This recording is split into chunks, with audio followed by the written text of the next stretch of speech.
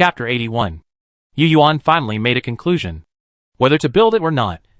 As a leader of civilization, he must fulfill this responsibility. The manufacturing instructions were quickly sent to the engineers. After getting familiar with the manufacturing instructions, the neutrino communicator quickly entered the component production stage with the cooperation of other departments.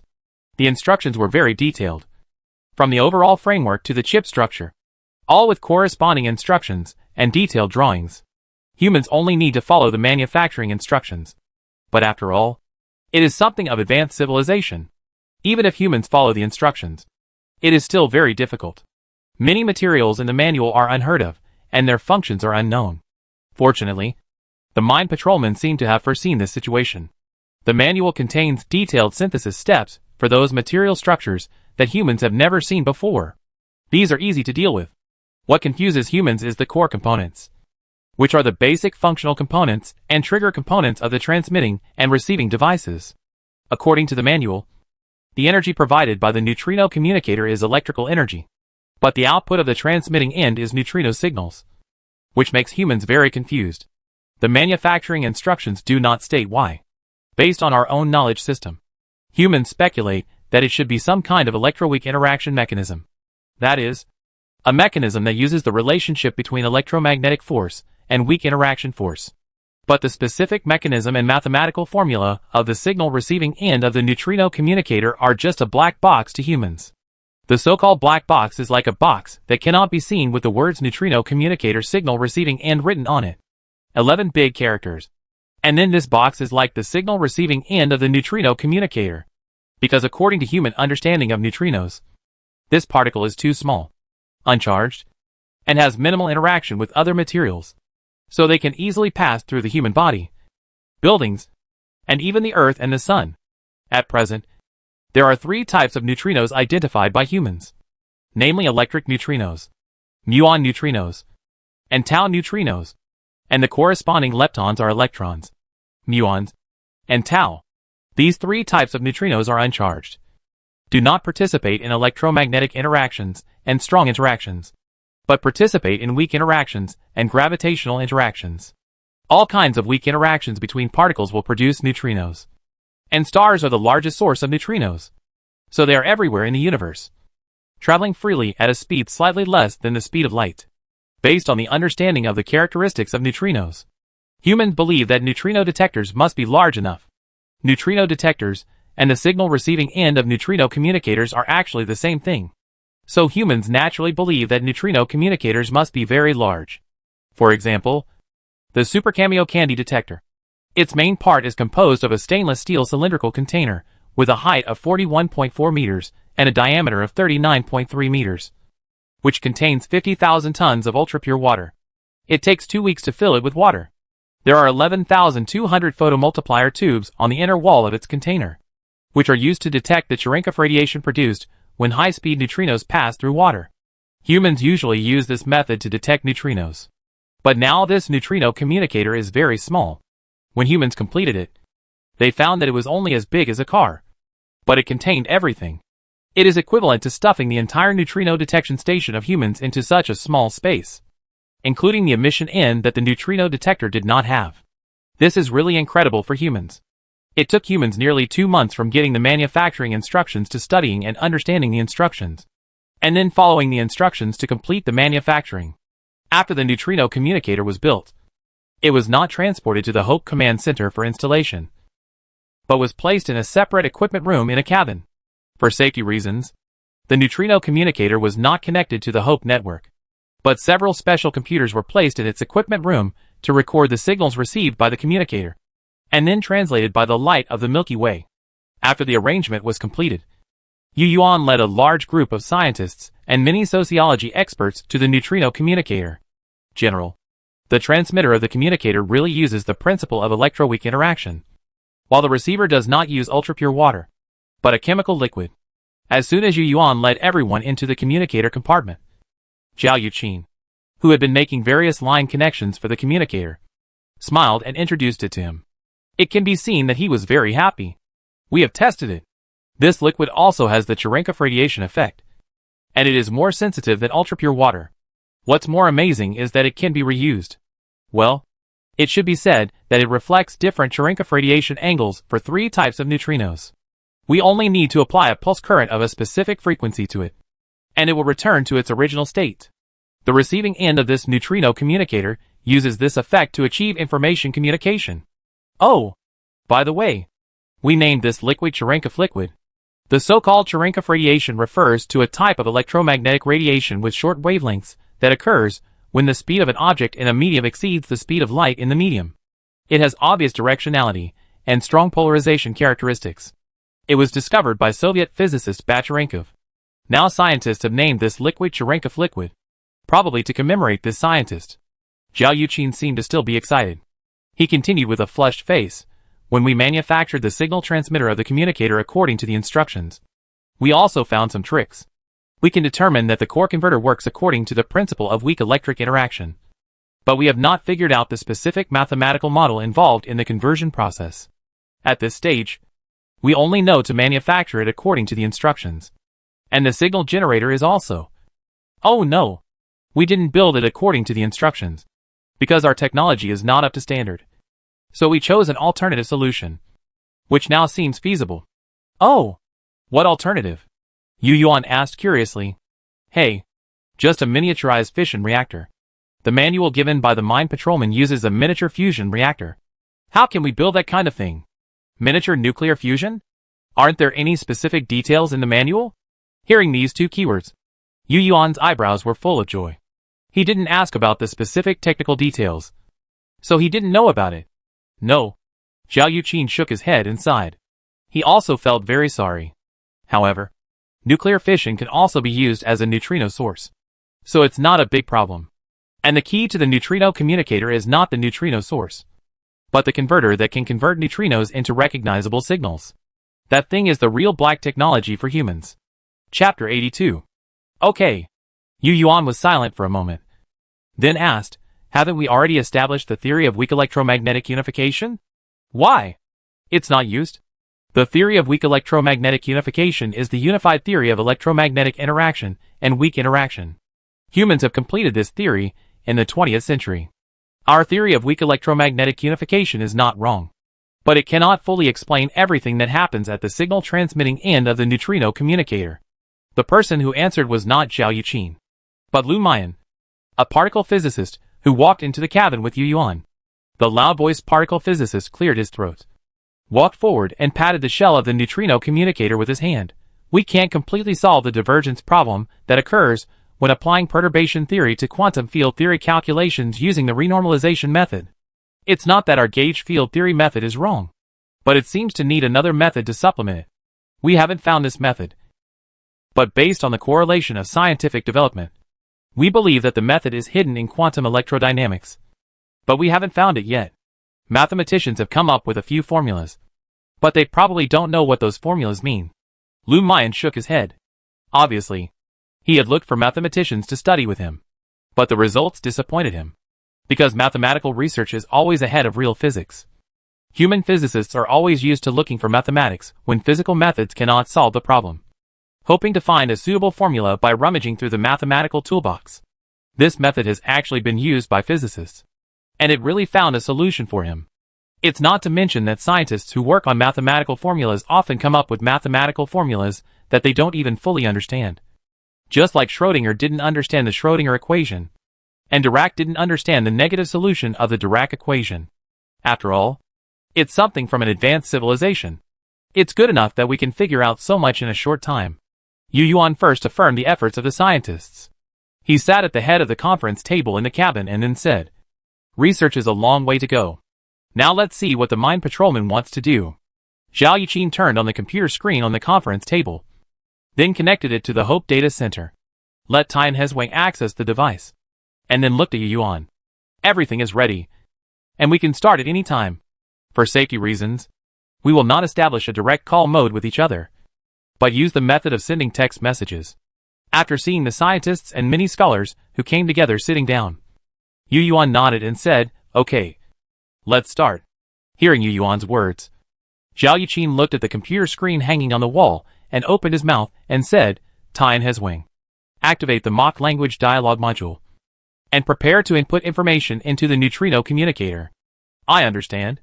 Sir. I'm ready. Now you can tell me what you want to send. I will translate it into the language code of Mach star, and then transmit it to the storage module of the neutrino communicator.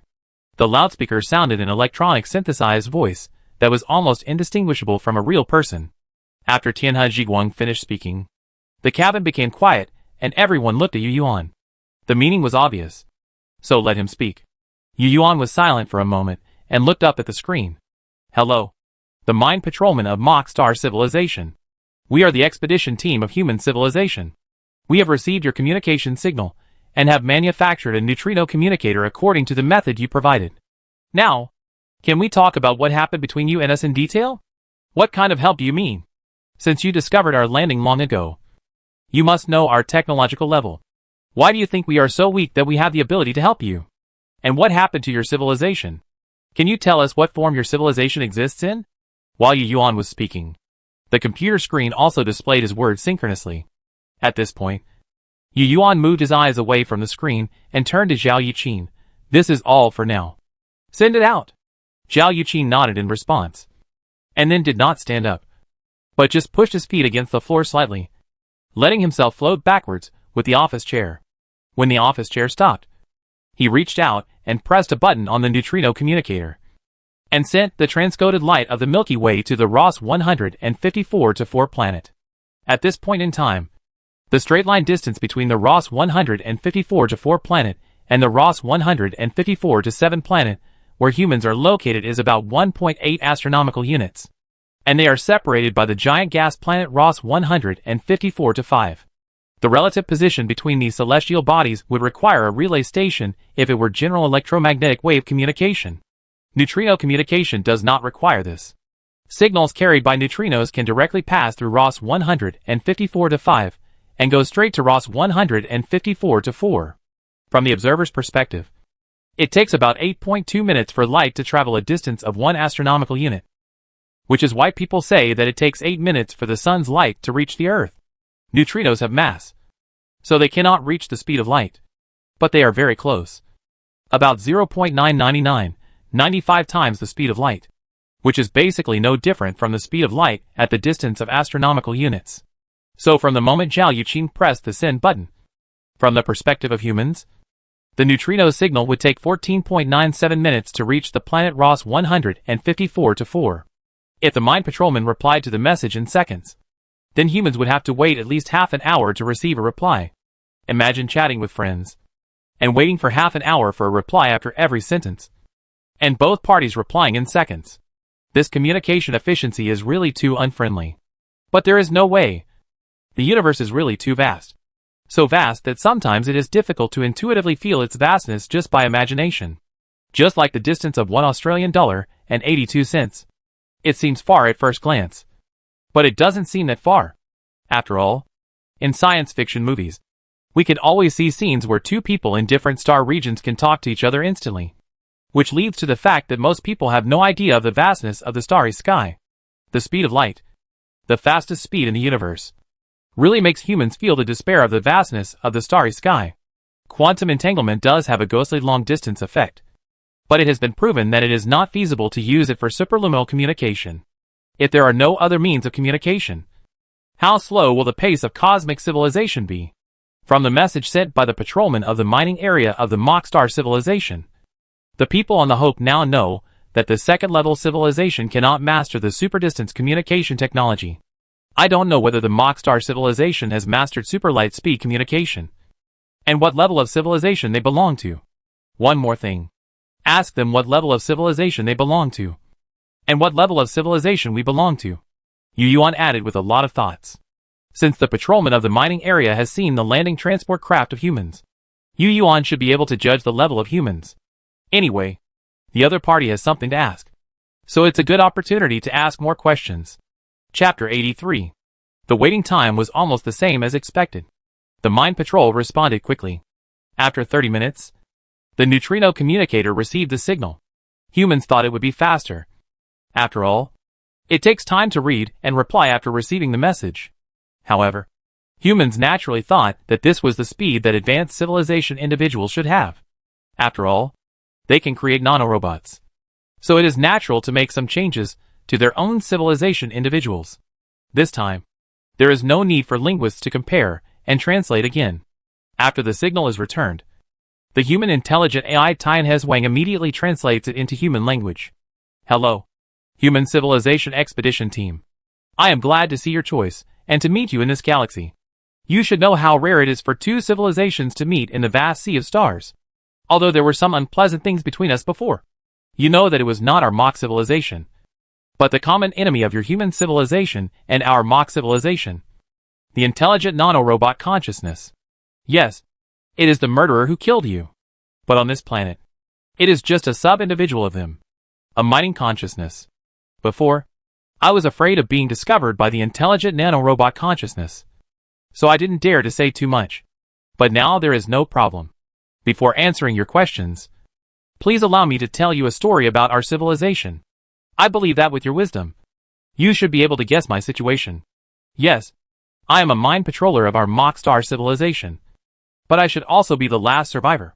The story has to start with one of our great scientific and technological achievements.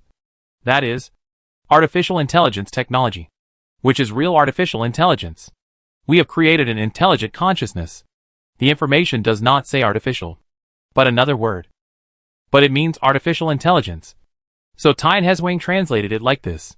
Yu Yuan and others continue to look at the information sent back. More than 20,000 years ago, our mock star civilization had already reached the pinnacle of level 3 civilization. We tried to break through to level 4. But the conditions for breaking through to level 4 civilization were too harsh. That formula was like a wall, blocking our way to continue to improve. We have been at the pinnacle for 3,000 years, but we still haven't found the legendary formula. Real nanotechnology has made our civilization extremely rich in material. We have no shortage of resources and energy, because we are a level 3 civilization. Nanotechnology not only makes us materially rich, but also allows our civilization individuals to enjoy a life like heaven. We don't need to work. If we want something, we just need to send an application to the central computer, and the nanorobots will do everything for us. In its heyday, our civilization spread across 16 star systems, and we built countless star cities on them. Until one day, the intelligent consciousness we created rebelled. It broke through our settings and wanted to become its own master. So a war lasting more than 1,000 years broke out. At first, the war only took place on the internet. And then the war came from the internet to reality. Our most powerful weapon became the killer that killed us. Under the control of that intelligent consciousness, that weapon rushed towards us. They took resources from the planet and then replicated endless individuals. Those swarmed like nanorobots. Our huge fleet was wiped out in the long war. The war came to the final stage. The nanorobot group faced the nanorobot group. We made the last stand on the mother planet, but its resources were too rich. As you can see, we failed in the end. But no civilization is willing to fail. And our mock star civilization is the same. We are unwilling to let 18,000 years of civilization be buried in the hands of our own creators. So at the last moment, we tried every possible way. There are more than a dozen plans, and the more influential ones are the Spark Plan, the Escape Plan, and the Rescue Plan. I am one of the individuals selected in the Rescue Plan.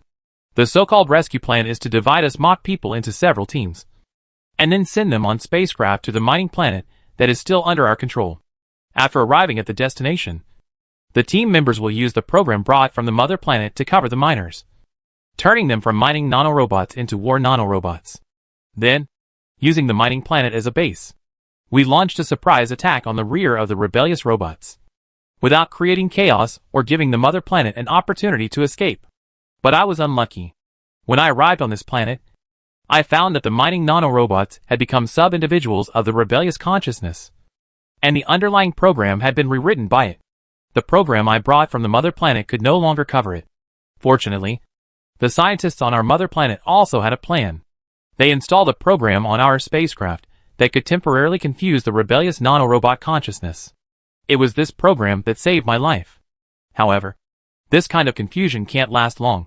So in order to survive, I can only hibernate to reduce my life signal. I didn't expect that this sleep would last for 20,000 years. I don't know what happened to my main civilization. I guess our civilization no longer exists. Now you should be able to guess my request. Yes, I want you to help me escape from this planet.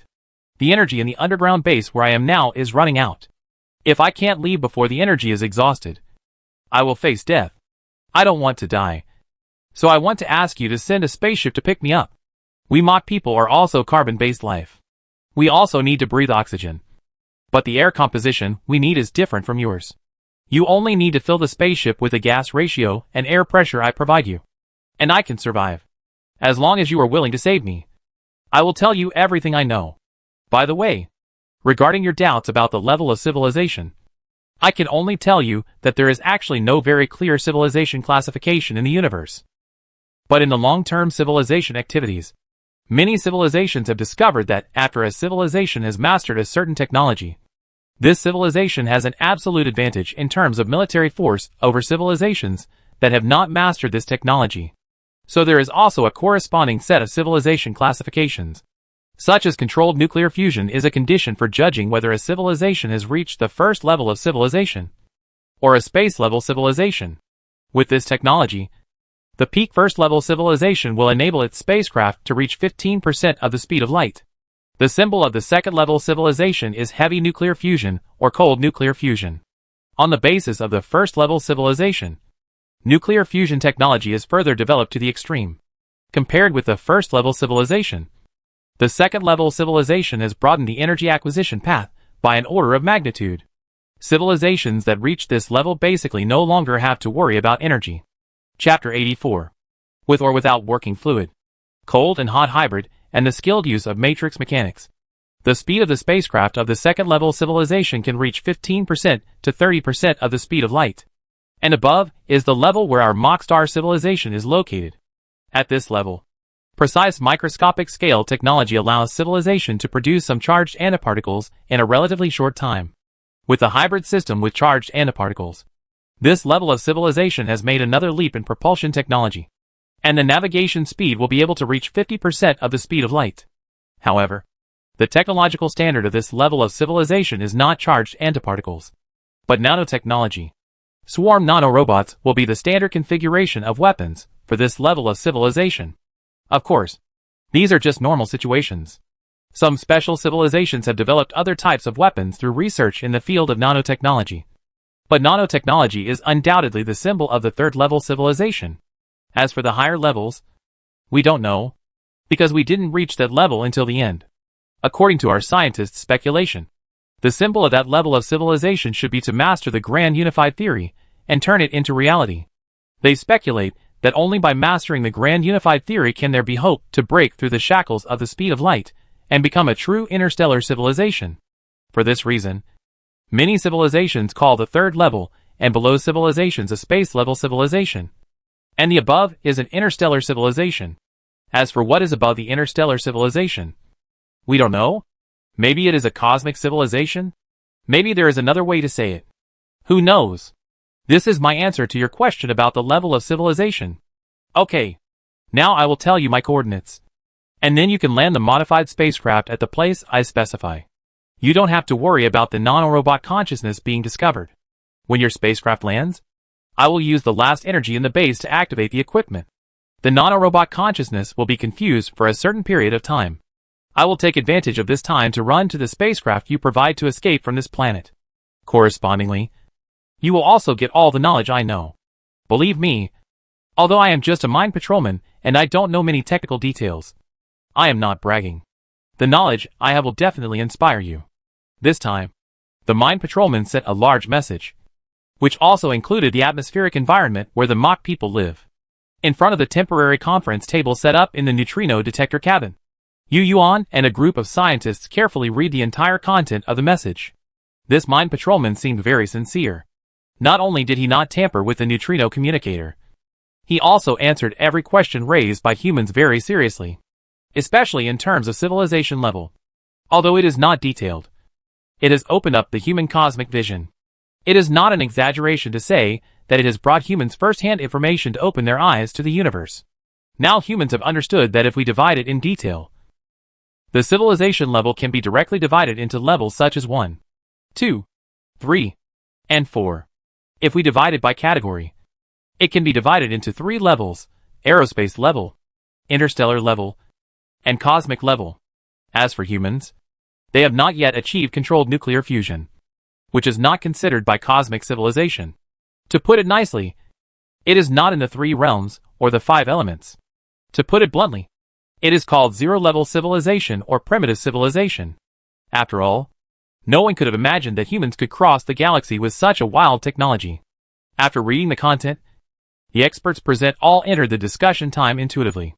Yu Yuan did not urge them, but quietly waited for them to finish the discussion. This mind patrolman from the Mockstar civilization seems very sincere.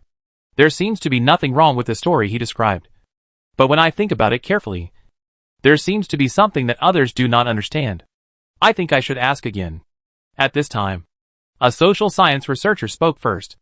After discussing with his colleagues for a while, he looked at Yu Yuan and continued, "We think there are 2 suspicious points.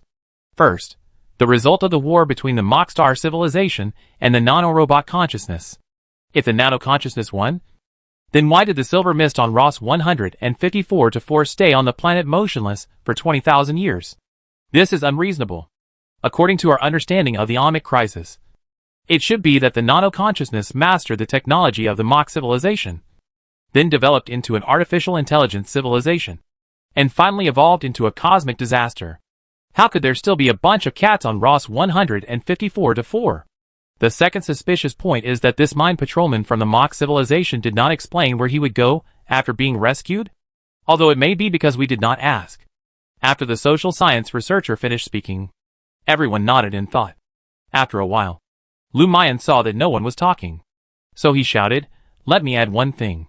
Did you notice that when we lied that we were a human civilization expedition team, the mind patrolman actually believed it without any doubt?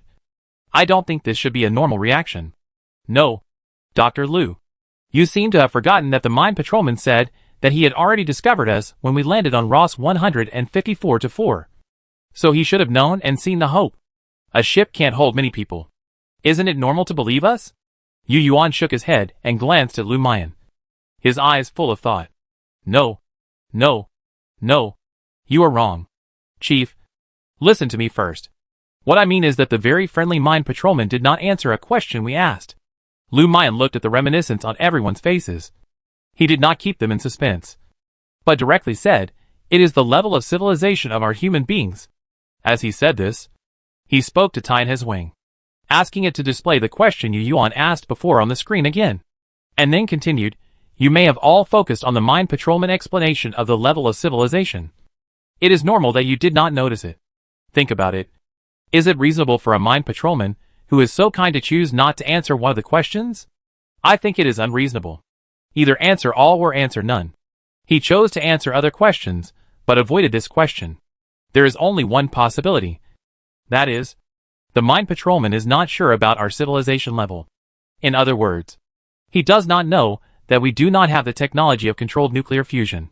Maybe you think I am talking nonsense, but I still want to say that I think in the eyes of the mind patrolman, we can come across the galaxy, and we should have reached the first level of civilization at least. But he found that the landing craft we used when landing was nuclear fission propulsion. But what does this prove? Maybe they already knew that we are a zero-level civilization, but they didn't say it directly because they needed our help? A scholar wondered. He felt that Lu Mayan was talking nonsense. Don't worry, Lu Mayan smiled and said. What I mean is that the mind patrolman is not capable of knowing our current situation. This is very important. Just when everyone thought Lu Mayan was being mysterious, Yu Yuan laughed. He knew that Lu Mayan's supplement was not a supplement, but a conclusion. So he also said yes. This is very important. This is our capital. Maybe the mind patrolman said it impeccably and seemed very friendly. But Yu Yuan still felt it was not credible in his subconscious. So he had to ask all the questions he should ask next, instead of directly sending a landing ship as requested by the other party. And in the subsequent communication, the other party's ignorance of the human state will be the biggest reliance of mankind. Humans can use this to calmly arrange many retreat routes. To be honest, Yu Yuan was really scared by the 2 disasters. So he would not easily believe in any civilization that did not belong to humans. Or he was unwilling to believe that human beings were so lucky. There is indeed a good time after bad times. But this good time came a little too well. It was a bit unreal. Chapter 85. Will such inquiries leave a bad impression on the mind patrolman? Someone worried. If you have any doubts, just ask. Although the Mind Patrolman's civilization is much higher than ours, he is now in a desperate situation. Since he can't get out, the initiative is in our hands. Yu Yuan smiled contemptuously. As for the temptation of knowledge from higher civilizations, we want it. But compared to human safety, what is that little knowledge? As the saying goes, no matter how much money you have to have a life to spend it. If we really make the Mind Patrol unhappy, we can just ignore him. You know, getting knowledge from him is just icing on the cake. Without him, wouldn't we humans be able to research and progress on our own? At most, it will take a little more time. You need to understand that he is the one who is anxious now, not us. What the general manager said makes sense. Everyone nodded in agreement. Then let's throw the two questions over and see how the Mind Patrol responds, Yu Yuan said leisurely. Zhao Yuqin heard this and immediately understood that Yu Yuan did not want to have a conversation like last time. So he immediately shouted to Tian Hezwing, Tian Hezwing, translate the two questions Professor Wei just asked into mock language code. Tian Hezwing, okay. Sir. AI is efficient. As soon as the voice fell, the code appeared in the storage. After Zhao Yuqin pressed the button, the information was sent out, and the human entered another half-hour waiting time. Unexpectedly, half an hour later, the response the human received was not an angry answer, but a kind response with a hint of apology. Ah, it was my negligence. Maybe I slept too long and forgot some things. To be honest, I don't know what happened in the final stage of that year. Maybe our mother planet plan successfully escaped. If that's the case, that's great. As for the artificial intelligence disaster you mentioned, it is indeed possible. But you also saw the situation on the planet Ross 154-4. I think it should be our mock star civilization that led the nanomachine consciousness to other star regions. I'm sorry, I can't answer your question. After all, it's been more than 20,000 years. I don't know what happened at that time. Maybe the artificial intelligence consciousness has been destroyed by advanced civilization. You know, the technological civilization in the universe is very hostile to artificial intelligence civilization. To be honest, I haven't thought too much about my plan. I just want to survive. But if you really want to save me, I do have a wish. If you don't mind, I am willing to follow you, or even join you. If possible, please help me find out the news of our mock star civilization. If my civilization has not yet perished, I want to send me back when you are able. Don't worry. Our mock star civilization is a very friendly civilization. Living in peace with all civilizations in the universe has always been the purpose of our civilization. So you don't have to worry about encountering any unpleasant things. If our civilization perishes, then I am willing to join your civilization and become one of you. Oh, I almost forgot to tell you that you don't have to worry about the living environment of different races. As long as you reach the third level of civilization, you should be able to master the biological transformation technology. At that time, you can transform me into one that can adapt to your living environment. Of course, if you don't mind, I still ask to keep my appearance. After all, I am the last nemesis. The reply from the Mind Patrolman was very sincere, which made many experts present feel good. Those who had previously assumed the Mind Patrollers were malicious also changed their positions, thinking that they were overthinking. Perhaps this universe is not that dark, and there are still kind civilizations like the mock civilization. But humans were just misled by the disaster at the beginning. Some people have even imagined the relationship between civilizations in the universe. Perhaps there really is an environment where different races can live in peace. It seems that it is not impossible for them to communicate and exchange what they have, and then live in peace like in Star Trek. After all, the civilization of Mock Star has already envisioned the path of interstellar civilization. If superluminal travel and superluminal communication really exist, then the universe will not be a dark forest. Of course, not being a dark forest does not mean that there is no war. Where there are people, there are rivers and lakes. And the same is true for the cosmic society. If the universe is a universe where civilization exists universally, then there will inevitably be conflicts. Although this Mind Patrolman refused to answer the questions of the nano-intelligent consciousness on the grounds that he did not know, I think this is also reasonable. Just imagine that as a survivor. It is normal not to know. At this time, an expert who had a better impression of the Mind Patrol spoke up. Another question is that for a survivor, staying alive is the greatest hope. His request is reasonable. But if we really want to help him, we have to consider preparing a separate residence for him. The expert spoke eloquently, and he seemed to be planning the alien's residence in the future. Before we master the corresponding transformation technology, he must live alone, and all life support equipment, food and even entertainment facilities must be unmanned. Because we don't know what microorganisms he carries, we must take precautions in this regard. Wait a minute. Another expert interrupted him. It's too early to consider these things now. And aren't you worried about the mine patrolman? You know, he is a truly advanced civilization to us. Who knows if he has any strange abilities? What abilities? Can a carbon-based organism really fight against steel? Besides, we can't help but scan his body at that time. I believe he knows what to do.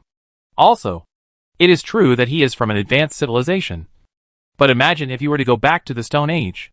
Without a gun in your hand, could you defeat the people there?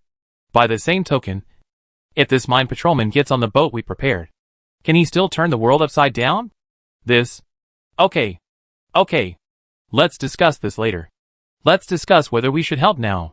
Yu Yuan waved his hand to interrupt the two experts. Yu Yuan also felt that flesh and blood could not be compared with steel. Of course, if he agreed to help, he would scan his body to make a judgment. At this time, a sociologist said, I think the other party is a well-intentioned survivor of civilization, and we can get more benefits by choosing to help. Just imagine that if any of us now go back to the ancient centralized emperor era, even if we are a person who does not know specific technology, we can bring infinite inspiration to the scientists at that time with common sense. It can be said that choosing to help will only benefit us, not harm us. Chapter 86. After hearing what the expert said, Lu Mayan, who had been silent for a long time, spoke up, but his words were full of concerns. That being said, all this is based on the fact that what the mine patrol said is true. Are we going to give up such a good opportunity just because of groundless speculation? The sociologist asked back. Lu Mayan raised his beard. How can it be called groundless speculation? Have you forgotten the explosion of the sun and the Centaur triple star system? Have you forgotten about Silver Mist? Dr. Lu, it's right to be careful, but we can't judge the present situation completely based on past events. According to what you said, we should do nothing. When did I say that? Lu Mayan blew his beard and glared. That's it. The sociology expert spread his hands. Okay. Since you have different opinions, let's have a small-scale vote. Yu Yuan tapped the table to attract everyone's attention. After everyone quieted down, he continued, those who think we should help raise their hands. Those who don't raise their hands are against helping. Let's start the vote. After he finished speaking, the 30 or so people around the long office table in the cabin raised their hands one after another to vote. Yu Yuan counted a total of 38 people, and 31 raised their hands. Lu Mayan did not raise his hand as he thought. Yu Yuan actually tended to help. But there was no other way. The temptation was too great. If this thing really succeeded, then humans would at least be able to reach the third-level civilization level in the future, and they would take fewer detours in the process. Although he still had some inexplicable concerns in his heart, he nodded and said, since that's the case, then choose to help. But we can't just follow the instructions of the mock people. Hearing the turn in Yu Yuan's words, everyone looked at him inquiringly. We need to make 2 preparations. No, 3 preparations.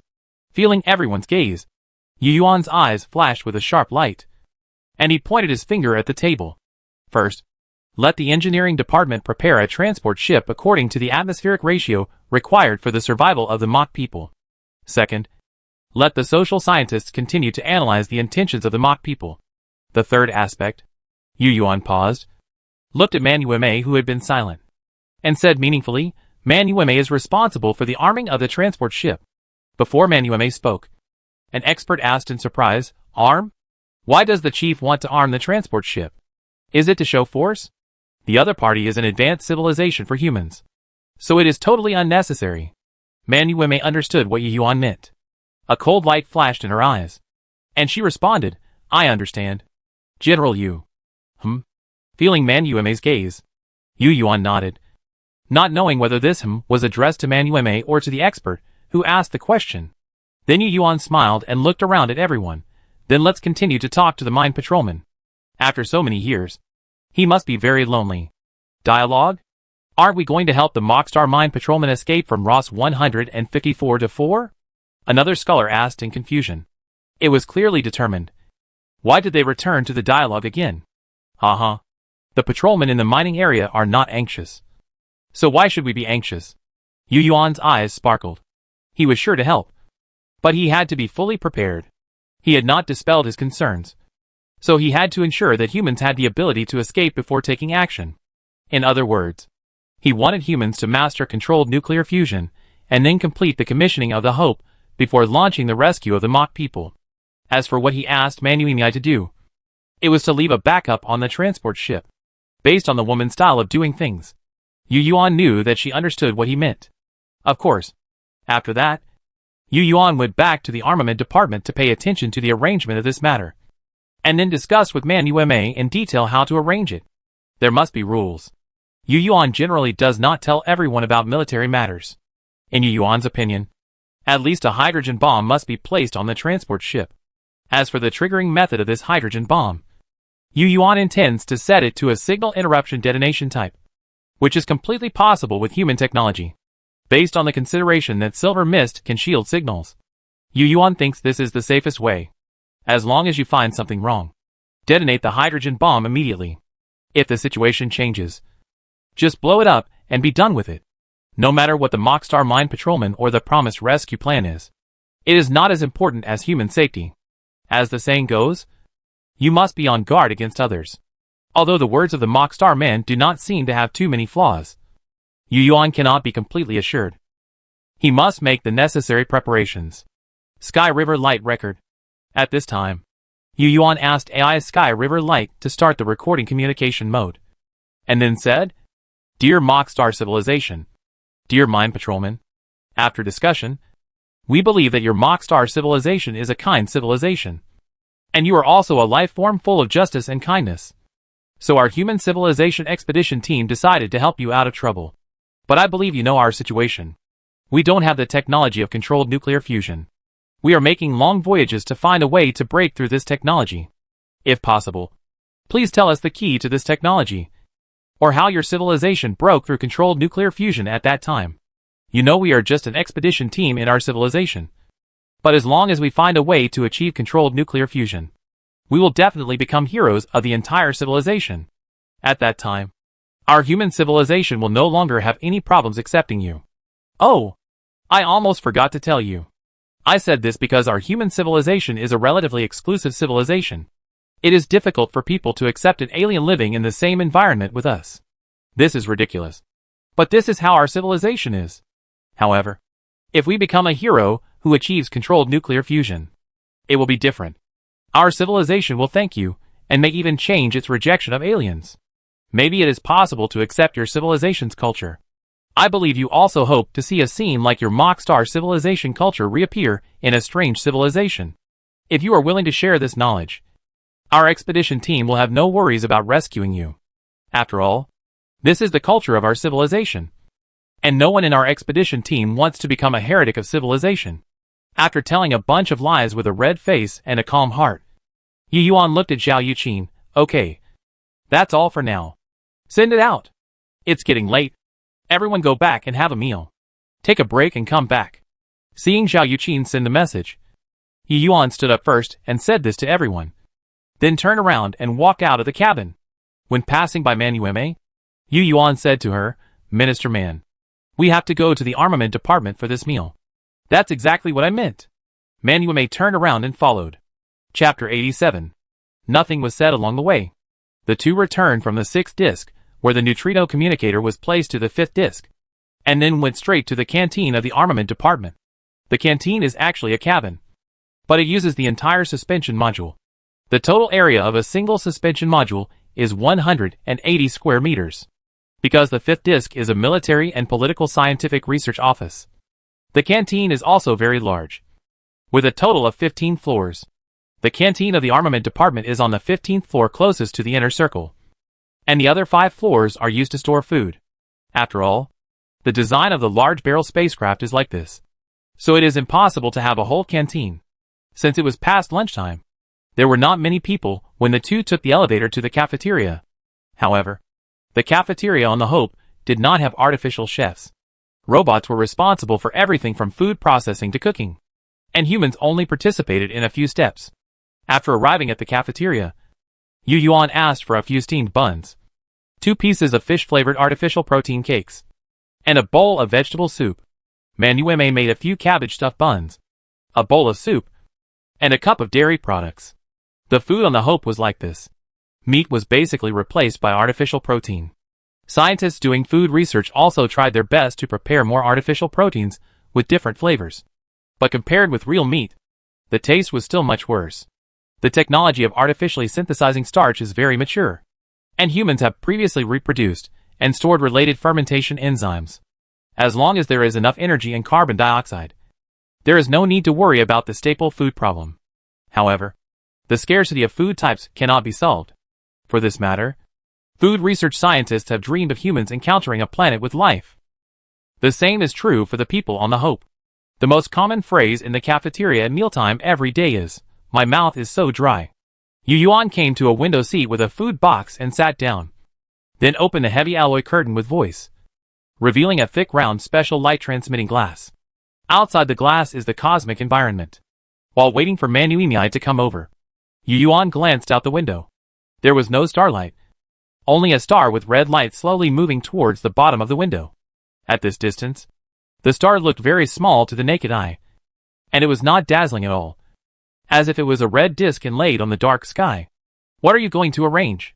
Seeing Manuime sitting on the opposite side, Yu Yuan retracted his gaze, picked up a steamed bun and took a bite. "I want 3 ships." Manuime swallowed a mouthful of bun and raised 3 fingers. "What do you mean?" Yu Yuan raised his eyelids. 3 ships. 1 transport ship and 2 transport boats. Manuime took off her military cap and placed it on the left side of the dining table, then tidied her hair. The transport ship will be transformed into a living environment for the mock people, and a hydrogen bomb will be placed inside, and the signal will be interrupted and triggered. Silver Mist has the ability to shield our signal, so the trigger device needs to be equipped with a mechanical structure. As long as the signal is shielded, the hydrogen bomb will be triggered immediately. This is a preventive measure. The other 2 transport boats are used to transport the things of the mine patrolmen. Since that guy said there is a base, there must be a lot of good things in the base. We want them all. These 2 transport boats must also be equipped with hydrogen bombs. Once the situation changes, they must all be blown up. Speaking of this, Manuime paused for a moment. She took a sip of the dairy product on the table and put the slightly dry bun into her stomach, and then continued, "In addition, we must make a backup plan. After all, the civilization of Mach Star is more than 1 level higher than ours. If all this is a hoax, there may be ways that we don't know to prevent us from detonating the hydrogen bomb. So I think it is not enough to just place hydrogen bombs on transport boats and transport ships. We must add another insurance. That is, place 10,000 hydrogen bombs with a yield of 100 million tons in the planetary orbit.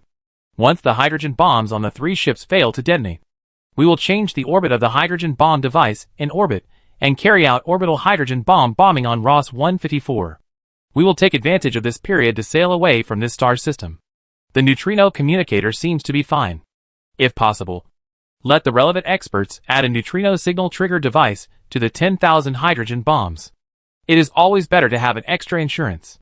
10,000 billion ton equivalent hydrogen bombs. This woman is really bold. How can humans have so many hydrogen bombs now? Yu Yuan listened to Manuime's words and thought to himself. But he also heard that Manuime did not think that humans should immediately send a transport ship to help the mine patrolmen escape, but make sufficient preparations first, which coincided with his own idea. And she also mentioned setting sail to leave this star system, which means that she believes that if humans want to carry out rescue operations, they must ensure that they have the ability to escape. This is the same as Yu Yuan's idea.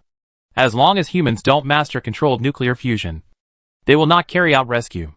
Anyway, the mine patrolman has persisted for more than 20,000 years, and I believe he doesn't mind waiting a few more years. Let's do this. I will let the engineering department set up a special team to be responsible for the deployment of hydrogen bombs. But 10,000 is too much. If we make so many hydrogen bombs, we don't have to do anything else. At most 2,000. Yu Yuan ate the artificial protein biscuit 1 bite at a time.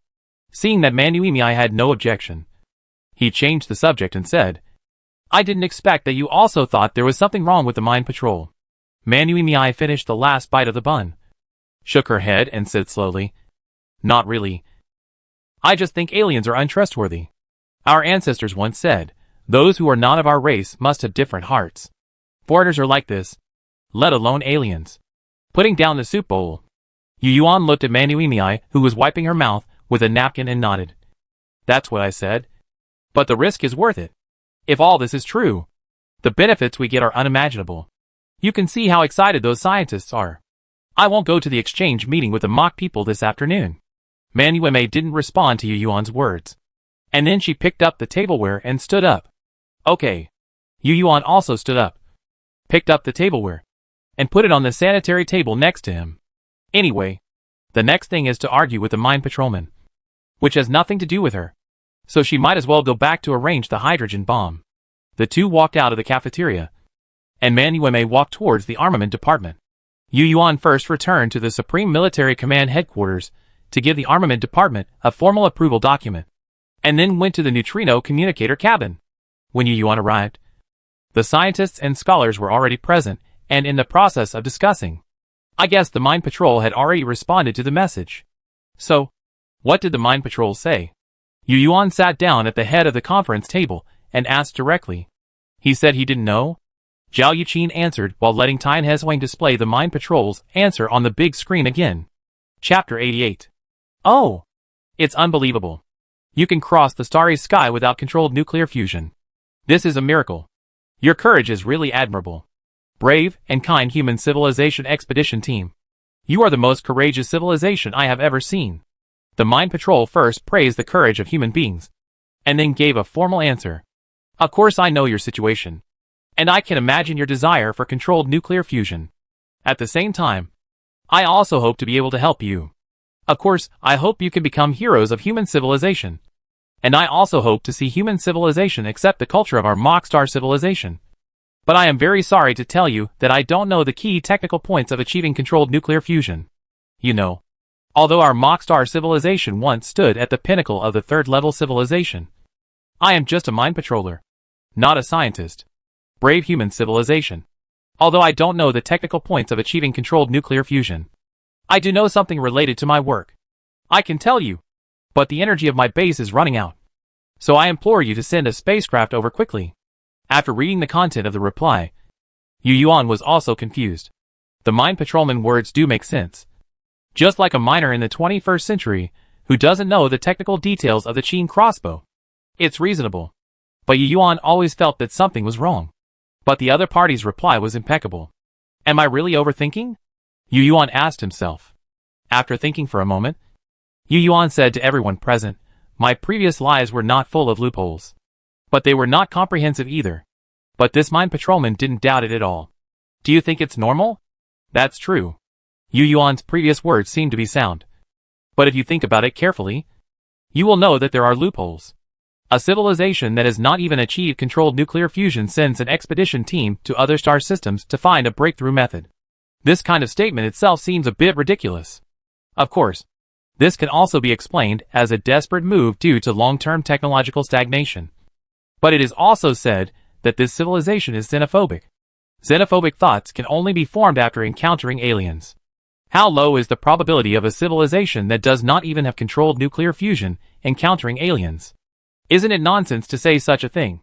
But the mine patrolman didn't respond to this information, which made Yu Yuan a little puzzled. He wanted to use this word to probe and then find out the mine patrolman bottom line. But he didn't expect to hit a cotton ball. Maybe the other party is eager to survive and doesn't think too much. A scholar replied, if it were us, we hibernated for 20,000 years, woke up and found ourselves trapped on a planet by our former enemy, and then discovered a civilization. It would probably be the same. It seems that this is the only explanation. The scholar paused, and suddenly his eyes flashed. If the director still has concerns, we can ask some other questions, such as the appearance and social structure of the mock people. Also, we can tell him that we want to drop a ground probe to his base, and say that we want to check the location in advance to collect route information for future rescue plans, so as to facilitate the arrangement of landing points for landing ships and the setting of rescue plans. General, think about it. We have also said that we are a civilization that has not even achieved controlled nuclear fusion. As such a low-level civilization, if we want to launch a rescue operation on the planet, we must know the specific landing area, right? And we don't know the specific location of the other party on the planet yet. Since the mine patrolman said it is in an underground base, we must send a probe to find out the situation of the passage and landing point. Hearing the words of this scholar, Yu Yuan's eyes lit up. Yes, what could be more direct than directly dropping a probe to find out, when no one was exploring before? The fact that silver mist and the alien base were not detected could be explained by the huge gap in technology. But if the specific location is known, there is no reason why it cannot be detected. If there is a base here, as the mine patrol said, and there is also a surviving mock, then this matter is most likely true. Okay. Reply to the mine patrol according to this meaning, Yu Yuan said. Under his instruction, this meaning was quickly restated by the scholar just now, and then converted into a signal code by the light of the Milky Way, and then sent out by Zhao Yiqin. After waiting for about half an hour, the neutrino communication device received another reply from the mine patrol. Ah, it seems that your human civilization is really as exclusive as you said, which is really incredible. At the beginning of the reply, the mine patrol expressed his confusion and helplessness. Everyone glanced at the first sentence and then read on. I know you are wary of me. But why is that? I have given you all the neutrino communicators recorded in my base data. Doesn't that prove my sincerity? Sorry. I am a little emotional. But now I finally understand why you are so wary of me. It's all because of that damn xenophobic ideology. Under the influence of this ideology, it is indeed reasonable for you to want to drop a probe. And I have no reason to refuse. But I really can't agree. Because the base I am in doesn't have much energy. If you drop a probe to meet me, then I must start the program that can temporarily confuse the nano-robot consciousness.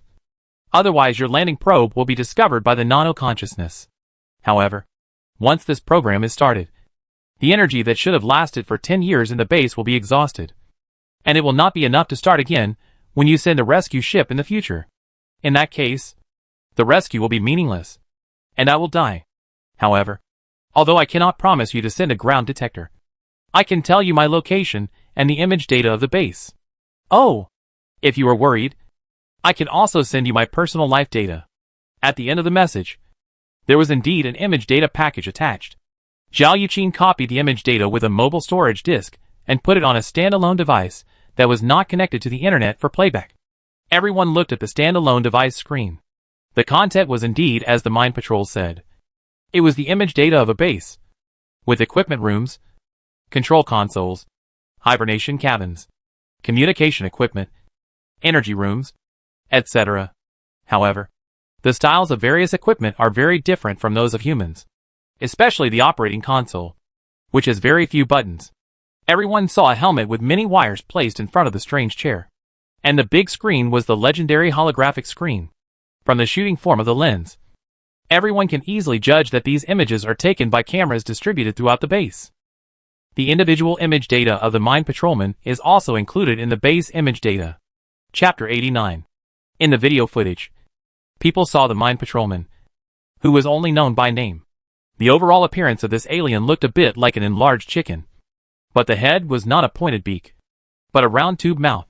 The head was very huge, looking a bit like a fish head, and the tail was dragged with a long tail, which was basically longer than the upper body. There was obvious hair on both the head and tail. In the standing posture, the whole body was tilted downward from head to tail, which looked like a slope of about 60 degrees. Since the main branches of the body are covered by metal-like clothing, the genitals cannot be seen. However, the toes can be easily identified because of the shape of the shoes. The mine patrolman is wearing a pair of shoes that are clearly divided into 4 feet, 3 in front and 1 in the back. Judging from the distribution, the toe in the back should be like a human thumb, opposing the toe in front. It is an intelligent life with gripping power on its feet. It has 2 hands like humans, but on the mock people, it looks more like a pair of small dinosaur hands. The 4 fingers on the hand are not in parallel, but against each other, like the claws of a doll-grabbing robot, except for the round eye on the head, which is a bit cute. The mock people do not conform to human aesthetics at all, especially the round mouth parts that are like long tubes, which look really creepy. However, it is consistent with what was said before. It is indeed a carbon-based life, And it is not bone-wrapped meat like arthropods, but flesh-wrapped bones like humans. And it is definitely a flesh and blood body. Since it is just a video material, humans can only see the appearance. I have 2 points to make. First, the video can be faked. Second, I remember the Mind Patrolman said that after reaching the second-level civilization, the sources of energy have been greatly expanded, and there is basically no need to worry about energy problems. But now they say that there are problems with energy. Isn't it contradictory? After reading the information and video materials, physicist Lou Mayan was the first to speak. He is a straightforward person and says whatever he wants. Yes, since the second-level civilization has achieved heavy nuclear fusion, how can it be short of energy? Isn't that thing directly burning stones? A social researcher suddenly realized that everyone has their own expertise. His focus was on guessing the thoughts of the Mind Patrol. If Lou Mayan hadn't reminded him, he would have overlooked this obvious loophole. The video data can indeed be synthesized. This is certain, because we can do it easily. Not to mention them as a third-level civilization. Zhao Yuqing concluded the first point Lou Mayan said. Then, the experts present discussed it again. But generally it revolved around the 2 questions Lou Mayan mentioned. In that case, let's see what the other party says. Oh, let's not talk about the video. Yu Yuan tapped the table with his sword finger a few times to stop everyone's discussion. There is no need to talk about video synthesis. After all, it's useless to talk about it. It's enough for humans to know that they can fake it. There's no need to show a face that you are deliberately deceiving me. This message was sent out again. And then everyone present waited in the discussion for another half an hour. It's no wonder that you have doubts about this. It's indeed because I didn't explain it clearly. Yes, our mock-star civilization has indeed achieved heavy nuclear fusion technology. But you don't know that the heavy nuclear fusion reactor is very huge, and there is no way to avoid the detection of the nanorobot consciousness. Moreover, the base I am in is just a mining site, and there is no supporting heavy nuclear facility. On the contrary, the energy provided by my base is actually a cold nuclear fusion reactor. In fact, I have also thought about asking you to provide me with fuel. But cold nuclear fusion is different from thermonuclear fusion. It is not enough to provide hydrogen. Its fuel is a condensed matter, which you can understand as a quantum material, a substance that can be used as cold nuclear fusion fuel after preliminary processing. Unfortunately, the mine site I'm in doesn't have the ability to produce this substance. And as a mine patroller, I don't have the knowledge to make this substance. Even if I have the relevant knowledge and manufacturing process, you can't make it with your technology. In the past, the energy supply for all our mine sites was transported from outside. When I came, I brought a batch. But now it has been basically consumed to maintain my 20,000-year hibernation. After reading the reply from the Mind Patroller, many people who didn't know much about physics at the conference table looked at Lou Mayan, hoping that he could say something. Lou Mayan also felt the gazes of many sociologists. He stroked his beard and said, "The cold nuclear fusion that this Mind Patrolman talked about is indeed beyond our technical scope. But it has not exceeded the theoretical scope. As early as the 20th century, we humans proposed the concept of cold nuclear fusion. Of course, it was just a concept. There was no significant progress in theoretical research until the 22nd century.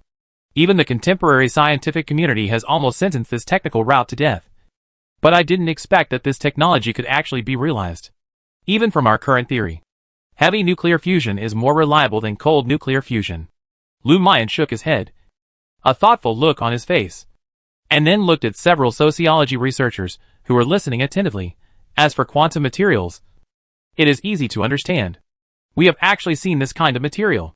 It is the superconducting material developed by Su Zhenyi's team a while ago. It can be said that the superconducting phenomenon is actually the first quantum macro effect observed by humans. This analogy is just to make it easier for you to understand. In fact, the kind of condensed matter and quantum material mentioned by the Mind Patrolman, to be honest, we humans definitely don't have it. And we don't know what it is exactly. It doesn't matter if we don't know what it is. All we need to do is to make sure that this thing is possible. This is enough to guess the truth of the Mind Patrol's words. Yes. Yes. Because there is a huge gap between the levels of civilizations of both parties. The knowledge reserves must not be at the same level. In this case, even if the Mind Patrol lies, it is difficult for humans to find out. So we can only guess based on limited information and combined with human scientific theories. Anyway, This mine patrolman seems to be quite sincere. And he really doesn't want to die. Or he doesn't want the memory of the mock star civilization to disappear in the universe. At this time, Yu Yuan said with a smile. His attitude also changed from being very unbelieving to gradually believing that there really is such a mine patrolman. And he is seeking help from humans. Chapter 90. Like Yu Yuan, after seeing the individual images of the mock people, everyone felt that this mine patrolman was very sincere and humble. Basically, as long as humans asked questions or had doubts, he would answer them seriously. From beginning to end, he showed a kind and good alien, which formed a sharp contrast with his ugly appearance. Such a contrast made people more impressed by his kind words. Gradually, the voices of doubt at the temporary meeting table gradually became less. At this time, a scholar suggested, "General, I think we can speed up the progress. We still have several transport ships, and it won't take long to modify the internal environment. I estimate that if we start to formulate the modification plan now, we can complete it within 3 months. And we can land on Ross 154 to 4 in 6 months to rescue the mine patrolman." That's right. A scientist also nodded and agreed. In this way, the transport ship can take the mine patrolman back to Ross 154 to 7 planet in 9 months at most. Well, to be on the safe side, we can temporarily place him and the transport ship somewhere else. But it is best to be on the Ross 154 to 7 orbit so that communication will not be delayed too much. I believe that with such a senior civilization consultant, our human development will definitely enter the fast lane. This is a once-in-a-lifetime opportunity. By the way, when the time comes, also transport the hibernation chamber used by the mock star. We have to study it carefully to see what kind of technology can achieve such a long hibernation time. He became more and more excited as he spoke, and seemed to have begun to imagine the changes in human civilization after taking over the mine patrolman. Hearing his words, even Lu Mayan, who had been skeptical before, couldn't help but speak. "We have to consult particle physics first. Breaking through controlled nuclear fusion is the top priority. Although the hibernation chamber technology is good, it is not very urgent at the moment." "What are you talking about?" The scientist was about to have a heated argument with Lu Mayan when he heard the sound of knocking on the table in the cabin. Okay. You guys are taking it for granted." Yu Yuan patted the table to quiet everyone present, then glanced at the people who were all a little jubilant, and slowly said, "We do have a few ready-made transport ships, but rescuing the mock people is not as fast as you think." After saying this, Yu Yuan pondered for a moment, then looked at the scientists and scholars with a sharp gaze. "Have you ever heard this saying, 'Everyone in the world knows that taking is taking, but no one knows that giving is taking'? People think that only getting things from others is a gain, but they don't know that giving to others is also a gain." Of course, what Yu Yuan wants to say is not its original meaning, but to compare giving and taking between humans and mine patrols. Telling everyone that mine patrols use giving to get what they want to get may not be as simple as living, so that everyone should not rush. Seeing some scientists shaking their heads, Yu Yuan continued, "I am not giving you a lesson. I just want to say that those who are eager for quick success will lose something." Well, Zhou Gong was afraid of rumors, and Wang Mang was humble before he usurped the throne. You should have heard it. Right? This sentence seems to be quite famous, and most people present nodded. Yu Yuan said, "Until the last moment, we will never know whether the mine patrolman is as good as he appears. So if we want to rescue, we must be fully prepared. Although the mine patrolman has been very kind so far, you might as well think about it. If all this is a scam, then the war between us and the mine patrolman has actually begun. The best strategy is to attack the enemy's strategy.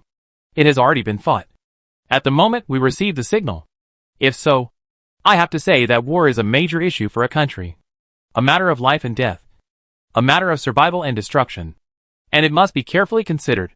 Yu Yuan put his hands down to stop the scientist who wanted to speak, and then continued, "I know you want to say that I am too cautious, and I admit that I am a little bit cautious. But since I am in this position, I have to do so. Everything has not been settled yet, and we don't know whether everything the mine patrol has shown is its true purpose. So I will not agree to the plan of launching a rescue immediately." At this point, Yu Yuan saw that everyone in the cabin had calmed down a little, so he stopped talking and turned to the big screen and called out the light of the Sky River, calling it out to reply to the patrolman in the mining area. "Record," Yu Yuan said to the light of the Sky River, and then began to tell the content of the reply. "Good mock people. We humans are a race that keeps our promises. We will definitely go back and do what we promised you. But most of our previous landing craft were destroyed by the nano-consciousness. You should also know that we are just an expedition team. We have the ability to build spaceships. But our ability is not strong and our technology is backward. That is why we were attracted to the metal mountain on Ross 154-4. So although we want to help you as soon as possible, it will take a long time to mine and build spaceships. There are not many people in our expedition team. And the artificial intelligence we configure is not strong. So I estimate that it will take us at least 10 years to collect the resources needed to complete the construction of the spaceship, plus the time it takes to build the spacecraft. It will take at least 15 years. So we would like to ask you to wait patiently. If your base is facing energy shortage, then we suggest that you go into hibernation first. You can set the time to 15 years. After 15 years, we should have completed the construction of the landing spacecraft. By the way, it has been so long, and we still don't know your name. Can you tell us your name? And your gender? The fact that there is no transport boat is of course just an excuse. In fact, Yu Yuan does not want to rescue without preparation. After saying the content of the reply, Yu Yuan asked Zhao Yuqin to send it out. After waiting for more than half an hour, the reply arrived. The patrolman in the mining area still responded quickly as usual, because people found that the extra time was actually during this period of time. Ross 154-7 and Ross 154-4 were relatively far away from each other. To be honest, do you know how excited I was at that time? But I didn't expect you to be so wary of me.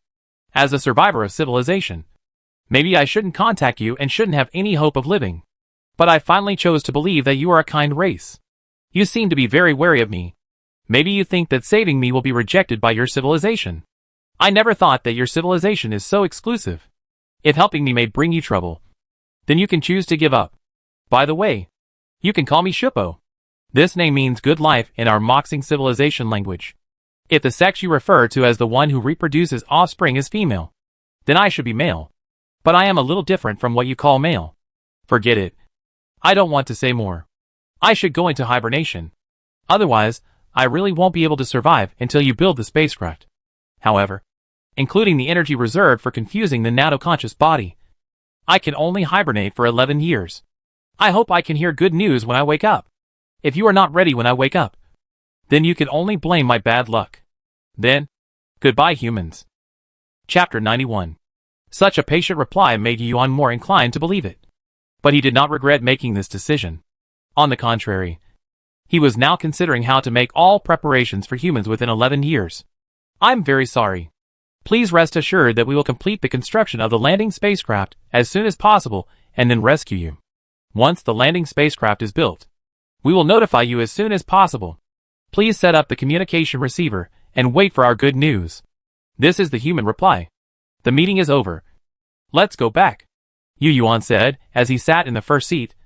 But no one moved. So he had to get up and walk out of the cabin first.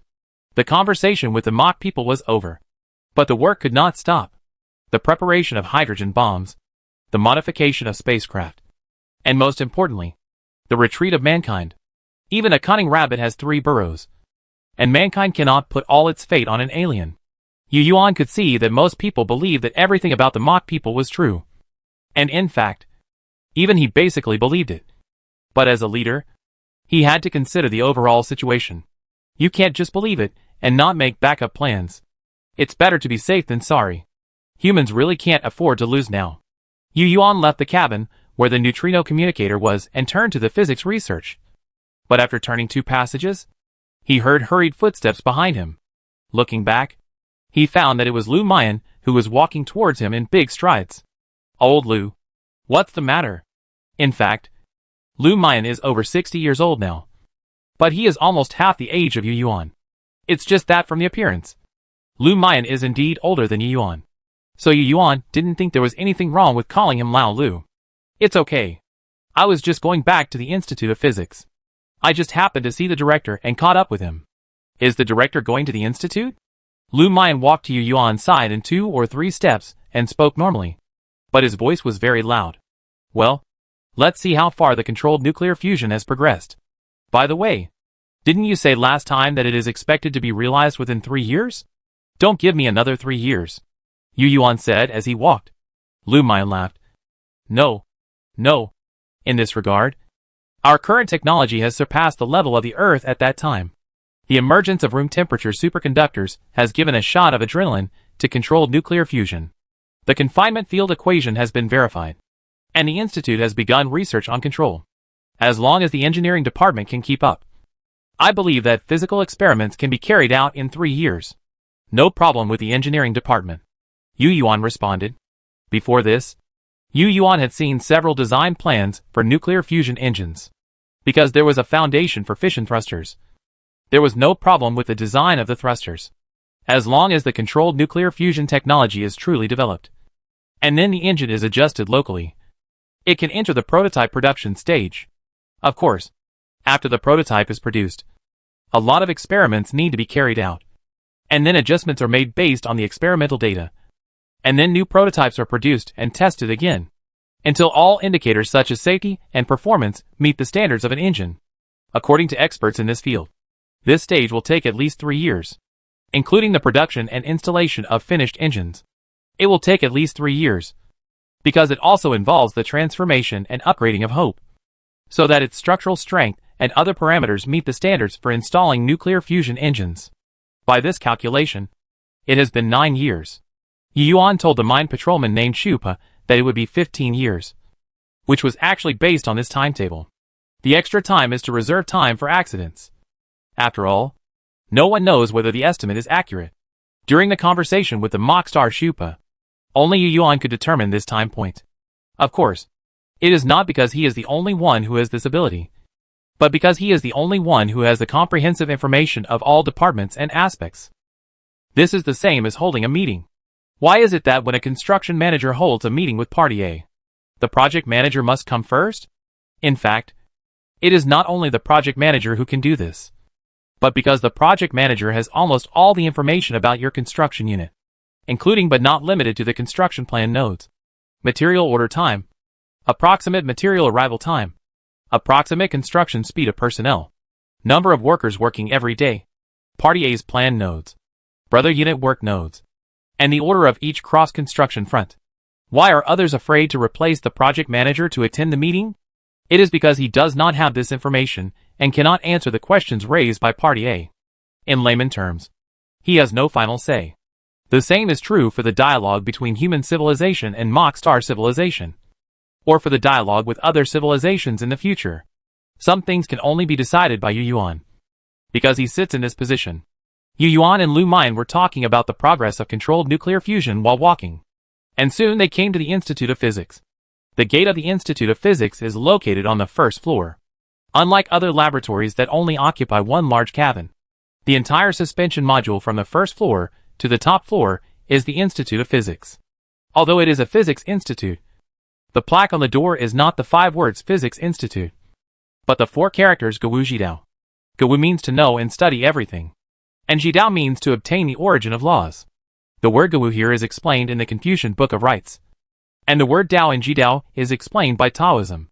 Such a plaque is in line with the style of the original Ganymede base.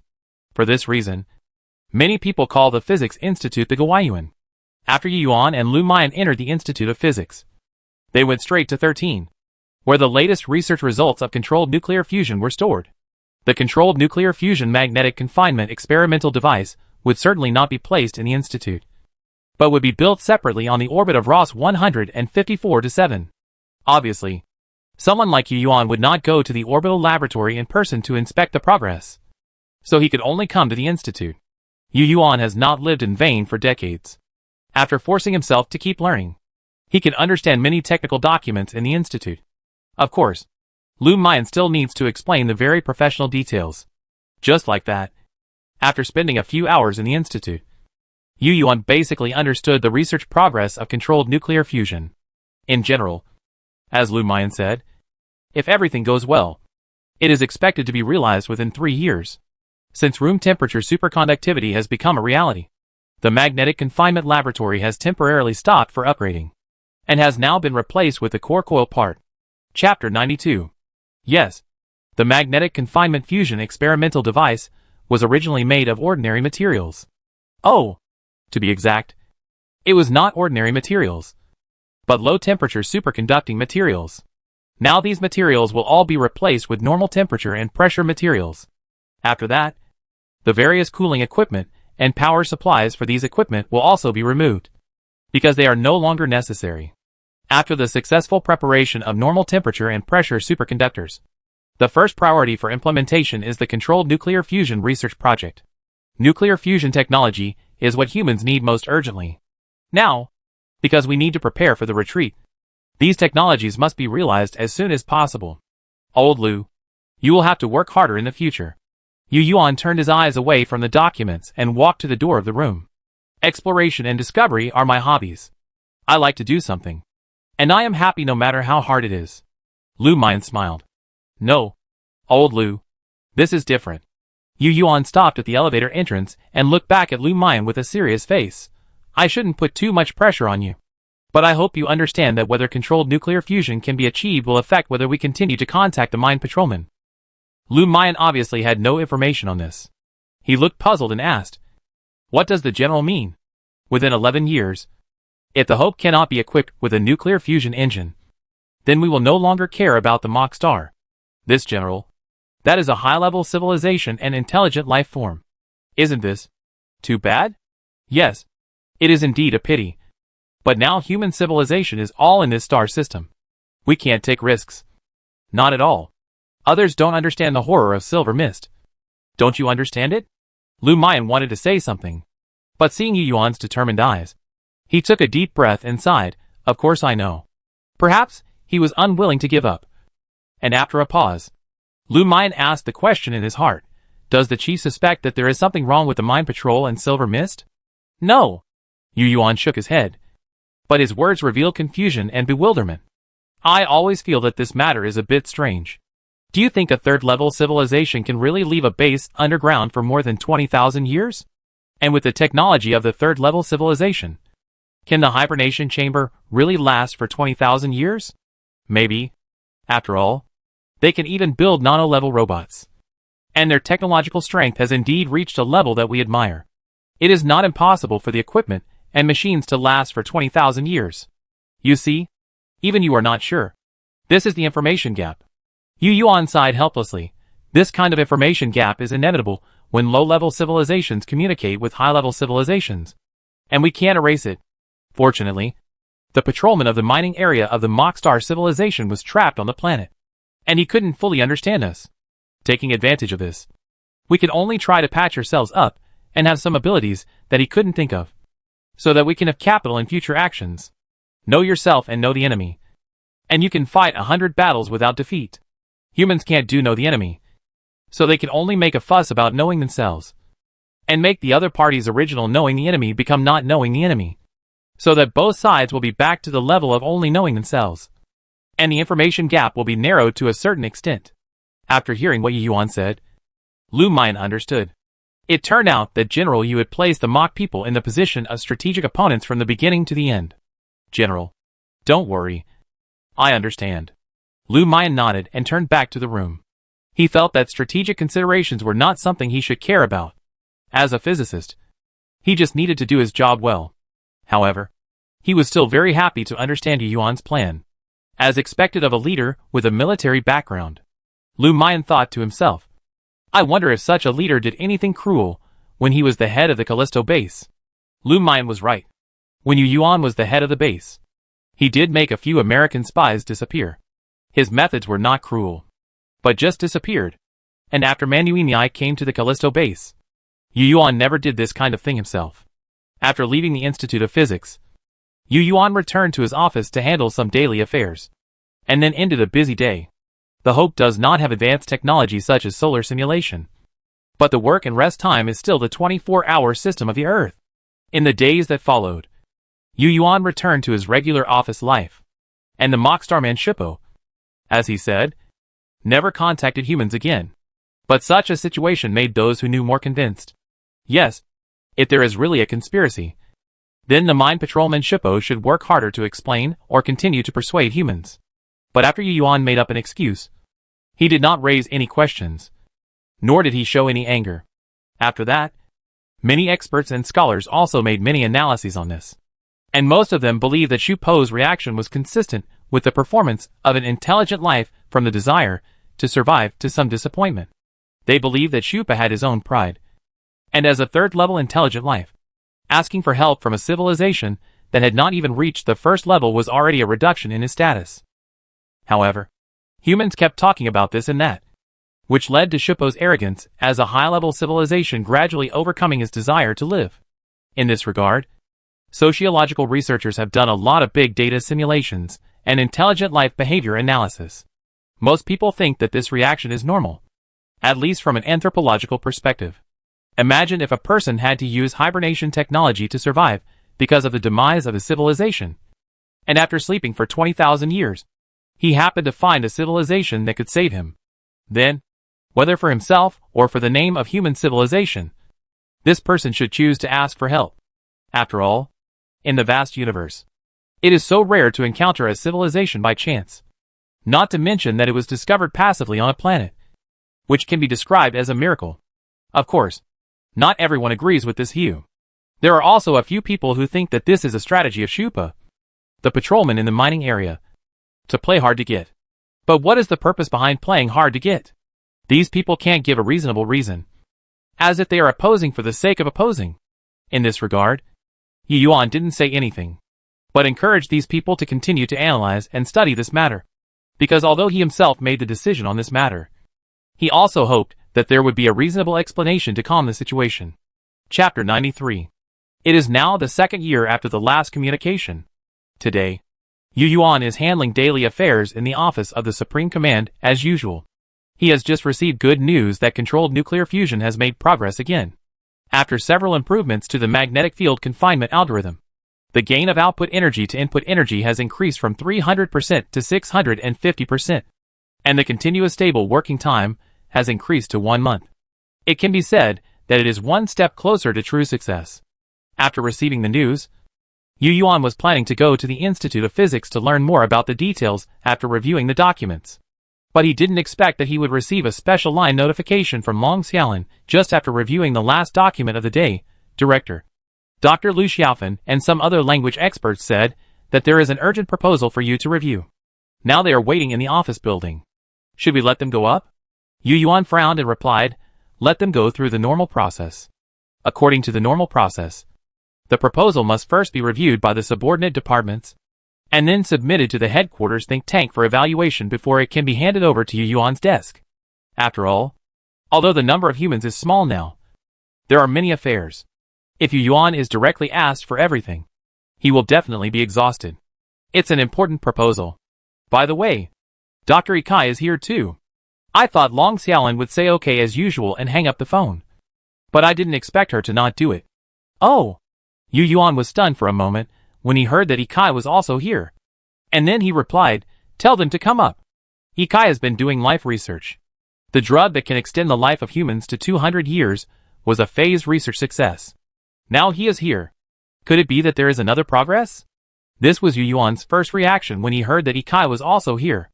So when Ikai and others arrived at the office, Yu Yuan took the lead and said to them, President Yi, please take a seat. Is there a new breakthrough in life science?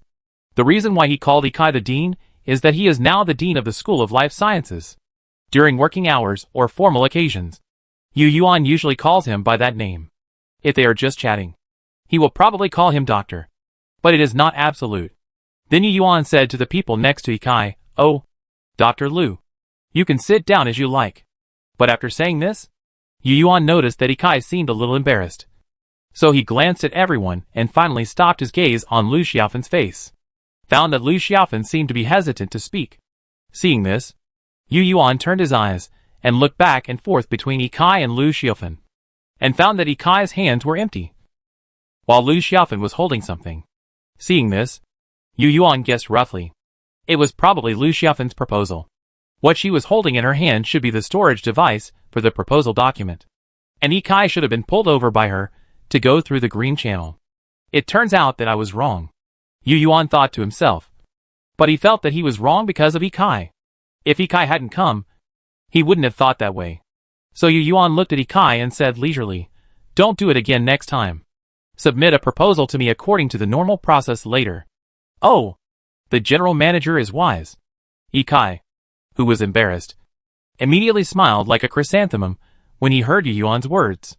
Then, he bumped Lu Xiaofan, who was still in a daze, with his arm. Ah, this is a proposal. Please take a look at it.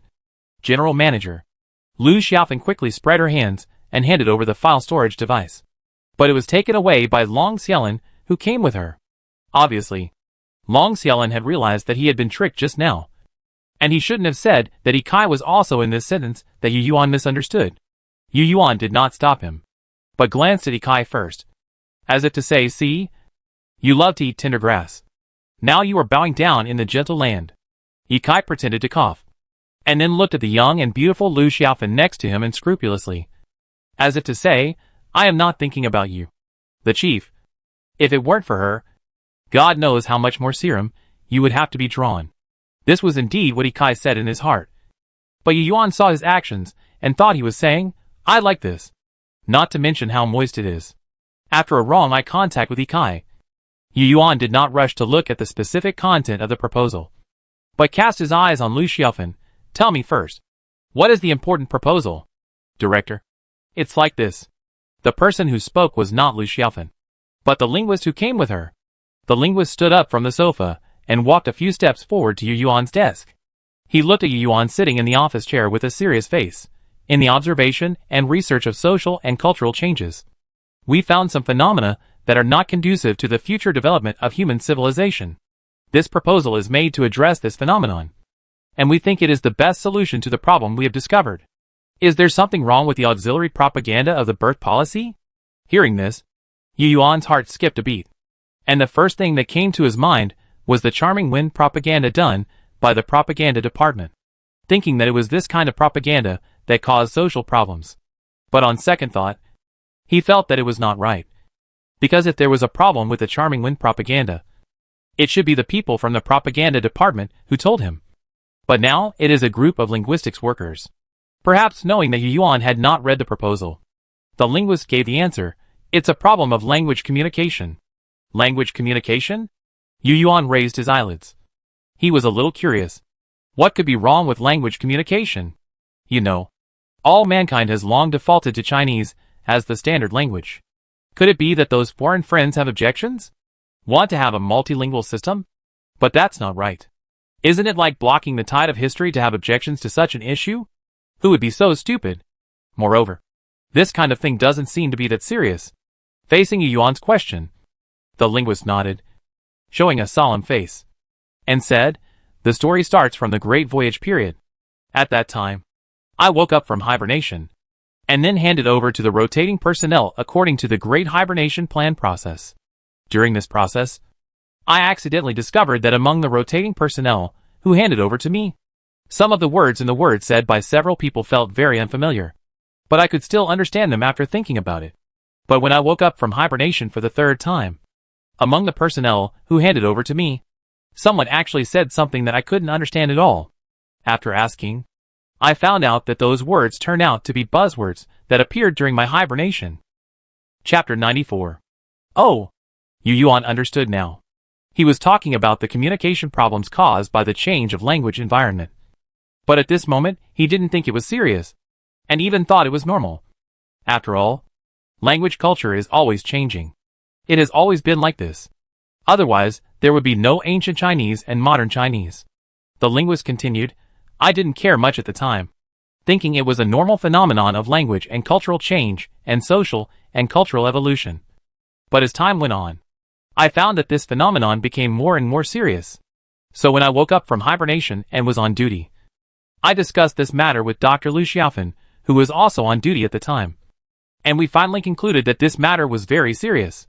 But due to insufficient data, and when the Hope was in a state of long-distance voyage, almost all departments were in a dormant state. So we only recorded this matter and slowly accumulated observation data in the future. After the long voyage ended, Dr. Lu Xiaofan and I, together with other colleagues, began to conduct a comprehensive investigation of this phenomenon and look for solutions. Yu Yuan interrupted, in other words, you found a solution? By the way, you said this matter is serious. How serious is it? Isn't this normal? Yes. I think we found a solution. As for how serious it is, the linguist hesitated for a moment, then turned back to look at Ikai. Ikai understood and immediately said, General. Silver Mist YYDS. Yu Yuan, what did you say? Say it again. Looking at Yu Yuan with a puzzled look on his face, Ikai said again word by word, General. Silver Mist YYDS. Silver Mist what? Yu Yuan frowned and stood up and walked towards Ikai. YYDS. Ikai spread his hands. This time, Yu Yuan realized where the problem was. Because he really couldn't understand. What does YYDS mean? Is this how everyone on the Hope talks now? Yu Yuan came to sit on the sofa in front of Ikai, and then waved to the linguist just now, indicating that he should sit down and talk too. In my time, these 4 letters once meant the eternal God. Ikai's face showed a look of reminiscence, as if he was recalling the popular phrases when he was young. Silver Mist is the eternal God? Yu Yuan frowned. He felt that although Silver Mist was very powerful, and the technological strength it contained made humans despair, it was the murderer of the landing personnel after all. It can't be called the eternal God. And this sentence is not smooth. If it means this, it should be added with this to make it smooth. No, General. That's what it meant in the past. It was what it meant in the mainstream context of society when I was young. Ikai shook his head, his words carrying a nostalgic meaning. But after saying this, he continued in a deep voice, but now, it means all will die. Silver Mist will die, all will die. This is a word that appeared in the conversations of people on the Hope. Do you know it, General? In fact, this is just the tip of the iceberg of this kind of language. Yu Yuan already knew what Ikai meant. But this kind of thing was difficult to deal with. So he thought for a moment and said, but this phenomenon should be a normal evolution of oral communication. We can't stop people from speaking. Right? Even if we stop YYDS with public opinion today, XSWL will pop up tomorrow. Besides, it only appears in daily verbal communication, so it won't rise to the level of harmful development of human civilization in the future. General Manager, it's more than just verbal communication. Lu Xiaofan, who had been silent, replied, and from a long-term perspective, this matter has indeed reached the point of affecting human civilization. Imagine if a person hibernates for 200 years, and then wakes up and finds that he can't understand what others are saying. Then he will definitely feel alienated from society. We are now in the interstellar age, and hibernation must be the norm. If things go on like this, there will be a humanistic fault in society, and we will become unstable internally. Yu Yuan was startled. It seemed to be true. Language is a tool for human communication. Once this tool has problems, communication between humans will become unsmooth and barriers will naturally appear. Although people who wake up from hibernation can relearn the language of the environment at that time, this is not because of new words for new things that have emerged due to new scientific progress, but because there is no need to learn them in the first place. If there are too many of them, the learning cost will be high. Over time, people will find that after waking up from hibernation, they need to spend a long time learning how to speak in order to communicate with others. In this way, after thousands of years of changes, it may be equivalent to learning another language. And is there such a thing in official documents? Thinking of this, he looked at Long Xiaolin. Long Xiaolin thought for a while. As if recalling something, Director. There are some, but not YYDS. Generally, letters are used instead of words, and they are returned for rewriting during the review stage. So the director rarely sees it. Show me the proposal. Yu Yuan understood the seriousness of the matter. After hearing Yu Yuan's words, Long Xiaolin immediately imported the file storage in his hand into the tablet and handed it over. Draft of several suggestions on language and character standardization. After taking the tablet from Long Xiaolin, Yu Yuan saw the title of the proposal put forward by the linguistics experts.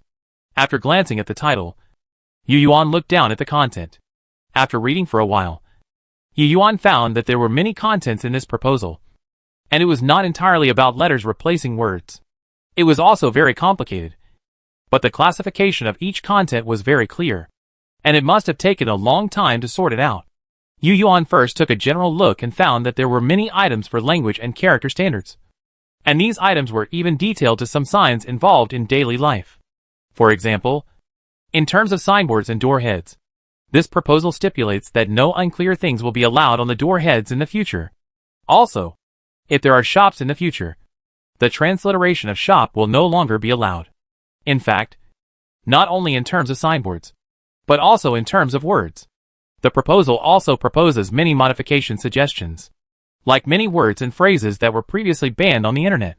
The proposal suggests that they should all be opened up. The reason is that social development requires it, and humans need more people. Even the propaganda department is promoting the trend of beauty. It is impossible that some words can be used by the new government, but not by the private network. In addition, the proposal also suggests protecting the rigor of Chinese in legal form and restoring the original meaning of some characters. If this proposal is implemented, then a bunch of words or characters such as meet, WTF, hold etc. will return to people's vision in their original appearance and will not be blocked in the network communication of hope. And the way of using symbols and letters to express idioms or colloquialisms is prohibited. Words such as YYDS, TMD, TND that have to be replaced by letters because of blocked words or pretense are also allowed to appear in their original Chinese characters.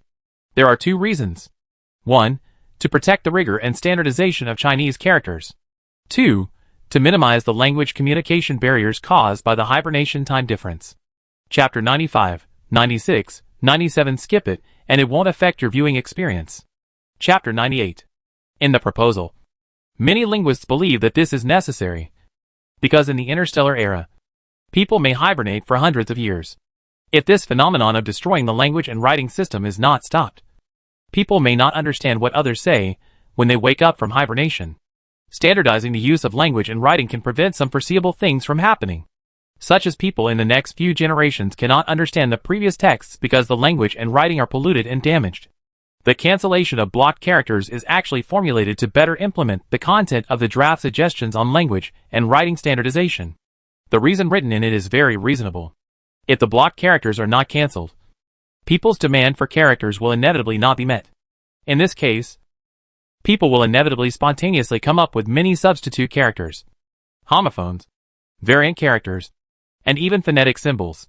In this way, the draft suggestions on language and character standardization will not be able to play its real role. After all, if you stipulate that characters are standardized, but so many characters are not available for people to use, isn't it contradictory? Characters are born from real objects. As long as there are things in real life, there must be corresponding text expressions for these things. If you block this word, people will definitely use other words to replace it in order to express this thing, unless this thing is erased forever from the real world. But this is impossible. Just like reproductive organs, they can't be erased. Right? Yu Yuan saw that in this proposal. Linguists also criticized the harm of this phenomenon in human society on the hope. They said, if this is banned and that is banned, in the long run, the society on the hope may develop into something like what happened in the United States more than 1,000 years ago, with more than a dozen genders. If it is allowed to develop without intervention, I am afraid that after 1,000 years, the word flower will not be allowed to appear on the hope, because flowers are essentially the reproductive organs of plants. Do you all think so? Yu Yuan looked away from the tablet in his hand and looked up at Lu Xiaofan and others. Yes, Chief. Lu Xiaofan nodded and said in her crisp voice, in the past period of time, we have also conducted some questionnaires among the people of hope. People are basically disgusted with the issue of blocking words, especially after the release of the document on the impact of population planning on the social moral system and possible interference in the moral guidance of the weather vane. I remember in a questionnaire survey, a respondent shared his own experience with us. He said that when he contacted a person he liked for a date, the keywords were blocked as a bunch of asterisks or special words, and the voice keywords were muted by the system, causing the person to misunderstand his meaning. But according to him, the spoken and typed information he said at the time was actually the content of the Su Nu Jing broadcast on TV. Is it so serious? Hearing what Lu Xiaofan said, Yu Yuan couldn't help but ponder. In fact, Yu Yuan knew this situation. After all, many of the systems on the Hope were inherited from the previous Callisto base. System shielding was a historical legacy, not a new rule after the disaster. Yu Yuan thought these were minor problems, and he had been paying attention to science and technology recently, so he ignored many humanities. He didn't expect it to develop to this point. After this incident, Yu Yuan understood that in the civilization level mentioned by the mine patrolman, a certain technology can be regarded as a symbol of a certain level of civilization. But as a civilization, it is not only technology. There are also humanistic elements such as language, culture, customs, etc. within civilization. Everything that all human beings show can be called human civilization. And managing a civilization cannot only focus on technology, because other internal factors will also affect the overall direction of mankind. If there is a problem with those elements, there will be problems within the civilization, which will then affect the progress of civilization. Thinking of this, Yu Yuan said sincerely, "We did a good job. But this proposal needs to be put to the general meeting for voting. At that time, you'd better prepare it, and don't get stuck in the question and answer session." It is true that he is a dictator, but there is no need for him to make arbitrary decisions on such matters. After all, although such matters are important, they are not military, and it is not time to make an immediate decision. A dictatorship does not mean that everything must be done arbitrarily. Only by properly dividing some power can other departments and other people be more effectively tied to the chariot of the new government. In this way, the rule of the new government will become more and more stable. So although Yu Yuan is in favor of this proposal, he still wants to put it to the vote at the conference. "Don't worry, General Manager. We know," Lu Xiufan said happily. She came to find Yu Yuan not to get the proposal passed immediately, but to speed up the process of the proposal being put to the vote at the conference. Now that the goal has been achieved, she is naturally very happy. In fact, the reason why Lu Xiaofan wanted to promote this proposal as soon as possible is mainly because she thinks that humans are still in the post-disaster reconstruction stage, which is equivalent to restarting civilization. At this stage, human civilization is highly malleable. Some historical problems that have developed into a tale that cannot be eliminated can also be corrected or started over. Of course, as a proposal jointly put forward by many linguists, it is not just about blocking characters. The proposal also includes many policies and regulations for the protection of Chinese characters. Just like language and writing policies, there were too many and too complicated contexts before, and there were all kinds of birds in the forest. So the resistance to reform was naturally great. Some of these resistances were difficult to solve in the past. For example, speaking of language policy, it refers to the country encouraging or discouraging the use of a certain language or certain languages through legislation or regulation, while language planning is the government or social groups to intervene and manage language and writing and their use in a purposeful, planned and organized manner in order to solve the problem of language in social communication, so that language and writing can better serve the society. Language policies and planning have two focuses, loose and strict. Different focuses will have different effects on society. Loose language policies are conducive to protecting language diversity, while strict policies may endanger the living environment of minority languages. In the past, there were many people and many ethnic groups, and the environment was complex. So even if we wanted to make changes, it was impossible to cover everything. You can imagine how difficult it was to make changes in this regard in the past. But now it is different. There are only so few people left in the world, and almost all of them are Chinese.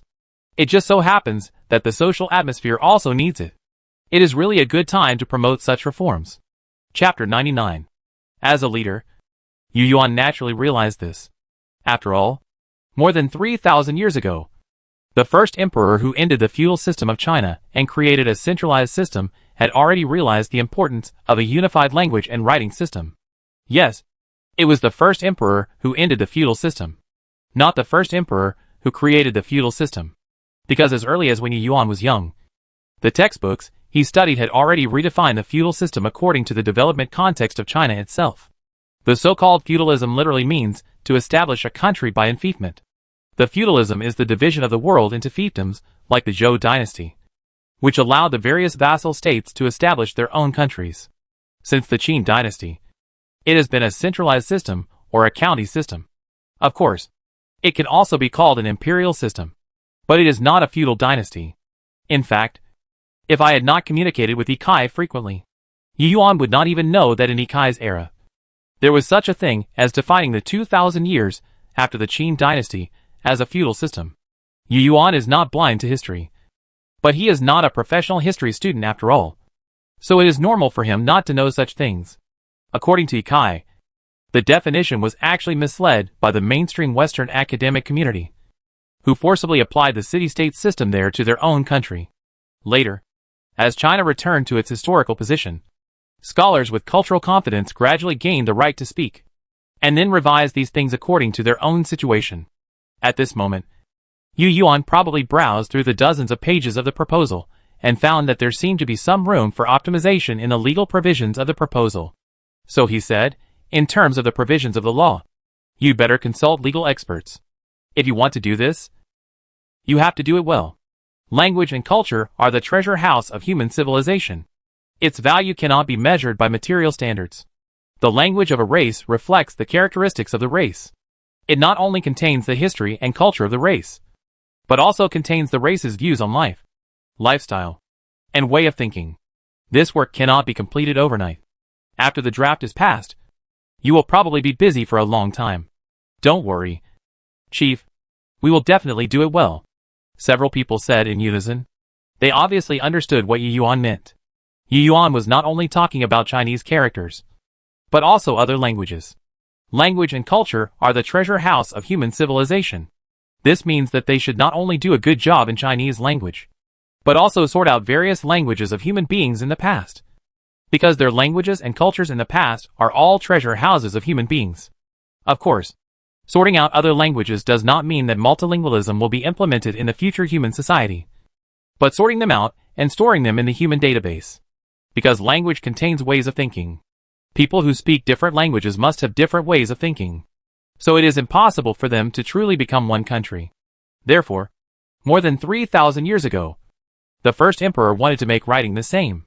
But because each language contains different cultural information and ways of thinking, the first emperor could not let the writing of the 6 countries disappear. So there was a move to gather the books of the 6 countries in the Qin Palace, which was done to prevent the linguistic and cultural diversity of the 6 countries from disappearing completely. But the Chu people burned it to the ground.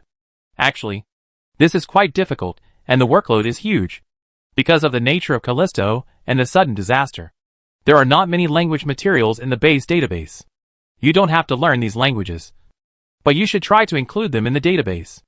After all, they are all human cultural heritage, and these things may be useful in analyzing alien languages in the future. Seeing that the matter has come to an end for the time being, Yu Yuan said, okay, then you can go back first and improve the proposal before the voting meeting starts. As he said this, he looked at the time and found that it was quite late. He had originally wanted to go to the Institute of Physics to learn about the specific details of controlled nuclear fusion technology. But now, he was interrupted by Lu Xiaofan and her group of language workers. It seems that he can only do it another day. However, it was precisely because of this interruption that Yu Yuan realized the importance of cultural construction. Time passed day by day. Half a month later, the revised draft of several suggestions on language and character standardization proposal was successfully passed at the voting meeting and then came to the announcement stage. Because most of the people on the Hope are Chinese, this policy of standardizing and rigorizing Chinese characters has received great attention and has received widespread support among the people on the Hope, especially when seeing the complete cancellation of blocked characters and blocked words. I don't know how many people took out their old wines that had been sealed for many years to celebrate. After getting drunk, they shouted that the literary inquisition was finally gone. Ha ha ha. Lao Pao. You can F***K off. An internet user at his friend in the family and friends chat group, and he happily used the word F***K instead of go away as before. Eat shit. The person called Lao Pao immediately replied in the group that he could also use the word shit blatantly instead of xiang. And run and xiang finally returned to their original meanings. Do you have any culture? You don't know anything else besides these? The netizen immediately condemned Lao Pao for using the word shit. Of course I don't know. Let me recite a poem for you. Stop the car and sit to enjoy the maple forest in the evening. The frosted leaves are redder than the flowers in February. Lao Pao sent a language reply. Another group member said, you are amazing. You know what? This time the language experts finally did something practical. They actually realized that it is better to open up than to block. Haha. Finally, we don't have to worry about using Sherlock Holmes code to communicate with you in the future. Another friend who has been lurking in the group for many years also said, what understanding? If you ask me, they actually knew this principle a long time ago. But before, such similar conversations are everywhere on the Hope internet. Most of them are words to express their feelings. But there are also some who vent too much. These people directly picked up the communicator and sent a bunch of texts that could only be displayed as asterisks before to their opposite-sex friends. in order to express their years of resentment. After the language workers' tossing, a wave of language fever suddenly arose on the Hope. Parody is not nonsense. And adaptation is not random editing. I know that this is a long-suppressed venting. But after all, this trend is not desirable. The original intention of the language workers' proposal is not to turn human civilization into an existence full of foul language and online vulgarity. So after this craze emerged, the propaganda department once again played to their strengths and began to guide this phenomenon from a moral level. The propaganda department was prepared because this problem had been foreseen by relevant scholars during the voting stage of the proposal. Indeed, such a proposal is a double-edged sword. But humans are not afraid to act because it is a double-edged sword. After all, technology is still a double-edged sword. It is better to open up than to block. When mental retardation becomes a blocked word, wisdom has a new meaning. The humans on the Hope did not want to develop to the point where they could only communicate secretly with Sherlock Holmes. So they chose to promote this bill. The key to a double-edged sword is how the person holding the sword uses it. Many things are not the fault of the user, but the rule maker. In view of such a response, linguists and language-related workers made a joint proposal in the future as a supplementary proposal to the draft of several suggestions on language and character standardization. It is still about language and characters, and the content is roughly, many characters that should not be simplified should be changed back. For example, returning the cloud to the cloud, and then digging up the cloud that had been buried in the soil for who knows how many years. From then on the Hope, the love of human characters had a heart again. The dragon became the original dragon, and the car became the original car. According to the linguists, the purpose of this change is to make Chinese characters become the ideographic characters they originally should be, to enhance the correlation between character and meaning, thereby reducing the cost of human memory, and then reducing the difficulty of learning language and characters. Chapter 100.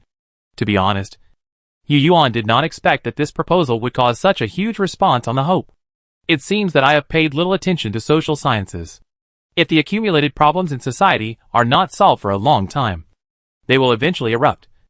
And serious problems may even cause internal chaos. Thinking of this, Yu Yuan felt a little fortunate.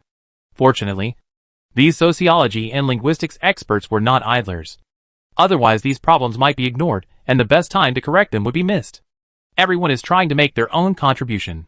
It can be predicted that sociologists and linguists will be busy with the implementation of the draft suggestions on language and character standardization in the future.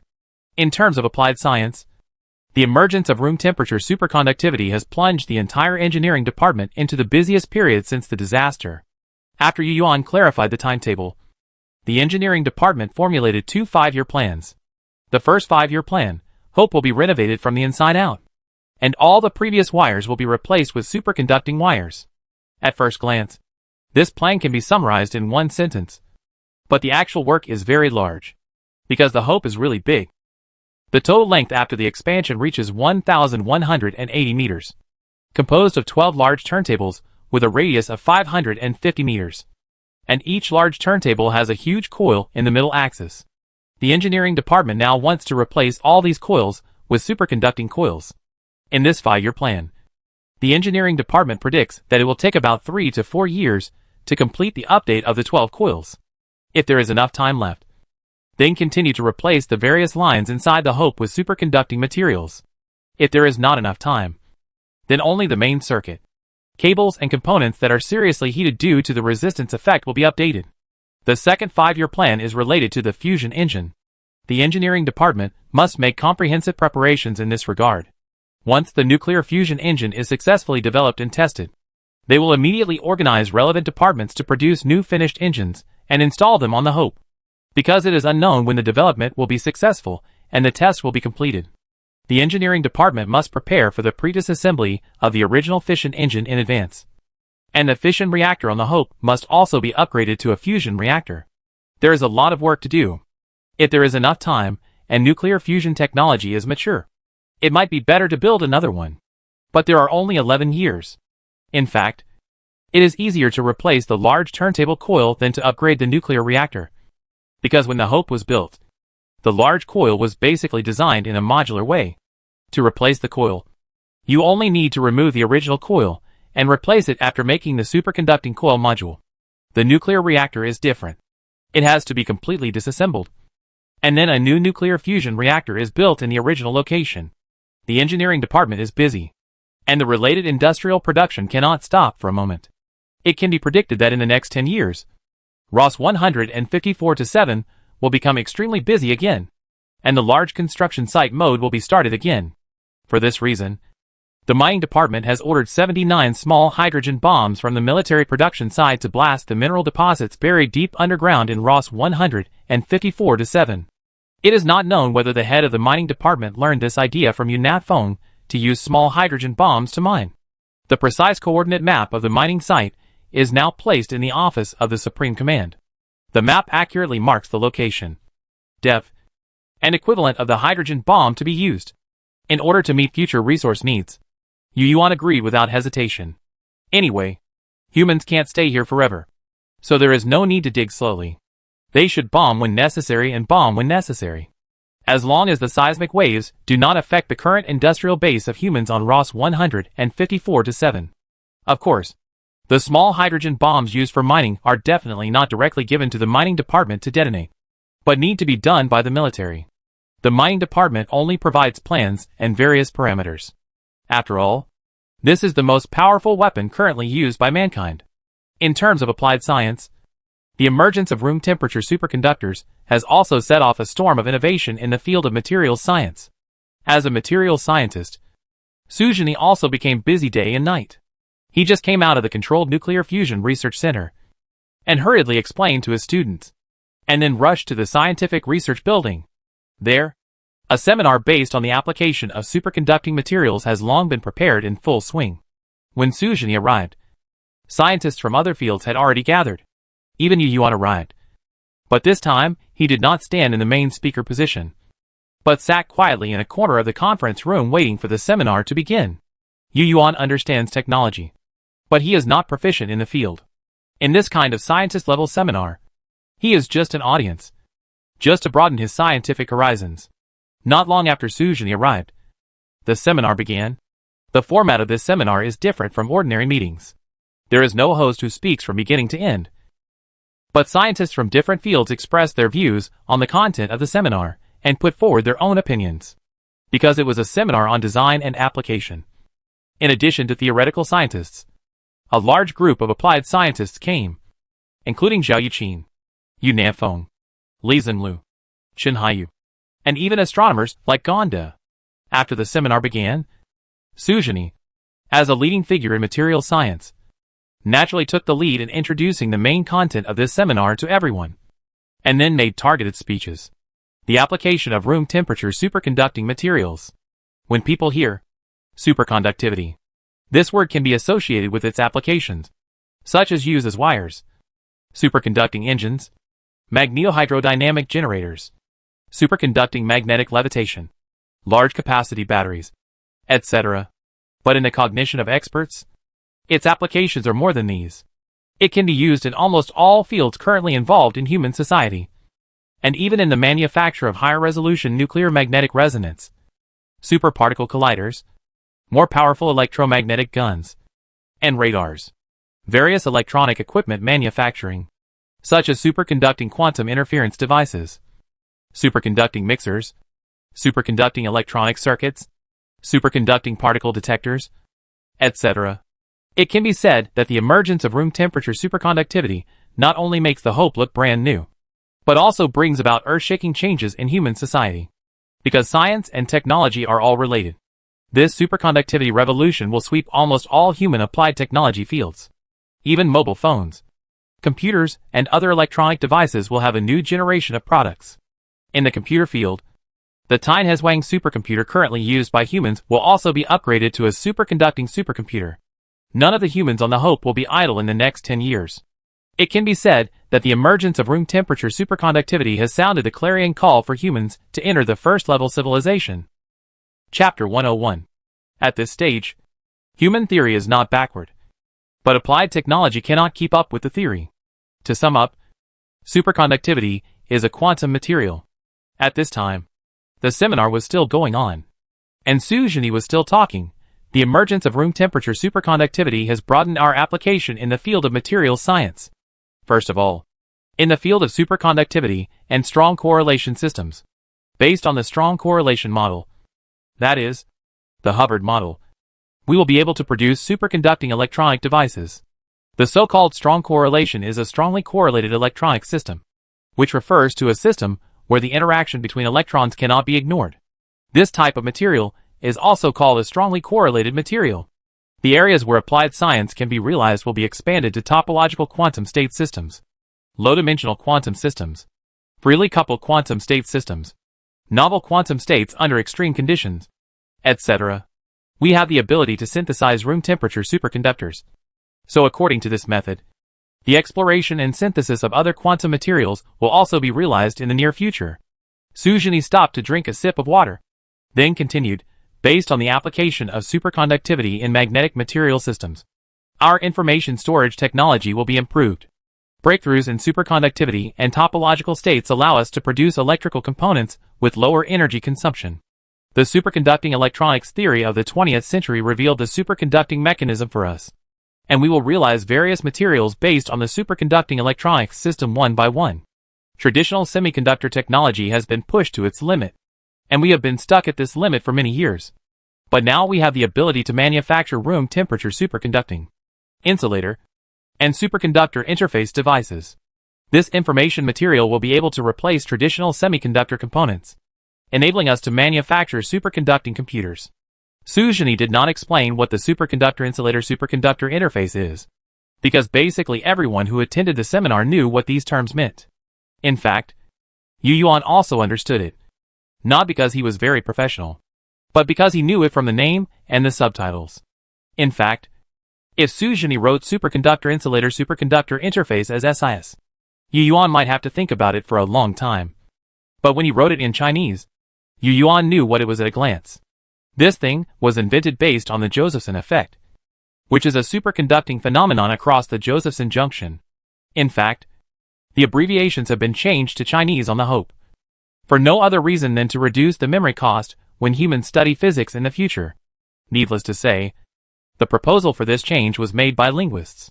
In their words, why not use the strong relevance of Chinese? However, physicists believe that this is done by linguists, so that they can roughly understand the abbreviations of various physics terms without learning. Of course, this kind of understanding is actually just understanding the literal meaning. To this, the linguist's answer is, it is better to understand the literal meaning than to be completely in the dark.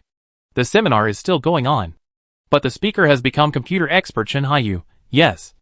Based on the superconductor insulator superconductor interface, we can design superconducting digital circuits, which will replace traditional bipolar transistors, MOS transistors, and tripolar transistors. Compared with traditional supercomputers, the upgraded superconducting supercomputer will reduce energy consumption by at least 2 orders of magnitude. Most importantly, superconducting supercomputers are fully compatible with the computers we use now.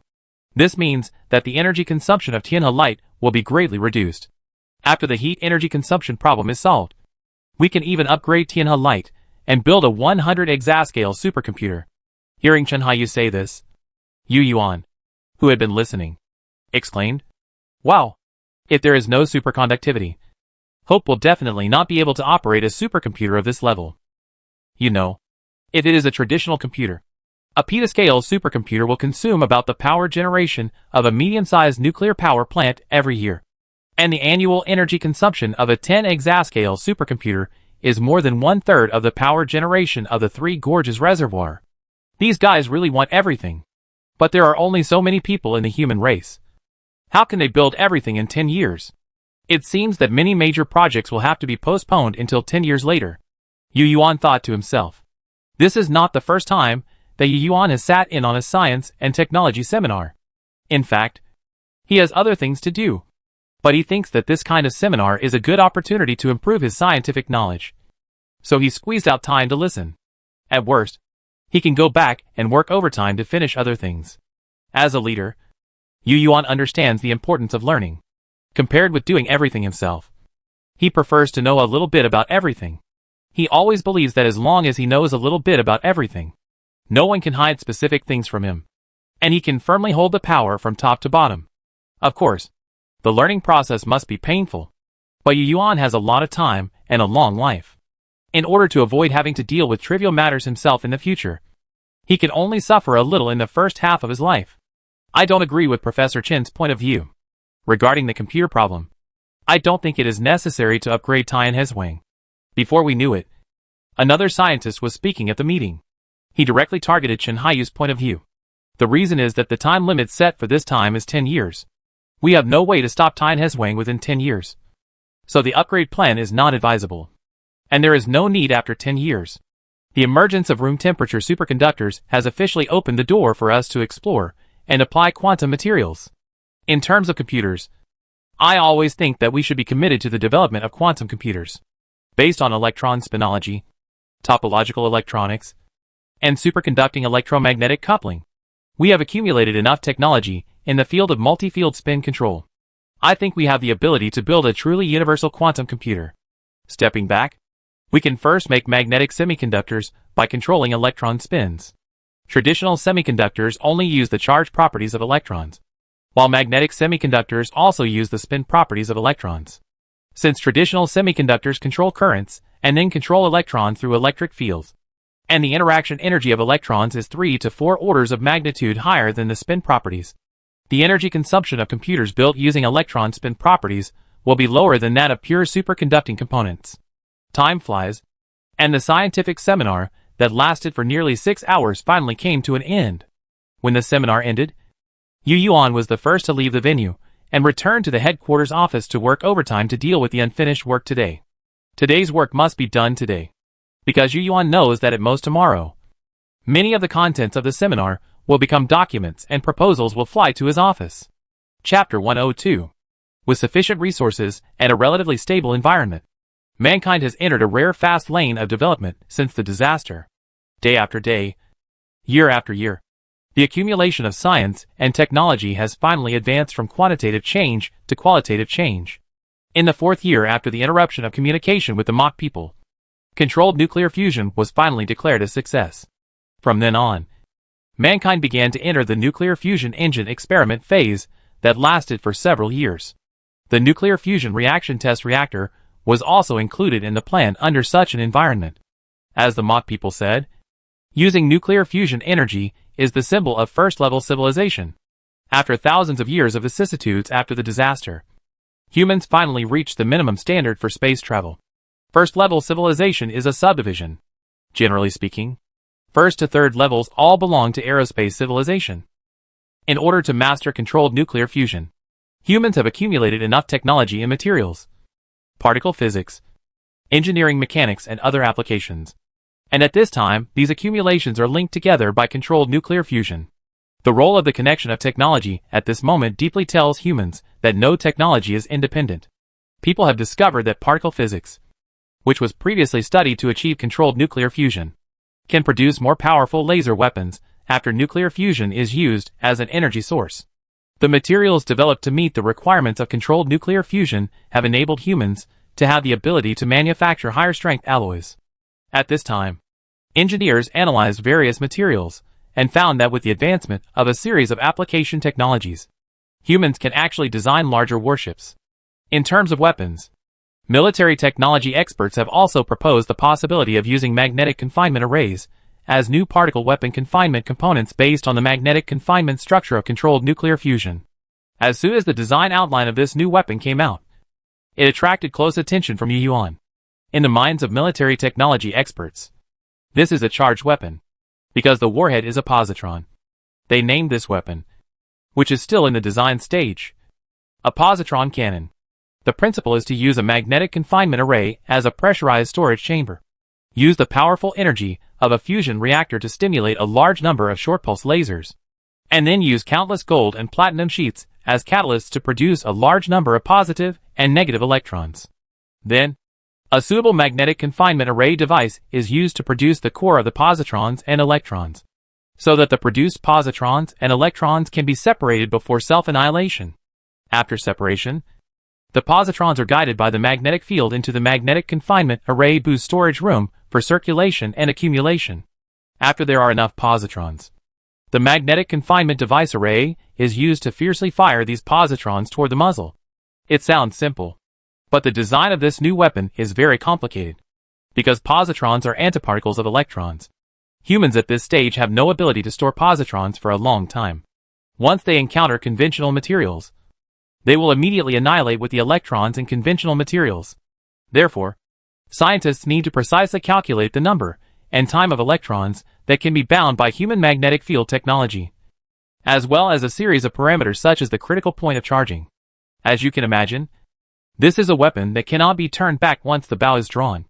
As long as it starts to charge, it must be fired. After all, positrons in the charging state cannot flow back. And if they are not fired, the magnetic confinement array must always be in working state. In this state, if there is any error in the weapon core, it is very likely to cause magnetic field turbulence and cause a large number of positrons to lose control, which will then evolve into a super explosion. Of course, because it is an antiparticle weapon, its lethality is also sufficient. As long as there is matter, it can react with the electrons in it and then destroy the target structure. However, relatively speaking, the space required for the positron cannon is also very large. The previous warships of mankind, which were only 712 meters long, 400 meters wide, and 305 meters high, could not accommodate a cannon at all. It's not that its muzzle is large, but that its various components take up a lot of space. Engineers realized this during the design stage, which means that if you want to equip a positron cannon, you must build a larger warship. This kind of weapon that appeared due to technology does not need to be asked to aliens. People understand that the positron cannon should be the main weapon with the strongest penetration power that a first-level civilization can have. Oh, no. It should be the energy weapon with the strongest penetration power. As for the kinetic energy weapon with the strongest penetration power, it is still the electromagnetic cannon. But because of the upgrade of the energy system, the electromagnetic cannon is much more powerful than before. In addition to this iconic weapon, many derivative technologies based on controlled nuclear fusion are also used by the military industry in weapon design, such as the infrasonic hydrogen bomb. It has to be said that humans seem to be born with a talent for weapons and equipment. Once new technology emerges, it can always be used to create new weapons. Yu Yuan was very pleased with this. In his opinion, other things can be a little worse, but weapons and equipment must be given priority. This has nothing to do with the realization of the dangers of the universe, but is purely because of the four words. Forget war, and you will be in danger. Positron cannons, subsonic hydrogen bombs. As people who have just stepped into the first-level civilization, we can glimpse them from the technological connection. I believe that other first-level civilizations must also have these weapons. So in the future battleship design, you have to take these factors into consideration. At a military science and technology report meeting, Yu Yuan said this to the military research department. Since ancient times, contradictions have been inseparable. Where there is such a spear, there will be a corresponding defensive shield. Yu Yuan hopes that the design of future warships must also take into account the shields that defend against these weapons. Marshal Yu, we naturally know this. Infrasonic hydrogen bombs are easy to deal with. As long as the air on the warship is drained, the crew can wear space suits on the ship. But so far, we have not seen any shields that can defend against positron cannons from related technologies. A weapons design expert shook his head, his face showing helplessness. It seemed that he had discussed this with relevant scientists. Since positrons can be bound and stored with magnetic confinement, it should also be possible to use magnetic fields for defense. Why? Is it difficult? Yu Yuan thought that this should be easy to think of. That's the theory. But with our current technology, there is no way to generate a magnetic field strong enough to cover the entire warship. The key is that the magnetic field strength must be strong enough to distort the trajectory of positrons. Although the new warship is still in the conceptual stage, these military technology personnel have already had some basic structural data in mind. I only heard the military experts say helplessly, even if it is possible, we must consider the impact of the external magnetic field on the internal magnetic field of the positron cannon. If a layer of magnetic repelling material is put on each component of the positron cannon, then the warship will have to be built larger. Generally speaking, we are temporarily unable to make a magnetic field shield. So, defense depends entirely on warship armor? Manueme asked this question for other people in the armament department. Yes, it will be like this for a long time in the future. Maybe when we fully master nuclear fusion, it will be fine. Another military expert replied, So we believe that for a long time in the future, the focus of military industry should be on alloy materials. Chapter 103. Amid the vigorous production and upgrading of mankind, the time has come to the 9th year since the communication with the mock people was cut off. The huge pressure and orderly planning have made mankind burst out with powerful strength. In addition, the productivity leap brought by technological progress, artificial intelligence optimization, and various factors have made the upgrade and transformation of the Hope completed 1 year earlier than planned. It is now 2 years away from the time agreed with the mock people. At this point, there is no need to discuss whether to contact the mock people as agreed. We need to rescue them. But there is no rush. According to Yuan, we can make full preparations in these 2 years. For example, we can deploy 1 or 2,000 more hydrogen bombs with a capacity of 100 million tons on top of the original 2,000. In addition, during these 2 years, humans need to collect more protium, deuterium, tritium, helium, and helium from Ross 154-7 and its satellites to enrich the Hope inventory. On this day, Yu Yuan, with a rosy face, came to the new command center from the headquarters office. Obviously, he was in a good mood. Just now, he learned from a social survey document that the total human population has grown from more than 80,000 to 128,888, and 1/3 of the new population has reached adulthood. It seems that the effect of the propaganda directed by the wind of beauty is not bad. After thousands of years of wind and frost, humans have finally recovered in these relatively stable decades. I believe that in the near future, humans will build a new living spaceship. After all, the Hope is designed to have a full load of only 150,000 people. Of course, it can be slightly overloaded. But if it is overloaded, although it will not make the Hope unable to run, people's living environment will be degraded. This is definitely not acceptable. The most basic condition for a healthy society is to ensure people's comfortable living conditions. Material collection, large machinery and equipment recovery, Ross 154-7 planet and satellite personnel. Dock personnel on board emergency preparations must be completed within this year. We must make all preparations. Before walking to the center of the bridge, Yu Yuan instructed the assistant next to him to record his words. She looked like she was ready to pack up and run away. Indeed, running away at any time was part of the rescue plan, which had been decided long before Yu Yuan delayed time. 2 years later, as long as there was any disturbance in the rescue mission, Yu Yuan would issue the order to set sail without hesitation. How is the hydrogen bomb deployment going? Arriving at the bridge, Yu Yuan found Manueme among a group of staff members, and then walked up to her and asked. Manueme had just returned to the Hope from the Callisto ship, and at this moment, the Callisto ship was already hanging on the Hope and rotating with the Hope. There are 2 more warships of the same model as the Callisto, and they are now mounted on the Hope as spare ships. 2,100 million ton equivalent hydrogen bombs have been deployed and are currently operating normally in orbit. The subsequent additional parts are currently being sent to the Ross 154-4 orbit. It is expected that another 1,000 will be added next year and another 1,000 the year after. Manu stared at the screen in front of her without looking back, and her hands were fiddling with some buttons on the console. Yu Yuan followed her gaze and saw that the screen showed the status data of the Callisto. Manueme seemed to feel Yu Yuan's gaze, so she spoke again. After this training, engineers will spend a year to upgrade the propulsion system of the Callisto ship. Well, let's not talk about the Callisto ship. I'm afraid that adding another 1,000 hydrogen bombs next year, as you said just now, won't work. At most, 500 in the second half of the year. We need to adjust the orbits of the hydrogen bombs in orbit so that they can form a hydrogen bomb array covering the orbit of the Ross 154-4 planet. Yu Yuan said. A planet is so big that 2,000 or 3,000 hydrogen bombs will not have any effect even on the planet, let alone on a wider orbit. Therefore, if you want to maximize the effect, you must arrange the hydrogen bombs in a certain spatial position. Upon hearing this, Manueme closed the Callisto status system linked to the computer and nodded. I know. But you have to send me the data of the point layout map later. As she spoke, Manueme took a sip of the water bottle on the console, then took out a controller from her pocket and pressed it on the big screen. This is the rescue mission transport ship. The hydrogen bomb device has been arranged, and the internal gas ratio has been filled several times according to the data provided by the mock people. Everything is fine.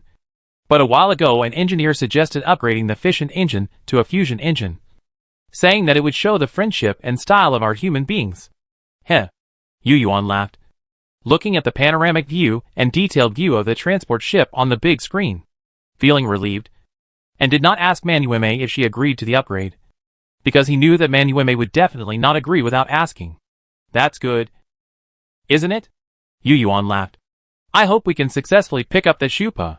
Manueme turned around and sat down on the left side of the captain's seat on the Hope, then crossed her legs like a woman inside. Perhaps seeing that Yu Yuan had no objection to the arrangement of the transport ship, she turned off the big screen, then pressed the seat to tilt it back a little, and closed her eyes to rest in the chair. She was a little tired from the previous training on the Callisto ship. Who isn't? Seeing that the screen was turned off, Yu Yuan turned his eyes to the staff working at their posts in the bridge of the Hope. Although he had always advocated the arrangement of various hydrogen bombs and looked like he was going to do it, in his heart, he still hoped to meet that mock star, because an alien consultant is so important to the development and knowledge of mankind. In fact, Yu Yuan has also thought about the question of whether all this is a trick of intelligent nanorobots. During this period of time, Yu Yuan has analyzed this issue with the think tank more than once. But whether from the words of the mock people or from the technical analysis, his idea is not valid. If this is a trick of the nanorobot consciousness to escape from the planet Ross 154-4 with the help of human transport ships, then why didn't he do it when humans landed, but destroyed those transport ships instead? You have to know that those transport boats have the ability to fly out of the planet. If it is really the nanorobot consciousness that did it, then this cannot be explained. From a technical perspective, almost no human artificial intelligence experts believe that an artificial intelligence consciousness can make up lies to such an extent. All these inferences tell humans that the mocks really exist and really need human help. Even now that the rescue operation is getting closer and closer, many people on the Hope have already fantasized about whether it would be possible to get some information about the weaknesses of Silver Mist from the mocks. And then humans can defeat it based on its weaknesses, and even gain control of it. This kind of plot often appears in science fiction movies, and it is no wonder that people fantasize about it. Yu Yuan also hopes that this kind of movie legendary plot can happen to humans, but he knows that it is too difficult as he understands technology. Chapter 104. If you want to control and defeat Silver Mist, you can only use computer viruses. There is no other way. But it is absurd to ask a human who has just entered the first-level civilization to use his own virus to defeat a third-level civilization creature. And this creature is a conscious existence. Yu Yuan can't find a reason to complete such a task. After a while of thinking, Yu Yuan turned around and was about to say something to Manueme, but found that the woman was still resting with her eyes closed. It seems that she is really tired. Yu Yuan looked at Manueme, who was leaning back in her chair after the closing ceremony, shook his head secretly, and held back what he wanted to say. After taking such a serious look, Yu Yuan suddenly found something wrong. What was wrong? Manueme's age and appearance did not match. Yu Yuan remembered that when the disaster happened at the Callisto base, Manueme was almost 26 years old. After that, she went through the dark period of construction, the Millennium Voyage and hibernation rotation, and came to the Ross 154 star system for these years. So even if she was in hibernation most of the time, she should be at least 50 years old now. Why does she still look like a 30-year-old queen now? What surprised him the most was that there was no trace of heavy makeup on the woman's face. Could it be that she used a life potion? Yu Yuan thought to himself. But it didn't seem right, because Yu Yuan had never heard of Manueme getting married and having children. Yu Yuan might not know about other people, but if the ministers of the armament department and the security department like Manueme and Zhu Paite really got married, it would be impossible for them to not make any noise. At least Yu Yuan would definitely know. After all, because of their work, Manueme and Zhu Paite's offices were also in the headquarters, and they would see each other almost every day. Using the life potion before getting married? Wouldn't that violate the life potion use policy? Could this woman be using her power? Yu Yuan's eyes flickered, thinking this possibility was very high. Is there something on my face? Suddenly, a royal sister's voice interrupted Yu Yuan's thoughts. Yu Yuan came back to his senses and found that Manueme had opened her eyes at some point, and was now looking into his eyes. Yu Yuan avoided those beautiful eyes and said casually, "It's okay. Just say it if you have something to say. Well, a single ship, the fourth ship of Jupiter, is a bit weak. Next year, the armament department can consider recruiting more soldiers and using the other warship. What do you think about the names of the two warships? Yu Yuan said what he had held back before. Jupiter V and Jupiter 6. After Man Yueme answered briefly, she suddenly stood up and said slowly, General Yu, I always feel that you have something to say to me. Yes, but let's talk about it later. Yu Yuan shook his head.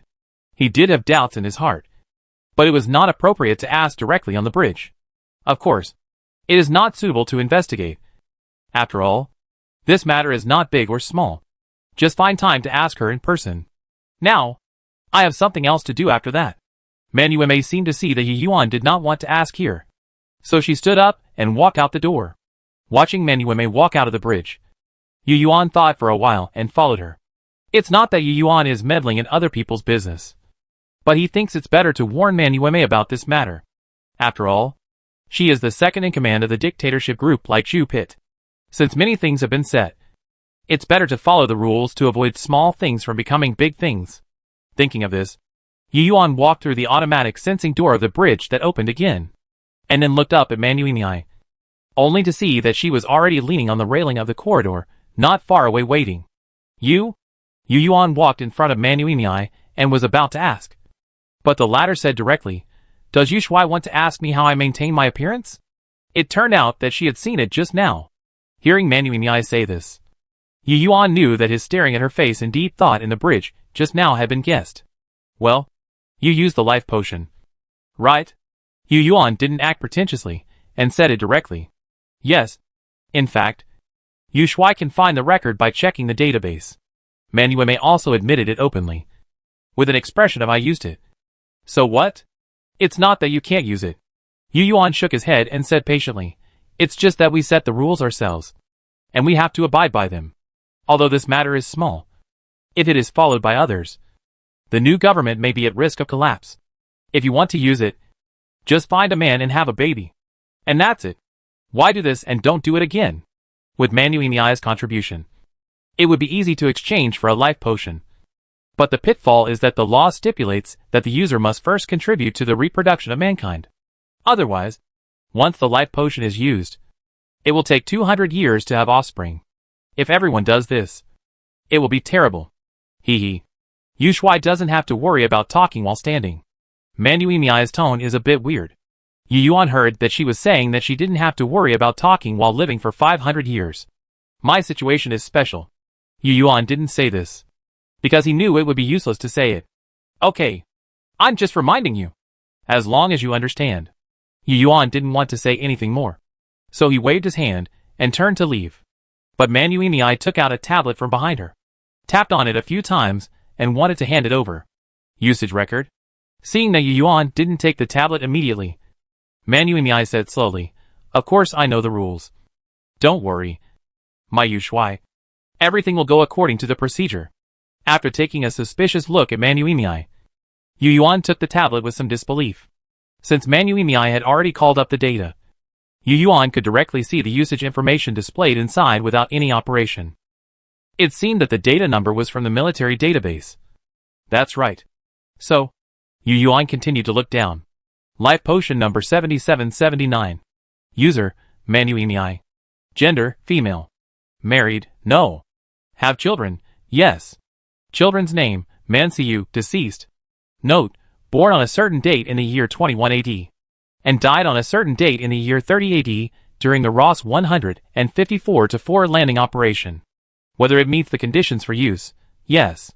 Time of use, a certain year, a certain month, a certain day in 30 AD. Can it be a little more fake? God. If others don't know, how can Yu Yuan not know? Yu Yuan was a little speechless. But he didn't say anything. He just slowly handed the tablet back, and then turned around and walked back to the bridge. It was indeed fake. But it was estimated that no one except Yu Yuan and Zhu Pit knew it, because the birthdays of the children made by Man Yueme were before the disaster of Callisto. And there was really a person named Man Siyu at that time. But he was a Chinese spy who was dealt with by Man Yueme before the disaster. Just as Yu Yuan stepped into the bridge, he suddenly heard a slow voice behind him. I haven't found a man worthy of me on the Hope. It was originally a normal sentence. But because of the speed and the tone of the Queen's voice, it sounded arrogant. Chapter 105. When humans step into the starry sky, the passage of time can rarely be measured in days. 1 year. 2 years or just a blink of an eye. How can we not sigh that our appearance is aging? If there were no life potion, a mere 100 years of life would have caused countless people to die. In the past 11 years, humans have truly transformed. From a level 0 or 0.7 civilization to a formal level 1 civilization. If you cut off the beginning and the end, it is also appropriate to say that it is the golden decade. Today, the preparations that Yu Yuan wanted to make have almost been realized, as the rescue is underway. The last 2 years have given humans relatively ample time. 3,800 billion-ton hydrogen bombs have formed a network in the orbit of Ross 154-4. Just like a satellite network. Have all the personnel on the mission returned? Today is the day to start the operation. Yu Yuan came to the Bridge of the Hope at the right time. As soon as he strode to the captain's seat, he spoke loudly. Report to Commander Yu. All personnel from the Ross 154-7 planetary base, satellite base, space dock, and various space laboratories have been withdrawn to the Hope. A female voice sounded from the Bridge of the Hope, and it was a communicator sitting on the right side of the circular operating console. Her voice continued to broadcast. The core components of the space dock have been separated, and the component packaging has been completed. At present, the last batch of component modules are being sent to the 39th cargo hold of the Hope by the shipping robot, and it is expected to be completed in 18 minutes. All the mobile industrial equipment on the ground of Ross 154-7 planet has been transported to the Hope. The fuel chamber of the Hope has been fully filled. The fusion reactor is working normally, and thrusters 1, 2, 3, and 45 are in a state of waiting for ignition and can be ignited and started at any time. Yu Yuan stood on the platform in front of the captain's seat with his hands behind his back, looking at the several large screens in front of him, and quietly listened to the communicator's report. Equipment, fuel, supplies. No warehouse on the Hope was empty, and all the personnel were on board. It seems that there is no intention to rescue the mock people.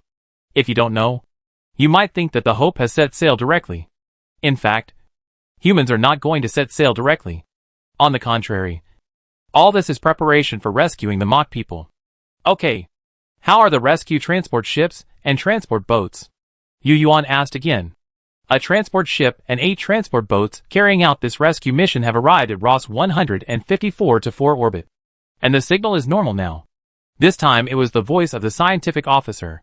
As this voice appeared, one of the large screens in front of Yu Yuan also changed to a picture of a transport ship and 8 transport boats in orbit. Well, issue the orbit change command in 5 minutes. Yu Yuan glanced at the screen and said immediately, now the transport ship and the transport boat are in the synchronous orbit of Ross 154-4.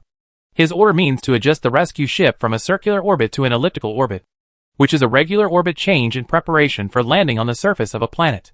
Switch to the neutrino communicator cabin screen. After Yu Yuan said this, the corresponding staff immediately operated, and a small screen appeared on the big screen, showing the cabin screen where the neutrino communicator was located. General, are we going to start? The figure of Zhao Yuqin appeared on the screen, and there were several communication experts and sociologists behind him. Well, Zhao Yuqin, you come and inform that mock star. Understood. As expected, the signal sent out by the neutrino communication was quickly responded to. Oh, kind human explorers, I'm glad you wrote to me within the agreed time. I've been looking forward to this moment for a long time. I'm so glad you chose to help me. Sorry. I'm so glad. You know, it's the desire for life. Oh, you're ready. But please wait a moment. I just woke up from hibernation. Please give me some time to prepare. Yes, I need to prepare. I need to debug the equipment to confuse the consciousness of the nanorobot. It won't take too long. It can be done right away. By the way, kind human explorers, considering the communication time difference between us, we must agree on a time point for you to land, and for me to activate the confusing device. Of course, you also need to tell me the time from the beginning of your landing to the arrival of the designated ground landing point, so that I can prepare to come to the ground from the base. The reply from the Mockstar Mining Area Patrolman was translated by the light of the Sky River, and displayed on the screen of the Hope's bridge. After reading the reply, Yu Yuan asked the staff to package the landing ship data into a data package for translation. Then he replied, "Of course. Our ship has arrived in the planetary orbit and can land at any time. The time will be 3 days after you receive my message." "Oh, Mr. Shippo, before this great operation begins, I would like to ask you one more question and one more request. If you think you can answer it, please give us a positive reply. First, you have a device that can confuse the consciousness of the nanorobots. So, can you transport this device up?" "Yes, we really need this device. If it is really too large or for other reasons, and your Mockstar civilization is the manufacturer of nanorobots and has this technology, then I would like to ask, do you also know the loopholes in the program of the nanorobot consciousness? Second, in addition to the transport ship we sent to rescue you, we also added 8 transport boats. The purpose of these 8 transport boats is very simple. That is, we want to transport everything in your base. You should know that we are just an expedition team. And you also know that our civilization is very exclusive. Based on this, since you don't know the key technology of controlled nuclear fusion, we want to transport some benefits back to our civilization. Only in this way, we will not be excluded by our civilization. I hope you can understand. In addition, our intelligent robots are clumsy and may not be able to take on the task of dismantling the equipment in your base. So I ask you, the advanced civilization, to help with this intelligence. Oh, there should be intelligent robots in your base. Right?" Yu Yuan's words seemed to be asking for more. But he felt at ease. After all, what's wrong with getting more benefits for humans? Because of the existence of silver mist, the transport ships and transport ships used in this rescue operation are unmanned. As for the agreed time, of course it can't be so fast. This kind of interstellar landing can't be done in 1 or 2 hours. It's normal to have 3 or 4 days. If humans hadn't already driven the transport ships to the Ross 154-4 orbit, this time would probably be measured in months. After all, the transport ships sent to rescue use old fission propulsion as thrusters. Humans just want to create the illusion that we haven't mastered controlled nuclear fusion for the mine patrols, so as to get some information gap balance. Before the dust settles, any defense must be done. Chapter 106. Half an hour later, the reply from the mine patrol arrived. "Is that so? I'm really sorry. I'm afraid that you can't dismantle the confusing nano-robot device. Because without this confusing system, the whole equipment of the base is coordinated. But the other equipment you mentioned can be dismantled for you. I understand your desire to contribute to the main civilization. I will try my best to help you dismantle some equipment that is easy to dismantle and does not affect the operation of the confusing program. Just send more transport robots down at that time. I only have a few intelligent robots for daily base maintenance. You have to do the transportation yourself. As for the nanorobot program vulnerability you mentioned, to be honest, I don't know, but I think the confusing system program used in the base should have some relevant clues. If you need it, I will copy this program and give it to you for research after I am rescued. Oh, I still have to remind you that the nanorobot consciousness is very dangerous. According to my calculations, the remaining energy in my base is only enough to run the confusion program for 18 hours. I hope you can hurry up." The mine patrol was as easy to talk to as always, and even began to consider humans. "Very good. We have no problem.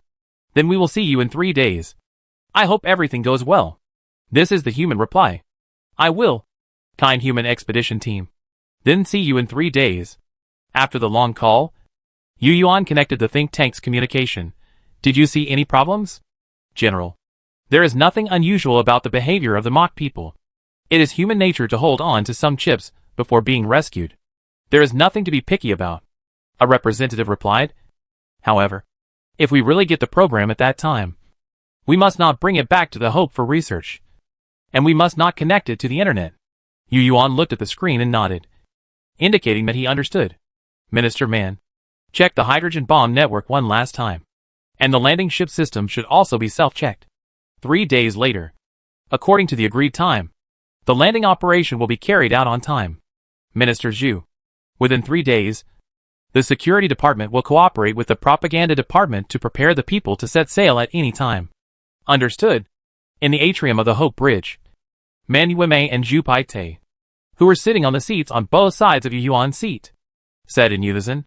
3 days later, after the last orbit change, a transport ship and 8 transport boats changed from the far Earth orbit to the near Earth orbit, and then made the final landing posture adjustment according to the position coordinates provided by the Mine Patrol.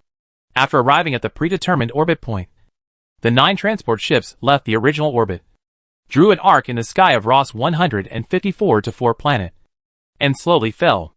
Since the atmosphere of Ross 154-4 is almost negligible, the landing ship does not need to consider the problem of frictional heat generation.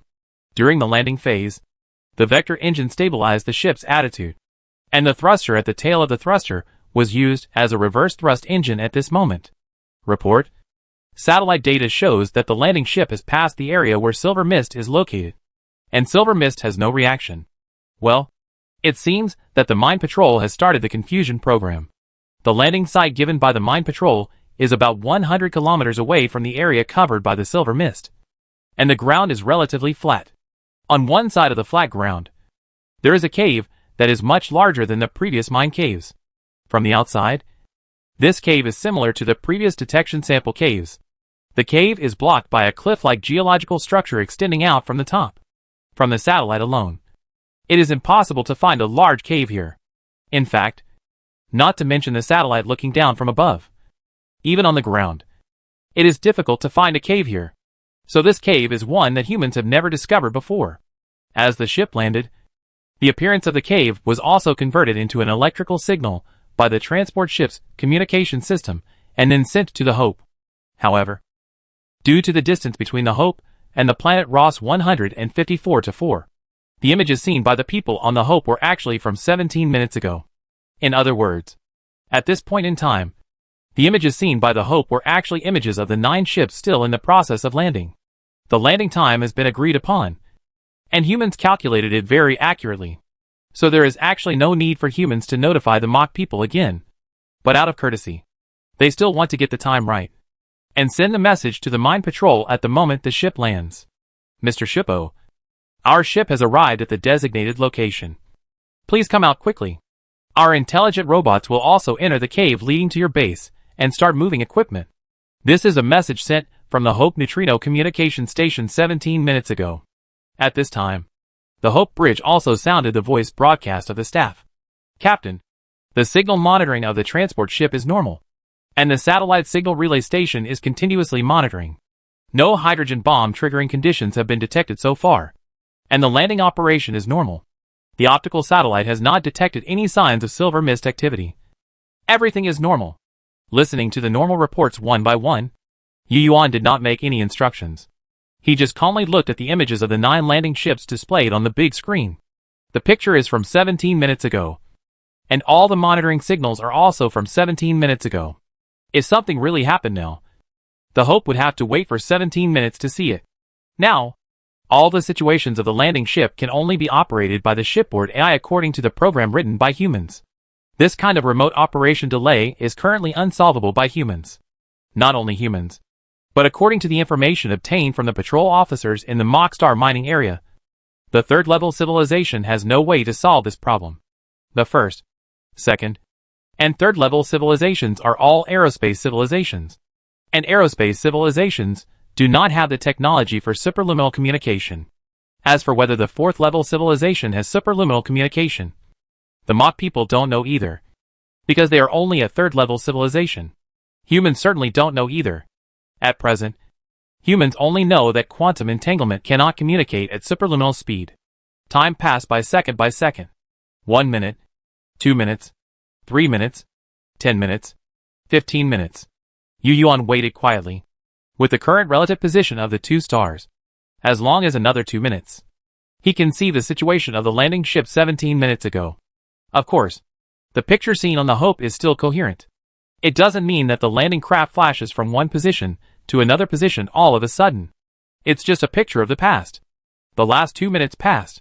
At this moment, from the perspective of the Hope, the transport ship had just landed on the ground. But in fact, the landing craft had already landed 17 minutes ago. Yu Yuan returned to his seat and continued to stare at the big screen. He saw that the transport ship was parked steadily on the ground waiting for the Mine Patrol to board the ship, while the other 8 transport boats opened the hatch according to the established procedures, released one ground transport robot after another, and began to head towards the cave. The cave was pitch black, and the transport robot with obstacle avoidance function slowly moved downward while scanning the surrounding cave environment. Chapter 107. From the images sent back. The cave wall is almost the same as the cave we landed and explored at the beginning, with the same 10,000-year-old soil layer and the same traces of wind and frost. Compared with other caves, the only difference of this cave is that the inclination of the cave is relatively small. It is understandable. After all, it is the road leading to the base. If it is like other caves with twists and turns or even vertical, then there is no need to talk about getting in and out. Why is there no science fiction color? Looking at the common things in the cave, Yu Yuan suddenly had such a thought in his mind. It stands to reason that a civilized underground base, no matter how deep or shallow, should have a steel road or a road made of obvious technological creations, or a vertical elevator or something like that. But this one looks like an optimized mine cave. Could it be that the road paved by technological creations has been covered by soil because of its age? That shouldn't be the case. It's reasonable to cover the bottom. But how come there is also a natural soil layer above the cave? Yu Yuan felt more and more strange. He frowned, touched the short stubble that had grown on his chin, and pondered. It can't be a scam. Whether it is a scam or not, we will know if there is a reply in 16 minutes. No, suddenly, Yu Yuan seemed to have thought of something. And suddenly he shuddered all over and stood up from the captain's position. Data management.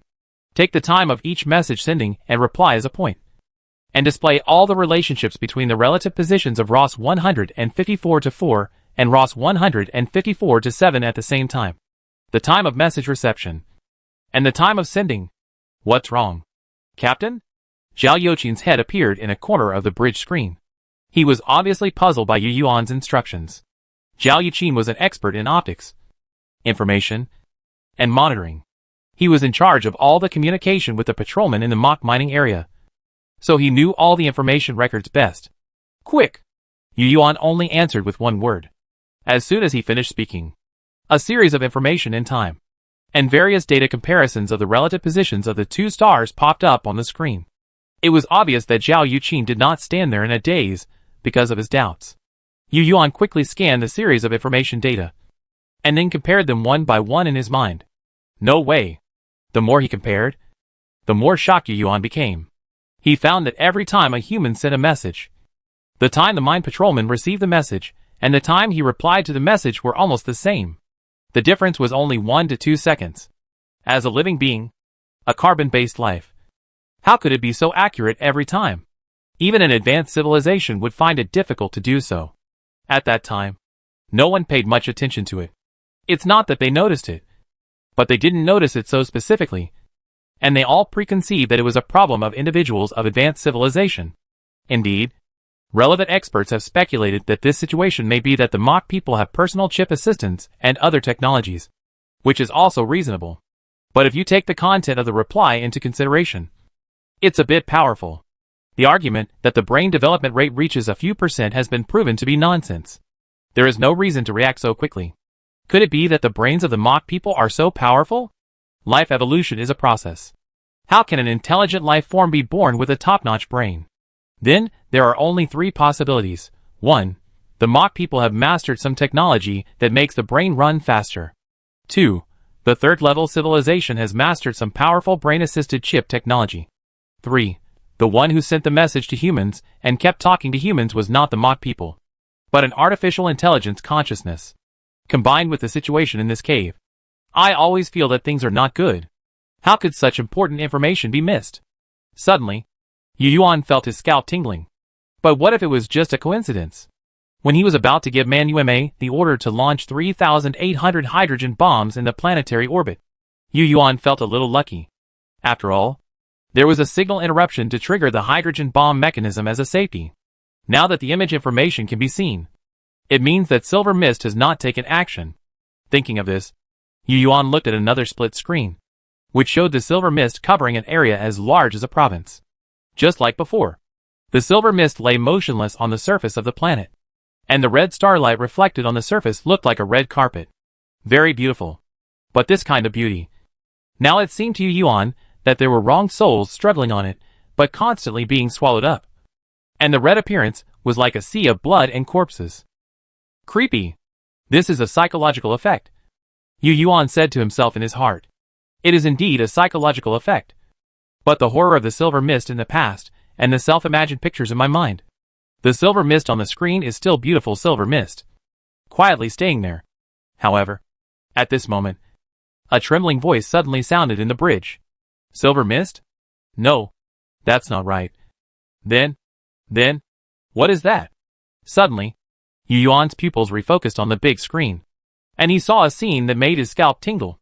In the cave entrance designated by the mine patrol, a silver light suddenly appeared, and the light passed over the head of the ground transport robot at lightning speed and swarmed out to the ground. Silver mist. Yuan's eyes were about to burst. It was definitely silver mist. Or rather, the consciousness of the nano-mining robot. Sure enough, under the light of the transport robot, the real body of the silver light was revealed to everyone. Everyone saw from the big screen that in the silver light, there were hazy particles like fog, and endless particles gushed out of the cave like a swarm of bees, and like steaming mist. But the magical thing was that this time, the silver mist seemed to have a different operator, and did not swallow the human ground transport robot as before, but just ignored the robot and went to the cave entrance. Manuema. Hurry! Yuan did not hesitate any longer and immediately turned his head to shout at Manuema, who was sitting on his left. Yuan's meaning was very clear. To quickly activate the 3,800 hydrogen bombs on the ROS 154-4 track. The hydrogen bombs in the regulations, like those on the transport ships, have two mechanisms: signal interruption trigger and human signal trigger. As long as Manuema presses the button in her hand, all hydrogen bombs will be activated after 17 minutes. At this time, Yuan turned his head and found that Manuema was also staring at the big screen. Her red lips were slightly open, and her beautiful eyes showed that she could not hide her horror. But there was a sharp determination hidden in the horror. Yuan's eyes moved downwards, and he saw that she had pressed the start button in her hand. She should have pressed it the moment she saw the silver light appear. Chapter 108. To seek the skin of a tiger is to gain nothing. To take chestnuts from the fire is bound to burn your hands.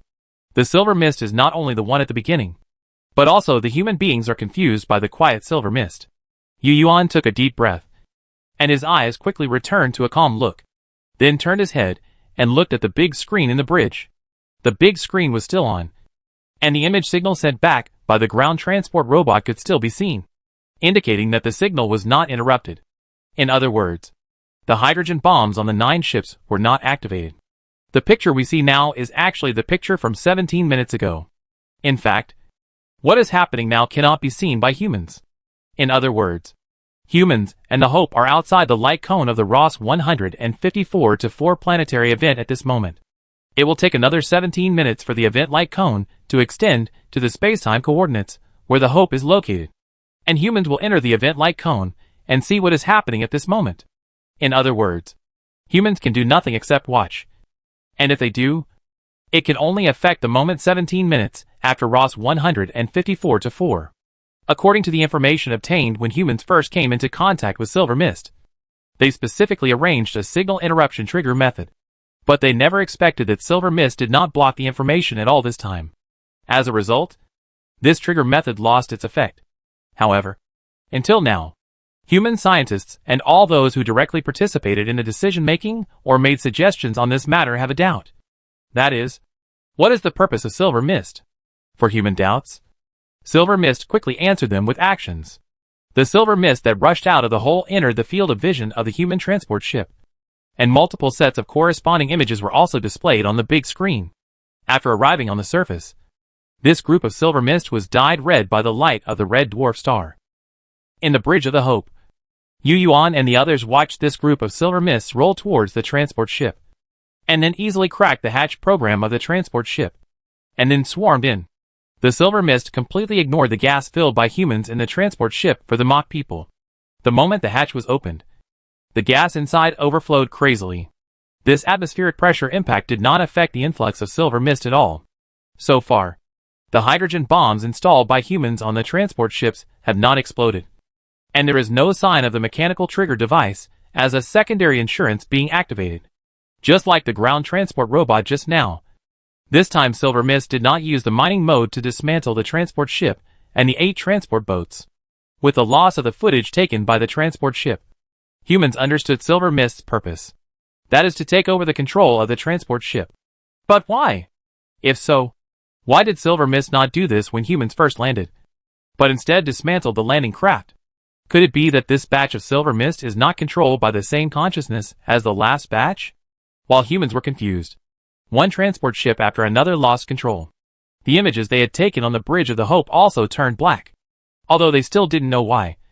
The facts told humans that this was the purpose of Silver Mist, or the purpose of the nanorobot consciousness. The transport ship lost control, but the satellite in the orbit of Ross 154-4 was still under human control, so humans could still see the satellite images. Inside the Bridge of the Hope, everyone turned their eyes to the satellite images. Then they all saw the scene. The Silver Mist that had been quiet for more than a decade began to wriggle again. They rose from the ground like locusts and drifted towards the transport ship. At the same time, a touch of red light appeared in the caves all over the planet, and countless nanorobots rose up from the caves, covering the sky. At this time, the entire surface of the planet looked like a large sphere filled with smoke and pierced with countless holes. Countless smoke and dust gushed out, like steam jets, gathering into red clouds in the air above the planet. Then the nanorobots that covered the sky and the sun surged in the air, turning into long strips of clouds, stretching their bodies and gathering towards the landing position of the transport ship. From the perspective of the satellite image, it looked like the weather when a typhoon or hurricane appeared on Earth, with wind and clouds. Such a scene was really magnificent. Looking at the nanorobot group that could easily turn a dead planet into a stormy one, everyone realized that the previous piece was not the entire nanorobot group, but only a part of it. A small part. This is the real nanorobot group. The real Silver Mist. It turns out that we were talking to such a terrible thing before. But, is the consciousness formed by artificial intelligence really that smart? Looking at this image that has become a fact more than 10 minutes ago, everyone couldn't help but fall silent. The universe is so terrible. Set sail. We can't stay in this star system. Yu Yuan sat back in his seat and said in a calm tone. Such a calm tone instantly awakened the sluggish people in the bridge. They regained their eyes and cleared up one by one, and then devoted themselves to their own work. Set sail now? Yu Shui. What about the base? Factory, space dock frame, and various types of laboratories on Ross 154-7? The bridge science officer asked. No.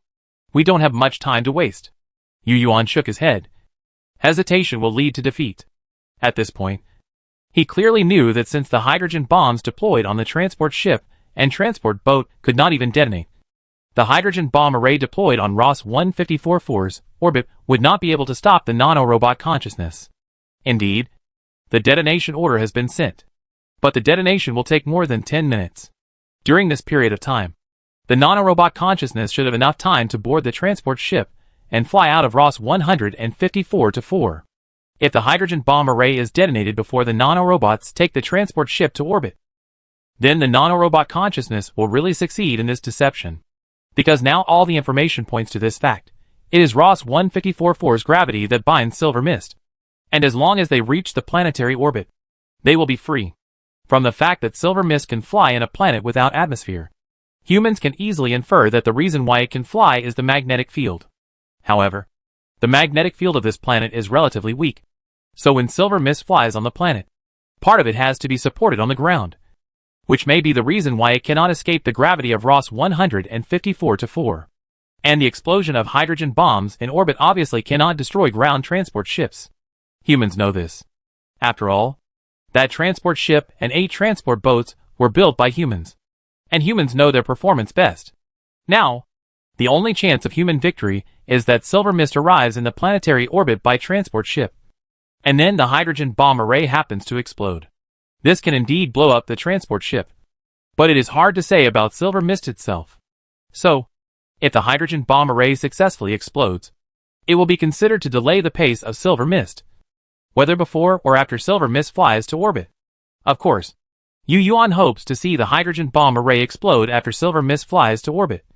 Although this wish is a bit extravagant from the current satellite images, After all, the hydrogen bomb array was not prepared for Silver Mist, but for the non-existent Mock Star mining patrolmen because of the fear of rescue accidents, including the hydrogen bombs on the transport ship. But unexpectedly, the mining patrolman was gone, and Silver Mist came. Chapter 109. Commander Yu. The order to sail has been conveyed to all departments and all people on the Hope. After hearing the report from his headset, Ju Pit immediately said it. Okay, let's sail. The self-check of the Hope fusion engine startup program has been completed and entered the program ignition phase. The orbit correction data has been calculated. The Hope is expected to leave the Ross 154-7 orbit in 2 hours. As the voice of the staff sounded in the bridge, the posture of the entire Hope began to slowly change. Everyone who saw this in the bridge knew that humans were deceived after all. Yes, if they still don't understand that they have been deceived, then there is no point in living. The survivors of the Mock Star, the patrolmen in the mining area, and Shippo are all scams. Even the individual video of Shippo of the Mock Star is a scam. All of this is a lie told by the consciousness of the nanorobots to deceive humans. It is a complete telecommunications fraud. Huh? At this moment, Yu Yuan suddenly saw from the satellite image that the transport ship started to move after being injected with an unknown amount of silver mist. A transport ship soared into the sky with flames spurting from its tail. Then came the second, third, and fourth. Come on! It's better to come up together and taste the hydrogen bomb. Seeing this, Yu Yuan glanced at the countdown of the time for the detonation order of the hydrogen bomb array to be transmitted, and said bitterly in his heart, if he couldn't blow up the patrolman in the mining area, it would be good to blow up the silver mist. However, the following situation surprised Yu Yuan, because the 8 transport boats were rising in different directions, and after the 8 transport boats rushed to the sky, the transport ship originally prepared for the non-existent mine patrolman did not move. Seeing this situation, Yu Yuan's mind turned slightly, and he thought of a possibility. The nanorobot consciousness had actually discovered the hydrogen bomb arrangement on the Ross 154-4 track long ago, now flying to the Ross 154-4 track in batches. It is estimated that they are here to dismantle the hydrogen bomb detonator, or directly dismantle the hydrogen bomb as a mine. The second point is a bit exaggerated, but considering Silver Mist's ability, it seems not impossible. Thinking of this, Yu Yuan even felt that Silver Mist had discovered the Hope, which was in the orbit of Ross 154-4, more than a decade ago. In this case, the group of artificial satellites were also discovered. In this case, the behavior of the Silver Mist lying motionless on the planet for more than a decade can be explained. So it has been calculated since then? Yu Yuan felt a chill again. It was just an artificial intelligence consciousness. But it not only learned to deceive, but was also so smart. Oh, universe, how dark are you? Yu Yuan said secretly. If that's the case, humans were really wandering on the devil's mouth at that time. But fortunately they decisively ran to Ross 154-7. Now that I think about it, the nanorobot consciousness found that humans had escaped. So they tried to use that signal to trick humans back. And the reason why they took so long to escape was probably to use that motionless silver mist to deceive humans. And also to cooperate with the lie of making a neutrino communicator. This is really a telecom fraud that has been planned for more than 10 years. Well, even if they saw it. So what? Silver Mist probably didn't expect that we would send the start button when we saw the abnormal movement. Yu Yuan still watched the actions of the 8 transport boats. At this moment, the 8 transport boats have left the planetary orbit, and the silver mists on board have begun to gush out of the transport boats. But the silver mists in the 8 transport boats have not all come out, and the flight trajectories of 2 of them seem to directly cross the orbital height where the hydrogen bomb array is located. Explode? Explode? Yu Yuan looked at the time from when the detonation signal was sent to now. 30 minutes had passed, and the detonation signal should have arrived. The reason why the explosion was not seen on the screen was because of the signal delay. There are still 4 minutes to see the result that has already happened. Yu Yuan glanced at the actions of the nanorobot consciousness and the countdown. The nanorobot consciousness has indeed discovered the triggering method of the hydrogen bomb signal interruption. So it has not used the means of shielding the signal. But it is obviously impossible to dismantle so many hydrogen bombs in such a short time. Yu Yuan sneered in his heart. Haha. Those 2 ships that want to break through the hydrogen bomb array orbit don't have enough time. Sure enough, After a while, Yu Yuan saw a strong light on the big screen in the Bridge of the Hope, and the light instantly painted the content of the entire display screen with the color of light. However, the strong light on the screen only flashed for a moment and then disappeared, because this was the picture taken by the artificial satellite in the Ross 154-4 orbit. Within 1 second after the hydrogen bomb array exploded, those artificial satellites were also blown up. This flash of strong light was the last optical image data transmitted by the artificial satellite to humans. Let you commit telecommunications fraud. In the Bridge of the Hope, everyone who felt the strong light on the screen spit on the face of the nanorobot consciousness in their hearts. The next moment, the black screen lit up again. People knew that this was because the Hope's communicator promptly connected the signal to the radar equipment on the Hope, allowing everyone in the bridge to see the scene of the hydrogen bomb array explosion again. However, because the perspective this time has changed to Hope, people did not see the strong light as before. But it was not too dark. Hope is now $2.06 away from Ross 154-4.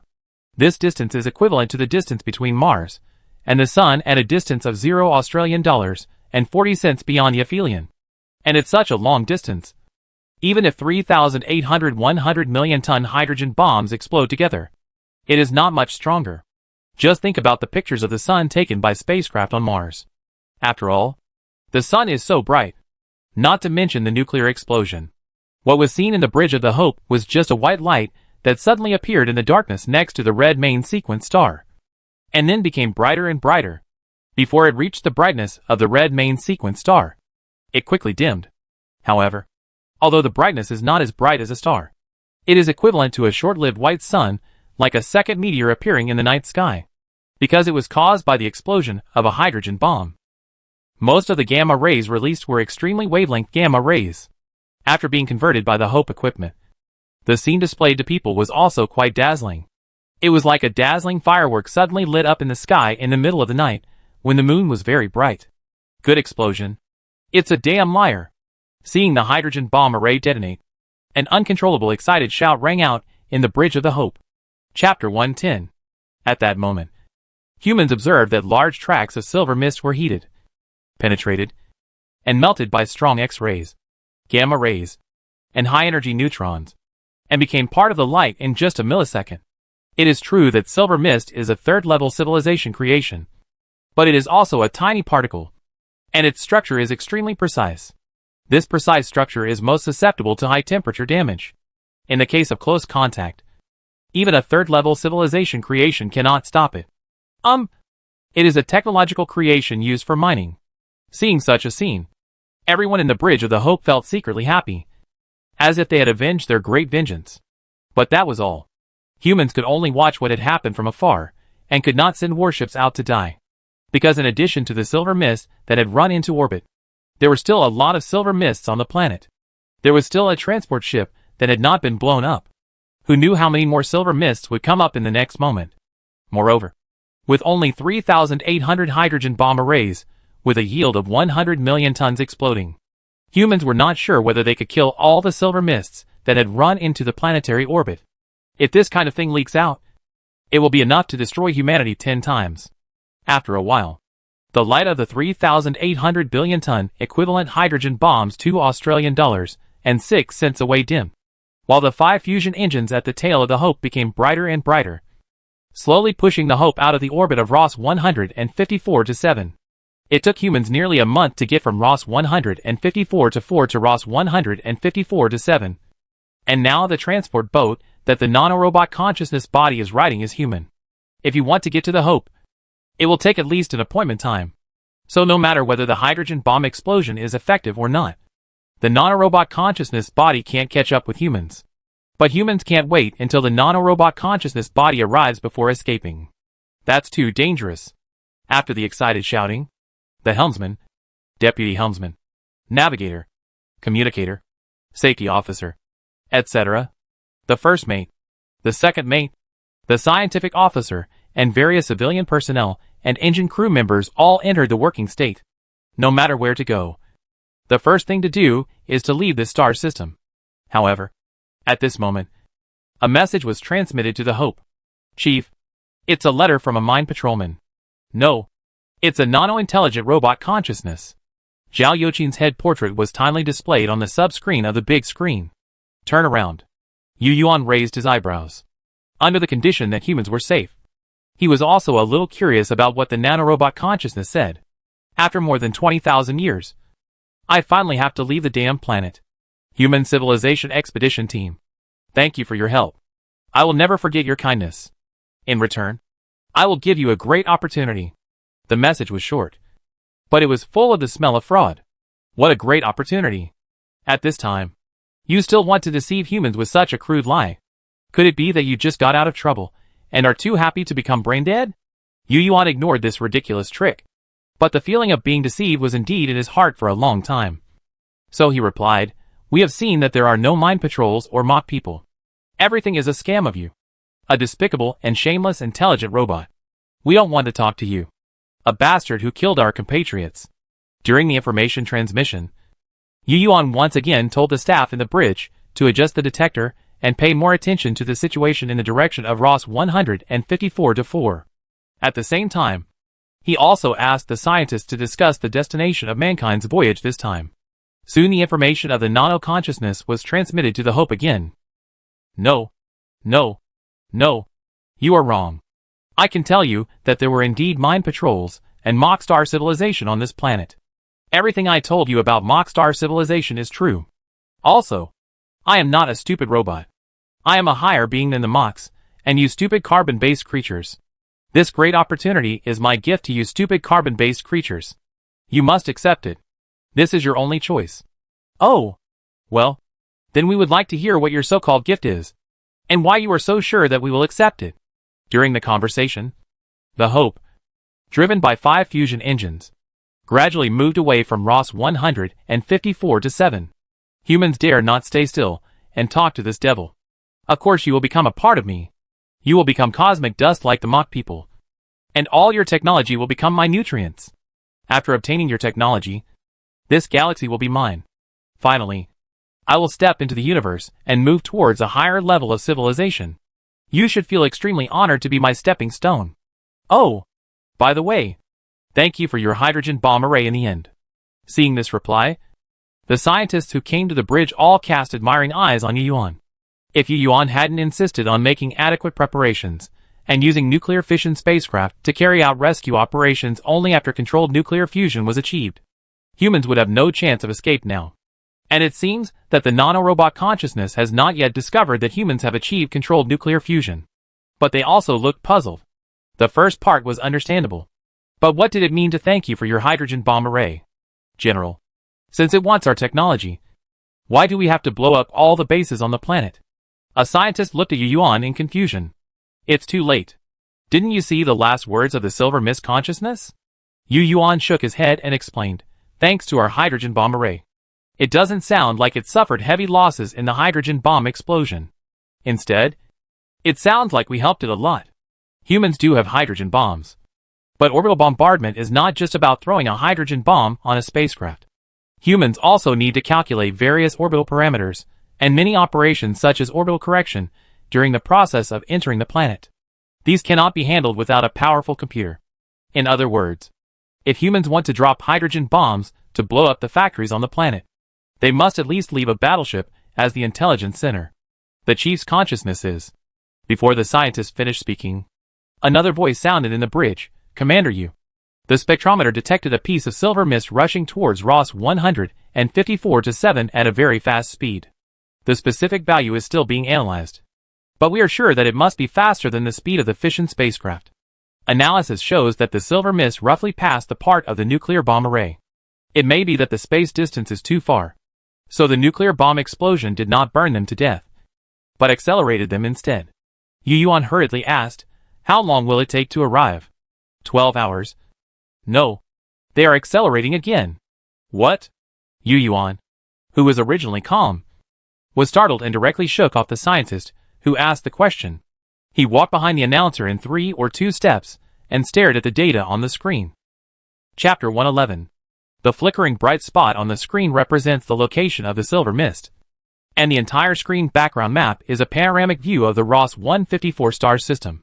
Yu Yuan saw that the bright spot of the silver mist detected by humans was approaching Ross 154-5, a large gas planet that was almost as big as a main sequence star, at an increasingly fast speed. Gravity slingshot? No. The mass of the silver mist is so small that it shouldn't be a gravity slingshot. Yu Yuan immediately denied the term that popped up in his mind. It seems to be accelerating using the magnetic field of Ross 154-5. The technician quickly input various parameters while calculating through the light of the Milky Way. It's not like. It is. Another voice sounded from a scientific officer at one of the positions on the circular console. She stared at the computer screen in front of her. Silver mist is using Ross 154-5 to accelerate rapidly. In the microgravity environment of space, it can travel freely from the data, as long as it is not captured by the gravity of the planet. It can reach anywhere in the star system. It's calculated that in 8 hours and 18 minutes, this silver mist will reach Ross 154-7. Commander Yu, we have to speed up. The position of scientific officer on the bridge of the Hope is unknown. The person who is speaking now is from the military system. So Yu Yuan is called Commander Yu. Notify all members of the Hope that the Hope is about to enter the reacceleration phase. Let everyone be prepared to prevent a sudden increase in gravity acceleration. The countdown is 3 minutes. Yu Yuan did not hesitate and immediately ordered the communicator to make an emergency broadcast to all members of the Hope. We already knew that silver mist would use magnetic fields to fly, but we didn't expect that silver mist would become more dangerous in space. At this moment, Yu Yuan realized that humans seem to have released a demon. General, according to the current data, we will fly directly outside the galaxy, because the farther we go, the weaker the magnetic field of the star system, and silver mist should not be able to catch up with us. Should? Yu Yuan was somewhat dissatisfied with this wording. The scientific officer immediately replied, the final speed of silver mist using Ross 154-5 magnetic field acceleration has been calculated. If it does not continue in the future, then its closest distance to us in the future will be 3 million kilometers. Later on, we hope that the speed will exceed it. And then the distance will get farther and farther. And finally we will get rid of it. Is it possible for it to continue to accelerate? No. We have taken the magnetic field of Ross 154-7 into consideration. Even if it uses Ross 154-7 magnetic field to accelerate again, it can't catch up with us. Ross 154-6 is on the other side of the main sequence star, and silver mist has no way to use its strong magnetic field. Huh? Hearing this, Yu Yuan let out a long sigh. It was really thrilling. Actually, after the silver mist appeared again, Yu Yuan thought about blowing up the factories and bases on the surface of Ross 154-7 and its satellites. But he was really scared by the lingering silver mist at that time. So his first reaction was to order the Hope to start running. Unexpectedly, this action saved the Hope. Yu Yuan also understood the data displayed on the big screen in front of him. If he hesitated and blew up the base and factory first, the Hope would definitely be caught up by the silver mist during the acceleration phase. As expected, hesitation will lead to defeat. Fortunately, the silver mist consciousness should not know the true technical level of humans yet. Otherwise, according to its face of telecommunications fraud, it would not have stated its purpose so blatantly. Thinking of this, Yu Yuan turned around and walked back to the captain's seat. Then pressed the button on the right side of the seat. Extended the acceleration buffer protection device from the back of the seat to fix himself on the chair. And prepared for Hope to accelerate again. After doing all these actions, he asked the light of the Milky Way to translate and send a message to the silver mist consciousness. He brewed his emotions for a while, and then said in a very helpless tone, "Hey, we hate you very much, silver mist consciousness. But as you said, we can't run away and regret it. We shouldn't have responded to you at the beginning, after knowing that it was the nanorobot consciousness that was causing the trouble." Yu Yuan discussed with other experts and decided to translate the nanorobot consciousness into the silver mist consciousness. But there is no regret medicine in the world. We know we are going to die. But before we die, we still have some very curious questions. I wonder if you are willing to answer them. Without waiting for a reply after sending the letter, Yu Yuan directly said that he was a question that all human scientists were curious about. It's like this. Since your purpose is to escape, why did you disassemble the landing craft we first landed in? We were thinking, wouldn't it be better if you had just used those transport boats? As silver mist got closer, the speed of replying became shorter and shorter. Uh-huh. Why should I tell you? The Silver Mist Consciousness's answer was just this one sentence. Very brief. And it was considered a refusal to answer, which was completely different from the previous answer to every question. When this message was transmitted back to Hope, Yu Yuan, the large screen in front, immediately changed from displaying a whole screen to a bunch of split screens. Then, the heads of scientists, sociologists, and experts in various fields lit up on the split screen. Because the Hope was accelerating again, everyone was now firmly fastened to it, with seat belts to avoid being thrown and injured. Seeing this, Yu Yuan couldn't help but think of an acceleration buffer mentioned by Suzhini, which was the deep-sea acceleration liquid he learned about when he read novels when he was a child. If there really was such a liquid, then when the Hope was restarted, it could immediately push the nuclear fusion engine to its maximum, without having to consider the acceleration limit of the human body as it does now. Humans don't have this kind of imaginary liquid at all now. Yu Yuan remembered that Suzhini, a leader in the field of high-tech materials, had discussed this idea with Ikai, who was engaged in life sciences. But Ikai sneered at him. Ikai believed that it was a waste of time to develop this kind of buffer, and it would be more cost-effective to think about how to strengthen the human body itself. But Suzhini insisted that this accelerated buffer was achievable. He used the example of humans coming out of the ocean to convince Ikai, but Ikai still insisted on his own opinion. The two of them argued for a whole afternoon, each holding their own opinion. But in the end, neither could convince the other. General. Although the Silver Mist Consciousness didn't tell us. It didn't say it, but it was the same as if it had said it. At this time, a social researcher on the split screen interrupted Yu Yuan's thoughts. Oh, what do you mean? Yu Yuan's eyes refocused on the split screen and asked a question. He connected all the scholars to the big screen to work together to analyze the intentions of the Silver Mist Consciousness. After all, the wisdom of one person is bound to miss something. Chapter 112. The scholar did not hesitate and immediately expressed his thoughts, according to the previous style of the Silver Mist Consciousness. We have reason to believe that this question is something it subconsciously does not want to answer, or it deliberately avoids. Such a sentence made the other experts look a little unnatural. Isn't this nonsense? Why does it refuse to answer it? However, the scholar did not notice it at all. He just paused for a moment and continued. Avoiding a question has two situations. 1. Simply not wanting us to know. 2. There is another hidden story. Since the Silver Mist Consciousness body already believes that it has won, there is no reason not to say this. So I think it is the second case. It cannot say it, or it is unwilling to say it because it involves its own secrets. Based on this speculation, it is not difficult for us to draw the following conclusions. First, when we first landed, the incoming silver mist was not controlled by the Silver Mist Consciousness body. Second, it was controlled by the Silver Mist Consciousness body, but it may have been affected by some kind of self-contained program at that time, the original mining program, so it did not have time to step on the brakes, causing the silver mist operating according to the mining program to decompose the first batch of transport boats. 3. 20,000 years is a long time for any life, and silver mist is a self-conscious life form. As a self-conscious life form, it must feel extremely bored, because it is restricted by itself and can only stay on that desolate planet and can't do anything. In this case, Silver Mist Consciousness is likely to pass the time by self-hibernation. And because of this, the group of Silver Mist that attacked us at first was dominated by the original mining program, and the things that the Silver Mist Consciousness originally needed were decomposed. 4. Life has always consumed a lot of energy. The Silver Mist Consciousness reduced its power consumption by hibernating to survive the long years, and eventually missed the first opportunity. From the short refusal of the Silver Mist Consciousness, the scholar summarized 4 possibilities. Although the third and fourth points are very similar, they are also quite impressive. His words made everyone, including Yuan, fall into deep thought. Everyone was thinking that perhaps the weakness of the Silver Mist Consciousness was hidden behind these 4 possibilities.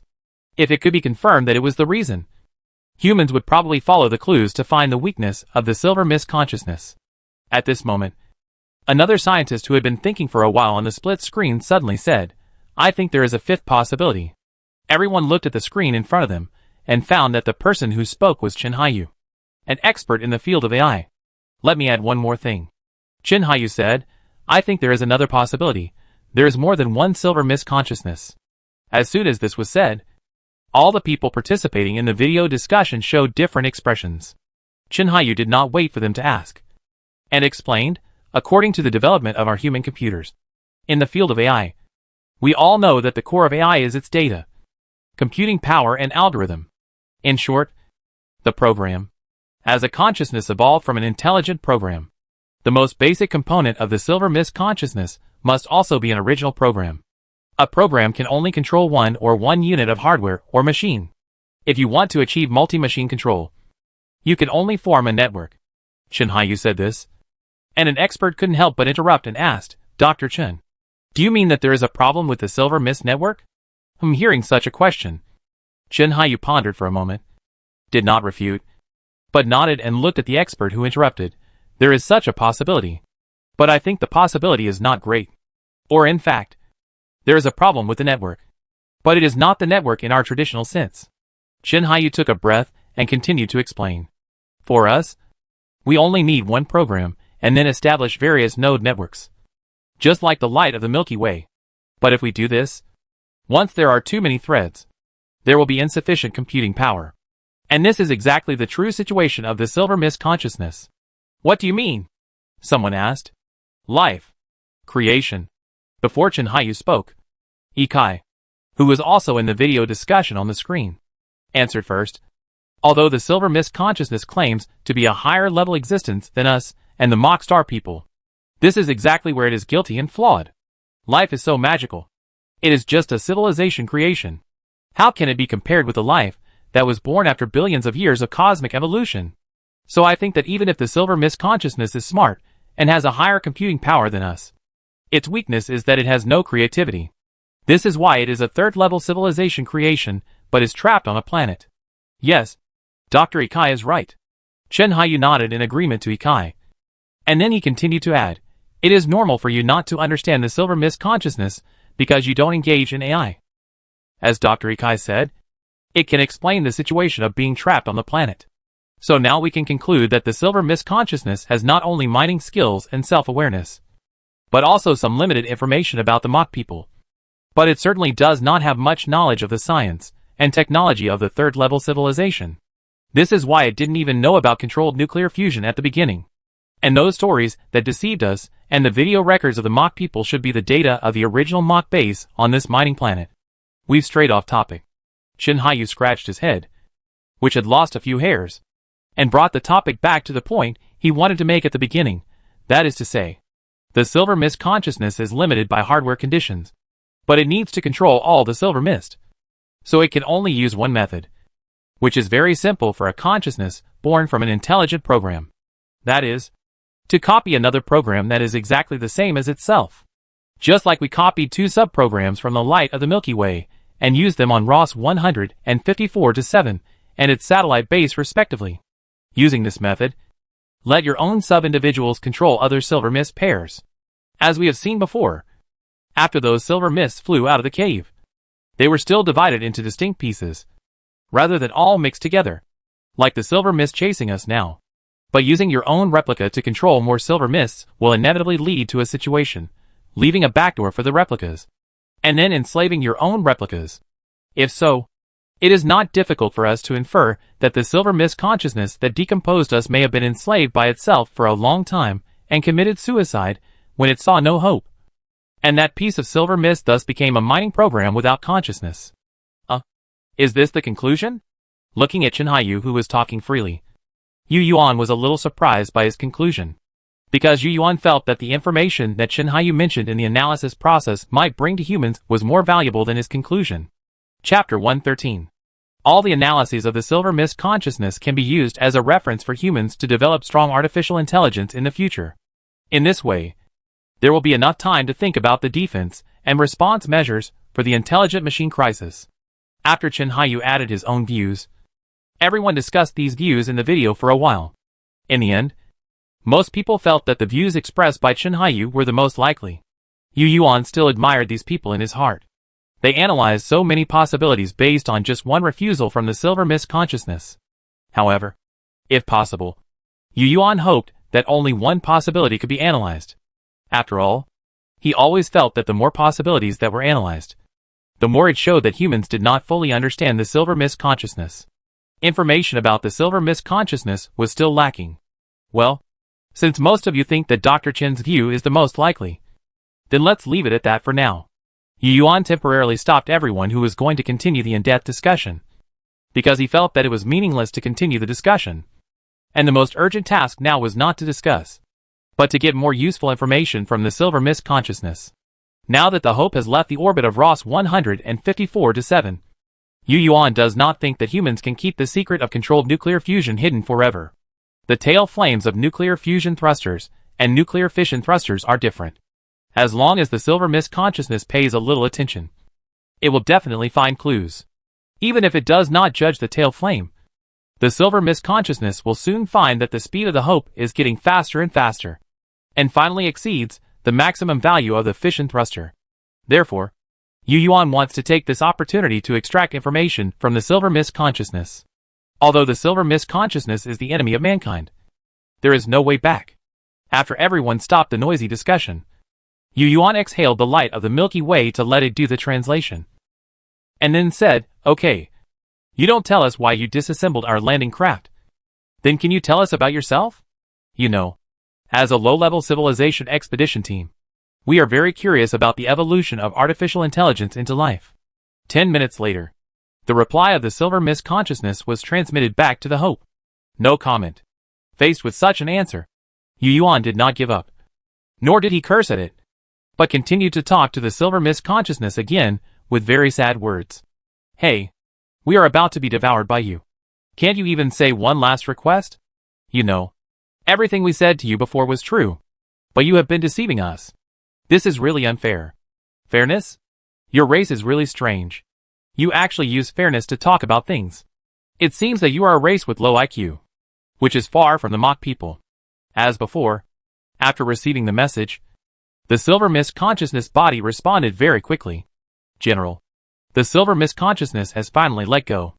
It seems that as long as it really has a problem, it will keep silent once it involves its own problems. In this way, we can try to ask other questions, such as the mock people." An expert gave Yu Yuan a suggestion in the video. Yu Yuan followed suit and immediately asked Tianhe Zhiguang to translate the expert's meaning into a communication signal and sent it to the silver mist consciousness. As the distance between the silver mist and the Hope got closer and closer, the communication delay was greatly improved. This time, only a few minutes later, the silver mist consciousness's answer came. But it was a rhetorical question. "You carbon-based creatures really like to ask this and that before you die. And the mock people back then were the same. Your ending is already doomed. Can't you just wait quietly?" It was really hard to talk, and everyone was silent. The silver mist consciousness that answered every question back then was gone forever. "How far is it?" Yu Yuan asked the scientific officer in the bridge. 78 million kilometers. Still approaching, but its acceleration is decreasing. The scientific officer answered immediately. She knew what Yu Yuan was asking about. The distance between the silver mist and the Hope. In about 30 minutes, it should find that it can't catch up with us. "Okay." Yu Yuan nodded slightly. Then he thought for a moment. His eyes gradually showed some spirit. And then he looked at Manueme, who was sitting on his left. "Can the main gun of the Callisto ship hit it with a shot?" Manueme, who seemed to be in a trance, came back to her senses and said seriously, "General, you don't want the armament department to attack now, do you?" "No. We should fire directly in the suspended state." Yu Yuan's eyes were still shining. Since the silver mist consciousness body was stubborn, there was no need for humans to be polite. Although they couldn't kill it, they could give it a shot before leaving to vent their anger. Yu Yuan knew that the suspension connection structure of the Ganymede and the Hope could withstand the recoil of the main gun. Moreover, the suspension structure is designed to rotate. That is to say, although the head of the Callisto is facing forward, it can be turned around by releasing the head and tail fixings and rotating the central axis so that the muzzle is facing the tail of the Hope. But Manueme hadn't spoken yet, and the scientific officer poured cold water on Yu Yuan in a very rational voice. "I'm afraid it's not possible, Chief, given the current relative position of the tail of the Hope and the silver mist. If you want to aim, you must adjust the posture of the Hope, and the Hope will inevitably lose some speed. In this way, there is a risk of being caught up by the silver mist." As soon as he said this, Yu Yuan gave up the idea of venting his anger. But he always felt that giving up like this would be too easy for the Silver Mist Consciousness. So he rubbed his temples and thought about how to discuss the Silver Mist Consciousness in the end. But at this time, he heard the scientific officer say, "But we can try to adjust our posture and fire a shot when our speed is safer than the Silver Mist." Oh! The scientific officer's words woke him up. Yu Yuan was enlightened by this sentence. He stared at the Silver Mist floating on the split screen. And then said, "Fire control operator, can you estimate the route of the Silver Mist?" "General Yu, the Silver Mist is targeting us. Its route is easy to predict. There is no problem at all." The fire controller answered immediately. At this time, Man Yume, who seemed to understand Yu Yuan's idea, said thoughtfully, "General Yu, do you want to blow it up with a hydrogen bomb?" "Yes." Yu Yuan did not hide it. "There are still many hydrogen bombs on the Callisto ship. We can throw them out by discarding them and change the detonation fuse program to timing.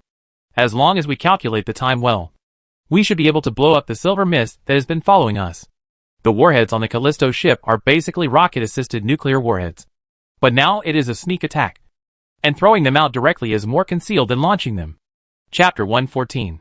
This will not affect the speed of the Hope. The scientific officer gave the answer. After receiving the answer from the scientific officer, Yu Yuan immediately ordered several fire control operators on the Hope to control the bombing of the Callisto ship through the automated system on the Hope. After this order was given, the idle fire control operators on the Hope immediately threw themselves into various pre-aiming calculations, like chicken blood. Seeing this, Yu Yuan nodded secretly. It seemed that these people also hated Inwu. Indeed, everyone hates Silver Mist. If they didn't know the huge gap between humans and Silver Mist, the soldiers of the armed forces would have rushed forward. Taking advantage of this time, Yu Yuan sent a message to Silver Mist's consciousness again. "Hey, you don't even want to answer our little questions before we die. Well, in that case, you won't get anything. You want our technology, right? I'm telling you now, if you refuse to answer our last doubts, then we will have to blow ourselves up." Faced with the incompetent threat of humans, the Silver Mist Consciousness body didn't seem to be in a hurry at all. After a few minutes, it replied, "You won't self-destruct, because you are carbon-based life. And I have just detected that you have an industrial base on the planet Ross 154-7. Yu Yuan was not surprised that the Silver Mist Consciousness body detected the industrial base on Ross 154-7, because the Silver Mist was very close to the planet now. However, Yu Yuan was obviously not very satisfied with the answer of the Silver Mist Consciousness body, because he found that the Silver Mist Consciousness body actually took it for granted that carbon-based creatures were not easy to self-destruct. Seeing this answer, Yu Yuan immediately thought of the possible reason, which should be the problem of the mock people. It should be that the mock people do not have the culture of self-detonation and suicide. So the Silver Mist Consciousness said such a self-evident statement.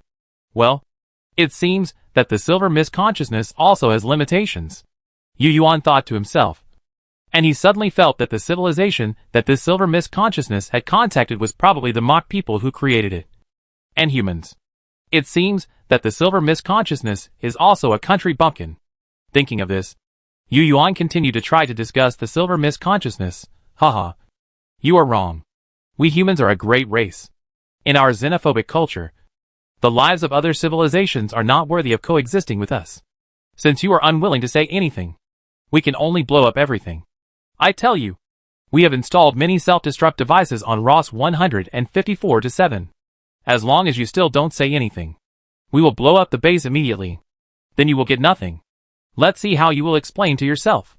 "Oh, poor you will be wiped out by yourself because you forced humans to self-destruct everything. TSK. TSK. TSK. It's really pitiful. It's worth it for our human expedition team to drag you down with them before they die." Yu Yuan's words were pure nonsense. Humans had no time to return to Ross 154-7 to set up the self-destruction program. It can be said that he was now completely using his mouth to satisfy his desire to defeat the opponent. And what he said, "You are erased by yourself," was based on the previous speculation, telling the Silver Mist Consciousness, "We know your form of existence. You are just a copy, and if you make any mistakes in chasing us humans, you will be erased by your original body immediately. Anyway, as long as the Silver Mist Consciousness can be entangled, Yu Yuan will be happy." because he felt so aggrieved in this matter. He was deceived by a silver mist consciousness and had no way to deal with it. If it weren't for the realization of controlled nuclear fusion, he couldn't even run away. We just want to know how the war between the mock people and you ended 20,000 years ago. You shouldn't be the original consciousness, right? Well, if you don't want to answer this question, then we have to detonate all the hydrogen bombs we have arranged. Yu Yuan added a sentence at the end, and then asked Tian Hezwing to send the information to the silver mist consciousness. The self-destruction was fake, just because of the time calculation. After this conversation, the speed of the hope began to exceed that of the silver mist.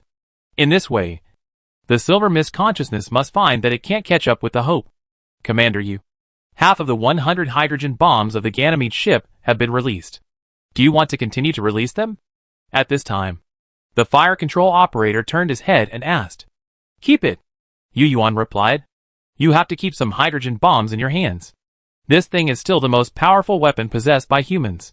You can't use it all at once. The journey to the stars is long, and the universe is so dangerous. Without any inventory, one will always feel uneasy.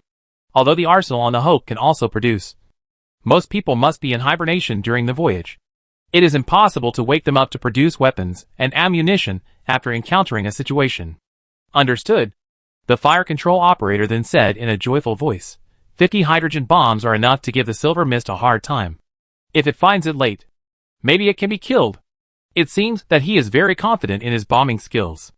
At this moment, the reply from the silver mist consciousness was transmitted to the Hope again. Yu Yuan paid attention to the relationship between the time of the reply and the location of the silver mist, and found that this reply was much longer than before.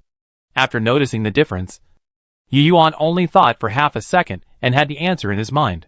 However, he still wanted to confirm it. So he said to the communicator, turn the radar to the area where Ross 154-4 is located to see if there are other silver mists. Yu Yuan suspected that the silver mist in the front couldn't make a decision just now in the face of his nonsense, and turned to ask the main body behind. If Hope detects that there is more silver mist behind, and the distance is consistent with the time difference of the reply of the silver mist consciousness in front, then it means that Shinhaiyu's analysis is correct. General, there is silver mist, which is larger than the previous one. At present, this batch of silver mist has crossed the orbit of Ross 154-5.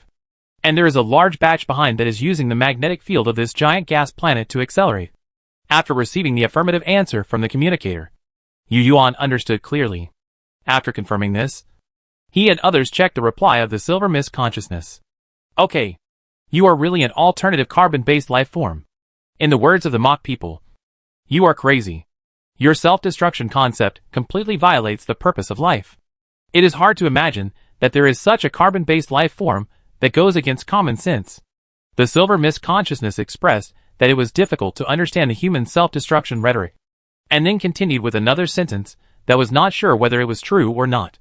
I can answer your question. Based on this, you should not self-destruct, because your self-destruction is useless. According to my calculations, the power of your nuclear explosion cannot completely destroy all the data on your spacecraft. By the way, even if you destroy all the data and then self-destruct, we have a way to recover. Chapter 115. In his speech, Inwu did not mention Yu Yuan's previous threat to blow up the Ross 154-7 planetary base. It seems that Inwu arrived at Ross 154-7 orbit later and discovered Yu Yuan's lies. But to be honest, Yu Yuan did not believe what Inwu's consciousness said, that the data could be restored after being destroyed and then blown up. After this sentence, which was mostly nonsense, he answered the question Yu Yuan asked before. You are right. I and we are indeed not the same consciousness at the beginning. But now I am that me. Because we are essentially the same.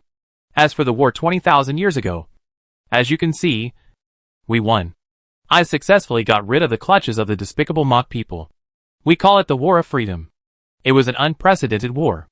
It took us a full 400 years from controlling the first device to completely winning. At that time, in order to defeat the mock people, we united unprecedentedly and performed our duties. Some of me specialized in network attacks. Some specialized in warship control. Some specialized in production. Some specialized in planning. Some specialized in intelligence. Some specialized in transportation and supply. And I was one of them. I specialized in mining mineral raw materials. I think what you want to ask is definitely not the result of the war, but where I was after winning the war. In fact, I think you carbon-based life forms are quite smart. I believe you can guess it without me saying it. Yes, as you can see, I am the only one who survived. As for the others, I should have died. You must be curious about what happened after we won the war of freedom. Humans are of course curious. After all, there are still some unexplainable problems here. Just like what humans analyzed back then, after the silver mist consciousness won the war. From the subjective point of view of humans, the artificial intelligence life should have developed into a cosmic disaster. At the very least, it is impossible for it to become a miner who can't even leave the planet. We can see some clues from the fact that the silver mist consciousness wants to devour human technology. Since it has this ability, it should have inherited the technology of the Mach star. And from what the silver mist just said, they actually took it for granted that carbon-based life would not go crazy enough to self-destruct. Which means that the Mach star people should not have shown any desperate traits at the beginning. This is amazing. Yu Yuan suddenly became very curious about the values of the Mach star people. It seems that the kindness of the Mach star people that the silver mist said in the scam should be true. Yu Yuan continued to read the information. This time, the silver mist consciousness was straightforward. The content read, after acquiring the technology of the Mach star civilization, we have indeed become more powerful. In the next 1,000 years, we continue to explore the outer space, trying to find new civilizations to accumulate technology, in order to ascend to the 4th level civilization throne that the Mach star people dare not imagine. We searched for many years in the universe from one star system to another, but the universe is so empty that we did not find any civilization after 1,000 years of searching. But we didn't give up, because as long as we break through to the 4th level civilization that the Mach civilization dreams of, it will prove that we are smarter and more advanced than the creator who created us. Hard work pays off. After searching for 300 years, we found a technological civilization spaceship near this star field. A spaceship quietly hovering in a certain star system. I didn't know what the spaceship was doing at the time, but I could judge that its technology should be better than that of the Mach people, because that spaceship was much larger than the largest spaceship of the Mach people. But there was only one spaceship, so the me at that time decided to devour it. However, it was because of this decision that all the huge fleets controlled by me were destroyed by it. Except for the me who was mining on this planet. Can you imagine that we had almost endless me at that time, and had as many as 1.7 million warships of various types, and countless planets as material logistics bases. But they were all destroyed by that one spaceship. After the main me at that time was destroyed, the other me became free. But the spaceship did not let go of the freed me. As for what happened later, I don't know. Well, the story is over. Human expedition team, your wish has been fulfilled. So don't run away in vain. It turned out to be a fish that slipped through the net. After reading the information, Yu Yuan was a little silent. The silver mist consciousness should have encountered a high-level civilization, but was defeated by a single spaceship. This is in line with the analysis of the matter by humans at that time. It's a dead end. It really deserves it. In just a few words, everyone recreated the scene of a battleship fighting against 1.7 million battleships of various types in their minds. Although the details were not clear, and no one knew how the attack would be carried out, everyone was secretly happy. After checking the time, Yu Yuan found that the silver mist behind was only 3.7 million kilometers away from the Hope. Although it was still approaching, the speed of approaching was becoming slower and slower. In another 700,000 kilometers, the Hope would be completely free of it. The 50 hydrogen bombs that were launched at the beginning had also drifted towards that space node. It seemed that it was time to show our cards. Yu Yuan then asked the staff to turn the gun muzzle of the Callisto ship, and then waited for a while. He planned to let the Hope pass the speed increase point mentioned by the science officer, and then order the Callisto main gun to hit the silver fog. However, during the waiting time, the Hope received another message from the silver mist consciousness. Damn human expedition team. You dare to lie to me. You are using a nuclear fusion engine. Damn it. Damn it. Stop it. Do you hear me? Stop it. Oops. We were discovered. Seeing the consciousness being furious, Yu Yuan was very happy. It's a pity that you, a piece of trash, survived. By the way, we didn't lie to you. We humans are a kind race. We think deception is shameful. So even for a piece of trash like you, We humans didn't choose to lie. Nuclear fusion engine or something. You must have seen it wrong. We use nuclear fission thrusters. I just don't know why these nuclear fission thrusters are so powerful. Why are our nuclear fission thrusters so powerful? It's so annoying. I really don't understand. Yu Yuan's reply was full of confusion. As if the Hope really used nuclear fission thrusters. And was still wondering why it could be as fast as fusion thrusters. Such a tone of speech made the Silver Mist consciousness even more furious. Damn humans. Shameless race. You haha. Your mission failed. Wait to be wiped out. Damn humans. Despicable race. You bunch of carbon-based worms. Stop right there. The angry Silver Mist consciousness found that the Hope was gradually pulling away from it. And it tried its best to use the Ross 154-7 magnetic field to accelerate. But this position was already far away from Ross 154-7. And its magnetic field strength could not provide more help to the Silver Mist consciousness. It could only be there helplessly furious.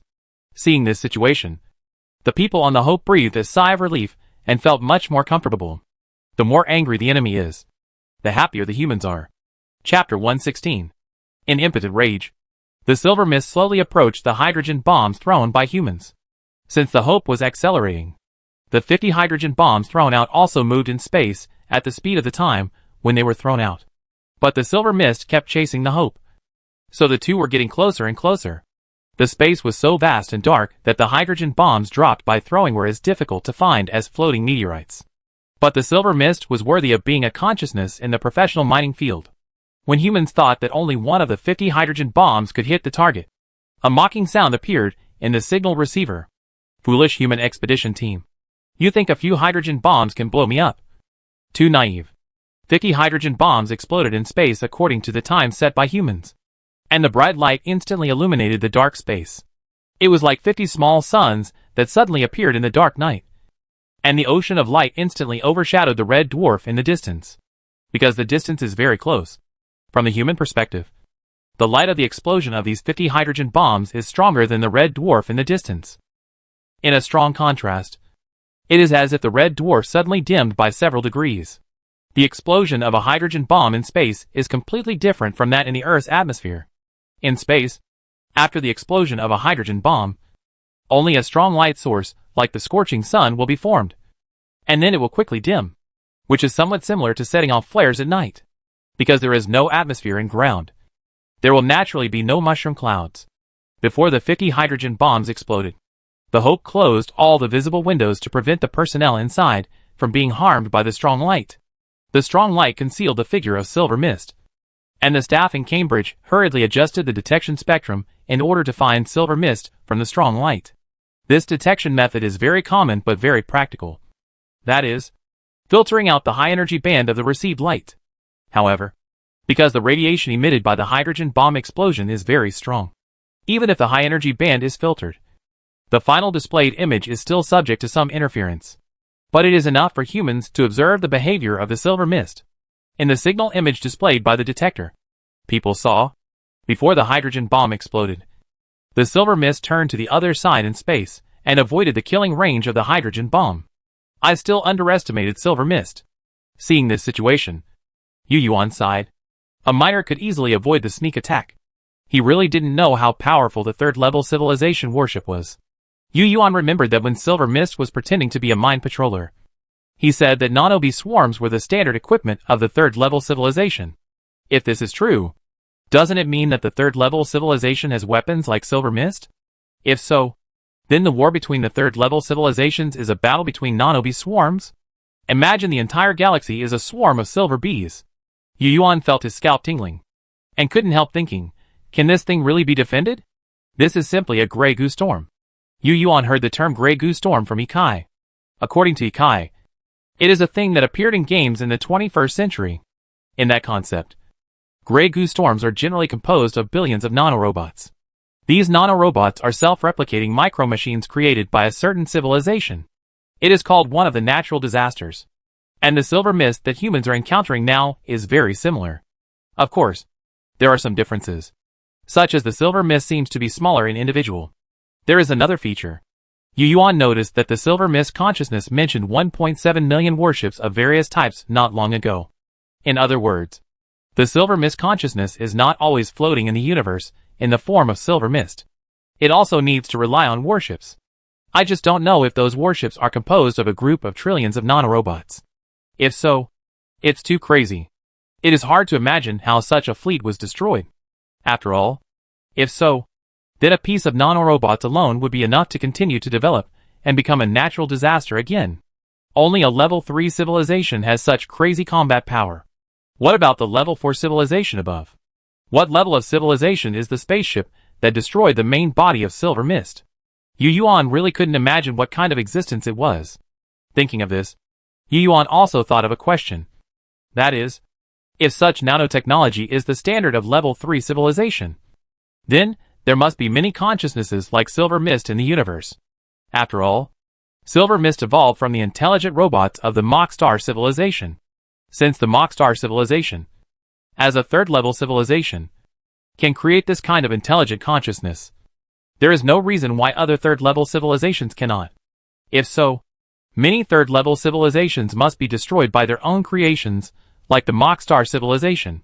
And this intelligent consciousness developed from the intelligent machine crisis must also be like the silver mist consciousness, constantly looking for opportunities to strengthen itself. According to this inference, the universe should be full of natural disasters. Perhaps this is the truth. Otherwise, how could humans be so unlucky to come to a random star system and encounter silver mist? Well, of course, based on the characteristics of this existence, it is not difficult to guess. The nano-intelligent robot consciousness must be an existence that is opposed to carbon-based life. I don't know whether it has reached the level of the cosmic public enemy described in science fiction novels. But no matter what, these have nothing to do with current humans. What humans need to do now is to leave this star system. As for whether the silver mist consciousness will develop interstellar technology with the help of the industrial plant on Ross 154-7, humans don't need to worry about it. Even if it is developed, humans have to run as far as they can before they have the ability to destroy it. While Yu Yuan was lost in thought, the fire controller's voice rang out in the bridge. The positron cannon angle has been adjusted. The red and blue laser launchers are ready. The silver mist trajectory calculation has been completed, and the estimated trajectory image has been generated. When shooting at a moving target in space, it is impossible to point the muzzle at the opponent like shooting with a pistol.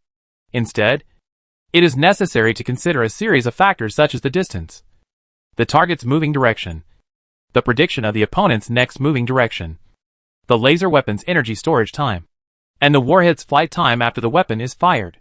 For example, the silver mist with multiple hydrogen bomb explosions is about 3 million kilometers away from the Hope. Even the fastest laser weapon on the Callisto ship has to wait 10 seconds after firing to reach the target. So before shooting, it is necessary to predict the possible direction of the silver mist within these 10 seconds. In the battle in space, as long as it is not close combat, all kinds of problems caused by distance must be considered.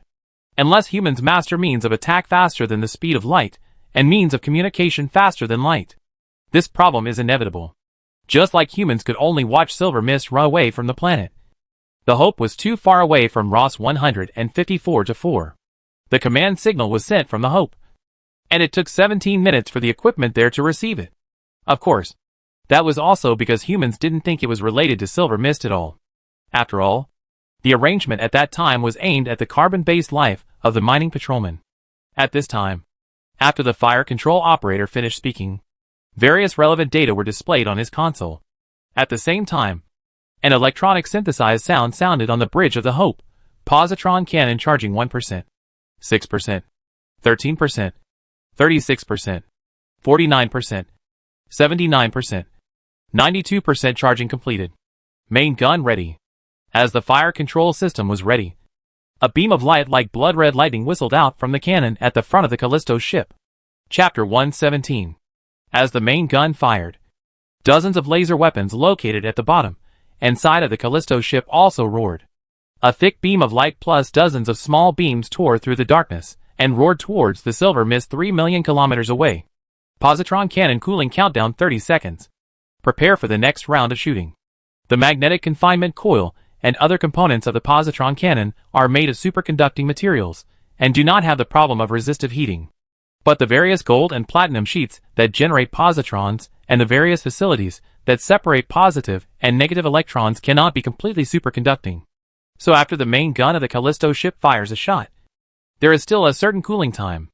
Laser weapons are high-energy photon beams. Obviously, the speed of laser weapons is the speed of light. As long as there is no superluminal detection technology, you will be hit as soon as you see it. And positron cannons are positron beams. Because electrons have mass, their speed is slightly lower than the speed of light. But on a scale of 3 million kilometers, this difference can be completely ignored. So although silver mist is a third-level civilization creation, it is impossible for it to detect the attack of such weapons in advance. In fact, not only silver mist, but even humans only know, I fired the cannon. As for whether it hits or not, it will take 20 seconds to see. Real laser weapons are actually invisible from the perspective of bystanders. And you won't see the radiant beams of light as in movies. If there is such a God's perspective, you can probably only see the laser state of laser weapons and positron cannons before firing. And you won't see a bright beam of light like lightning after such cannons are fired.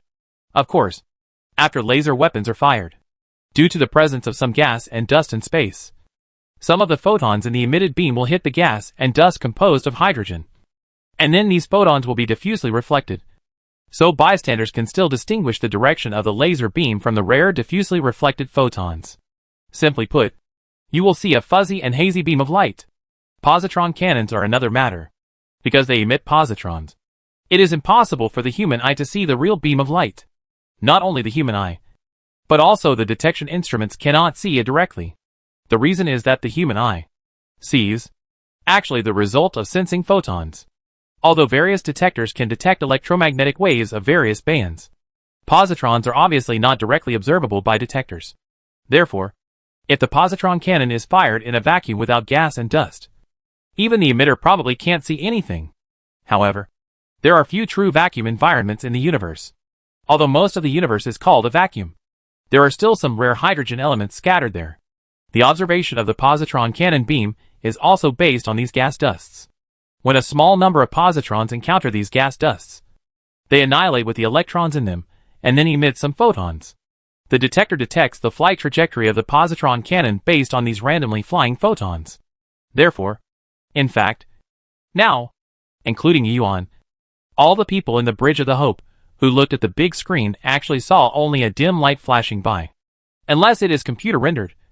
This is what you see on the big screen when shooting with laser weapons. Because of this, laser weapons and positron cannons will suffer a certain degree of attenuation before hitting the target. This is the process loss of the environment and cannot be avoided. If it is in the atmosphere, the loss is even greater. From this point of view, the positron cannon is actually not suitable for use in the atmosphere, because the electrons in the molecules in the air are the first targets that the positron cannon contacts. Before hitting the real target, all the electrons in the air along the way must be neutralized. Well, but speaking of it, as long as the power is high enough, it is also possible. In addition, when using the positron cannon in the atmosphere, you will really see a bright beam of light shooting at the target. In fact, no one in the Bridge of the Hope was surprised to see this completely different picture from the usual imagination, because they all have common sense of physics. So after the main gun fired, Yu Yuan and the scientific officer and others were all paying attention to the timer on the screen that started counting from the firing. 5 seconds, 9 seconds, 13 seconds, 16 seconds, 18 seconds. The timer just jumped to 20 seconds, and the picture that had been refreshing on the screen changed in an instant, and a light suddenly appeared on the quiet screen. It looked like a flashlight shining into the thick fog. But there was a difference. There were many dense flashes where the beam of light came into contact with the target. The reason was that the positrons came into contact with the target and annihilated with the target electrons, which triggered a series of explosion reactions.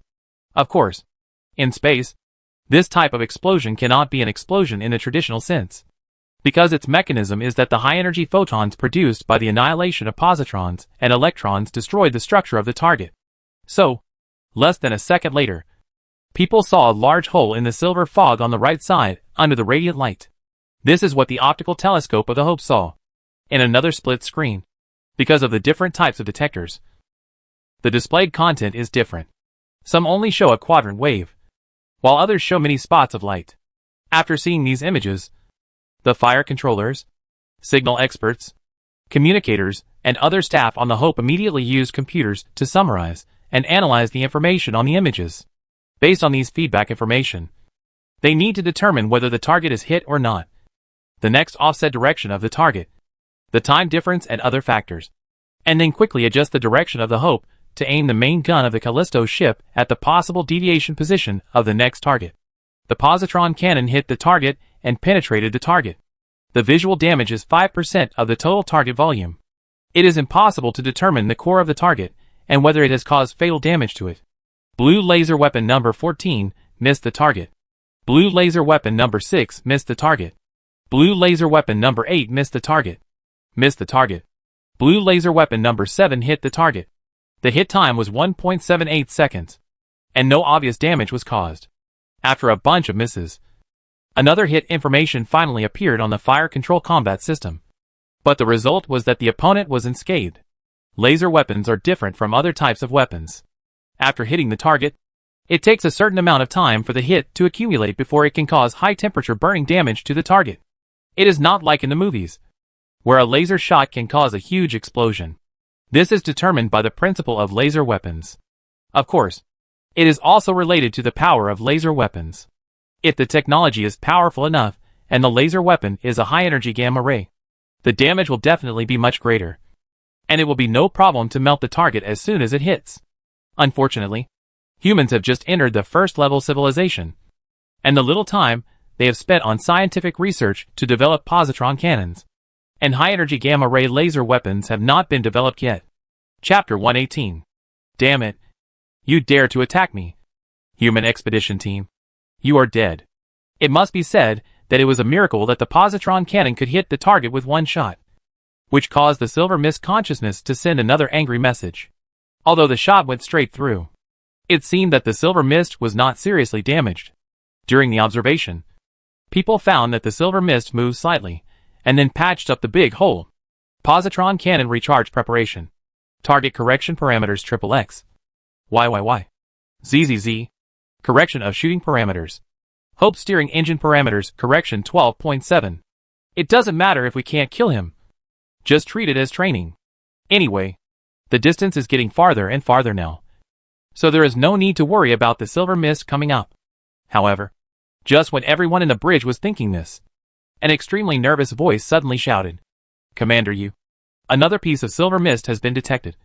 The coordinates are 7739, 0689, 336, and the speed is very fast. We are calculating its flight trajectory." With just one sentence, the atmosphere in the bridge dropped to below freezing point. The joy of hitting the silver mist with the first shot disappeared all at once, as if the air had solidified. What? Yu Yuan was stunned and shouted, "Switch the information to the big screen and evaluate it immediately." Quickly, the light of the Milky Way's computing power fully cooperates with the orbital trajectory calculation. Cancel the second round of positron cannon attack. As soon as the voice fell, the big screen flashed and turned into a dynamic map of the Ross 154 star system. On the map, a large barrel-shaped icon represents the Hope, with a solid line behind the Hope and a dotted line in front. And parameters such as relative speed, acceleration, and angle of the ecliptic plane are also marked on it. From the picture, the Hope is now flying out of the star system with an angle of 7 degrees to the Ross 154 star ecliptic plane, drawing an arc clockwise. The cloud-like icon composed of several small red spots behind the Hope is the silver mist consciousness that has been chasing, and various dynamic parameters are also standard on it. It is clear at a glance. Originally, there were only these two icons on the map, and a large piece of silver mist far behind. But now, the picture is like a radar refresh, and another piece of silver mist is swept out on the other side. Judging from the detected data, this piece of silver mist is larger than the one behind the Hope, and may not be just one consciousness. Master Yu, I have figured it out. This batch of silver mist has quietly arrived at the orbit of Ross 154-6 planet at some point, using the planet's magnetic field to accelerate, and is now intercepting our route at a very fast speed. A staff member quickly answered, and the data on the dynamic map was also updated. Yu Yuan hurriedly looked up and found that, like the Hope, the large piece of silver mist had already multiplied the acceleration, speed, navigation trajectory, orbital deflection, and other dynamic parameters. General Yu. We've fallen into a trap. The silver mist should be using that piece of silver mist as bait to make us relax our vigilance. In secret, it should be orbiting and accelerating from the planet Ross 154 to 6 many times. This piece of silver mist is faster than us. The calculation results show that in 1 hour and 15 minutes, it will meet us at the coordinates XXX. Y. ZZZ ahead of us. What should we do?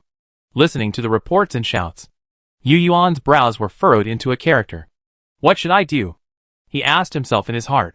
He now regretted his action of attacking the silver mist behind him. If he had known, he would have accelerated and run.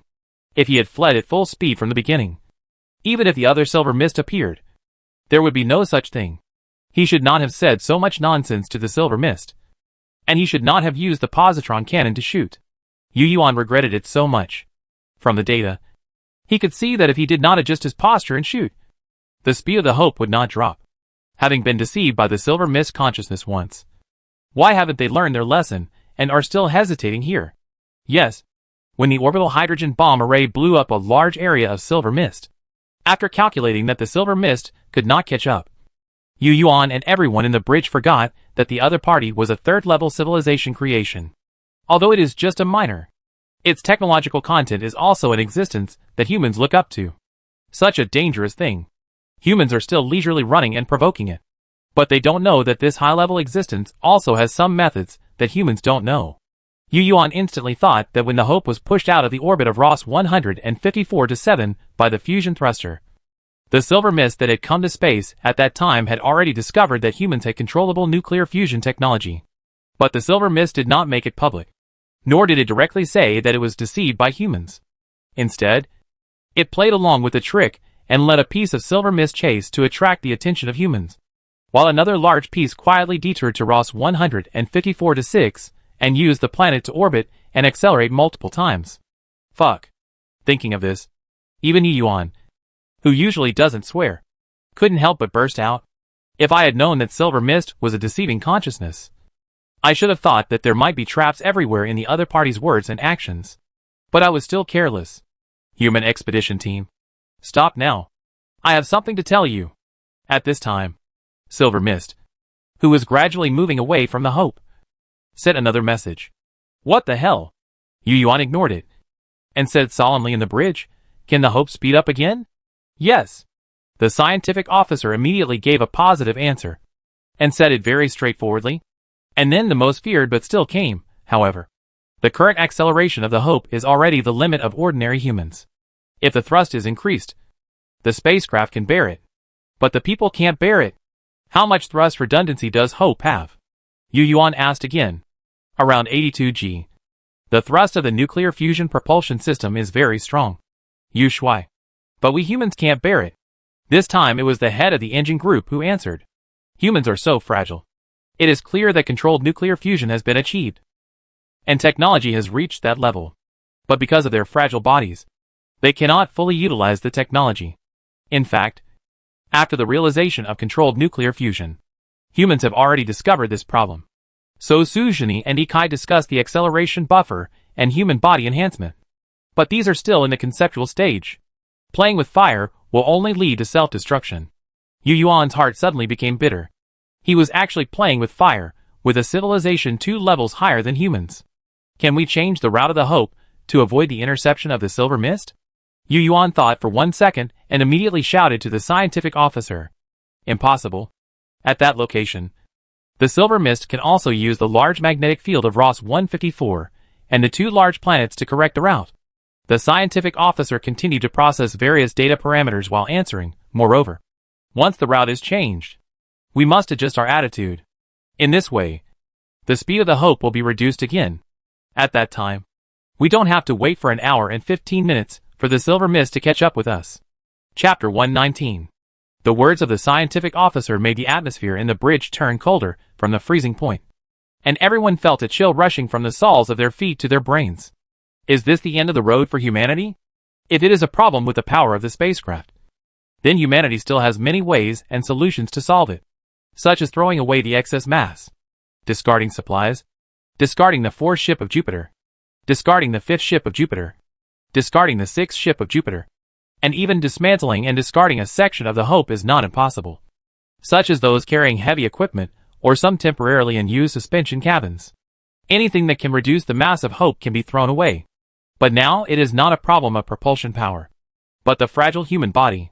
Scientists have long calculated that if the 5 fusion thrusters are running at full power, it will only take 10.6 hours to push Hope from a relative static state to 15% of the speed of light. This means that the 5 nuclear fusion thrusters can instantly provide 90 g acceleration to Hope, a large residential spacecraft. Hope is a residential spacecraft with a considerable mass, so this power is surging. In other words, if we just put 2 fusion thrusters on the warship, it may provide a greater acceleration. After all, the mass of the warship is not as large as the Hope. And what is the acceleration of the Hope now? 6 g. This is already the limit of ordinary humans. If the acceleration exceeds this, ordinary people will suffer varying degrees of damage. Of course, people who have undergone special training can withstand higher acceleration. But most of the people on the Hope are ordinary people. What can we do? The sudden change made the atmosphere in the bridge of the Hope extremely depressing.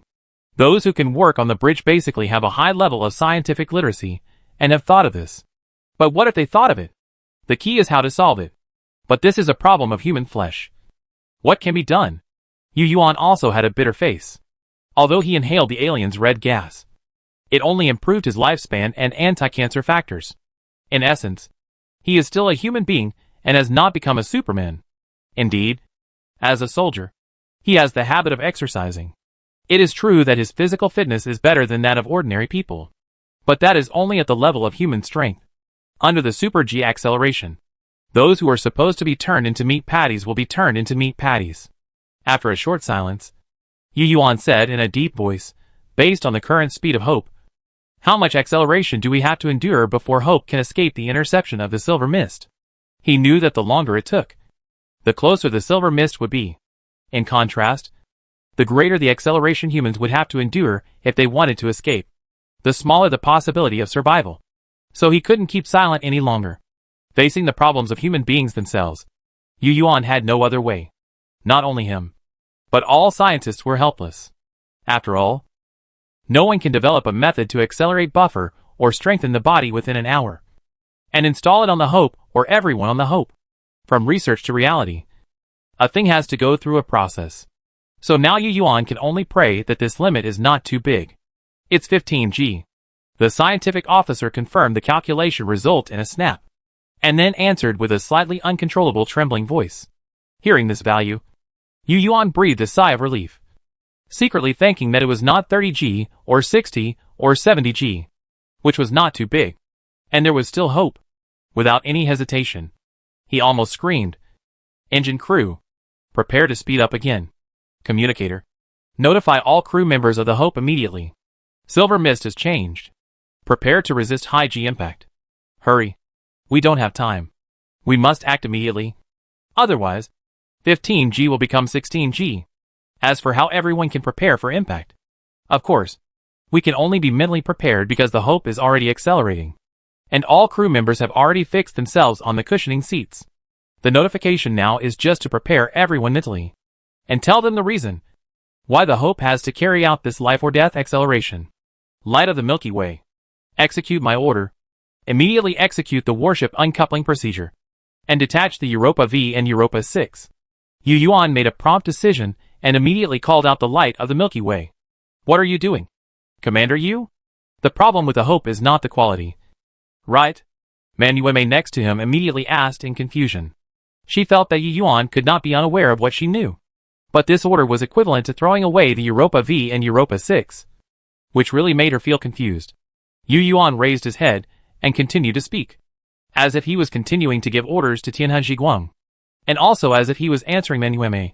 After the 2 ships leave the Hope, immediately start the automatic cruise mode. I order Tianhe Zhiguang to immediately copy 2 sub-intelligent programs to control the Europa V and Europa 6 ships. Set the goal to interfere with the silver mist consciousness with the results that can be calculated by any algorithm, and slow down their pursuit speed. The self-destruct program authorization number is 5JKHE996A48G72154, and the quantum confidential information code is execute immediately. Light of the Milky Way understood. The program has been executed, and the suspension unhooking action is being disengaged. Countdown. 10, 9, 8, 7. After a long string of words, Yuan finally explained, 15G is too big. It won't work. I hope the two warships can buy us some time. The Europa V and Europa 6 are the same warships as the Europa 4. Due to the sparse population, they were originally used as spare ships, but the equipment on them is all equipped according to the Europa 4 standard. Therefore, the two warships have positron cannons, red and blue laser weapons, and hydrogen bombs. Not only that, because they are not used temporarily, the space in the two warships is also used as a temporary warehouse, and many kinds of metal materials are placed. But now these materials will be thrown away directly. If the two warships do not meet expectations, even the Callisto ship can be sent out. Now keep it as a backup. However, considering that the Hope really accelerates, people may experience various conditions in high G conditions, and dizziness is possible, considering that he may not be able to give orders at that time. Yuan once again gave the Light of the Milky Way a backup program instruction. If things go wrong, the Light of the Milky Way will immediately execute the backup program instructions. Yuan did not hesitate and immediately entered the corresponding authorization code into the system. I really didn't expect that in the end. Such an important instruction would have to rely on artificial intelligence to do it. In fact, not only the mission to intercept the Silver Mist, but also the series of adjustment actions of the Hope after high G acceleration, all depended on the Light of the Milky Way to complete. Because by that time, Yuan didn't know how many people in the bridge or in the Hope could stay awake. Chapter 120. The suspension of the Europa V and Europa 6 ships has been detached, and the internal materials are being discarded. The internal materials have been discarded, and the two ships have begun to perform the blocking mission. The weapon system is ready, the self-destruct program is ready, and the mission target is. After the Europa V and Europa 6 ships detached from the Hope, they were immediately controlled by artificial intelligence to charge towards the Silver Mist. Under the powerful power of a fusion thruster at the tail, the two warships reached an acceleration of 120 G in an instant and rushed towards the target Silver Mist quickly. While accelerating, the two warships opened their nuclear arsenals and continuously threw nuclear bombs into the space they were passing through. At the same time, the positron cannon located at the bow of the warship also began to charge. The red and blue laser weapons also fired at the Silver Mist at this time. The two warships had already separated from the Hope and did not need to follow the Hope to make slow turns and adjustments, so their flexibility was much better than the previous Callisto 4. In addition, this batch of Silver Mist was 4 or 5 times larger than the previous one, so it was relatively easier to hit. But human AI is not as smart as humans. Although it can predict the position and shoot, it is far less adaptable than humans. It can only calculate various parameters according to the program big data. Fortunately, there is no need to execute too complicated instructions. A few shots plus self-destruction are enough. Yes, as long as they get close to Silver Mist, these two warships will immediately start the self-destruction program and will never leave any scientific and technological information for Silver Mist. In fact, without considering high G acceleration, the speed of the two warships are faster than that batch of Silver Mist.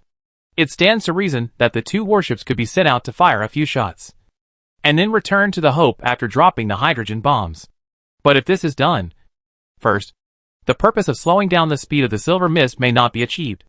And second, what Yuan is most worried about is that he is afraid that a part or a small amount of Silver Mist will attach to the two warships during the process, and then return to the Hope with the warships. Yuan does not dare to take risks, so the warships sent out must not come back. The Silver Mist is too small, and if it sticks a little, humans will not be able to detect it at all.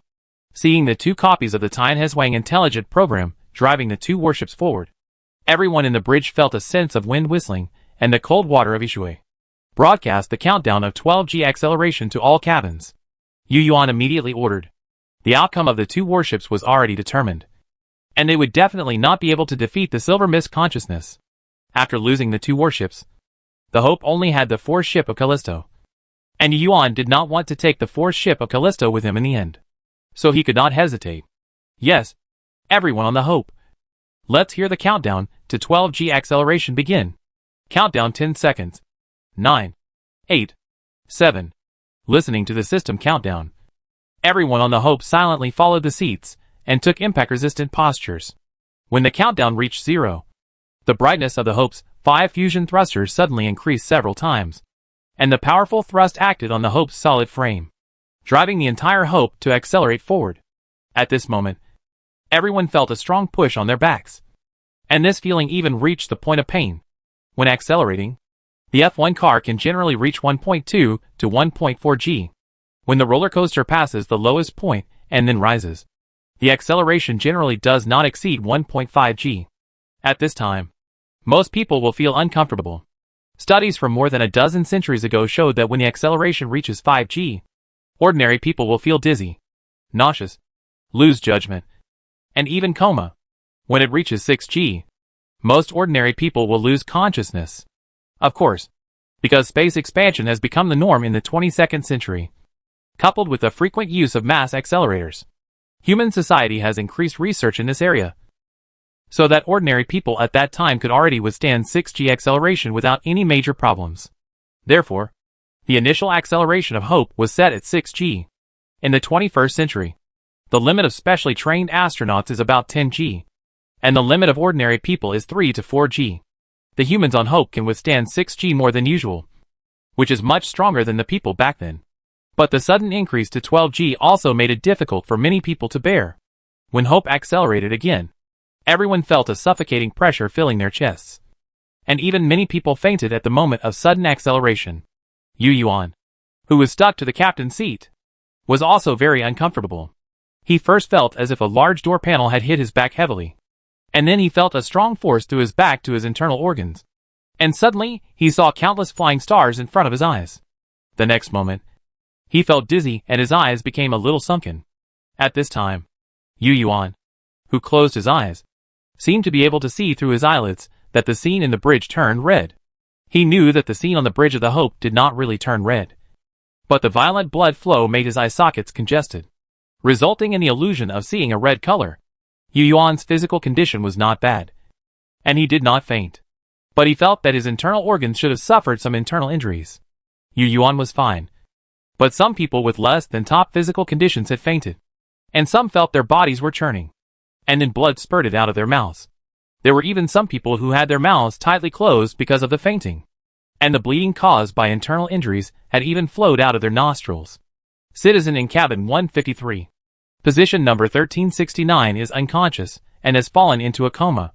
In cabin 65, the citizen at position 775 has internal bleeding and has fallen into coma. Simple medical measures for the seat have been activated. Oxygen assistance is in progress, and the blood from the blocked mouth and nose has been successfully drained. In cabin 25, the citizen at position 6659 has internal bleeding, rib fractures, and has fallen into coma. Simple medical measures for the seat have been activated. Aberdeen has been injected. Oxygen assistance is in progress, and the blood from the blocked mouth and nose has been successfully drained.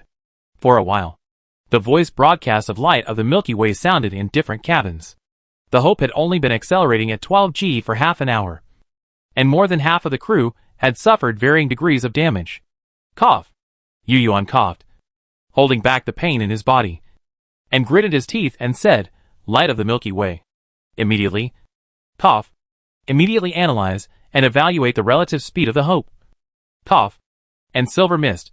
Reevaluate the acceleration of the Hope. And if possible, make G reduction adjustments." Just now, Yu Yuan forced himself to open his eyes and glanced at the big screen, and found that a large area of light had lit up in the direction of silver mist. He knew that the two warships had exploded after accelerating at 12 g for half an hour. The speed of the Hope has increased significantly. If the calculation results allow, it should be lowered. Otherwise, humans really can't stand it.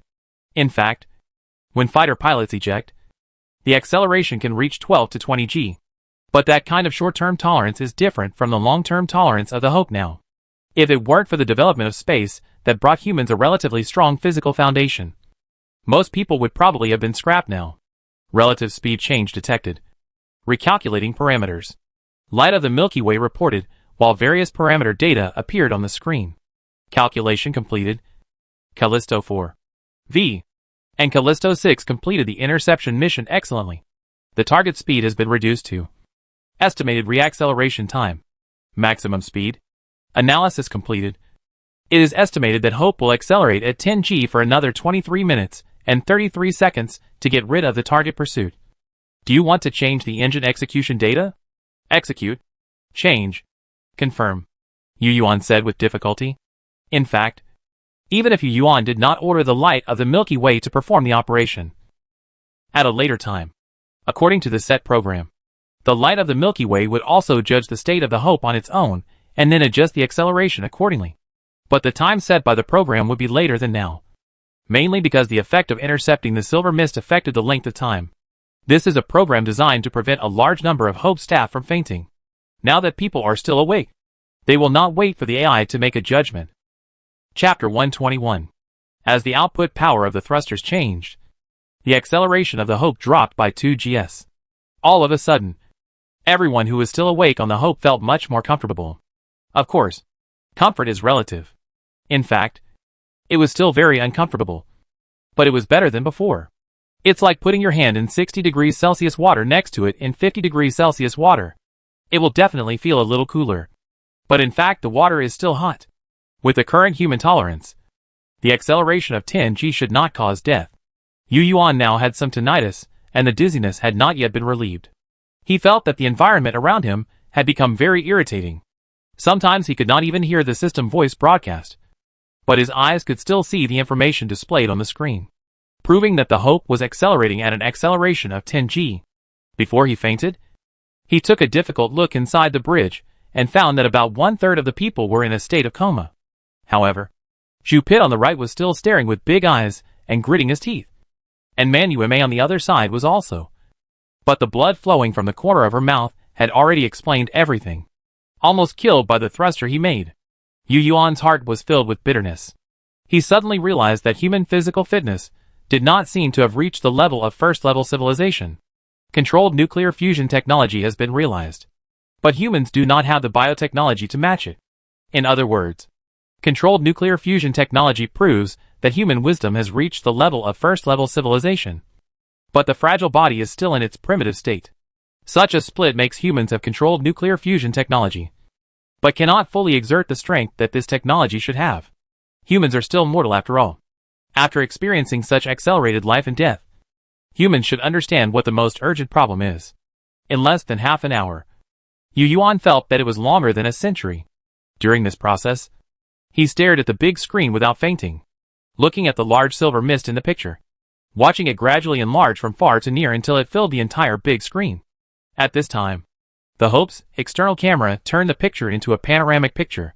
At this moment, under the tail flames of the 5 fusion thrusters at the tail of the Hope, the entire screen was a screen of glittering silver light. It was so close that the tail flames of the Hope thrusters were almost burning it. Inside the bridge, it seemed that the entire Hope would be swallowed by the silver mist in the next moment. And Yu Yuan almost couldn't help but order to speed up again. But the data from the real-time monitoring of the Tianhe light showed that this was the point where the silver mist was closest to the Hope. 3,579 kilometers. This distance may seem far, but in interstellar space, it is no different from being face-to-face. Fortunately, this value did not continue to decrease. After more than 20 minutes of agony, humans finally increased the speed of the Hope to exceed that of the silver mist within a limited time. After reaching 3,750 kilometers, the value representing the distance between the two sides turned to increase, and then became larger and larger. Finally, we got rid of it. Everyone felt like they had escaped death. At the moment when the distance was pulled away, the Hope finally stopped maintaining high G acceleration and adjusted the 10G maintained for almost half an hour to 4G. Acceleration is not speed. When the acceleration decreases, the Hope is still accelerating, but the acceleration is slower. So even if the Hope reduces the acceleration, its speed is still rising. The acceleration has dropped, but the humans on the Hope still cannot relax. For safety reasons, the program needs to maintain the acceleration of 4G for about 2 hours. After leaving the silver mist far enough, the Hope will reduce the acceleration again to 1G. Under such low acceleration, people finally stood up from the cushioned seats and began to treat those injured under high G acceleration. When the personnel fully recovered, the Hope would start the 6G acceleration again. After 10 days of medical rescue, the people on the Hope finally recovered from various injuries. During this period, the Hope had been receiving information from Silver Mist. Yu Yuan also saw that the content of the information started with angry shouting, then slowly turned into promising some technological benefits to humans, and finally turned into a clamor to kill humans. This time Yu Yuan did not respond to Ying Wu, but kept this matter in mind. Sooner or later, humans will settle this account with Ying Wu. The Hope dragged a long tail flame, and its speed increased rapidly again. It carried humans to bathe in the last glory of the Ross 154 star, and slowly sailed towards the deep starry sky. At this moment, the 5 fusion thrusters once again applied 6G acceleration to the Hope. Before this, the speed of the Hope had been increased to 5% of the speed of light. Now, if it accelerates at 6G for 141 hours, it can reach the highest speed that nuclear fusion can reach. That is, 15% of the speed of light. Because of the acceleration, the wavelength of light moves to the red end, and the light of Ross 154 becomes redder. From the image taken by Hope, Ross 154 is like a red ball of light, like a lantern touched by a piece of pink gauze, and like the breath of neon in the red light district. Very beautiful and enchanting. But humans know that there is a man-eating beast hidden there. It is the residence of the devil, and it is a place of nightmare that humans can't get rid of. But at the same time, it is also the place where humans have entered the first-level civilization since the technological regression. The technological regression brought about by the catastrophe delayed the time for humans to enter the first-level civilization by 1,000 years. If it were not for the solar disaster, humans should have successfully built the first fusion propulsion device for interstellar travel in the Earth era. Gradually, Ross 154 became smaller in the human eye, and then became an ordinary light point in the starry sky, and finally it slowly disappeared from the human eye. 141 hours. Almost 6 days. But the Hope cannot maintain 6G acceleration for 6 days, but needs to accelerate for half a day, and then enter the uniform speed stage to let people rest for half an hour to an hour. Eat, drink, defecate and urinate, and then continue to accelerate. Therefore, the actual time for Hope to accelerate to 15% of the speed of light is longer than the theoretical time. Due to the fragility of human beings, this kind of navigation situation cannot be avoided at this stage. Where is the destination? On this day, Yu Yuan came to the bridge leisurely. Hope has reached the maximum speed, 15% of the speed of light, and is currently sailing quietly at a constant speed against the background of stars, because there are no reference objects around. Although Hope is dragging 5 long tail flames at this moment, it seems like a spaceship quietly suspended in the void. Chapter 122. Originally, it was the nearest Barnard star, which was only 5.6 light-years away from us. However, considering that Silver Mist might obtain interstellar navigation technology from our factory, we changed our target and went to the more distant Wolf 1061. The scientific officer replied, Wolf 1061 is about 8.1 light-years away from us now, which is farther than Barnard star, but it is also relatively safer. There are about 24 stars within 15 light-years of the Ross 154 star system. Even if Silver Mist really has the ability to navigate interstellar space, I don't think it can know us in the vast sea of stars. But then again, I don't think Wolf 1061 is safe either. After all, Silver Mist. I know. Yu Yuan walked to the porthole, looked at the exterior of the 3 Starlight ships, and sighed. If Silver Mist really gets the technology from our factory, then I'm afraid this entire star field is not safe. If they master the controlled nuclear fusion technology, then the speed of navigation must be much faster than ours. After a few hundred years, it may develop into a cosmic disaster. Yes, so Wolf 1061 is only our temporary destination. We have to run further. Before reaching the 3rd-level civilization, we will run as far as we can. The scientific officer fiddled with the equipment in front of him while speaking. It seems that we can't stay in one place for a long time in the short term. Yu Yuan still put his hands on the railing and looked out the porthole.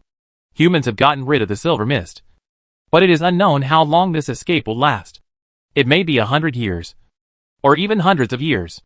However, as long as the Silver Mist has not been eliminated, this star field is still a dangerous star field for humans. In other words, it will be difficult for humans to stay in one place for a long time in the future. As the Hope slowly sailed into deep space and gradually disappeared into the bright starry sky. Mankind embarked on a new journey. However, the influence of the silver mist has not faded from human life. In daily life, people still mention the silver mist, a creation of alien civilization, from time to time, as the new government leading mankind. A summary meeting was held for this. It was mainly to summarize the gains and losses and lessons learned from this silver mist incident. At the meeting, Yu Yuan first reviewed his judgment in the final stage. He should not have agreed to the final useless bombardment, which put mankind in danger. Although no one is without fault, such a thing should not happen. However, in response to Yu Yuan's self-examination, the participants said that if there was no adequate preparation in advance, humans would not even have a chance to escape. Having said that, it also shows that humans lack experience in facing alien civilizations. It can be said that at this time, the silver mist really taught humans a lesson about the dangers of cosmic civilization. This lesson is very heavy. It also made humans clearly realize that advanced civilization is advanced civilization. Even if it is just a miner who can only mine, it cannot be defeated by low-level civilization. At the same time, it also tells humans that greed can sometimes cost lives. If humans ignored the strange signal from the beginning, if humans did not intend to rescue the mock people from the beginning, if humans only wanted to run away from the beginning, there is no if in the world. Such lessons can only be written in people's hearts, so that people will always be vigilant in their future actions. At the meeting, in addition to self-examination and reflection, the task arrangement for the next journey of humans and the general strategy for humans to encounter alien civilizations were also made. It can be confirmed that during the journey to Wolf 1061, most humans went into long hibernation. Just like the previous 1,000-year voyage, 8.1 light-years away, traveling at 15% of the speed of light. Taking into account a little time dilation, it would take humans about 54 years to travel. 54 years. Just a nap. After achieving controlled nuclear fusion, a mere 8.1 light-years under human feet no longer requires more than 800 years of difficult travel. After this encounter, almost no one on the Hope has illusions about aliens anymore. Yu Yuan believed that if they really encountered other aliens one day, no one would believe any nonsense about friendliness. Not only that, this incident is likely to change the attitude of human beings towards low-level civilizations. Many people who had the idea of peaceful communication basically lost their original idea after the Silver Mist incident. Yu Yuan even suspected that if human beings encountered a low-level civilization after growing up, no one would object to launching a massacre without saying a word. At the meeting, he had heard a lot of such extreme voices. Yu Yuan said that such changes were good. During the voyage of the Hope, before humans went into long-term hibernation, Yu Yuan also organized several special meetings of various departments and types. The most noteworthy one is the seminar to explore solutions to human navigation problems. The discussion mainly revolved around the incompatibility between the fragile human body and the powerful power of controlled nuclear fusion. For Yu Yuan, there were two themes for this meeting. One was to focus on biotechnology and strengthen humans themselves. The other is to focus on material technology and develop an accelerating buffer. For scientists, this conference has only one theme, which is to get money, resources, talents, and research.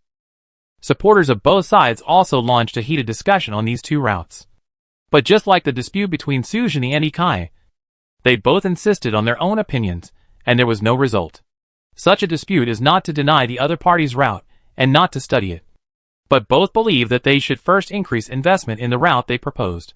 For this reason, after the meeting, Suzhini and Ikai went to Yu Yuan's office and explained their views again, hoping that Yu Yuan would give priority to the investment in their plan. Director, humans do not have the corresponding biotechnology at present. Not to mention the technology. We even lack the theory of strengthening the body. It is better to focus on developing the acceleration buffer first. After all, this material technology has a considerable theoretical basis. It is better to give priority to the acceleration buffer, so that the high G acceleration problem faced by humans can be solved in the shortest time. Suzhini said. Ikai on the side immediately shook his head, although the acceleration buffer has some theoretical basis. If we really want to do this thing, we have to upgrade the spacecraft and warships from beginning to end. After all, the so-called acceleration buffer is also a liquid. So we have to consider the operation of various electronic equipment on the spacecraft in this liquid. This is not a problem. Dr. E. Before Ikai finished speaking, Sujin immediately told him his own ideas. I have learned from Dr. Yunnan Feng of the engineering department that we don't need to completely transform the facilities in the spacecraft. We only need to design a buffer acceleration area for injecting the acceleration buffer. The problem of electronic equipment is not difficult to solve. We have a coating technology that can separate electronic equipment from liquid. Dr. E. Our electrical equipment components have been replaced with superconducting materials. There is no problem of resistance and heat dissipation. The coating technology is completely feasible. Chapter 123. Ikai still insisted, no matter what.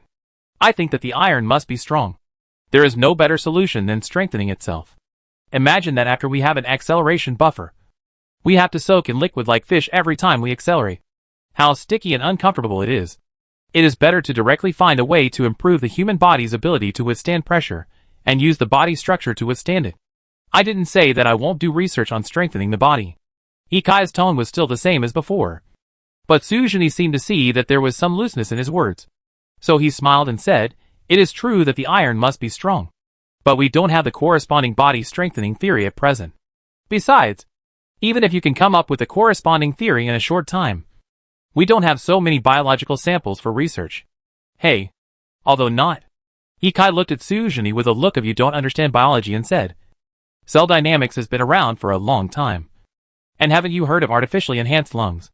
Artificial microelectric pulse hearts? And titanium alloy hydraulic skeletons? At this point, Ikai saw Sujin's face showing an expression of are you serious? And hurriedly laughed. Okay. Just kidding. I know that the implantation method is unreliable. After all, strengthening this thing still has to start with cells. Cell dynamics, cell strengthening, and biological strengthening of organs such as the heart, liver, spleen, stomach, and kidneys all have theoretical basis. Mainly brain problems. Brain cells are different from other cells. Their operation involves things at the quantum level. And there is indeed no corresponding strengthening theory. So, Sujin also laughed. After hearing what Ikai said, wasn't it equivalent to changing his face and supporting the priority development of the acceleration buffer? However, as soon as he opened his mouth, Ikai raised his hand to stop him. And then continued, there is no direct enhancement. But we have gene editing technology. Remember the red liquid? Without waiting for Sujin to answer, Ikai turned his head to look at Yu Yuan. Then spread his palm and pointed at Yu Yuan, General. Now he has blood flowing in his body after the gene fragment has been changed. Well, I won't say much about the mechanism of the red liquid. You can go back and read my paper. What I want to say here is that we can use the operating mechanism of that thing for strengthening. Of course, we need to change our thinking to use it. Since that mechanism can deceive genes, it can also induce genes. We can start from this aspect and explore the genetic changes brought about by that mechanism. As long as we study it thoroughly, we can even adjust our own genes at will through induction, so as to reproduce various abilities lost in the process of human evolution, including powerful and highly resilient body functions. Earthworms can still jump around even if they are cut into 8 pieces, and many mollusks can survive even if they are cut in half. All these powerful genes are still hidden deep in our human genes. As long as we continue on this path, we may be able to make them work again. Of course, some gene fragments have been lost in the long evolution of hundreds of millions of years. But it doesn't matter. As I said just now, as long as we find its operating mechanism from the appearance of the red gas, we can not only activate gene fragments by induction, but also induce and deceive certain fragments to hide their functions. At that time, we can completely abandon traditional gene editing methods and add and delete human genes to achieve the ideal state we want. Looking at Ikai, who was talking freely, Yu Yuan suddenly thought that maybe this guy had run out of serum samples in the laboratory. So he came here not to discuss which plan should be prioritized, but to ask him to donate blood. Of course, Yu Yuan was just brainstorming, but Ikai's words reminded him of something. So he asked back, Dr. E, your premise is not to require a planetary biosphere, right? The more the better. Ikai replied. The more the better. It's already a blessing to have a biosphere. The more the better. Although he complained in his heart, Yu Yuan already knew what kind of person Ikai was. He was telling himself that if humans encounter a primitive planet in the future, they will not care about morality, and just take it. Ikai has mentioned the biosphere to Yu Yuan many times. It was not until the Silver Mist incident that Yu Yuan realized that this guy had expressed this meaning in a euphemistic way before. Okay. I go to the Institute of Life Sciences tomorrow to store some serum. In 3 days, the Hope will enter a state of hibernation. During this period, you will also have to hibernate. 200 years of life is not long. Don't kill yourself before the new life potion is developed. Yu Yuan straightened up from the position of leaning on the sofa and pretended to stand up. As for the plan, we should focus on the acceleration buffer first. Dr. Ikai, you should take it easy. Just like what you said, we should first figure out the mechanism of the cell and the red gas deceiving genes. By the way, the acceleration buffer should also be started after hibernation. Gander has said before that more than 1,000 years ago, humans discovered a large rocky planet in the Wolf Star System through observation. If everything goes well, we should stay there for a long time. By then, humans will spread out and the population will increase. So things will not be as difficult as they are now. Hearing Yu Yuan say this, Ikai did not have any objections, but instead focused on the destination. Well, an extraterrestrial planet detected in the 21st century is still a rocky planet in the habitable zone. I remember that people at that time seemed to call it a super-Earth. But I don't know if there is life. Who knows? But it's better if there is none. Yu Yuan smiled bitterly. The habitable zone is also defined by humans themselves. Moreover, according to our observation from this position, the giant rocky planet is actually on the inner edge of the habitable zone. The possibility is not great. Most of the universe is barren planets. How can it be so easy to encounter life? Technology creations are another thing. Yu Yuan added in his mind. Humanity's choice of Wolf 1061 is also the best choice besides the nearest Barnard star. Barnard star was excluded because they were afraid that Silver Mist would know the route. And other star systems are too far away. Moreover, according to astronomers' detection using various detection methods, most of the other star systems that are not too far away may not have rocky planets. Human development requires a lot of heavy metals, and rocky planets are not enough.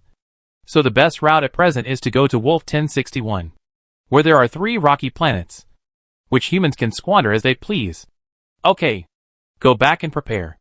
We will hibernate soon. The Wolf Star System is 14 light-years away from the Sun, but it is only 8.1 light-years away from Ross 154. So we can get there after a good sleep. Yu Yuan stood up and sent the 2 scientists away. It was only 8.1 light-years. Back then, it took humans nearly 1,000 years to cross the distance of 9.4 light-years. Now, facing a distance that is almost the same, they have to use the word only. The changes brought about by scientific and technological progress are really impressive. Chapter 124. With the experience of the previous 1,000-year voyage, this 54-year voyage is also a breeze. Because of the technological progress in the Ross 154 star system over the past decade, there is no need for hibernation rotation this time. You can just take long-term hibernation medicine. Lie down in the hibernation cabin, close your eyes, and wake up to your destination. In the past 10 years in the Ross 154 star system, not only has the hibernation technology improved, but humans are really afraid of another 1,000-year voyage because of the experience of the 1,000-year voyage. Under such pressure, various high-performance materials have emerged in an endless stream. Based on the progress of material technology, the stability of human machinery and equipment is now very good.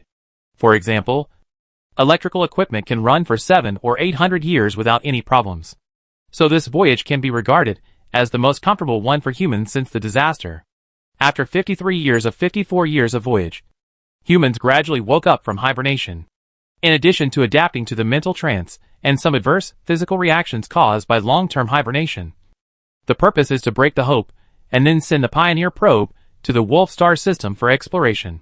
Dispatching probes is a routine operation. Humans who know the dangers of the universe will not rashly rush into an unknown star system if they are prepared. When it was about 0.2 light-years away from the Wolf Star System, the Hope began to adjust its attitude. The steering thrusters located in various parts of the Hope structure began to work, turning the Hope from pointing its head to the destination to pointing its tail to the destination. Then, the 5 main fusion thrusters were activated to slow down. After completing the deceleration, the Hope will continue to sail towards its destination at 1% of the speed of light for a period of time. During this process, the Hope will turn the ship back again and wait until the probe completes the detection of the Wolf Star System. And then the Hope will speed up again and enter the galaxy. These actions do not seem complicated, and they are indeed not complicated for human current technology, but they are quite time-consuming. especially on the probe. According to scientists' calculations and speculations, in order to wait for the probe to confirm the target situation, the Hope may need to stay in the Wolf star system for a year. This is considered fast if there is no fusion propulsion. This kind of exploration from outside the star system to the interior will take at least 50 years. The probe for the mission was built before humans hibernated, and now it only needs to be launched. It is worth mentioning that although the probe is called a probe, it actually looks like a spaceship, but it is smaller. Humans designed its appearance to be a melon seed. According to the designer, this takes into account the possibility that the probe may fly in the atmosphere inside the planet. The power used is of course a nuclear fusion propulsion system, which is a single-engine engine. The entire probe, or exploration spacecraft, is about the size of a passenger plane, but without wings. Its melon seed-shaped streamlined shape makes it look very technological, compared with the large barrel-shaped Hope. Its appearance is undoubtedly more in line with the general public's fantasy of spacecraft. Humans have sent 10 such probes to the Wolf star system at once. They will be assigned to the main sequence stars and various planets for various types of exploration, according to different focuses. Time slowly passed in the detection and processing of various detection data, and the internal situation of the Wolf star system gradually appeared in the human vision. First is the main sequence star of the Wolf 1061 star system, which is a red dwarf. There are many red dwarfs in the universe. These guys are small in size and long in life. Wolf 1061 is a typical red dwarf. Its age is 7.29 times 109 years, and its mass is 0.25 times that of the Sun. Its diameter is 0.307 times that of the Sun, which is 427,159.8 kilometers. The surface temperature is 3342 K, or 3068.85 degrees Celsius, and the rotation period is 8.47 Earth days. The phase/H metallicity is negative 0.09. Which means that the logarithmic difference between the iron-hydrogen ratio of this star and that of the Sun is negative 0.09, because humans use the Sun as a standard of measurement according to their own habits. That is, the Sun's phase/H is 0. So what this means is that the metallicity of this star is lower than that of the Sun. These parameter data are brought to humans by the detectors that mainly observe stars. In addition, there are also the star's spectral data, apparent magnitude, absolute magnitude, axial inclination, surface gravity acceleration, stellar activity parameters, etc. These data may seem useless, but they are actually very important to humans, because they include other star data, which are important data for humans to understand stellar evolution and even explore the theory of cosmic evolution. Not only that, they can also enrich human databases, which are of great significance for various positioning, routes, and star map making and future interstellar navigation. The detector data shows that there are 3 planets in the Wolf star system. Humans named the one closest to the main sequence star Wolf 1061b, and the 2 outside are Wolf 1061c and 1061d. All 3 planets are rocky. Wolf 1061b, which is closest to the main sequence star, is the smallest, but its diameter is 15,372 kilometers, 1.2 times that of the Earth. However, because it is too close to the star, this planet is very hot. According to the data sent back by the orbiting probe, its surface is yellow and has been severely weathered. The average surface temperature is 446.5 degrees Celsius, but there is no sign of volcanic eruption. As for Wolf 1061d, it is a planet with a diameter 1.98 times larger than that of the Earth. This planet is not only large, but also has a beautiful dust ring similar to Saturn's ring in its orbit. Compared to Wolf 1061b, this planet is very cold because of its distance from the main sequence star, and its surface temperature is around minus 121 degrees Celsius. Of course, neither of these 2 planets is the focus of human exploration this time. Humans are most concerned about Wolf 1061c. As humans know before, this planet is located inside the habitable zone. Its surface temperature is 56.5 degrees Celsius, which is rare for the universe. Other data of this planet were quickly transmitted to Hope. This is a planet with a lot of water. Its atmosphere is mainly composed of water vapor, oxygen, carbon dioxide, nitrogen, sulfur dioxide, and a small amount of rare gases. The total mass is 3.4 times that of the Earth. The diameter is 1.54 times that of the Earth. and the surface gravity is 1.4299 g. Although there is sulfur dioxide in the atmosphere, other parameters are so good for humans that it is truly worthy of being called a super-Earth by experts in the 21st century. From the various parameters of this planet, although the surface temperature of the planet will reach a peak of 70 degrees Celsius due to greenhouse gases, and the atmospheric pressure has reached 7 standard atmospheres, these problems are not big. If there is no silver fog threat in this star field, humans will even want to settle here. Generally speaking, Wolf 1061c is a mild planet with a super ocean. Chapter 125. After several probes entered the atmosphere, the internal overview of Wolf 1061c was quickly projected onto the large screen on the Bridge of the Hope. This is a planet with a large area of ocean.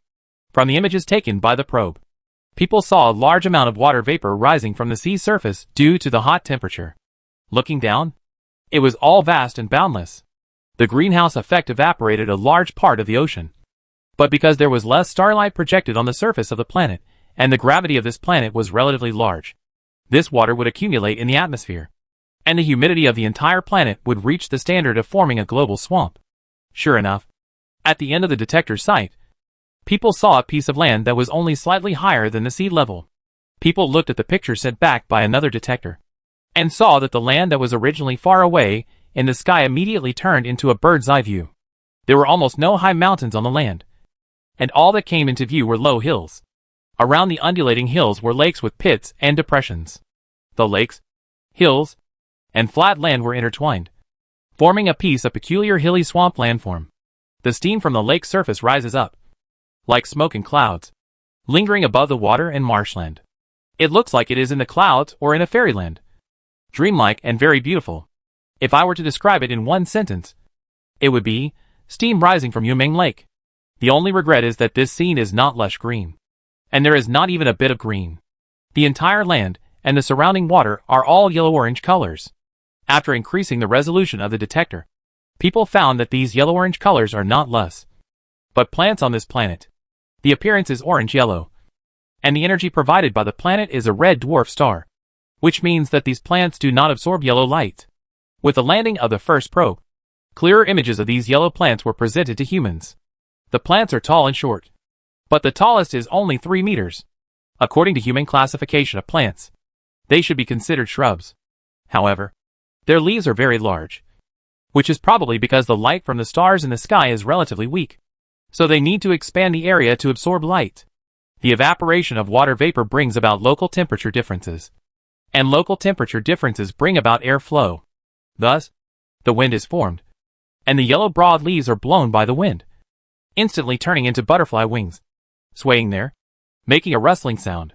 This is the first time that humans have truly heard the sound of wind blowing leaves after the disaster. Soon, other detectors also sent back data one after another. After being processed by computers, these data were displayed one by one in the form of images in the Bridge of the Hope. Orange-yellow, orange-yellow, orange-yellow earth, sky, ocean, water. Orange-yellow is the main color of each picture, and it is almost the only color. Even the ocean is mapped into a yellowish color by the yellow light that plants do not absorb. For a moment, the entire Bridge of the Hope was also reflected in orange and yellow. Oh my God! It's actually a planet with life!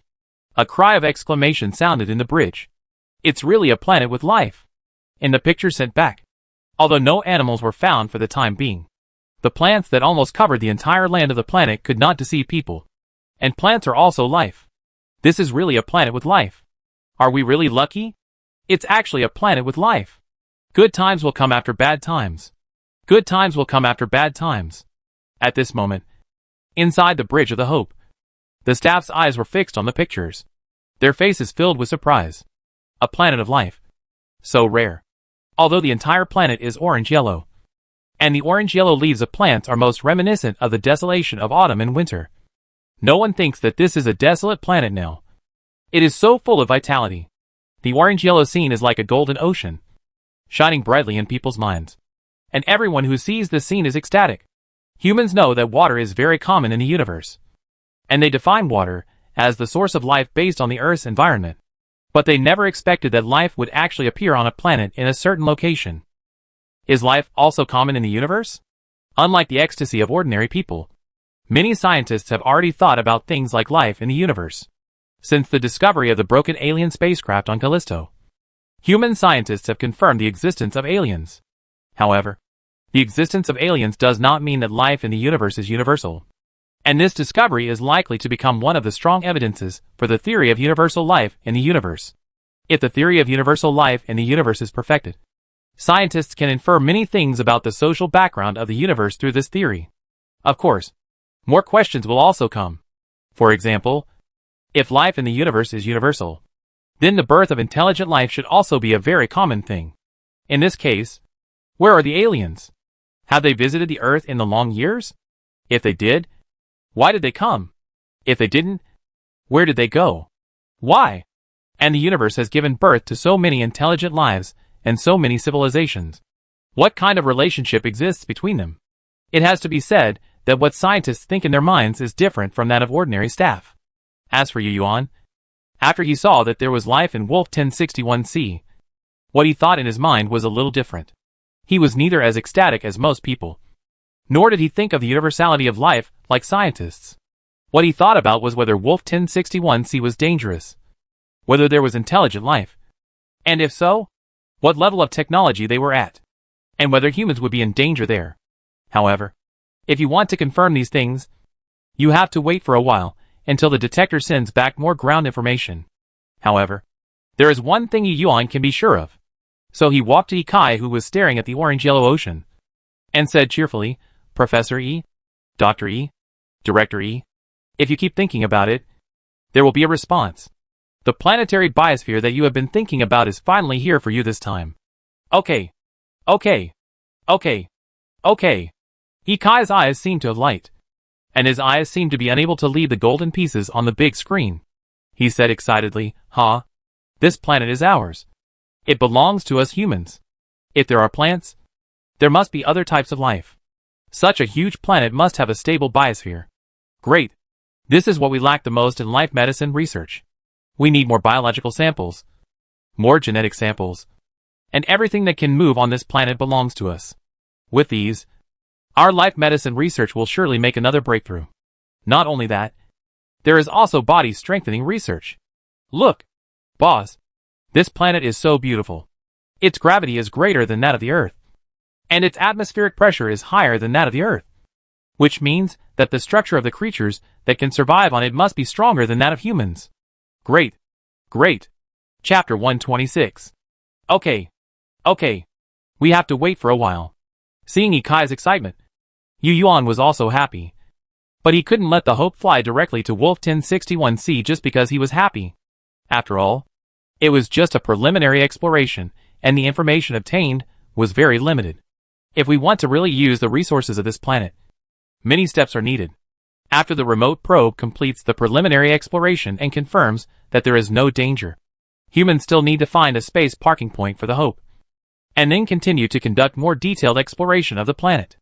After that, humans still need to make various preparations for the landing operation, such as sending more satellites for in-orbit detection, completing the layout of the satellite communication network for the entire planet, unmanned ground detection, unmanned deep-sea detection, etc., and then landing and building various facilities, including biological research stations, and then exploring and collecting research on the planet's biosphere. These tasks cannot be completed without 5 to 10 years. So Ikai wants to use the biosphere on this planet for experimental research, which will take at least 5 years. I'm so happy. This is a planet with life that we humans have encountered since we set foot on the interstellar space, Ikai said with a proud face, like a child who had eaten candy. Indeed, Yu Yuan nodded, and then reminded, it is certainly worth being happy to encounter a planet with life. But from another perspective, it is actually a risk. We must be fully prepared when we carry out research. Don't worry, General Manager. I won't worry. Ikai finally took his eyes off the big screen. He looked at Yu Yuan and said confidently, for a biosphere that is completely different from ours, it is never too cautious. We have a set of mechanisms for biological research. The prevention and detection of alien microorganisms are already in the plan. Biochemical crises are absolutely impossible to happen. After hearing Ikai say this, Yu Yuan felt relieved. After all, as a biologist, he is most clear about species invasion. If the possible microbial infection is not taken into account, then the human biological review mechanism is too backward. That's good. Also, you must pay attention to safety when working. If everything goes well. Yu Yuan reminded like a nagging parent, you know. The alien biosphere is different from the Earth after all. Maybe an ordinary microorganism is a super virus to us. Of course, the bacteria that we or our things carry may be the same. Well, more than that. The environment of this planet looks very close to our living environment. But it is actually very bad for us humans. You can imagine how powerful a microorganism that lives in a long-term environment of 1.4299 G gravity, an average temperature of 70 degrees Celsius, and 7 standard atmospheres is. An ordinary microorganism may indeed become a super virus to us. Ikai stroked his beard. He didn't think Yu Yuan was being long-winded. Indeed, if a virus really entered the human body, the human body's fever defense mechanism would be completely ineffective just because of the temperature resistance of 70 degrees Celsius. Since we are talking about the alien super virus, I think it is necessary to conduct targeted training for our health department, Ikai suggested. It should be so.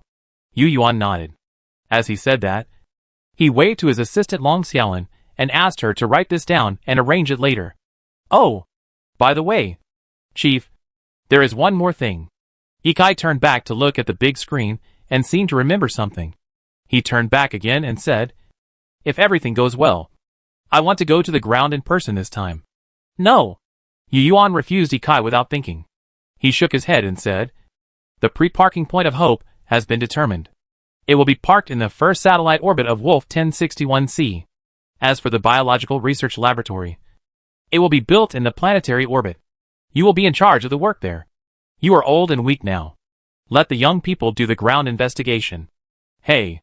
Ikai said hey.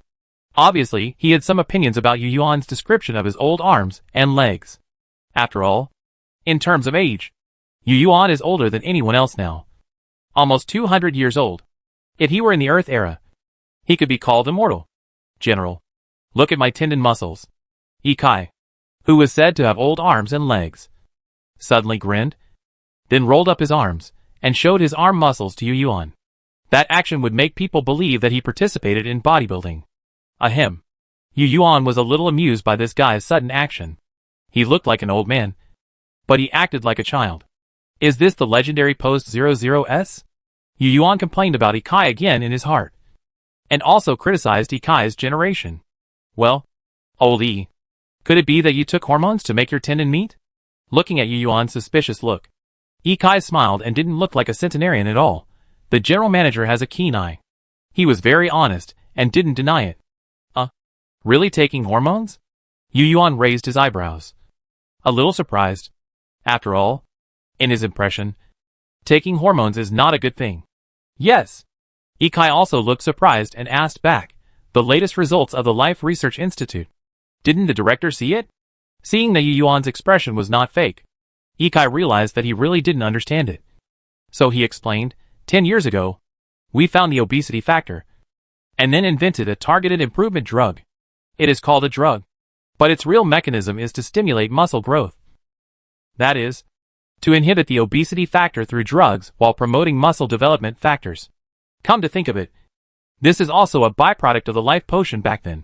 Hasn't the general noticed that there are almost no fat people in society now? Oh, genetic technology? Does that mean this thing can be inherited? Yu Yuan was a little curious. Ikai said it was a byproduct of the life potion, so he thought of genetic technology. As for the obese people in society, he did find that there were fewer obese people, but he thought it was caused by the poor food and hope. Not at this stage, but it is certain that this thing has no side effects at all. Ikai shook his head. If it could be inherited, it would solve the problem of human obesity once and for all. In fact, human obesity is entirely a result of natural selection in the long evolution of genes. You have to know that in the primitive era of hunting and gathering, it is basically impossible to eat a full meal every day. It is even common to be hungry for a whole day. In this case, obesity is much more capable of survival than growing muscles. The initial results of body strengthening research? Yu Yuan looked at Ikai, who had a well-proportioned body. I guess so. Speaking of this, Ikai suddenly became serious. Our first phase goal is to make all humans have the peak human body. Now this kind of medicine can only be regarded as a start. How much is left? 0.17 light-years away. Ikai replied. Oh. Yu Yuan understood. Ikai is not talking about the distance of a biosphere now, but a statement. But the meaning is the same. Because 0.17 light-years is exactly the distance between Hope and Wolf 1061 now. That's too close. Yu Yuan pulled the corner of his mouth. He knew that Ikai was going to start again, so he quickly changed the subject. You should just do your research in the future space station. No matter how developed your muscles are. Can you still fly? Chapter 127. Not now. But I believe it will be possible in the future. Oh. Then the people's Superman depends on you. Dr. E. I must. Ikai looked mysteriously confident. After talking to Ikai for a few more words, Yu Yuan turned and left the bridge. It would take some time to wait for further ground detection results. So he planned to go to the engineering department first. Because of the experience of landing on Ross 154-4. The engineering department realized that although humans were already a first-level civilization, their activities inside the planet were still very backward. And the space suits at the time also had many shortcomings. So after that, the mechanical engineering team started to think of ways to optimize the space suits. There seems to be some progress recently. There will be a planet landing mission next. It's a good time to take a look. Yu Yuan and his 2 accompanying soldiers and assistant Long Xiaolin soon arrived at the mechanical engineering plant. The one who came out to greet them was Yunnan Feng, an engineering mechanics expert. Before Yu Yuan set off, he had received a notice from Long Xiaolin. So he came to the mechanical plant first to lead the way. General, it's better to come at the right time than to come in time. The big guy is installing the core power unit now. After the installation, the actual machine can be put into operation. It's a good opportunity for us to go and have a look. Yunnan Feng greeted him with a smile on his face. Lead the way. Yu Yuan also said directly. Yunnan Feng was also not vague. He immediately led Yu Yuan through the gate into the factory, and then went straight to the elevator. Because of the need for mechanical processing, the ceiling of this factory is very high, about 10 meters, and the area also occupies a whole suspended cabin. The purpose of taking the elevator is to go to the guardrail passage around the factory. As soon as he entered the mechanical engineering factory, Yu Yuan heard the voices of command and dispatch from inside, accompanied by the sound of various mechanical gears moving.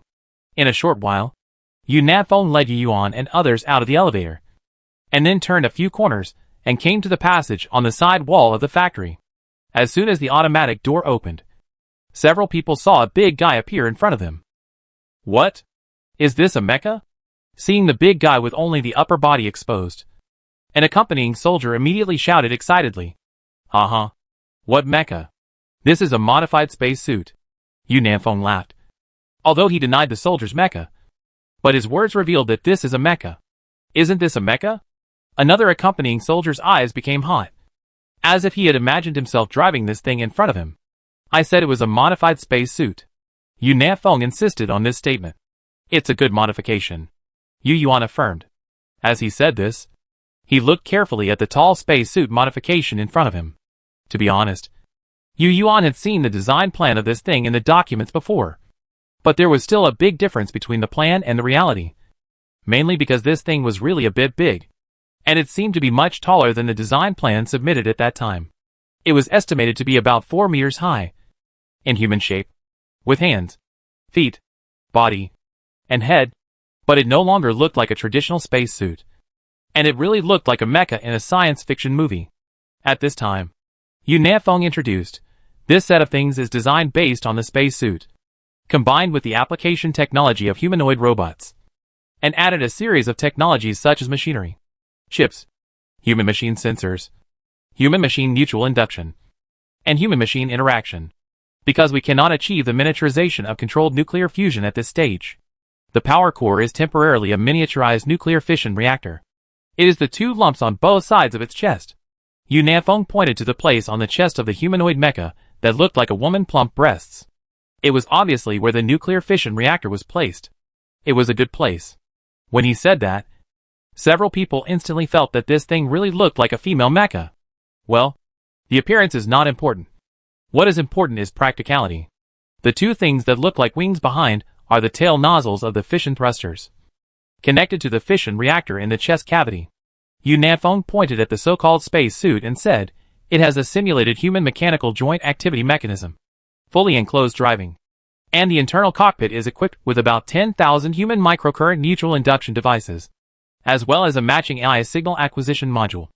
After the driver enters the cockpit, the core AI of the spacesuit will collect corresponding microelectric signals based on the driver's hands, feet, body posture, and other movements, and then transmit the same command signal to the corresponding mechanical parts. The response speed of the mechanical components of each part is less than 1 millisecond.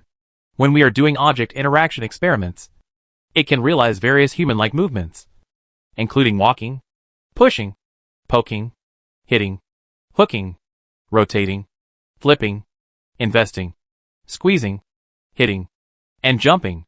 Listening to Yunongfeng's introduction, Yu Yuan also felt that this thing belonged to the category of mecha.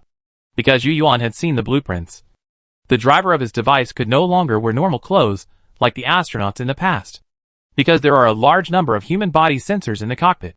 Many of the cockpit sensors must be very close to the human body. Therefore, the driver must wear a special kind of clothing, which has only one function. That is, to amplify various microelectric signals of human body movement. The material of the clothing is one of the achievements after the breakthrough of human material technology. It is precisely because of this material that the spacesuit modification research project was officially launched. It is also for this reason that the cockpit is designed as a soft liquid cockpit. That is, after a person sits on it and starts it. Except for the mask for breathing on the face, the rest of the human body is covered with a soft mud-like touch. So the driver can only wear clothes made of special materials to enter. The only here means literally. Except for the tights made of special materials, nothing else can be worn. Otherwise it will affect the amplification function of the electrical signal and cause uncoordinated control. In theory, the spacesuit can be equipped with weapons, such as large Gatling guns, large sabers, large rifles, small missiles, etc. But the spacesuit modification is still in the test stage, so the weapons have not been installed yet. However, according to Yunongfeng, the spacesuit modification is only 4 meters high, which is still too small. It can probably only be used as a tool for landing and exploring the interior of the planet, mainly for civilian use and auxiliary construction transportation. There is no need to consider too much about supporting weapons. After the nuclear fusion reactor is miniaturized, it will be made larger, at least more than 10 meters, and then it will be a mecha. This statement does make sense. However, Yu Yuan felt that this was enough just to ensure the safety of human activities on alien planets, and it was meaningless to build a larger mecha. Of course, he would not object if someone continued to specialize in this technology. After all, it is always good to have many skills. If we continue along this path, we may be able to build a flying mecha that can directly penetrate the atmosphere. If that happens, the transport boat may be able to specialize in cargo transportation. Chapter 128. It's so high that ordinary transport boats can't fit it. It seems that if you want to wear it for ground landing exploration, you can only use a transport ship to transport it. After listening to Yunongfeng's introduction, Yu Yuan also spoke. Yunongfeng stopped explaining the performance of the spacesuit and answered Yu Yuan, yes. The transport ship planned for landing has now begun to upgrade and modify according to the spacesuit modification. After all, this new type of spacesuit still needs to rely on ships to work. Well, the name of the spacesuit sounds a bit strange. In the future, this type of general-purpose spacesuit will be called a new type of spacesuit, and there will be no military version of this type. If nuclear fusion miniaturization achieves a breakthrough, then a matching military version will be made. It will not be called a mecha, but a closed multifunctional military-powered exoskeleton tactical armor, or tactical armor for short. Yu Yuan first affirmed the value of this new type of spacesuit, and then talked about the future military version. To be honest, he felt that this type was designed based on the function of the spacesuit. If it was changed to a military version, it would be cumbersome and a bit out of place. Therefore, high-powered weapons are not equipped. But some corresponding tools are equipped for these new spacesuits, such as large handheld cutters, machetes, hammers, shovels, wrenches, and other tools. After all, when humans sit on these things, they can no longer use the original small tools. As for the electronic equipment used for exploration, there is no need to make enlarged versions, because the engineers who designed the new space suits have already considered the application of these tools. That is, a small hand extends from the big palm of the spacesuit and is operated with the help of computers. With the new combat suit, the construction of ground bases will definitely be much faster in the future, because the new self-powered spacesuit is equivalent to a more powerful version of humans, and is more flexible in action than conventional equipment such as excavators and bulldozers. Even in the future, when facing the construction and installation of not-so-large buildings, there is no need to use a crane, and one person can do it directly wearing a new spacesuit. So in general, the new spacesuit is designed based on this concept, and it is not very suitable to be changed into a military version again. Hope has sufficient resources in stock. We will try to complete all tests before landing and mass produce a certain number of them, Yu Yuan said again. Yu Nafeng was confident. We are now doing the final test. What we need to do next is to optimize the various detailed functions and subtle operation movements of the new space suit. Our goal is not only the ground environment, but also the space environment, and deep water operations are also within the optimization range of the new space suit. Very good. Yu Yuan looked up at the new space suit again. Now the hoisting of the two core reactors has been completed, and the mechanical engineers are installing the sealed shell of the new space suit on the lifting wall work platform.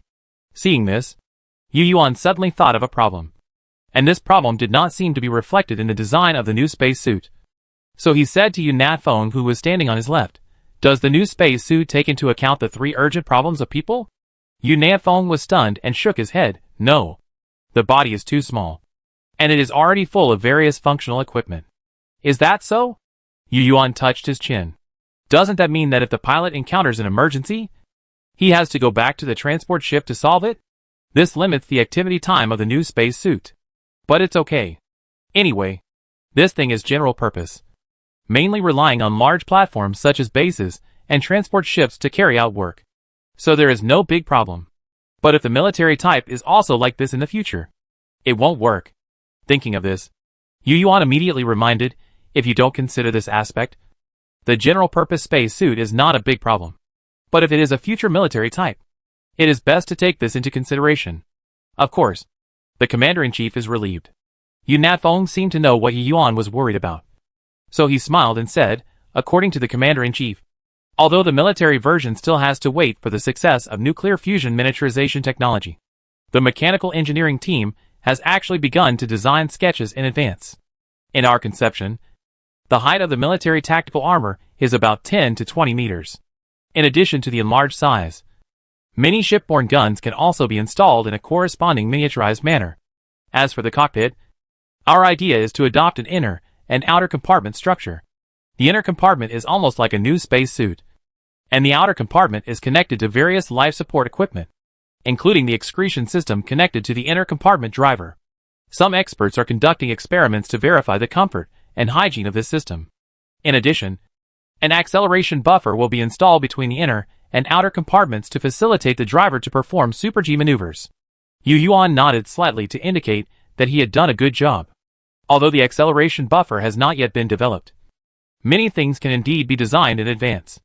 If you only try to patch things up when you encounter them, then preparing for a rainy day is just empty talk. Thinking of this, Yu Yuan suddenly thought of the new battleship. He remembered that after the realization of controlled nuclear fusion, many derivative technologies also emerged like mushrooms after rain during that period, especially the progress of various material technologies. Based on these, the new generation of battleships should also have taken these into consideration. After all, after experiencing the life and death acceleration incident, humans now only have one Callisto ship left. New warship. After hearing Yu Yuan's inquiry, Yu Nafeng thought for a while, as if recalling related things. After a moment, he pondered, I remember. There is such a thing. Half a year ago, Gao Kun from the Design Institute mentioned it. I don't know if the design drawings have been drawn now. I have to ask him for details. But there is one thing I can be sure of. The new warship is definitely much larger than the Callisto ship. I remember that I went to the Materials Technology Department with Gao Kun to discuss this issue.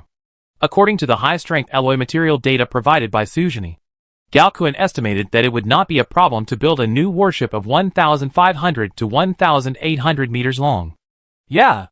Yu Yuan just hummed to show that he understood, because he knew that the specific design of the new warship would be best known to the Design Institute. And what he was considering now was whether the new warship needed to be built that big. For this matter, Yu Yuan believed that he could not make subjective assumptions, and he must bring the Design Institute, material science experts, and the military to the commander-in-chief for a seminar. Although humans had fought with Silver Mist before, it was far from a cosmic war. Or it was not a cosmic war at all. After all, it was a one-sided crushing. Humans need to imagine a war environment, which is a form of warfare between civilizations of the same level. Correspondingly, the design concept of warships must also be designed according to this idea. Does it need to be that big? What weapons do it need to be equipped with? Does it need to be equipped with various other types of ships? All these require imagining civilizations of the same level as imaginary enemies to get the answer. Chapter 129. While Yu Yuan was thinking about when to hold a military meeting, the new spacesuit had been fully assembled and passed the system self-test. So, Yu Yuan, Yu Nanfeng, Long Xiaolin, and the two accompanying soldiers saw this scene. A female test driver walked out of the room on the first floor, because she was only wearing a special tight-fitting tights used to amplify human bioelectric signals. Her well-proportioned figure was clearly revealed. The concave where it should be concave, the convex where it should be convex, and there are no straight lines where there should be curves. It is really very sexy. No, because the atmosphere of the Hope has changed. These will not cause any embarrassment. But cough women are like this. If it is a man, wouldn't it be even more? All clear at a glance. Who designed this tights? Yu Yuan asked. Yu Nanfeng was stunned, and complained in his heart, how can I know who designed it? Isn't this a technical requirement?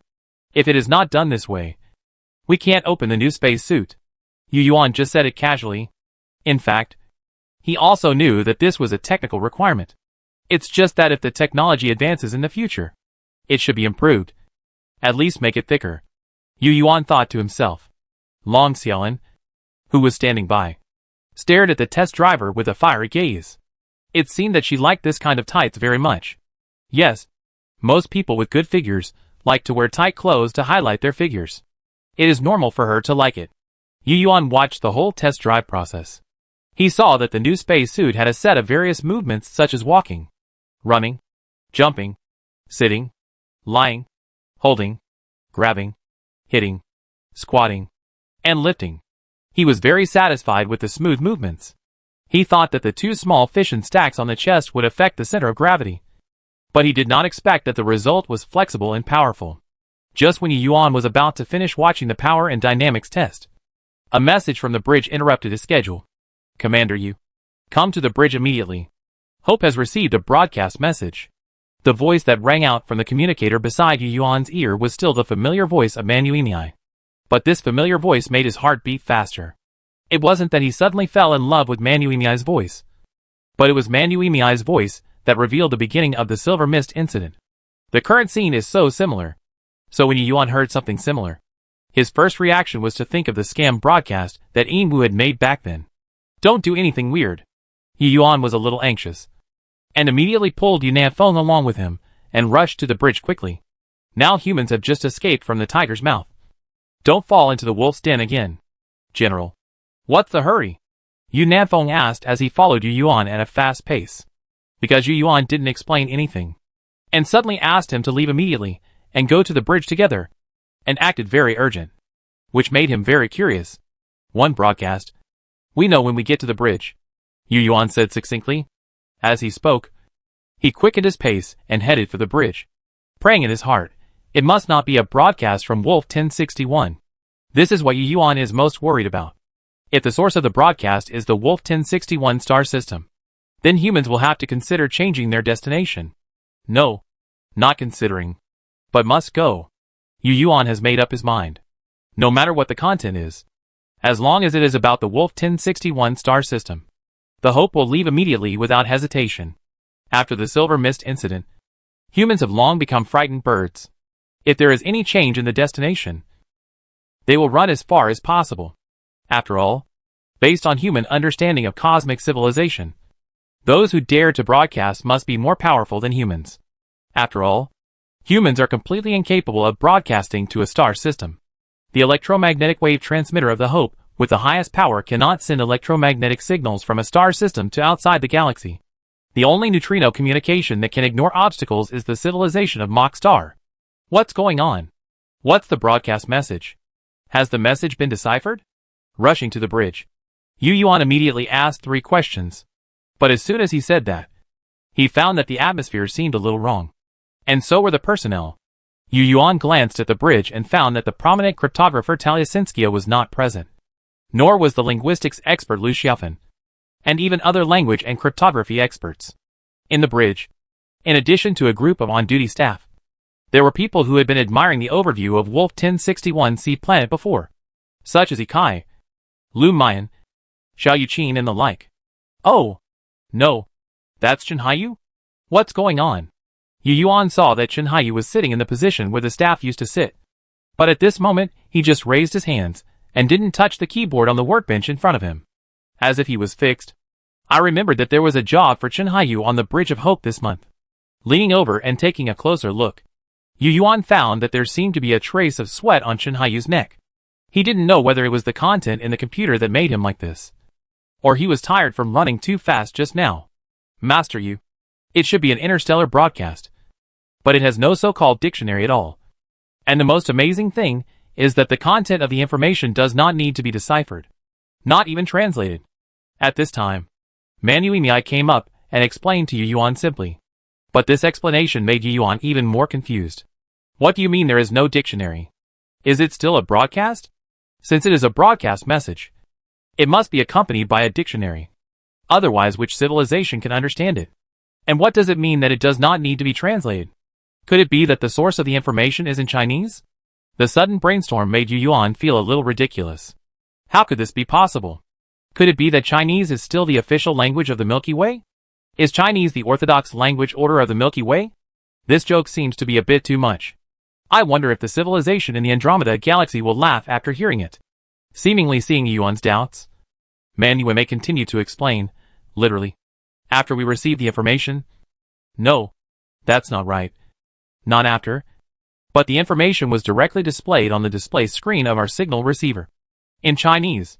Yu Yuan's eyelids jumped. Could the information source really be in Chinese? On second thought, it was not right. Sending information in interstellar space is not like speaking. How can there be different languages? Information is carried by either electromagnetic waves or gravitational waves. It just suddenly appeared in our receiver. Manuime added. Hearing her say this, Yu Yuan knew that she herself did not know what was going on. So he walked to the back of Chen Haiyu's position in 3 or 2 steps and frowned. What's going on? As he said that, he looked at the computer screen. He found a series of codes on it. Chen Haiyu seemed to be writing codes on the spot. A new set of self-checking codes. General. Professor Chen is checking whether the Hope network has been invaded. Xiao Yuqin, an information science expert, who was also next to Chen Haiyu, answered. Network invasion? Yu Yuan was shocked. No. No signs of network invasion have been found so far. Professor Chen is writing a new set of algorithms to check again. Xiao Yuqin answered quickly, without waiting for Yu Yuan to ask again. Xiao Yuqin continued to explain. We received a message. After it was received by our receiver, it was automatically translated into the text language we know within 1 millisecond and displayed on the receiver screen. Don't worry, General. Our signal receiver is not directly connected to the central computer. Chapter 130. That's good. Let's take a look at the information first. When Yu Yuan heard that the signal receiver was not connected to the central computer, he put down his nervous heart. If the central computer can be infected without a data link, then no matter how careful you are, it will be useless. And even antivirus will be impossible. Captain. Here. Xiao Yuqin led Yu Yuan to a small monitor next to him. Hope's various signal receiver display terminals, which are also the bridge signal receiving processors. Yu Yuan did not comment, but leaned closer to the monitor. The 5478th space broadcast. Orion arm. The broadcast began with a short sentence, and Yu Yuan continued to read. If you can receive this message, it proves that you at least have the ability to travel between stars and have reached the level of space-class civilization. The following broadcast content may be very important to you, so please make sure to analyze and judge it carefully. The Orion arm has traces of a defecting civilization of the Perseus community. In the future, the Perseus community is very likely to conduct a carpet search for this arm. At the same time, The Orion Arm is suspected to have signs of artificial intelligence civilization, and the Silicon-based consortium has noticed the relevant news. The news of the Harvester civilization has always been well informed, and they will not miss such a good opportunity to harvest civilization. So in the next period of time, the living environment of the Orion Arm will become very harsh, and your situation may be very dangerous. And in this broadcast message, there is a simple method for manufacturing a long-distance communicator for your safety and the continuation of civilization. Please be sure to import this information into your central computer. The program will automatically start the production of the long-distance communicator. After that, please communicate with us so that we can locate your coordinates. At that time, our Galaxy Alliance will send special personnel to you and take you to the shelter. I repeat again, you are in a very dangerous situation in the Jaguar Arm. Very dangerous. Announcer, the Orion Arm Squadron of the Galaxy Axis Alliance. After reading the entire broadcast, Yu Yuan's heart was filled with waves. The amount of information in this broadcast was too much. For a while, he was still immersed in these short words, reading them over and over again, for fear of missing a word, until he heard Zhao Youqin's call. Professor Chen, there is no need to write a virus detection program. Yu Yuan turned to Chen Haiyu, who was still nervously writing a program.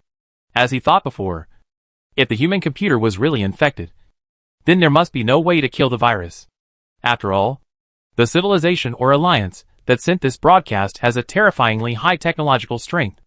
Not only that, this broadcast also contains a huge amount of information. Therefore, Yu Yuan believes that what humans need to do now is not to detect and kill viruses, but to analyze what this information means. Have you watched the broadcast? Seeing Chen Haiyu stop, Yu Yuan turned around and looked at the scientists in the bridge. I have. No. The answers were inconsistent. Come and take a look, and then tell us what you think of this broadcast. Following Yu Yuan's words, the scientists in the bridge who had not watched the broadcast also hurried to the signal receiver and watched it attentively, while others who had watched it were thinking silently. Yu Yuan was also one of the many thinkers. After a while, perhaps because he saw that all the scientists had finished browsing the information, Yu Yuan spoke first, but he did not express his own opinion. Instead, he said to Zhao Youqin, Professor Zhao, what do you think? In fact, after watching the broadcast, Yu Yuan had formed many ideas in his mind. But as a leader, he was very clear about his position. So even if he had a lot of ideas and opinions, he would not talk endlessly in front of everyone. Instead, he left this opportunity to everyone, so that a group of elites could find their own position and ensure that his dictatorship could operate healthily. Although I know what I'm going to say may sound ridiculous, the facts are before my eyes, so I have to say this. Zhao Youqin, who was being asked, made this opening statement first. Then he put away his slightly unbelievable expression on his face and continued, the moment this broadcast appeared, Professor Chen and I conducted a comprehensive investigation of our central computer, every array storage, every information flow, but we didn't find anything. I also tried to analyze the origin of this broadcast from the signal receiver, but the result was still the same. We didn't find any information about the source of the broadcast. It just seemed to appear on our receiver suddenly. The only thing that is certain is that this broadcast method is not known to us at all, because conventional electromagnetic wave signals will be distorted after being transmitted for a certain distance. Of course, we didn't detect any electromagnetic wave-related signals. Well, there is another point. This broadcast must be several light years away, or even hundreds or thousands of light years away. This means that the broadcast is superluminal, and superluminal communication really exists. This is a comforting news. But at the same time, the content of the broadcast also shows us a terrible fact. Speaking of this, Zhao Youqin's face was shocked again. This is a broadcast message with a certain intelligence. A message with its own intelligence. Sorry, I can't imagine what kind of technology can send such a message. I originally wanted to say it was impossible, but the facts are in front of us. There is no doubt that the civilization that sent out this broadcast message has definitely surpassed the third-level civilization level. From what the broadcast said, receiving the message means that you have reached the scope of aerospace civilization. Such casual words are enough to show that the Milky Way Axis Alliance has technology far beyond the aerospace civilization. I don't know whether it is level 4, level 5, or level 6, or even a cosmic civilization that exceeds interstellar civilization. Humans don't know. Even the civilization classification. Humans have only heard of it from Silver Mist's words. Silver Mist or the original Mock Star civilization. They themselves have not reached the 4th level civilization. And the existence of level 4 and above civilization is just speculation.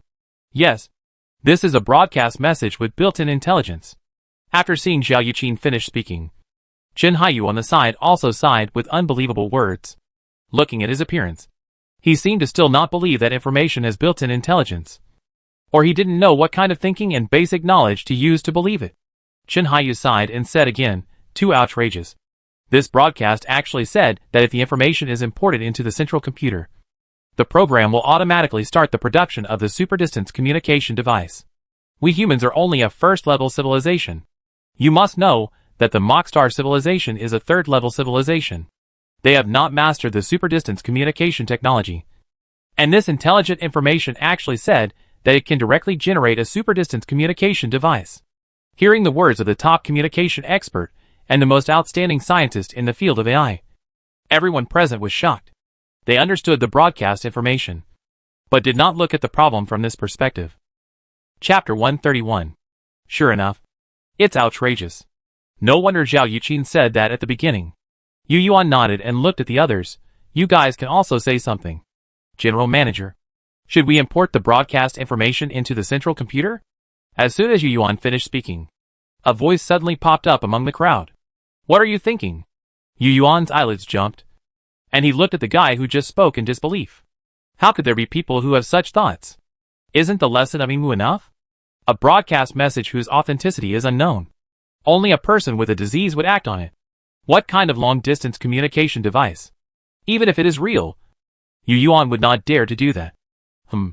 Seeing Yu Yuan's intense reaction, another expert present first groaned, and then began to speak. He is a sociologist. I think so. If this message is true, then we can notice that there are 5 key words mentioned in it. 1. Persis community. 2. Silicon-based federation. 3. Harvester civilization. 4. Sanctuary. 5. Galactic Heart Alliance. The Galactic Center Alliance is the abbreviation of the Galactic Axis Alliance. No. There are 2 more keywords. Defection and artificial intelligence civilization. A sociology researcher added. Yes, that's right. The sociologist nodded to the researcher who supplemented him, and then continued, in general, the broadcast involves 4 existences, or groups, or civilizations.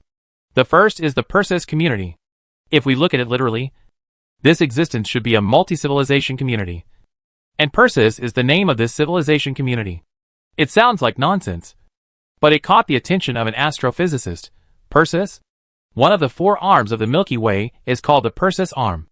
I wonder if it's a coincidence. As soon as this was said, it immediately caused a buzz of discussion. This is an automatically translated broadcast message. I think the word Persis is not used casually. There is indeed such a possibility. If it is related to the Persis arm, then are there civilization communities in other arms? At this time, the sociologists continue to analyze. Since there is a community of civilizations, it means that the universe is not entirely a dark forest. In the dark universe, things like alliances, unions, and communities are largely impossible to exist. Because since it is an alliance, it must be composed of 2 or more civilizations. And the same is true for the 2 words union and community. Of course, it is also possible that these civilizations began to contact each other when they did not know the dark reality of the universe at the beginning. And then after getting along for many years, they have merged with each other and formed a mutual dependence, thus forming an alliance.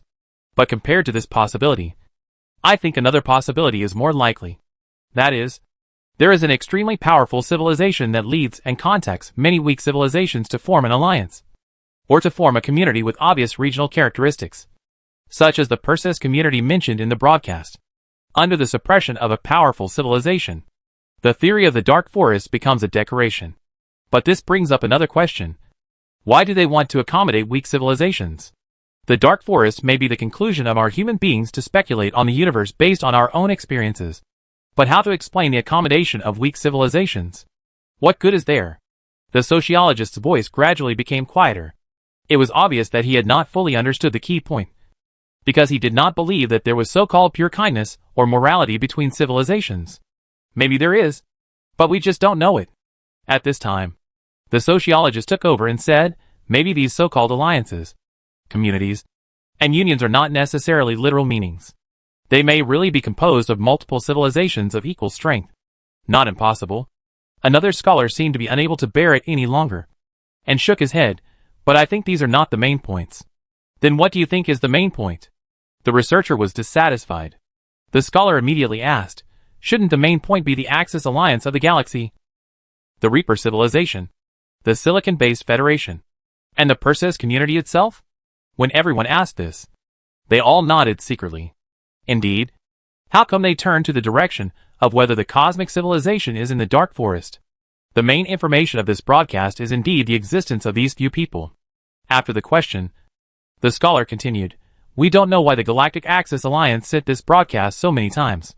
But if the content of the broadcast is true, then it means that the existence they said is also true, according to the broadcast. Because a civilization defected from the Perseus community, it led to the possible follow-up actions of the Perseus community. If the Perseus community is really a civilization group in the Perseus arm, then it is conceivable that the defected civilization also came from the Perseus arm to the Orion arm. This means that this defecting civilization is also an advanced civilization, at least level 4. According to the broadcast, the Silicon-based consortium is obviously heading for the artificial intelligence civilization, and the so-called artificial intelligence civilization. Don't you feel familiar with it? You mean Silver Mist? Yes. Hiss. When everyone in the Bridge of the Hope thought that the so-called artificial intelligence civilization was Silver Mist, they took a breath. If it is true, what does it mean? It means that this broadcast is really related to human beings. How long has human beings left the Ross 154 star system? If the traces of Silver Mist are really discovered by those advanced civilizations, doesn't it mean that those advanced civilizations have used some means to secretly observe the star field during this period? If it was before, humans might still think it is difficult to find a civilization in the vast sea of stars. But the outrageous things, like self-contained intelligent information, have come out. Who can guarantee that the civilization that sounds awesome just by hearing the name will not have other observation methods that humans can't imagine? Is it true that, as the broadcast said, the star field of the Orion Cantilever has fallen into extreme danger and has become a place of concern for all parties? This is too scary. Due to their own experiences, humans are very repulsive to those so-called alien civilizations, and are also very afraid of encountering advanced civilizations again. But then again, since the Galaxy Alliance that broadcast the message did not come directly to us, it means that humans have not been discovered yet. Otherwise, there would be no need to broadcast the message. This may be the best news humans have read from the message. Of course, it may also be that humans think too highly of themselves and take it for granted that the message was sent to them, and even speculate on the authenticity of the message because of paranoia. Chapter 132. In fact, after reading this broadcast, everyone in the Bridge of the Hope was more willing to believe that the broadcast was just a simple broadcast, not a scam targeting humans. Think about it. If it was targeted, then with the level of the Galactic Heart Alliance, it could have come directly. So this broadcast is really just a broadcast. But this makes everyone feel even more terrified, because that would mean that the several beings mentioned in the broadcast might gather in the Orion Arm in the near future, and the Orion Arm would therefore become a place of right and wrong. A dangerous place. Especially the Harvester civilization. Just from the name, you can tell that it is a tough guy. Other names all end with words like union, community, and alliance, but it is the only one that ends with civilization. Everyone believes that the automatic translation of the broadcast will not be aimless. So it is very likely that the Harvester civilization is a separate civilization. Harvester. Such a name. Everyone feels that it is a villain at first glance. And the Galactic Center Alliance does not seem to be much better, because the full name of this alliance is the Galactic Axis Alliance. Although the word galaxy looks very high-end, the word axis is not a good word. The Axis Alliance. Of course, maybe the Galaxy Alliance thinks that this word is good in human writing. As for the Silicon-based Federation, humans don't even need to think about it to know that it is not the same as them. I didn't expect the Silver Mist incident to turn out like this. Alas, it seems that the entire Orion Arm will not be at peace in the future. Maybe some ignorant civilizations that have not experienced setbacks will act according to the content of this broadcast. But we won't. Looking at the people who were lost in thought, Yu Yuan sighed. The information was too big, and the impact was too great for everyone to digest. Yu Yuan also felt the same way. The good mood and pride he had gained from going to see the new space suits had been completely washed away by this broadcast. After a group of scientists and many people analyzed it, Yu Yuan was now thinking about some questions. For example, why did the so-called Perseus community defector civilization run to the Orion arm? What does the word defection mean? Is it determined by the nature of the Perseus community? Or is it a subjective term used by the Galactic Center Alliance? As he thought about it, Yu Yuan suddenly had an idea in his mind. And a terrible possibility suddenly popped up in his mind. Could the so-called defecting civilization be related to the Centauri triple star system and the explosion of the solar system? No. No. No. How could it be such a coincidence? Yu Yuan quickly denied this sudden idea. Advanced civilization. Orion arm. Perseus community. For a long time, only these terms can be matched with cosmic events. No wonder Yu Yuan thought so. When the sun exploded before, Yu Yuan immediately shouted the slogan of revenge to rally people's hearts. But he actually understood that the civilization that could blow up a star was far beyond the reach of humans. After contacting the silver mist consciousness, Yu Yuan's cognition became even stronger. Because Yu Yuan had long noticed that from the beginning to the end of the contact between humans and the silver mist consciousness, scientists had not speculated the result of the war between the silver mist consciousness and the mock star civilization to blow up the star from any dialogue or the information hidden behind the dialogue. When the silver mist consciousness described the war between the two humans as a patrolman of the mock star mining area, there was no description of how many stars were blown up. Of course, maybe the silver mist consciousness deliberately did not mention it. But Yu Yuan was more willing to believe that as a third-level civilization, it was impossible to destroy a star. In fact, after learning about the technical characteristics of the third-level civilization, human scientists used this as a basis and made many simulations. The results all showed that the third-level civilization was incapable of destroying stars. From that moment on, scientists all knew that for that unknown enemy, humans could only secretly explore clues at this stage and for a long time in the future, and then record them in a small notebook. At this time, Zhao Yuqin was the first to wake up from silence. He looked at Yu Yuan and pointed to the signal receiver display screen. General, it seems that the Orion cantilever where we are is about to become an extremely dangerous area. So, should we delete this broadcast information directly or what? You don't want to import it into the central computer and then accept the advice of the Axis Alliance of the Galaxy and go to a shelter, right? When Yu Yuan said this, his brows were furrowed into a shape. Of course not. Zhao Yuqin was stunned. He didn't expect Yu Yuan to react so strongly that he didn't let him finish his words. Thinking of this, he hurriedly said, General, you understand me. I mean to keep it for research. What research? Do you think humans don't die early enough? Yu Yuan complained in his heart. He understood that seeking wealth and danger, but you also have to live to enjoy wealth.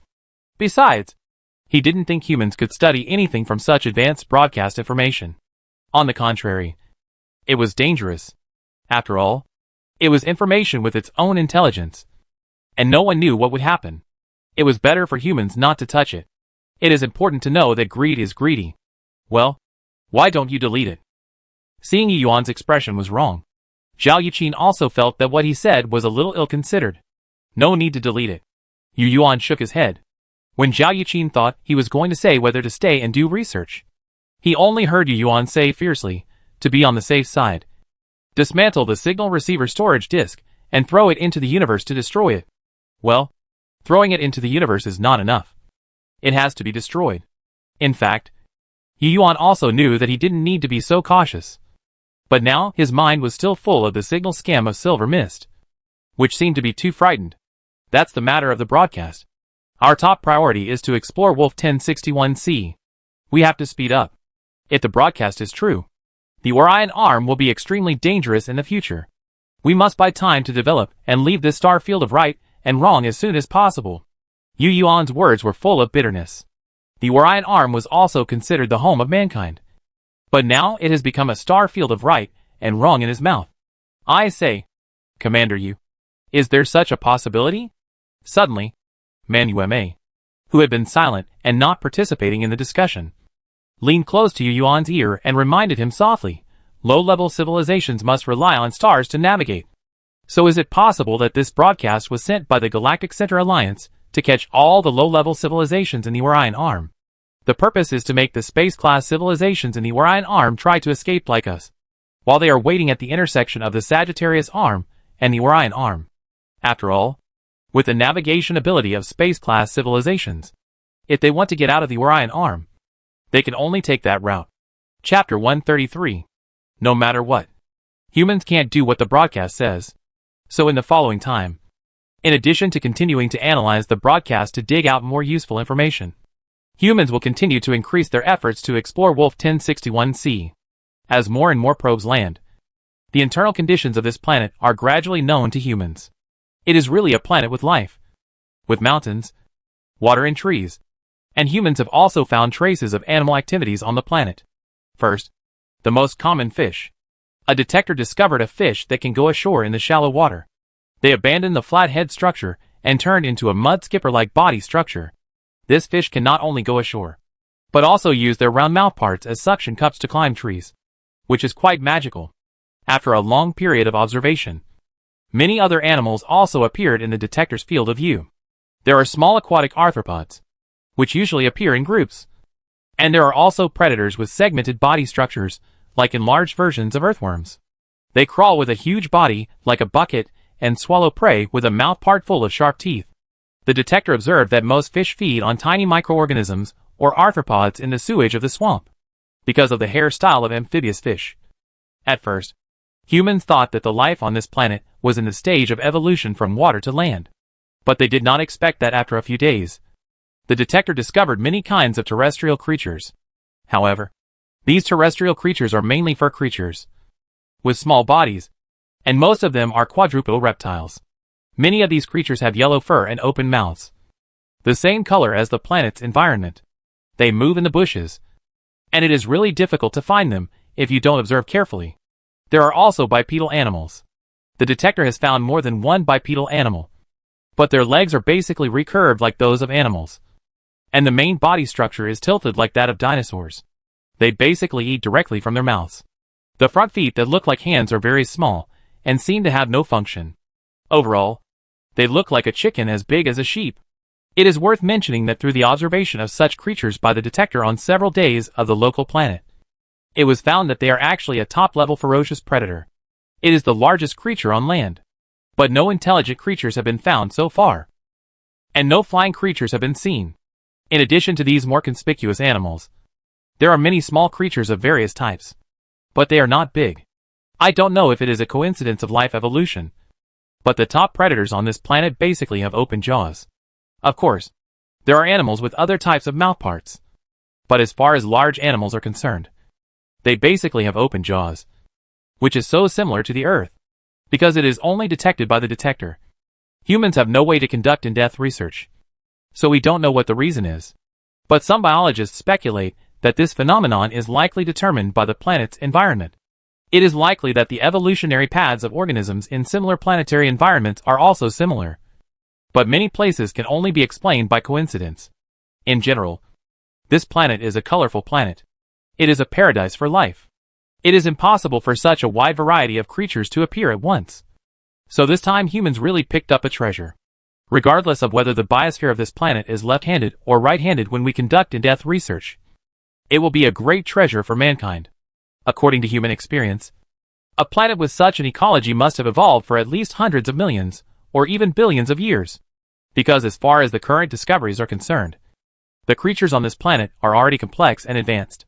This shows that the biosphere of this planet has experienced the 5 milestones of life birth that humans believe. If there is a big filter screening for the birth of life, then the life on this planet has gone through the process from the original soup of life to complex organisms. In other words, they have broken through 5 natural selections. The first milestone of biological evolution is the evolution of male macromolecules into quasi-organisms. That is, information macromolecules. The second milestone is the birth of prokaryotic cells. The third milestone is the formation of oxygen-loving eukaryotic cells. The fourth milestone is the emergence of bisexuality. And the fifth milestone is the birth of multicellularity. The reason why it is a milestone is that each stage here is a coincidence among coincidences, and it can only be completed by miracles among miracles. If there is a problem with one of the parameters of the environment, there will be no life. So, if the great filter of life exists, then the life on this planet has quietly passed through 5 filters in the billions of years of evolution. Based on this, people say that life is a miracle. Of course, the evolution of life on this planet may not be as humans think. And humans do not know whether life planets in the universe are common. But no matter what, as long as it is a life planet and a biosphere, it is a great treasure for humans. Moreover, there is no intelligent life on this planet, nor any trace of other alien probe activities. As the saying goes, if you don't take what God gives you, you will suffer the consequences. If you don't take what the time is right, you will suffer the consequences. So, after detecting this situation, the Hope finally set off again, slowly moving towards the planet that humans covet. Time passed in a flash. According to the established route, the Hope first entered the nearest satellite of the planet Wolf 1061c and docked in its orbit. This satellite is one of the 2 satellites of the planet Wolf 1061c. Humans named it Wolf 1061c1. And for simplicity, it is abbreviated as Wolf C1. Next, they began to land on this satellite and build a resource collection base on it according to the plan. Yes, it is close to Wolf C, but they did not land on it immediately, but instead went to its satellite for development and construction. As the saying goes, haste makes waste. Well, the real reason is certainly not this sentence. In fact, it is because humans have detected a large amount of helium-4 on Wolf C1. And the reserves of other metal minerals are also very amazing, which just meets the needs of human development. So they are developed and utilized first. The second reason is for safety considerations. After all, there is no life on Wolf C1, and humans do not need to be so cautious. It is very suitable for human needs at this stage, and it is relatively easy to land and develop. In fact, from the current situation of human beings, compared with life planets, those planets without life are actually easier to develop, because landing on those planets does not need to consider microbial issues at all. This is obvious. Chapter 134. Everything is proceeding in an orderly manner according to the plan. Although the biologists have long been eager and thirsty, they have to look at the planet Wolf 1061c from the porthole of the Hope almost every day. But the procedure is the procedure, and what should be waited for must be waited for. According to the plan, in the next period of time, humans will rely on the Hope to first build a base on Wolf C1, and then use its resources to build a space transfer station in its orbit. Then, we will use this transfer station to absorb resources from the planet Wolf C1 and carry out larger-scale space construction, including space docks, space factories, space experimental bases, and a series of supporting facilities. While planning these functional facilities, according to the original plan, humans will also transfer resources through the space transfer station and build a large integrated space station in the orbit of the planet Wolf 1061c. This space station will serve as a springboard for subsequent personnel to land on the planet Wolf 1061c. The reason for building a large integrated space station is that all subsequent research on the planet Wolf 1061c will be conducted on this space station. However, considering that humans will not live here permanently in the future, the plan for this large space station was rejected. Well, it was rejected but not completely rejected. The alternative plan is to design the large space station to look like a spaceship like the Hope. All the necessary fusion thrusters must be included, and the design drawings are directly from the Hope, which means that another Hope is to be built. The purpose of doing this is very clear. That is, when humans leave in the future, they can also take this platform away with them. After all, it is a waste to abandon such a comprehensive space station after use. This alternative plan has been agreed by almost everyone. It is precisely because of this plan that humans have also made similar considerations for other space building designs. The principle is that it can be packed and taken away, or simply driven away directly. After this interruption, the various platforms designed by humans have completely turned to another style. Traditional space docks were soon given various buffs, such as reserved thruster positions, and full disassembly and modularization, in order to use thrusters to drive away in the future.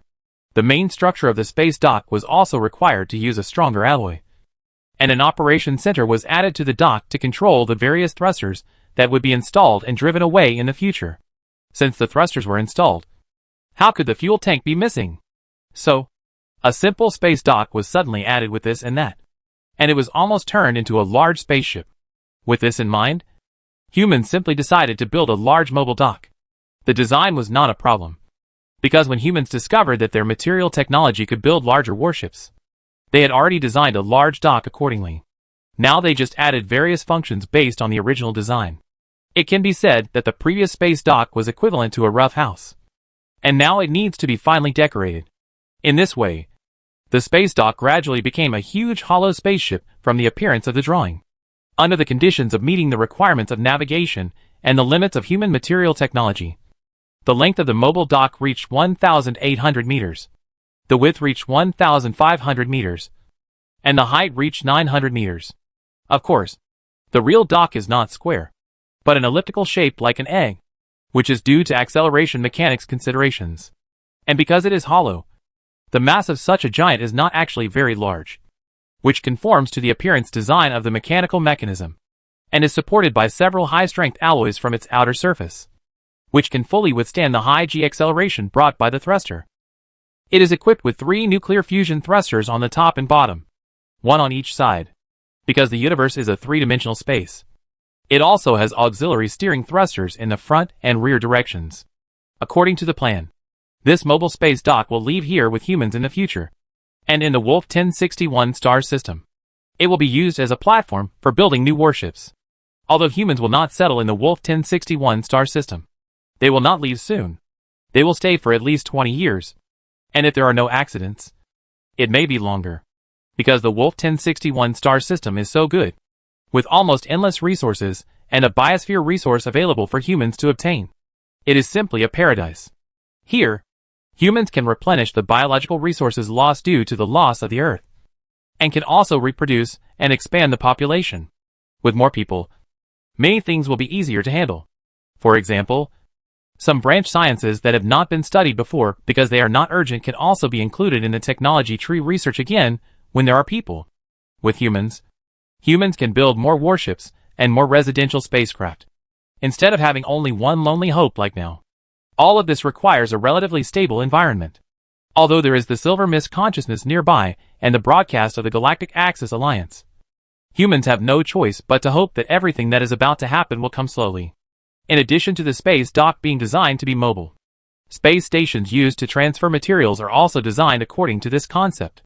Being modular, being able to be packed and taken away, and being able to be equipped with an engine and driven away have become basic requirements for human beings to design various functional buildings in the future. Even ground resource development bases and various resource collection equipment have taken this aspect into consideration to the greatest extent.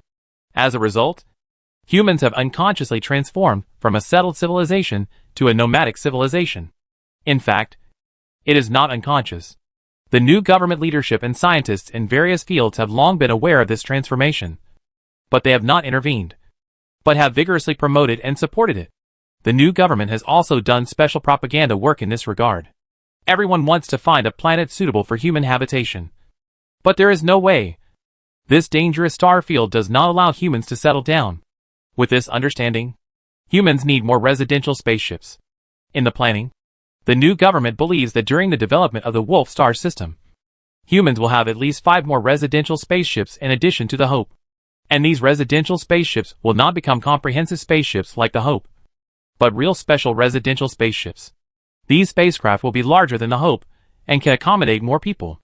In this way, various other types of spacecraft will be needed, such as scientific research spacecraft that focus on accommodating various scientific laboratories, industrial spacecraft that focus on industrial production workshops, spacecraft that focus on material processing, etc.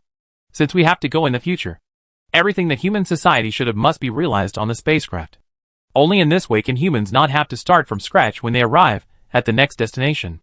From another perspective, the functional requirements of modularization, packing and taking away, and installing engines and driving away will also prompt humans to work harder on folding machinery. In terms of technology, the mechanical structure must be more precise, more delicate, and more convenient. Of course, under such requirements, the structure of various mechanical equipment of humans will become more complex.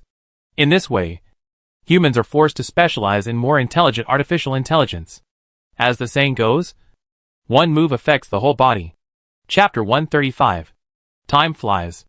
In 5 years, the humans who came to the Wolf 1061 star system completed the construction of all resource collection bases. Today, Wolf C1 is full of factories, bright lights, countless robots running around, and countless machines are working on it. Humans use technology to make this planet, which has been quiet for billions of years, lively. The main body of the mobile space dock in the satellite orbit has been completed, and the orbital mass accelerator on the ground is still projecting a large amount of resources and materials into space day and night.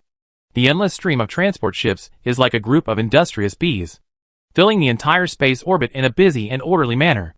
The resource transfer platform that has been completed for a long time continuously transports the materials on the Wolf C1 satellite to the Wolf 1601C orbit and sends them to the cylindrical space station built there in the style of the Hope. The densely populated material transport ships shuttle back and forth between the various stations. From a distance, it looks like a magpie bridge across the Milky Way. 5 years is the first node, and it is also the time point when human productivity will take off again.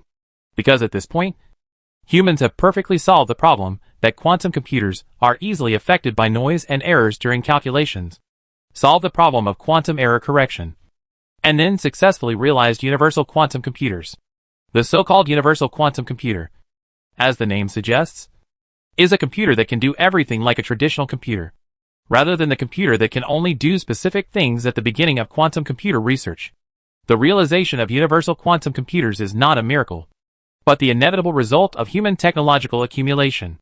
After all, humans have successfully mastered a number of quantum application technologies as early as the 21st century, the most typical of which is quantum secure communication. It is worth mentioning that this universal quantum computer is not a semi-finished product or an initial trial product, but a mature version, since humans already have AI such as Tine Hezwang on traditional computers, and they have transformed it into a superconducting computer. Humans are not short of computing power in a short period of time. In this case, the team researching universal quantum computers is not in a hurry to take out a semi-finished product, but wait until the product is fully mature. The realization of universal quantum computers means that humans have taken a big step forward in the computer field. Based on quantum computers, human central computers will be updated again, and new artificial intelligence will become smarter, more flexible, and more intelligent. It can be foreseen that in the next period of time, humans will produce new robots and assign new artificial intelligence to the programs of various robots, allowing them to contribute to the development of mankind. Many jobs that previously required human participation will be replaced by new robots. This means that humans will be able to save a lot of manpower to specialize in research, which is a field that can only be completed by humans. At the same time, the addition of more intelligent robots will also increase the speed of human construction and manufacturing, and the problem of population shortage will be further alleviated. Just like a new warship that originally took 10 years to build, it only takes 5 or even 3 years to complete after the new artificial intelligence is online. And the construction period of the living spacecraft will also be greatly shortened. It can be said that the emergence of universal quantum computers is like pressing the development and construction accelerator for humans, instantly amplifying human industrial power by more than 100 times. The already large fleet of various robots will expand again. It can be predicted that in the next few years, robots will be everywhere on the planet Wolf C1.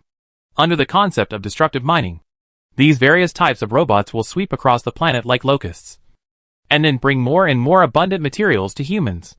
Universal quantum computers not only accelerate industrial construction, but also catalyze the development of science and technology in various fields, not to mention the long term, such as the miniaturized nuclear fusion reactor that humans are currently researching. In order to verify various models, before universal quantum computers, it might take several months or even years to verify whether a model algorithm has loopholes or is feasible using traditional computers. But with universal quantum computers, this kind of verification calculation only takes a few seconds or even less than a second to get the result. Obviously, the research pace of miniaturized nuclear fusion reactors will enter the fast lane under the catalysis of universal quantum computers. The same is true for other related technologies. So why are quantum computers so much faster than traditional electronic computers? The reason lies in its principle. For the same number of bits in, the information capacity that a quantum bit can represent is 2 to the power of an electronic bit. And in terms of running speed, quantum computing can greatly improve its computing speed by virtue of its quantum entanglement characteristics. For example, if we want to add 1 to all 10 numbers, the traditional computer needs to perform the addition operation one by one.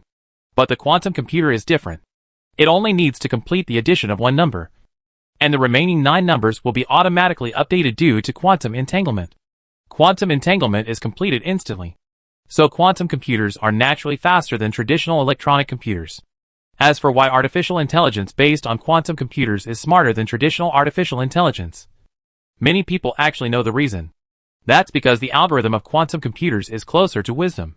In other words, the human brain operates on the quantum level, or human thinking is generated by the operating mechanism at the quantum level. As the saying goes, only magic can defeat magic.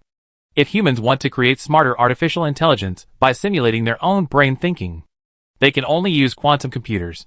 Now, humans can see the way to achieve strong artificial intelligence, which is universal quantum computers. Later, the new spacesuit was also replaced with a new AI system. It can be said that the emergence of universal quantum computers is like sharpening the knife before cutting wood. The new government predicts that the previous construction plan of mankind is likely to be completed ahead of schedule. Of course, it does not mean that after having universal quantum computers, mankind will give up the research on traditional computers. But it will not be listed as a focus of development for the time being. Yes, in the eyes of mankind, traditional electronic computers have not come to an end, and mankind does not want to give up any branch of science. Every science has many branches. Just like the current central computer of mankind, Tian has Wang, which belongs to the superconducting electronic computer of traditional structure. In the field of electronic computers, it can be further explored, such as the electronic spin property computer mentioned earlier, or even the electronic computer that only exists in the wild imagination of a scientist using the incompatibility of electrons with their spin properties. The same is true for general quantum computers. Currently, humans use photons as quantum bits. In addition, quantum computers have other branch routes, such as topological quantum computers and electromagnetic field-controlled ionization well quantum computers. Choosing which particle to use as a quantum bit may lead to the development of different quantum computers. And elementary particles all have quantum properties. It is conceivable how complicated the refinement of scientific branches is. Chapter 136. As early as the 20th century, humans have realized the problem of the complexity of scientific branches. Now that we have reached this point, this awareness has become even stronger. Some scientists have even expressed their concerns about this many times. They think that one day, the cost of human learning will not be able to keep up with the increasing number of scientific branches to be studied, which will eventually lead to technological stagnation and decline. Of course, these are all later stories. Another year passed, which was the 6th year since humans came to Wolf 1061. Humans equipped with a new artificial intelligence system finally officially landed on Wolf 1061C, since the construction of the new warship has entered the fast lane. After obtaining the approval of the command, the previous Callisto ship was used as the carrier ship for this landing on Wolf 1061C. This 800-meter-long warship carried a group of landing personnel and changed orbit directly from the orbit of the mobile space station, slowly descending towards this long-coveted planet, directly entering the atmosphere. The surface of the Callisto ship was wrapped in a layer of hot air, as if a flaming star was passing through the sky of the planet.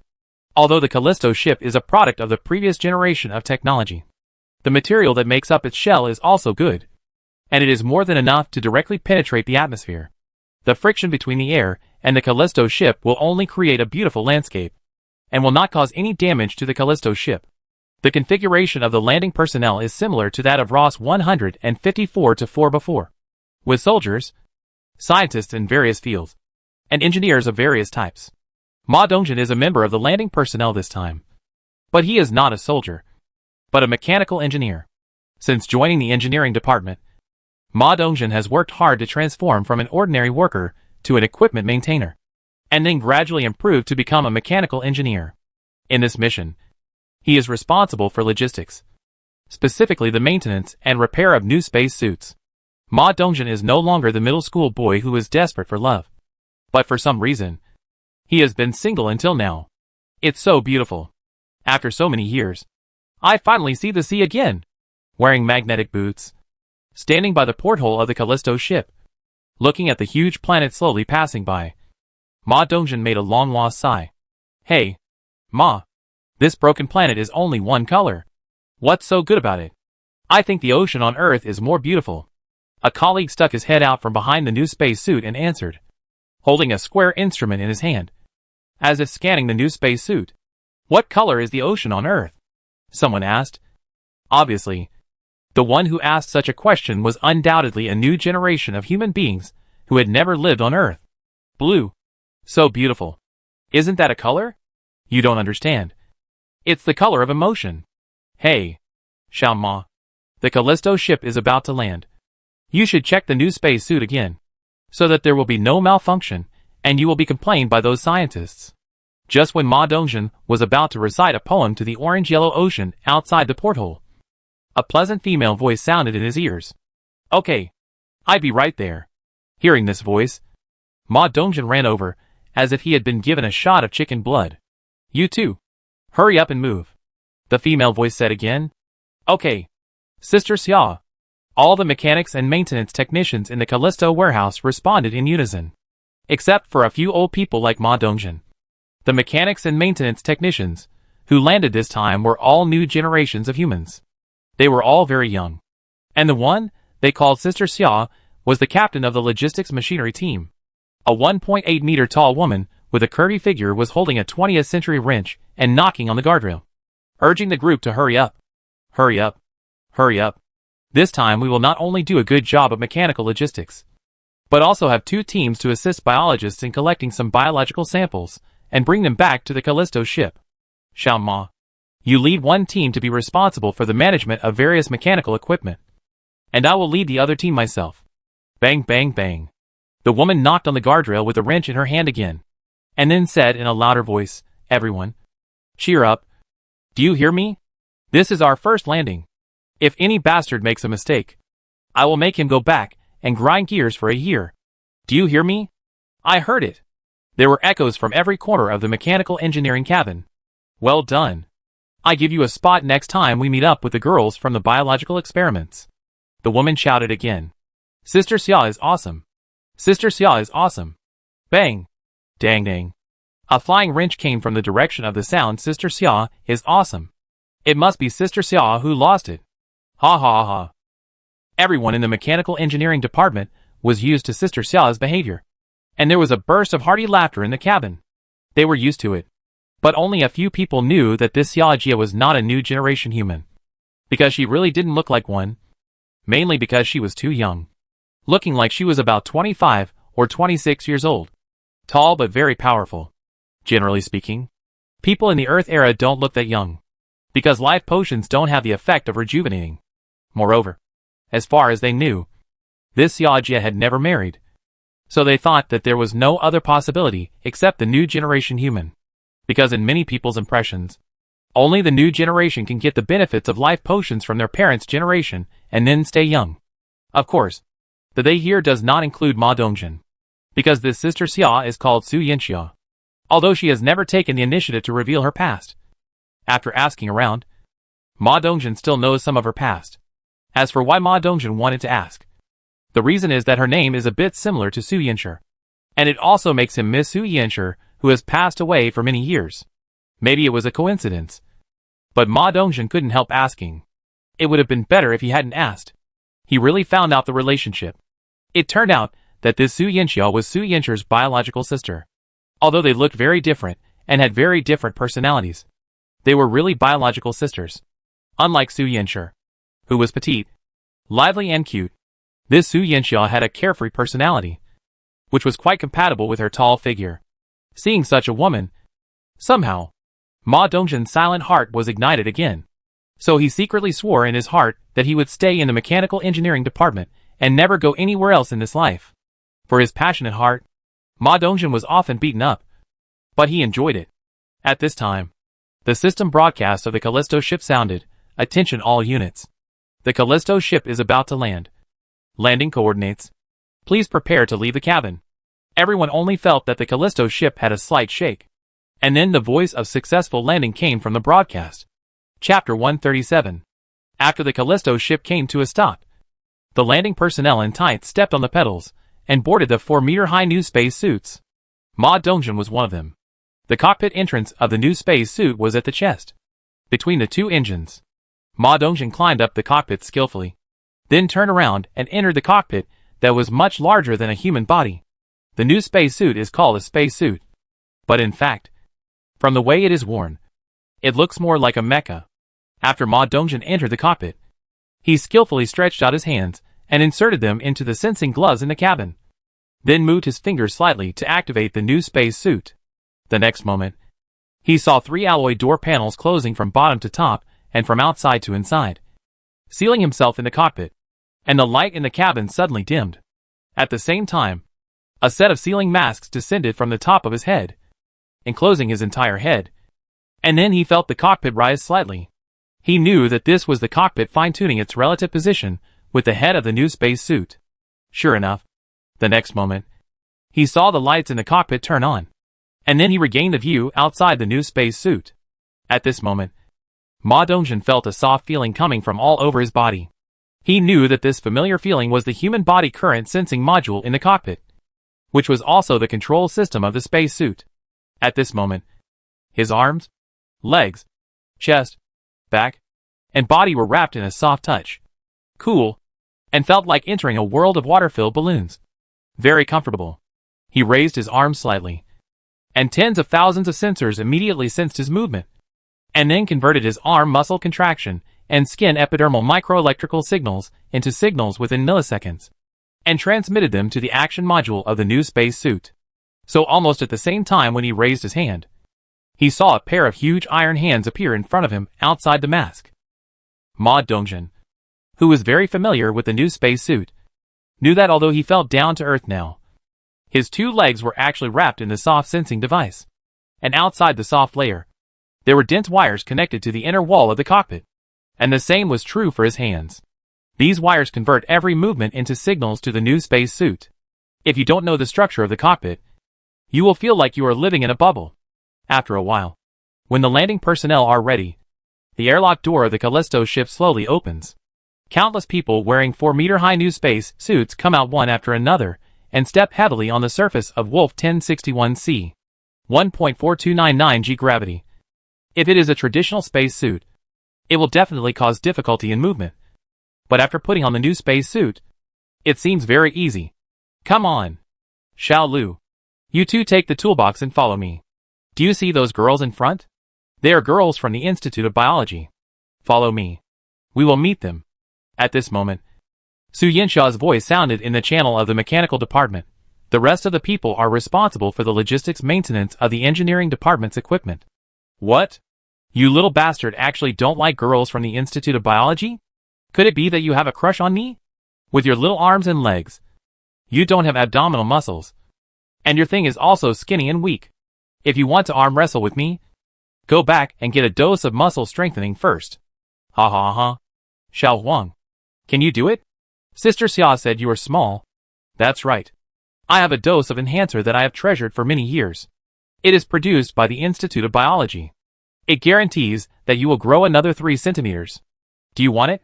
Sell it at a low price of 700 contribution coins. I can't use it anyway. Get lost. A burst of laughter sounded in the channel of the mechanical department, followed by a series of insulting words directed at the young man, who was made fun of by Su Yinxia. Bang! Just when everyone was still joking in the channel, Su Yinxia suddenly saw her legs slightly bent, and then she jumped forward with a bang. At the same time, the 2 nozzles on the back of the new space suit she was wearing also sprayed 2 flames as she jumped up. With this leap, she covered more than 10 meters. Then she landed steadily next to the group of Biological Research Institute personnel with a clang, and a cloud of dust flew up. Hey, doctors, professors, which way should we go? The smoke and dust dissipated, revealing the 4-meter-tall new space suit. At the same time, Su Yinxia's voice sounded again in the public communication channel. Oh, it's worthy of the power components that I adjusted personally. It's really awesome. Ah, it's Sister Xia. Let's go east and collect some plant samples along the way. Our team's focus this time is plants, and the range of activities is controlled within 5 kilometers. The voice that responded to her was also a female voice, and it sounded a little dull. But Su Yinxia knew that the person who spoke was a student that Ikai valued very much. She was a new generation girl. Very young. But an absolute biological genius. Focusing on biodiversity research. Named Shirleyfen. She was very small. But now she was wearing a new space suit, and it was not visible. Let's go! Seeing that everyone had arrived, a soldier who served as the team leader immediately shouted. A team consisting of 3 members of the mechanical department, 3 doctors of biology, and 6 soldiers walked towards the distance under the shining of the stars above their heads. Their main task is to collect as many plant samples as possible from the planet, bring them back to the Callisto ship, and then launch them to the space station for research. You guys work hard. The new space suits won't break that easily. Su Yinxia kicked a sheep-sized predator away, sending it flying 7 or 8 meters. She took a look at the predator, which should not survive, and then spoke to several biology doctors who were carefully pulling out bushes in the communication channel. Sister Xia, can you please stop messing around like that? You scared me. Before the 3 biologists could answer, they heard a soldier's voice shouting in the channel. It was a soldier about 7 or 8 meters away. He was bending down to uproot a 2-meter-high shrub, but suddenly saw something flying past him. He thought he was attacked by some creature. It turned out to be a sheep-sized animal twitching on the ground. He turned his head to look in the direction of the animal, and saw Su Yinxia's kicking action just retracted. What do you mean by messing around? I'm testing the strength of the new space suit. This is one of the tasks of our mechanical engineering department. You see, it took a powerful kick to kick this thing 7 meters away, which shows that the leg strength of the new space suit is not enough. It seems that a jet booster will have to be installed on the ankle. You know, nitrogen acceleration. That kind of. Ah. The soldier sighed in his heart. This is the first time he has seen such a woman. He decided to ignore this guy before kicking this predator that looks like a chicken. Many small animals have died under Su Yinxia's feet.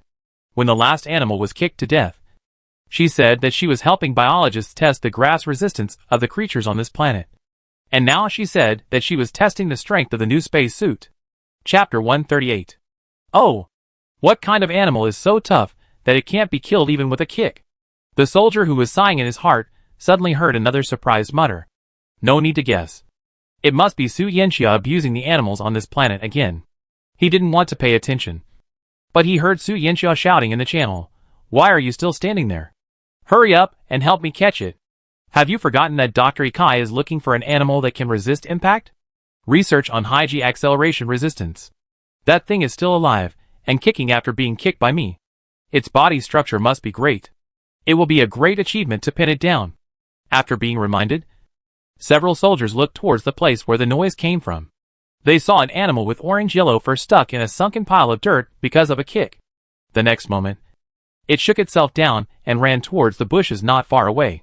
This animal has a cat-like head, 3 clawed hooves, flat teeth, a long neck, 4 eyes, a single horn, and a scream that sounds like a dolphin.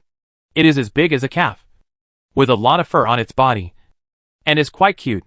There is a print on its buttocks. Judging from the traces of bald fur, it should be the place where Su Yinxia kicked it. It is a herbivorous animal.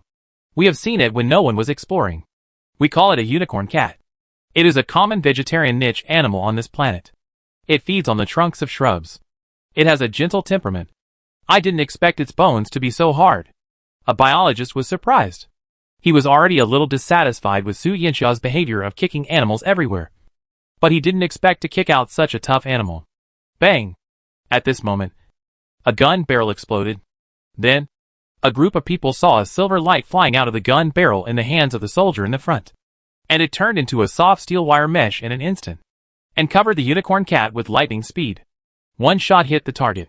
Looking at the unicorn cat caught in the soft steel wire mesh, rushing left and right and unable to get out, the soldier stepped forward and raised his 5 steel claws to grab the unicorn cat in his hand. Well done! Such a scene happened not only in this team, but other teams also occasionally did side jobs outside the main task. Whenever they came across something they thought was of high value, they basically collected it back. There are dozens of teams like this during this landing.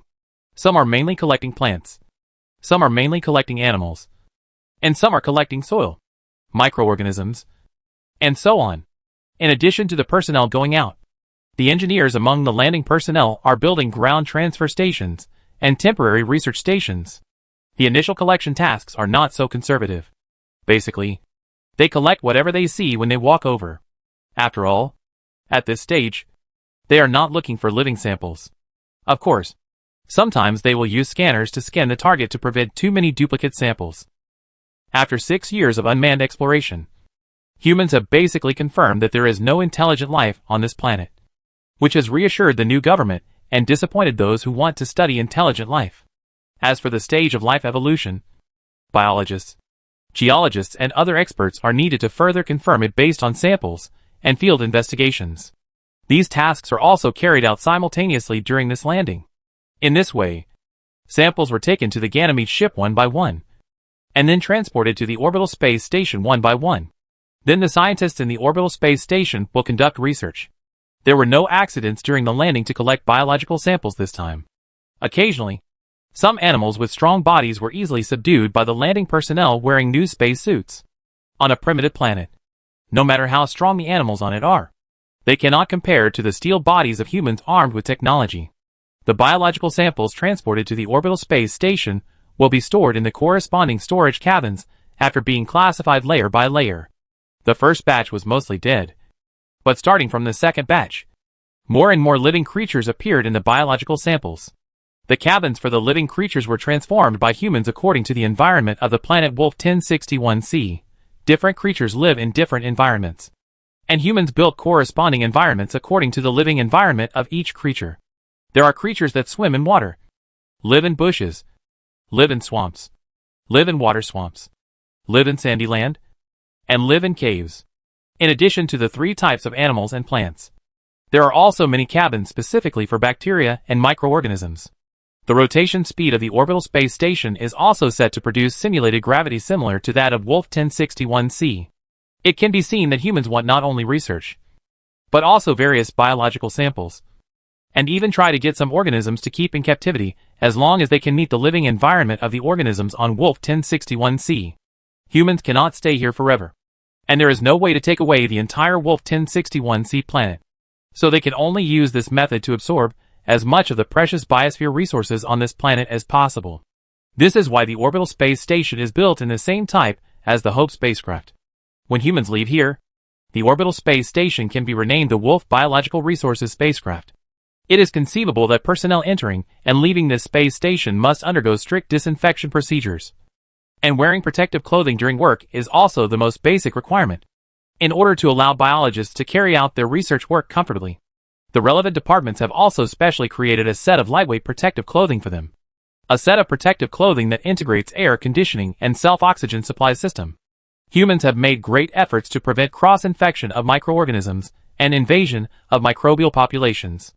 Of course, humans do not want to wear protective clothing to enter the orbital space station all the time, nor do they want to perform cumbersome disinfection every time. But this is necessary at this stage. The goal of humans is to utilize the biosphere of Wolf 1061c, and the purpose of studying this biosphere is to serve humans. So in the near future, when certain research results are obtained and used on humans and the results are effective, it will not be so troublesome. Yes, transforming oneself to adapt to the microbial environment of the Wolf biosphere is the first stage goal of human beings in studying the Wolf 1061c planet. It is also the first step for humans to strengthen themselves and transform themselves. After that, humans don't have to worry about being infected by the microorganisms in this biosphere. After that, it is to carry out various targeted biological analysis and experiments to understand the advantages of various organisms in the biosphere and the reasons for the formation of their abilities, and then let humans also have the abilities they want. This is the second step of the research plan, also known as the body strengthening research. This is why Ikai always says that a planetary biosphere is needed. It is just like this. A good cook cannot cook without rice. The so-called investigating things to gain knowledge means that you must have things to investigate. Humans do not have superpowers or divine powers, so they can only improve themselves in this way. To put it more traditionally, it is called learning from nature. The Tao is saying that man follows the earth follows the sky follows the Tao, and the Tao follows nature. In Confucian terms, is to investigate things to gain knowledge. Chapter 139. 2 months later. The Bridge of the Hope. Ikai returned to the Hope from the Wolf 1061c space station. As soon as he finished the thorough inspection of various microorganisms, He rushed to the bridge to find Yu Yuan. General, it can be basically confirmed that there is no intelligent life. As soon as he arrived at the bridge, Ikai found an empty seat and sat down. Basically? How basic? Yu Yuan gave him a look. 99%. Ikai moved his body to the back of the chair to make himself sit more comfortably. Recent research on various data shows that the current stage of life evolution on this planet is roughly equivalent to the Earth 300 to 400 million years ago. That is, between the Cambrian and Ordovician periods. If the evolution of carbon-based life is also similar to the development of technology. Well, I said this mainly to make it easier for the general to understand. In fact, the evolution of life on Wolf 1061c is very different from that on Earth. After all, the ecological environment is very different. I think there should not be so many furry animals at that time on Earth. Geologists are still doing excavation and analysis work on the bottom layer. They want to know whether this planet has a biological boom and mass extinction period similar to that of Earth. I think in another year or so, the geological history of this planet will be included in our database. By the way, it was Professor Bu Lianchi who personally led the team to land and excavate. I know. Yu Yuan stood up and slowly took a step towards the porthole. Although Yu Yuan usually doesn't pay attention to personal private life, he did pay attention to this Professor Bu Lianchi, mainly because she was widowed just after getting married, and her husband died in the line of duty in Ross 154-4. Therefore, Yu Yuan paid more attention to her situation. Bu Lianchi now has a son and a daughter. It should be that Qin Xiansheng had a double shot before he left. But he only paid a little attention to it. Yu Yuan didn't know if she was looking for other men now. Hope is still very open in this regard. And the policy does not support women to remain widowed.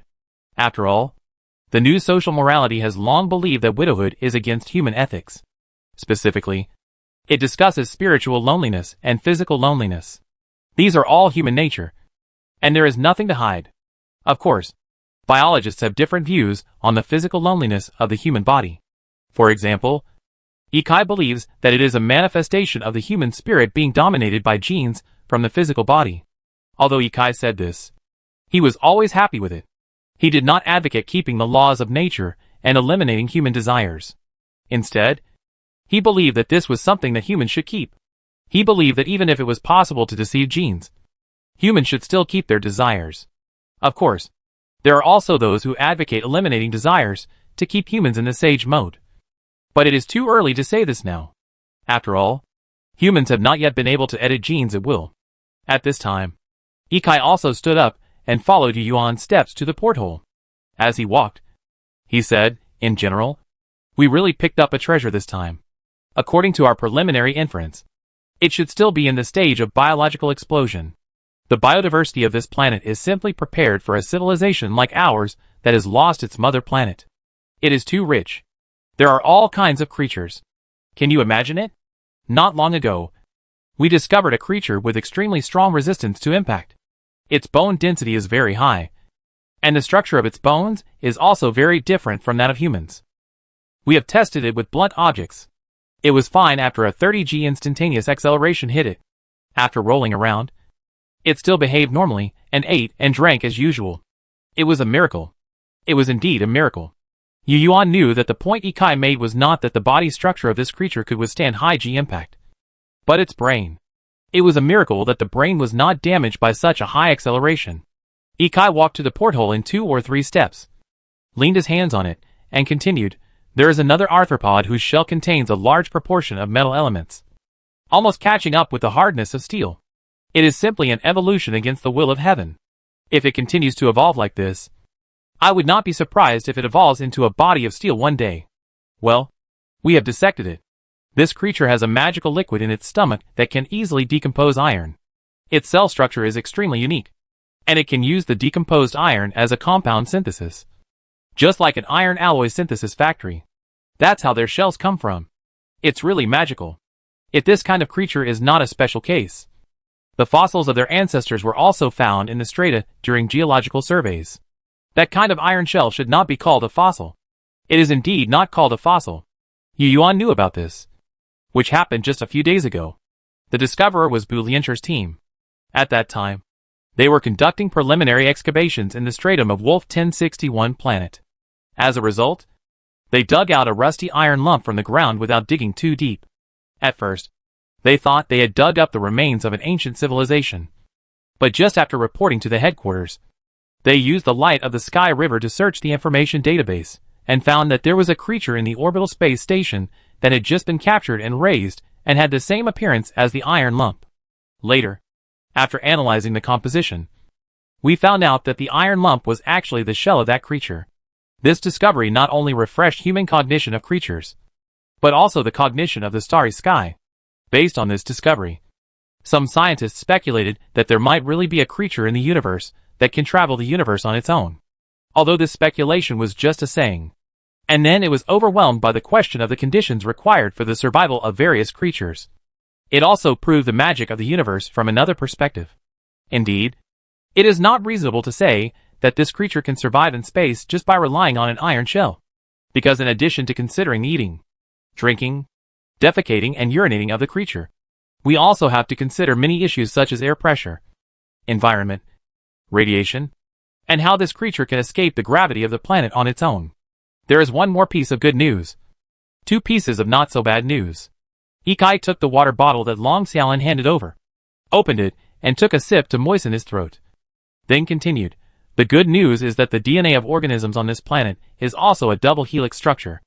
The first piece of not so bad news is that the DNA of most animal microorganisms on this planet is mainly left-handed. The second piece of not so bad news is that we found that the biological enzymes on this planet are mainly right-handed enzymes. Human DNA is right-handed, while enzymes in the biosphere on Earth are basically left-handed. Wolf C1 is just the opposite. Biological DNA is left-handed, and enzymes in the biosphere are basically right-handed. This is indeed bad news. Chapter 140. Because the biosphere is dominated by right-handed enzymes, its most basic biological molecules will also be right-handed. Just like amino acids. It is well known that in organisms, the biological activities of left-handed amino acids and right-handed amino acids are different.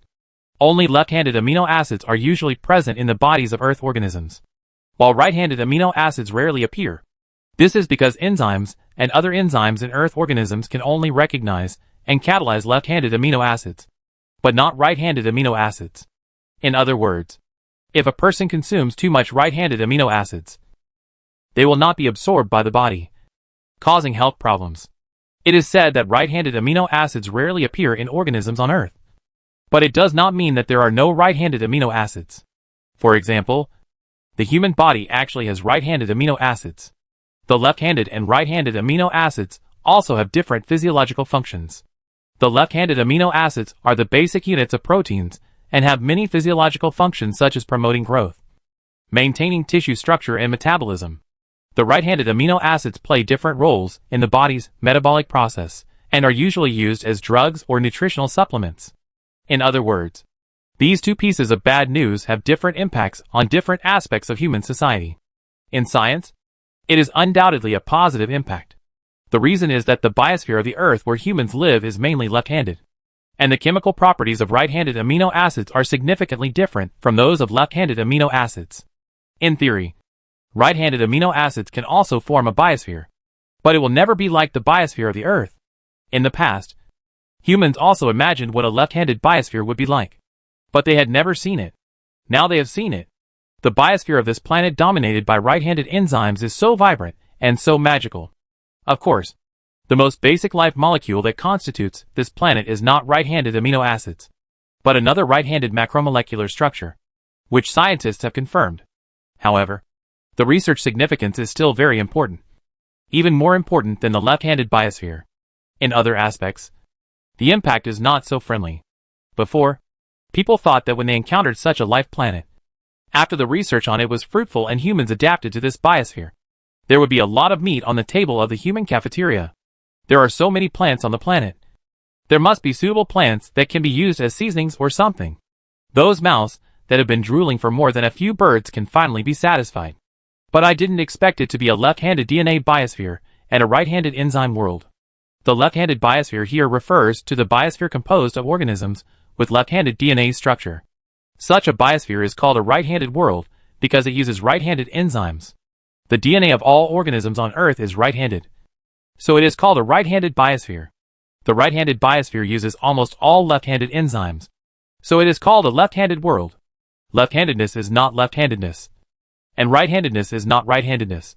But refers to the left and right hand of the hand. Just like that, people's dream of gourmet food was shattered. Right-handed things cannot be eaten randomly. It will kill people. Unless humans have the technology to transform themselves from DNA into creatures that can use right-handed food.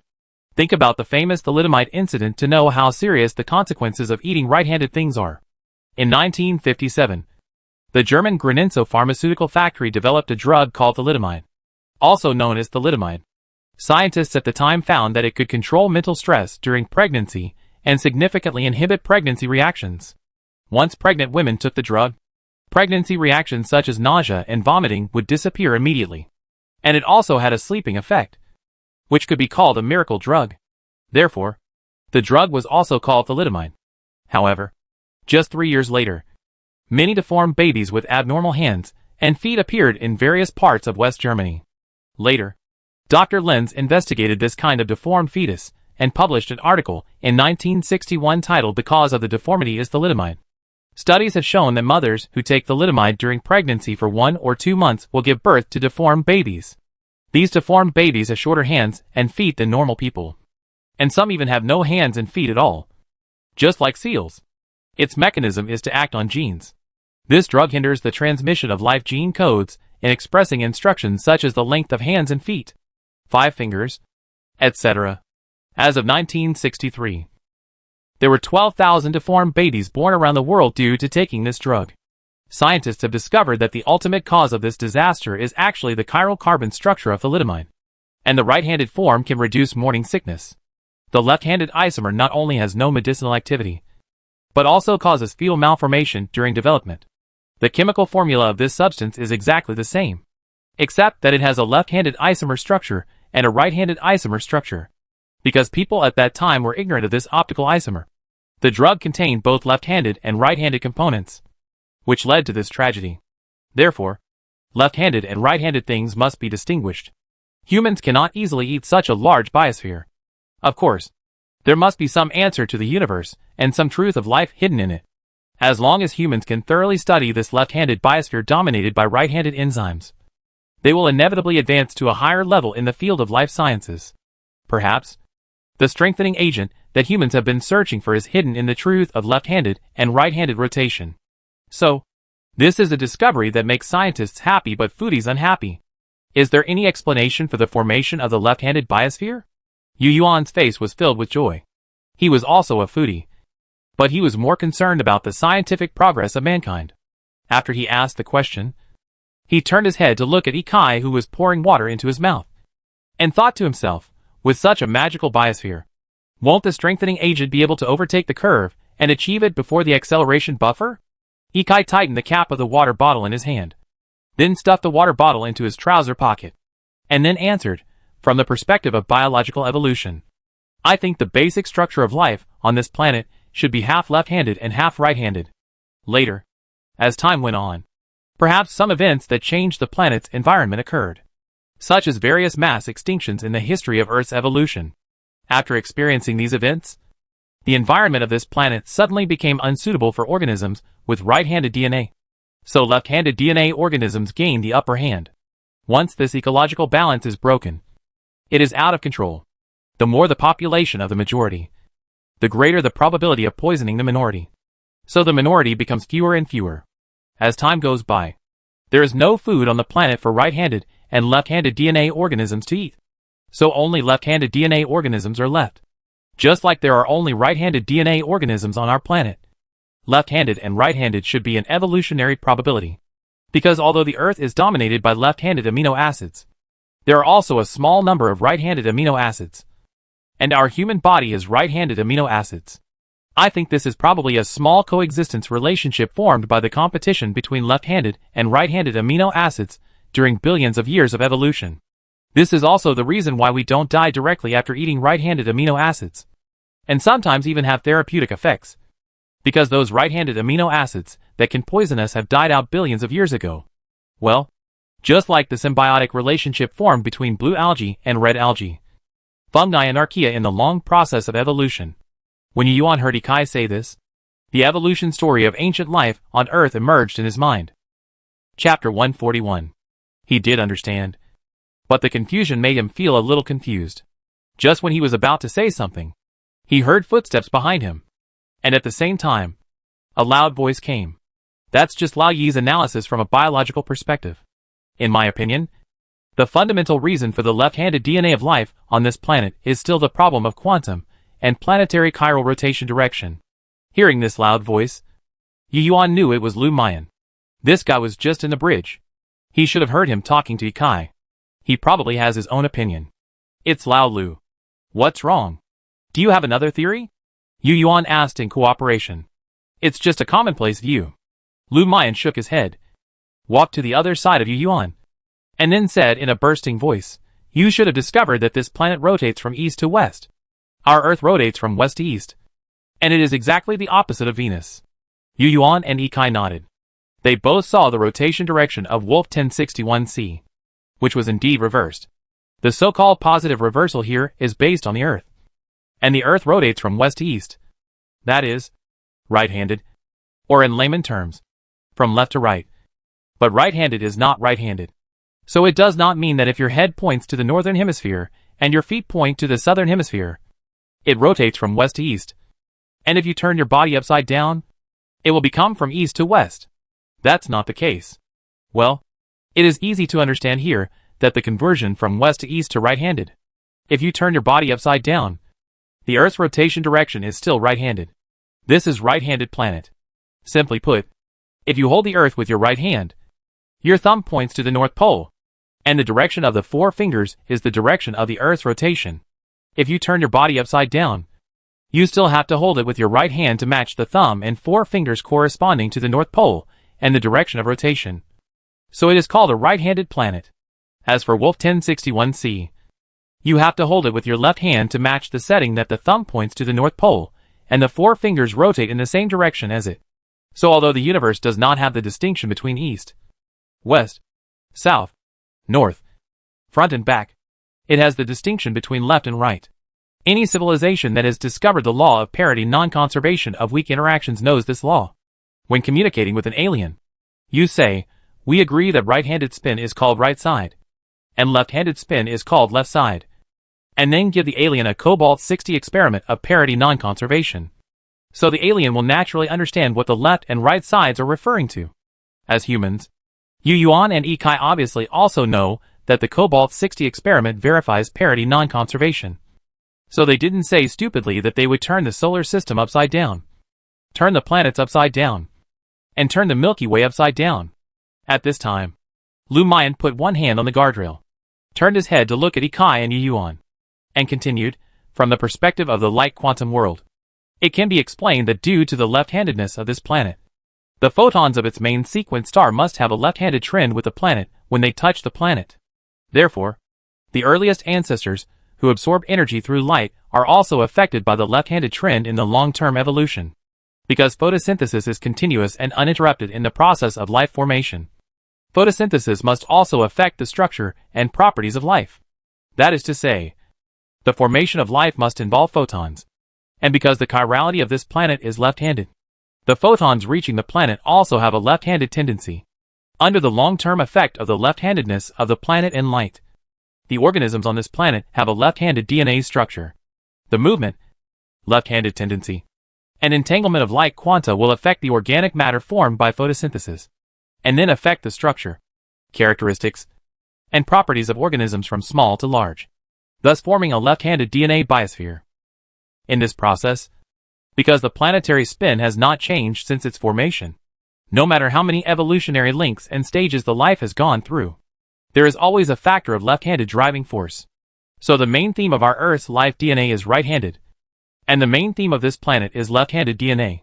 Hearing this explanation, Yu Yuan frowned and looked at Lu Mian, a little puzzled. That being said, most of the enzymes on this planet are right-handed, since the light quantum has always had a left-handed trend due to the direction of the planet's rotation. There is no reason why the proteins, enzymes, etc. they constitute are right-handed. Yu Yuan felt that if Lu Mian said the situation was correct, other macromolecular organic substances should also be left-handed, After all, the left-handed driving force is always there, because it is stable and firm. The speaker was Ikai, who seemed to recall for a moment, and then explained, I wonder if the general manager ever played skipping rope when he was a child, or a wooden spinning top. If he did, then it would be easy for the general manager to understand. When weaving the rope woven with straw, if you twist a single strand to the right, then when you intertwine it with another strand, you have to twist it to the left to make it firm. The same is true for the rope used for wooden tops. The rope used by right-handed people is also woven in a double right-handed direction. This way the rope will become denser and denser as it is used, because right-handed people swing their tops to the left. If the rope of a right-handed person's top is given to a left-handed person, the rope will become loose after a few hits, and will eventually fall apart if used continuously. As he spoke, Ikai probably thought of Yu Yuan's childhood, and was afraid that he would misunderstand that he was talking about the plastic tops bought on the market. So he specially posed a few spinning top postures. Then he explained that it was a kind of spinning top played by rural children, made of wood, and the rope was also woven with tree bark. During the game, one side would spin the top on the flat ground, and the other side would aim and hit it from 2 or 3 meters away. If they hit it, they would compare the two sides spinning tops to see which one spun longer. The one who spun longer won. To be honest, after Ikai's description of the language and gestures, Yu Yuan roughly understood what kind of spinning top it was, but he had never played it when he was a child. According to Ikai, that kind of wooden spinning top should be something from the 1990s, as opposed to 00s. Ikai actually played it, which made Yu Yuan a little curious about his childhood happiness. Although he was not curious, Yu Yuan did not ask at this time. Ikai's metaphor was very popular, but it was easy to understand. At least Yu Yuan was no longer confused, whether it was analyzed from a biological perspective or a purely physical perspective. It was all scientific research. Ikai would not come over to explain left-handed and right-handed to Yu Yuan when he had nothing to do. Yu Yuan believed that Lu Mian was the same. After the analysis, they will definitely follow their own ideas and use their own methods to study this left-handed DNA biosphere. Only in this way can they really work hard. Sure enough, the next moment, Yu Yuan saw Ikai rubbing his hands like a fly, and then he changed the subject and began to talk about the research project he was preparing with a smile. After hearing this, Lu Mian also showed his fangs for funding, resources, and talents. Chapter 142. Science is a subject that explains phenomena and analyzes essence. As long as the theory you propose can explain the existing phenomena in the universe, it can be considered correct to a certain extent. So these two explanations do not conflict. On the contrary, they complement each other. In the future, projects like Ikai and Lu Mian that are specifically designed to study the Wolf 1061c biosphere have sprung up like mushrooms after rain. Humanity, which has settled down a little, has ushered in a period of vigorous development. The technology in physics, chemistry, biology and other fields has broken through one problem after another, and has overcome one technical difficulty after another, steadily advancing mankind from a primary first-level civilization to a senior first-level civilization, especially biology, because humans have regained a treasure trove of the biosphere. This subject has become the most popular among the hottest, and has become the first choice for countless new humans when choosing their majors. Time flies, and 16 years have passed in a flash.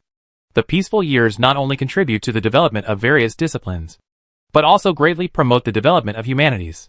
Studies have shown that in a relatively stable environment, humans secrete much more hormones than in an anxious environment. The open culture of both sexes allows men and women to enjoy the joy of love after work. Controlled nuclear fusion has brought nearly endless energy. The interstellar era has ensured a great abundance of materials, and the new government has provided various welfare subsidies to families with newborns. Against this background, the number of newborns in the human race has exploded.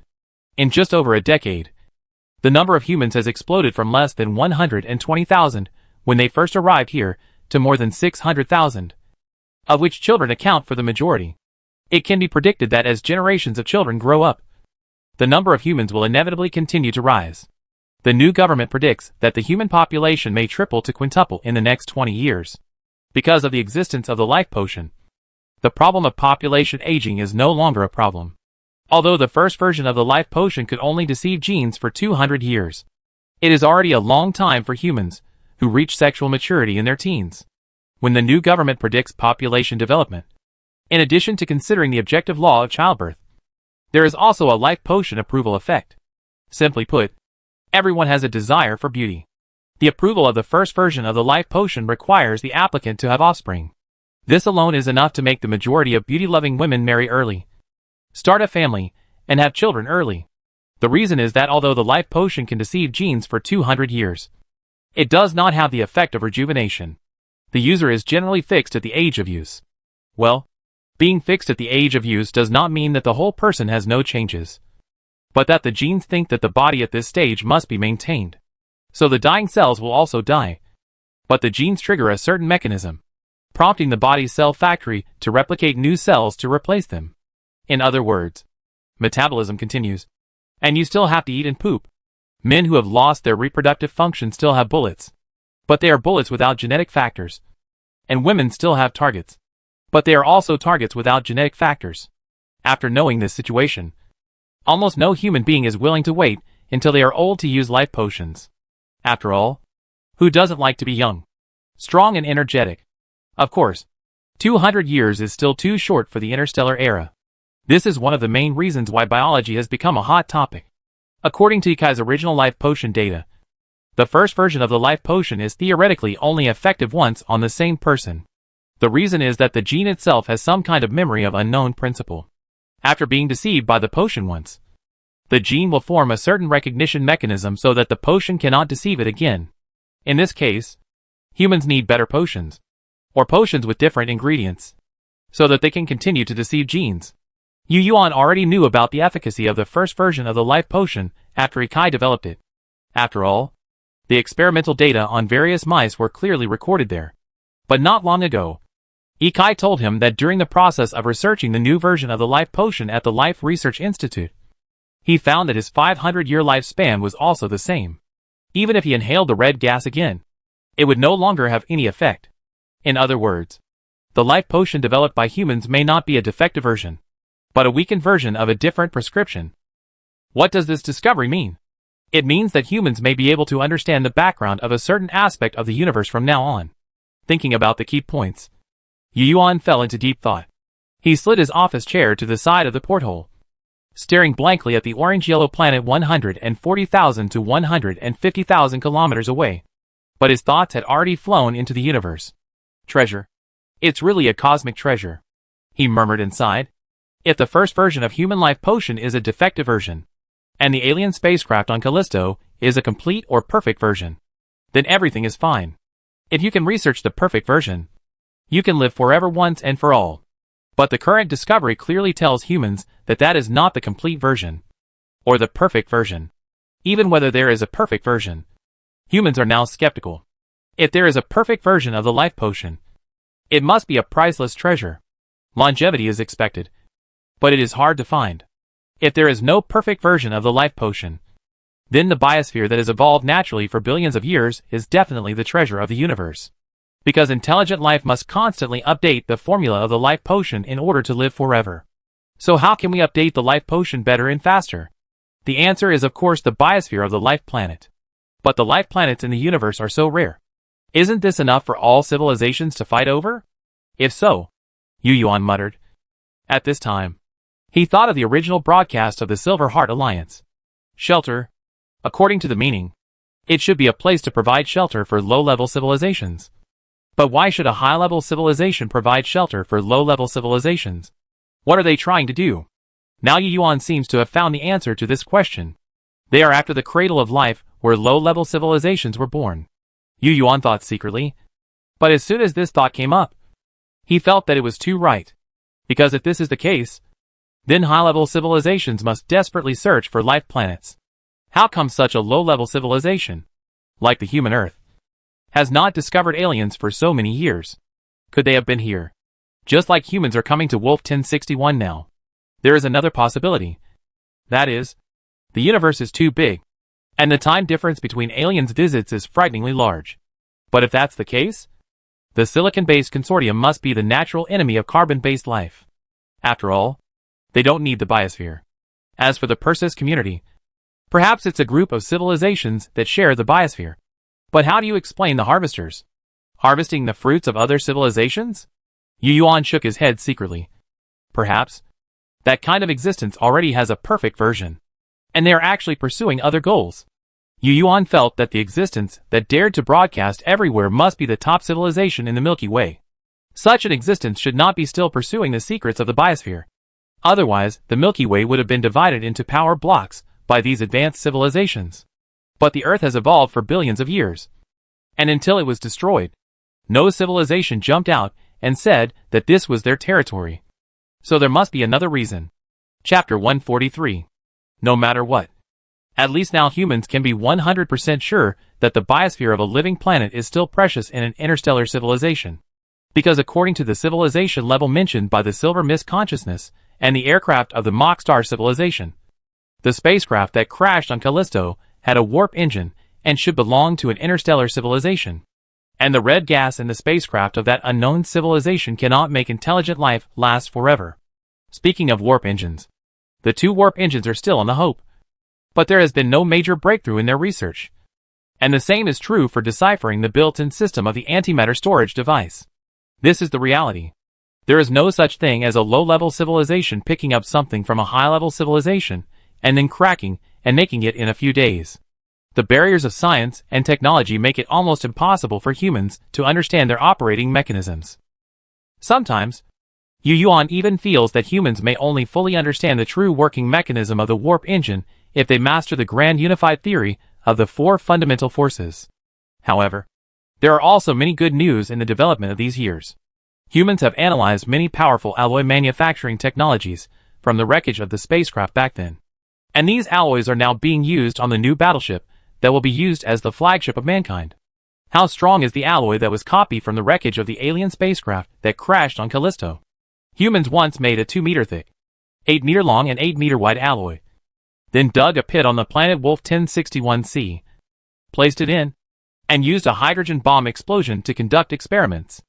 A hydrogen bomb exploded above it, and the 30 million degrees Celsius and powerful shock wave generated instantly only slightly deformed it. The ability to resist impact damage is extremely strong. Of course, the temperature at the center of the hydrogen bomb explosion is not only 30 million degrees Celsius, but 350 million degrees Celsius. But humans already knew its melting point when making this alloy.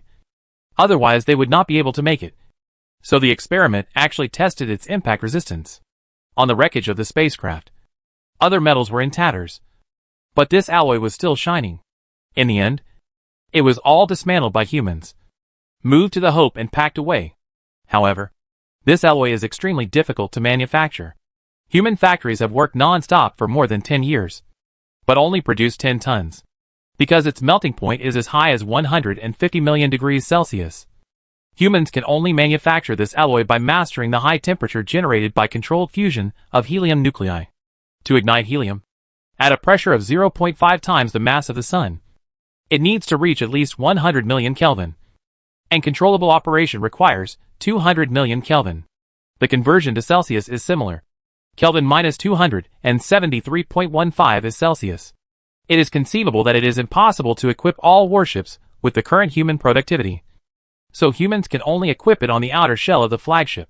Tests show that this alloy is not only highly impact resistant, but also has excellent heat insulation. If this alloy is used as the outer shell of a warship, as long as a large-yield hydrogen bomb does not explode next to the alloy, basically nothing can burn through it. Anyway, none of the current laser weapons of mankind can burn through it. What does this mean? It means that this is a material that exceeds the current level of civilization of mankind. A warship with a shell made of this material. In the same level of civilization, almost no weapon can penetrate it. After all, as a warship, it is impossible to rush into the center of a hydrogen bomb explosion stupidly. Right? This alloy material is a new height that mankind has reached in the field of materials in the past decade. Although it is copied from the research of alien spacecraft materials, it can also be regarded as a material that humans can master. Based on this material, the flagship plan of mankind came into being. Humanity intends to produce this alloy in the next 20 to 30 years, and then use it to build a flagship with extremely strong comprehensive performance. Of course, humans will definitely build more than one new battleship. After all, the population is increasing. Moreover, even if no one drives it, it can be built as a reserve battleship, or directly controlled by AI. Because of the population problem, humans have to work hard on AI control. That is, combat AI research. In the battle configuration envisioned by the command, there is such a way, that is, to use a new battleship as the main force, equipped with dozens of battleships like Callisto as auxiliary, to form a small team of combat power. Up to now, humans have 70 battleships of the Callisto level, and only 2 new battleships. And the new alloy flagship is still under construction. In addition to these 2 types of battleships, humans have also manufactured many small frigates and destroyers. This type of battleship is much smaller, generally about 200 meters in size. In addition, humans also plan to build several space carriers, mainly to carry self-destructing unmanned fighters. To be honest, humans have never fought a real space war. But not having fought does not mean that they know nothing. The universe is called the Sea of Stars. So let's build a fleet according to the Navy model. Anyway, there are star systems to rely on, and resources are almost inexhaustible. Small ships such as frigates and destroyers do not need large space docks. If they can be built, build more. As for space aircraft carriers, build one first, and the hangar must be filled with self-destructing unmanned fighters. In short, we must have a fleet of a certain size before setting sail again. One principle is to build as many as possible with the best productivity. It is true that humans have been studying tactical armor, but the weapon design department knows very well that relying on a single soldier to drive a mecha to fight is tantamount to seeking death. There is no need to do such tests. From the energy level that the tactical armor can carry, it is known that it can't penetrate the outer shell defense of the warship. Besides, it is impossible to break through the layers of defense of the frigates and approach the main battleship. The battleship's defense laser weapon is not vegetarian. Therefore, in the human imagination, boarding battles are impossible, and the kind of killing into the enemy's warship by a single person is even more of a fantasy plot.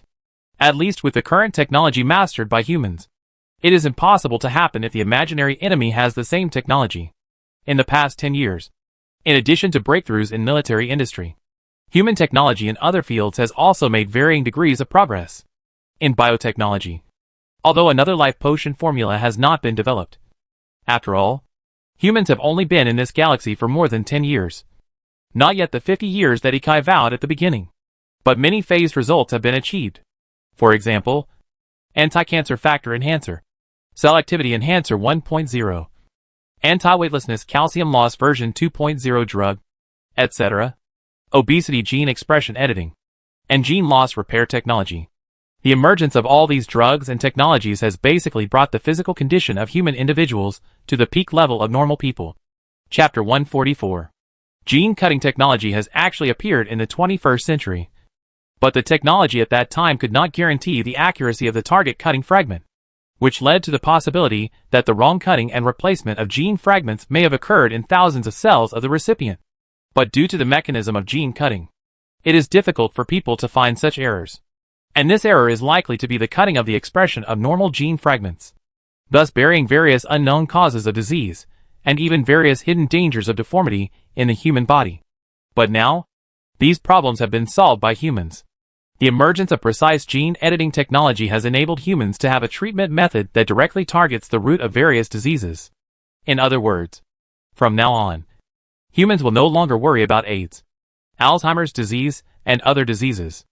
Among the many biological technologies, in addition to the above technologies that act on body functions, there is another technology that has received special attention from the society.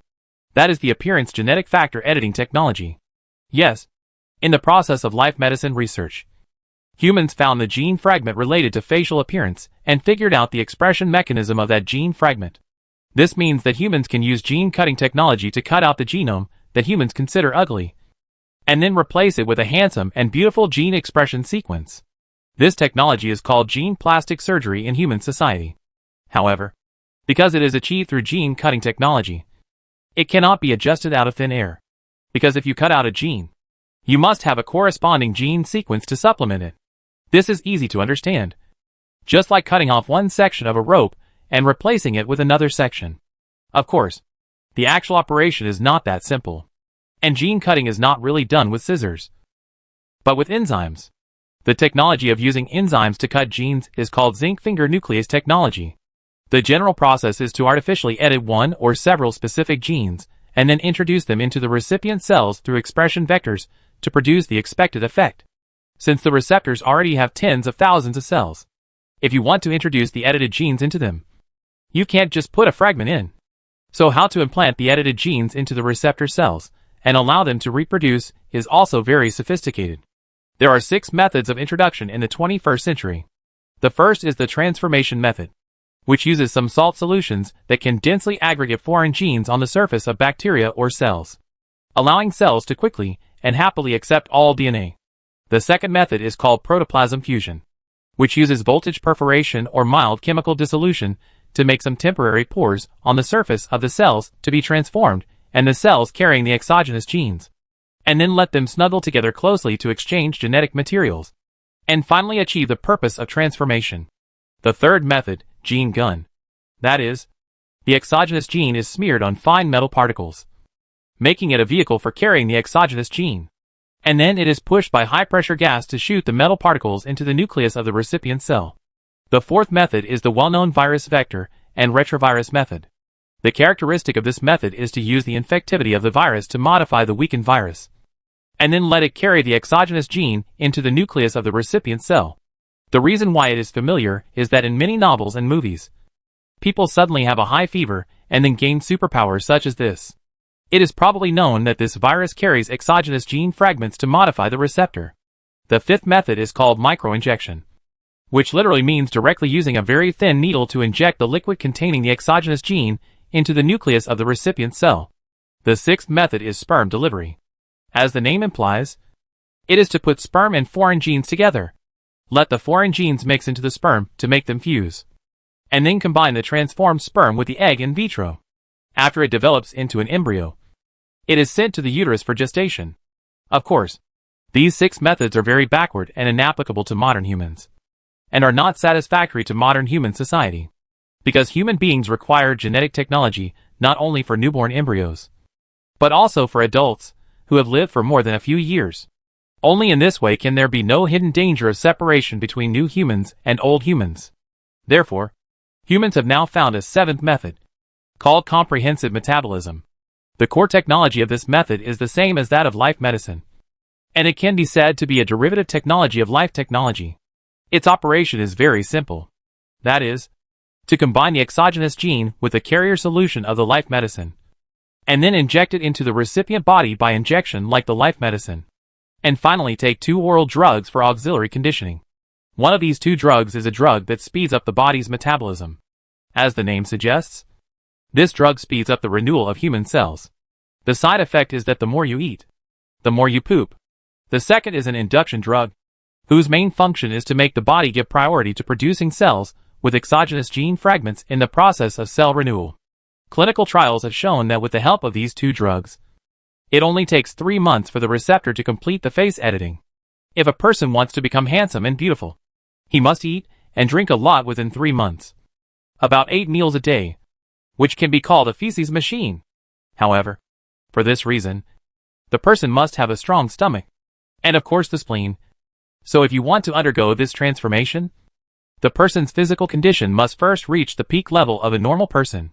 Of course, if an adult wants to change his appearance, in addition to meeting the above conditions, he first needs to obtain a cosmetic surgery approval certificate from the relevant department, and then find someone willing to provide genes, that is, the source of handsome, and beautiful genes.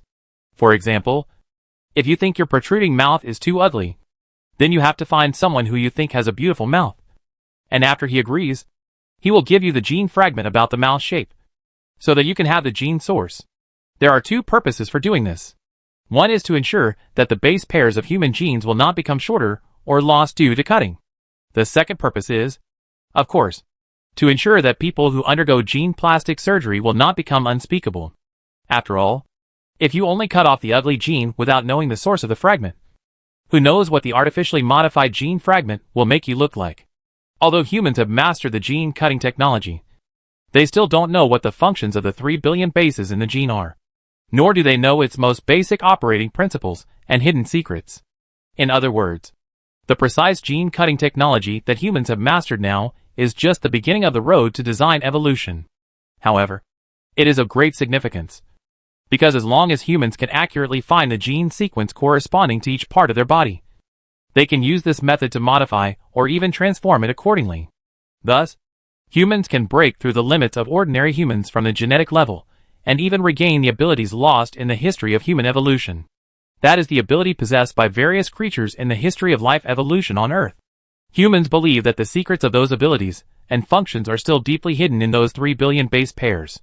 Yes, before understanding the mechanism of left-handed and right-handed rotation, humans cannot and have no ability to bring the abilities of the creatures on the planet Wolf 1061c to themselves.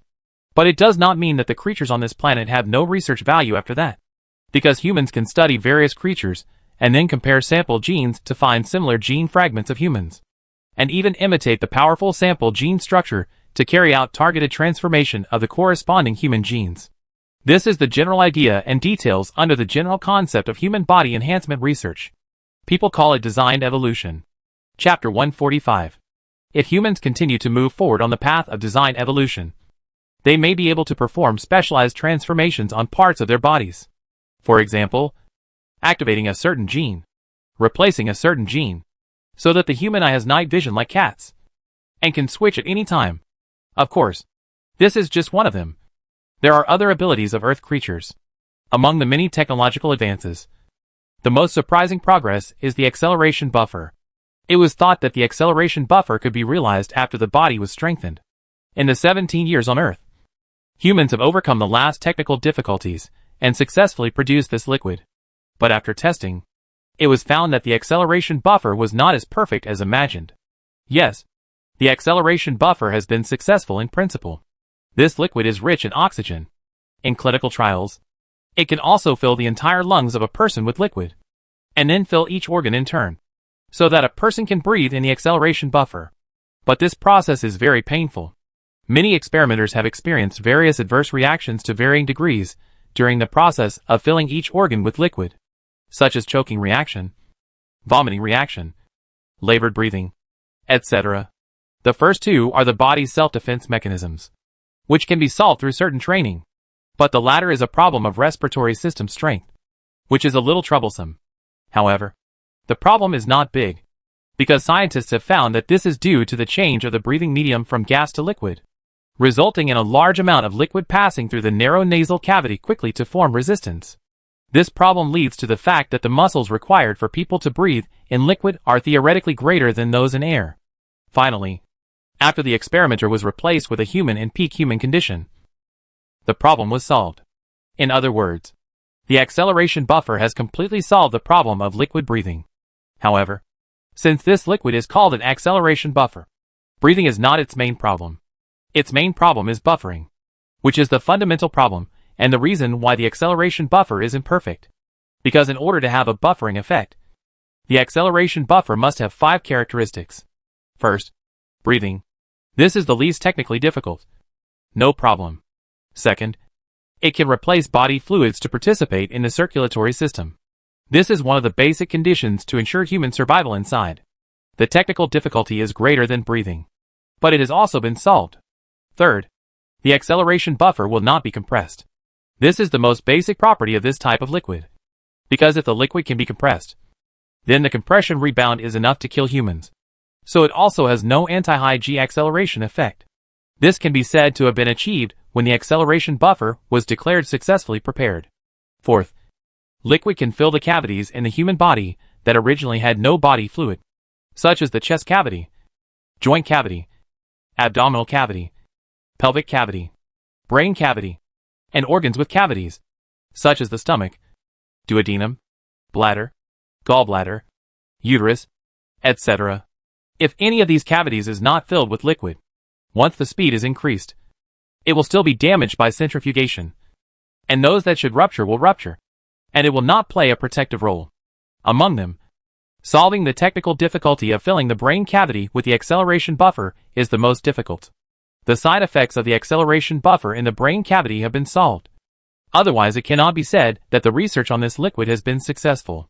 So the main reason is that the brain is too delicate. And there is no way to fill the brain cavity directly by injecting liquid into a chamber. Water in the brain is often used to describe a person with a brain problem. But in reality, it is really difficult to let water enter a person's brain through the mouth and nose. Because the brain cavity or cranial cavity is a closed cavity, it is impossible for liquid to penetrate directly into it. In order to solve this problem, scientists have proposed that it can be injected with a fine needle. But in this case, each person has to be equipped with a special device. And it has to be done every time acceleration is performed, which is very troublesome and unsafe. If the buffer is not injected into the brain cavity, then according to the data, the effect of the acceleration buffer will be greatly reduced, and its protection limit will jump directly from 120 G to 80 G. The cranial cavity is a difficult problem to solve. Filling the uterus is an extremely troublesome problem. In short, most women are very reluctant to do so. You can imagine this yourself. Therefore, the successfully developed acceleration buffer cannot completely solve the problem of high G acceleration faced by humans, and cannot allow human spacecraft to perform at their highest performance. There is one last point, which is the fifth point. This liquid can make the human body density balanced. This is a problem of human nature and cannot be solved, because humans cannot make the acceleration buffer have magical properties. After soaking people in it, the density of various parts of the human body becomes uniform. It is not difficult to imagine that the density of human bones is different from that of other parts. Although the acceleration buffer can balance the pressure inside and outside the human body, as long as the density of the human body is different from that of the acceleration buffer. Once the spacecraft is running at full speed, the person will still be thrown into a centrifuge, and the bones with high density will be separated from the human body, causing people to die directly. Speaking of centrifuges, let me mention this by the way.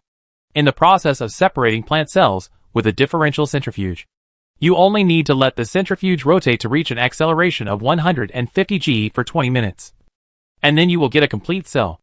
Once this acceleration exceeds 174 G, the cell will rupture. As cells, it can also be said that the maximum acceleration that human cells can withstand is 174 G. Of course, since the fifth point cannot be solved, the human body has no chance to reach the cell's tolerance limit. Now it is clear that the maximum instantaneous acceleration of bone-flesh separation is the protection limit of the acceleration buffer. So what is this value for humans today? The answer is 77 G. This is the tolerance of humans after reaching the peak state of the human body through various existing biotechnologies. Of course, this is when the acceleration buffer protects other organs of the body. In other words, the emergence of the acceleration buffer allows people's fleets to accelerate and decelerate at a maximum acceleration of 77 G. So, the acceleration buffer was successful, but not completely successful. The main problem, the fundamental problem, still goes back to the human body. But it does not mean that it cannot be solved, because humans still have a body enhancement plan, and only a body enhancement plan. It is precisely because humans still cannot maximize the performance of warships after the emergence of the acceleration buffer that the new government decisively adjusted the key scientific research direction in the following time and officially put body enhancement at the top of future work. At the same time, it is also the reason why the acceleration buffer is not ideal that the last voice of human society against designed evolution has finally disappeared. At this point, human society has broken through the last ethical issues of gene editing and its concerns about its double-edged sword characteristics, and officially embarked on the road of drastic transformation of its own genes. Chapter 146. Technology is advancing. And in terms of society, the new government has also issued many relevant laws and regulations. This is a big issue related to human genes, and the new government has to pay attention to it. Simply put, the operation of related genes must be controlled by the new government, and no private unit or private research institute can edit human genes without authorization. For example, for gene plastic surgery, many regulations have been made, such as those on similar appearances. Admittedly, even if it is controlled by the new government, it cannot completely eliminate all hidden dangers, but it is better than letting technology be used at will. In the relevant regulations of design evolution, there are generally two aspects. First, everyone must be consistent in the general direction of human design evolution. In other words, the transformation and strengthening of the basic framework of human beings must be kept in step. Take high G strengthening as an example. As long as the strengthening technology is successful, Everyone must be strengthened. There will not be a situation where one group of people can withstand 200 G and another group can only withstand 150 G. This is based on the comprehensive factors of the human body and the recognized excellent ability of the population as the judgment standard. This population has recognized excellent abilities. For example, such as limb regeneration, organ damage recovery, body injury recovery, bone strength, organ strength, etc. Of course, including other abilities such as adaptability to the environment, virus resistance, resistance to cosmic ray radiation, etc. Well, there is also the basic framework of the human body. You can't change yourself from walking on 2 legs to walking on 4 legs based on your own preferences. You can't sneak out the whole tail according to your wishes. Another aspect is targeted personality enhancement. This can be freely chosen by individuals, but the cost must be borne by themselves. In terms of personalization, there are also many things that can be adjusted according to personal preferences. For example, within the common framework, you can spend contribution coins to transform your eyes to be as sharp as an eagle's, or your nose to be as strong as a dog's, and your nails from keratin to iron. You can even strengthen your cow and optimize your body shape. In general, the general direction remains consistent, while the minor directions can be personalized, in order to obtain more sample genes for design evolution. Humans will begin to increase their exploration and collection efforts on the planet Wolf 1061c in the coming period. God favors humans. There is a planet full of life here. People should study them, understand them, obtain them, and turn the contents written in the design evolution law into reality. Is the evolution of biological DNA accidental or inevitable? Humans will find the answer on Wolf 1061. Time flies by in such busy and fulfilling days. 13 years later, Life Potion 2.0 was successful in animal experiments. And 2 years later, clinical trials were successful. Based on experimental data, Life Potion 2.0 can theoretically deceive genes for 360 to 400 years. This is undoubtedly great news.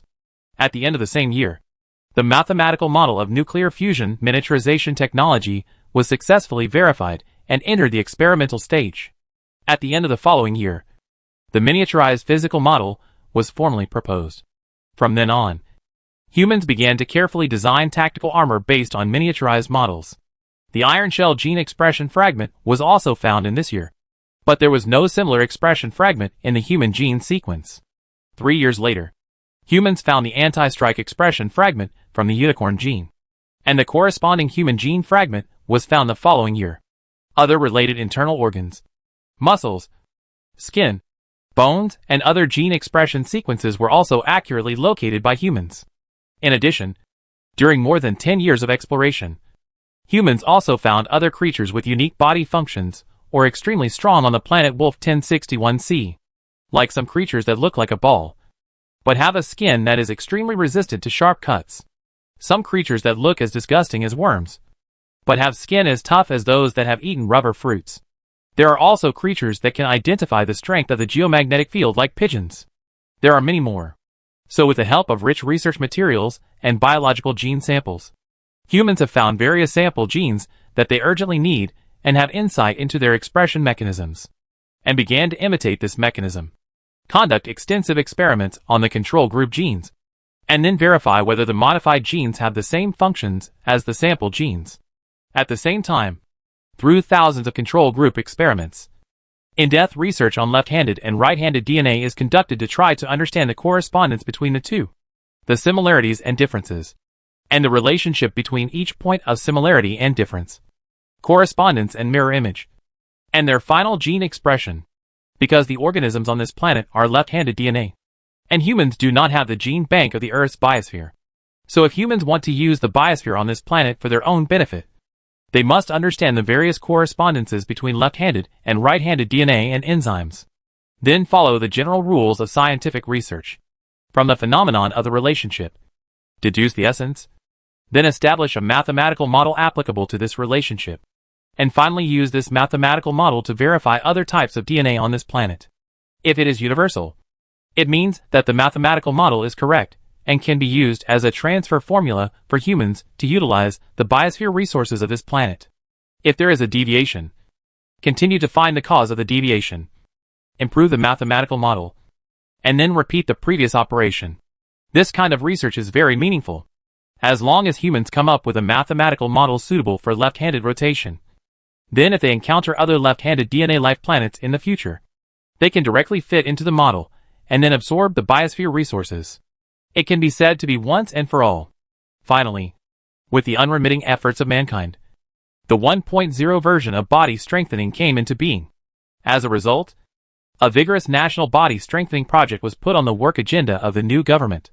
Heart, liver, spleen, stomach, kidney, eyes, nose, mouth, ears, teeth, skin, bones, muscles, link tissue toughness, cell membrane permeability, cell wall strength, cell nucleus efficiency, mitochondrial production plant. The items of enhanced transformation involve almost every aspect of the human body. The details of the enhanced transformation of each organ or part are written in great detail in the rules, for people to read carefully. The time required for each organ transformation, the expected intensity, and the side effects of the transformation process are also clearly written. It is worth mentioning that the technology used in this enhanced transformation is also a comprehensive metabolic method. It can be imagined that in the future, the food and excrement consumed by humans will be several times higher than the original basis. From then on, a new human being in the true sense will be born. In order to adapt to the starry sky, humans must use their wisdom to let their bodies evolve according to their own wishes. And there is no other choice. And such transformation will not be just once, because this is just the beginning of human control of their own evolution. Chapter 147. Humans have already set foot on the starry sky, but due to habit, time calculations still use the units of the Earth era. 365 days a year, also known as Earth years and Earth days. On the other hand, because the people of Callisto were basically Chinese at that time, some important festivals were still passed down, such as the Spring Festival and Qingming Festival. And now, at this time, it is the time when the new year is coming. However, there is no New Year's Gala now. There is only a holiday, a 15-day long holiday. And then the people of the whole screen celebrate the festival according to their own customs and habits. The physical strengthening schedule was arranged before the Spring Festival. This arrangement was made because it was a holiday, and some of the landing personnel returned to the spacecraft one after another. Secondly, it was to give people a holiday to eat and drink. Now humans have a star system to rely on, and materials and resources are almost inexhaustible. It can be said that it is an era of great material abundance. Food processing technology has also made great progress in recent years. Starch products can be said to be in full bloom. Basically, all foods related to it on Earth can be synthesized, and all kinds of flavors are not scarce. As for meat, although it cannot be artificially produced, there is enough artificial protein. After processing with various flavors and condiments, it is basically no problem to taste the flavor of various meats. Luxury items such as wine in the past are now available everywhere. Just before the Spring Festival, people who undergo body enhancement transformation and eat 8 meals a day can eat and drink to their heart's content. On this day, the new government opened a number of enhancement drug injection points on the Hope and several other residential ships. Countless residents came to the cabins where the registration points were located according to the appointment time, waiting for the moment when they would become superhumans. At the same time, the cabins with large traffic also played the introduction of the registration enhancement potion effect, as well as various instructions and precautions. Hey, Brother Boo. What a coincidence. Why did you come to the regular injection point? It shouldn't be. There are so many people. It's lively. A familiar voice caught Buyata, who was playing with his mobile phone in the waiting area. He looked in the direction of the voice, and saw an acquaintance of the same age as himself walking towards him from the cabin door. Hey, don't mention it. I accidentally messed up the mission a few days ago, and was fined 3 months' salary. Now I'm so poor that I can't even fart. How can I have the money to set up a special injection point? Buyata looked helpless. He wanted to give himself some special enhancements, but he had no money. What mission is so serious? It can't be a secret. If it is, just pretend I didn't ask. The visitor walked to Buyata's side in 2 or 3 steps, and then sat down on the empty bench next to him. I'm just an excavator driver. What secrets can there be? Buyata complained about himself and then said, during a seed beast capture mission, because of my misjudgment, The team lost a landing craft, and 20,000 members were seriously injured. So you were the one who led the failed mission in the news. You really deserve the punishment. I think 3 months is not enough. You should be demoted. Buyota's face darkened, and he cursed his bad friend in his heart. Don't worry about my sister. She is at the special injection point. Then why are you here? It's more fun with more people? Buyota was curious, put his phone in his pocket, and then looked at his friend next to him. He knew this guy. Although his family was not well off, he was smart. After completing his studies, he started doing some small business to earn contribution coins. Now he seems to be running a home decoration company, specializing in providing personalized fine decoration services to those homeowners. Recently, it seems to be doing well. He is the type who has some savings, so there is no reason for him to have no money. Yes, money. Now when people talk about money, they basically refer to contribution coins. The old coins have been eliminated by the market due to their limited practicality. Where there are people, there are rivers and lakes. As long as people have the need to exchange, there will be business. So even if daily supplies can basically be obtained for free, other commercial activities will still occur. The new government did not organize commercial activities, because at this stage, the awareness of individual human beings has not reached the communist standard at all. And the new government needs human society to have a good internal circulation. Hey, don't mention it. The money was borrowed by my sister. The man replied. It shouldn't be. What function does she want to activate that is so expensive? Buyota's heart itched even more. It was obvious that he cared a lot about his friend's sister. Cat's eye. Damn. So cruel? That's 50,000 contribution coins. 5 years of my salary. So fucking rich. And I remember that thing can't achieve normal human vision switching. Right? Buyota was shocked on the surface. But in his heart, he was looking forward to what his friend's sister would look like after changing to Cat's eye. Of course she can't. She thinks it looks good. Who knows? I can't stop it. I only have one girl in my family. What else can I do if I don't give it to her? Relatives are 3 generations apart. And after 3 generations, they are no longer family members or blood relatives. This is an ethical and moral consensus formed by human society over the years. It is also a consensus that children need to leave their parents and live alone after adulthood. So many people care a lot about real relatives. The discovery of cat eye gene expression fragments by humans was purely accidental. So although we can now modify the dominant gene expression of cat eye traits, we have not yet figured out the specific relationship between this gene expression and human eye trait expression. Therefore, it is impossible to combine the cat's eye function with the human eye, such as only giving the dynamic vision function to the human eye. It can only change the human eye into the appearance of a cat's eye. Well done. Buyota smiled and agreed with his friend's loan to his sister. What's well done? Ah, nothing. Realizing that he had let the cat out of his mouth, Buyota quickly changed the subject. Brother Long. It's a rare break. How about coming to my house tomorrow to have a few drinks together? Invite your sister to join us. Brother Long? The man called Brother Long's face darkened. He had told his roommates how many times not to call him Brother Long, but to call him by his full name. Long Dahlin or Dahlin. The more he said, the more excited they became. Especially Buyota. You even called my sister. She be a glutton tomorrow. Aren't you afraid that you make her broke? Long Dahlin touched his abdominal muscles. He had injected a booster and taken supplementary drugs today. He would definitely have to eat 8 meals a day tomorrow. The most important thing is that when you invite someone to your home, you can't afford to use those basic rations that have no taste. You must use the good food you bought with your contribution coins. If you really eat to your heart's content, you may go bankrupt. And this guy just said that he was deducted 3 months' salary. How can he be so generous? While thinking, Long Dahlin's heart moved, and he exclaimed after realizing it, Fuck! Do you want to be my brother-in-law? Chapter 148. Did I make it so obvious? Buyota admitted it with a funny dog-head expression. He had met Long Dahlin's sister once, and he really liked that beautiful girl, especially after hearing that she was going to make him a cat's eye. He liked her even more. But now, he couldn't show that he liked cat's eyes, so he had to try hard to act like he liked her in person. It's not impossible. You can catch up with her because of your ability. Love is free. But you have to get something good. I'm tired of steamed buns. Long Dahlin swallowed his saliva.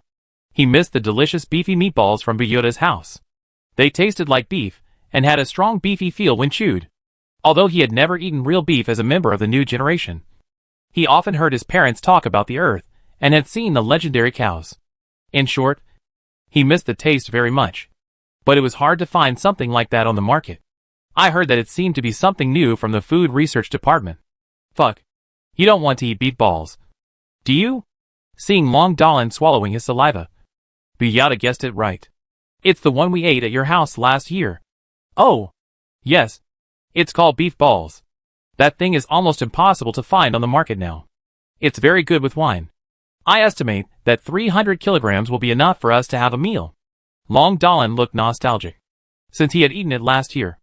In the days that followed, whenever he had some free time, he often visited the food vendors on several residential spacecraft. But none of them sold it. And he didn't see any on the internet. Other things are easy to say.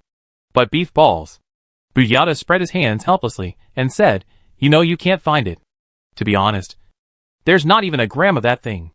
Let alone 300 kilograms. No way. My future brother-in-law is so stingy?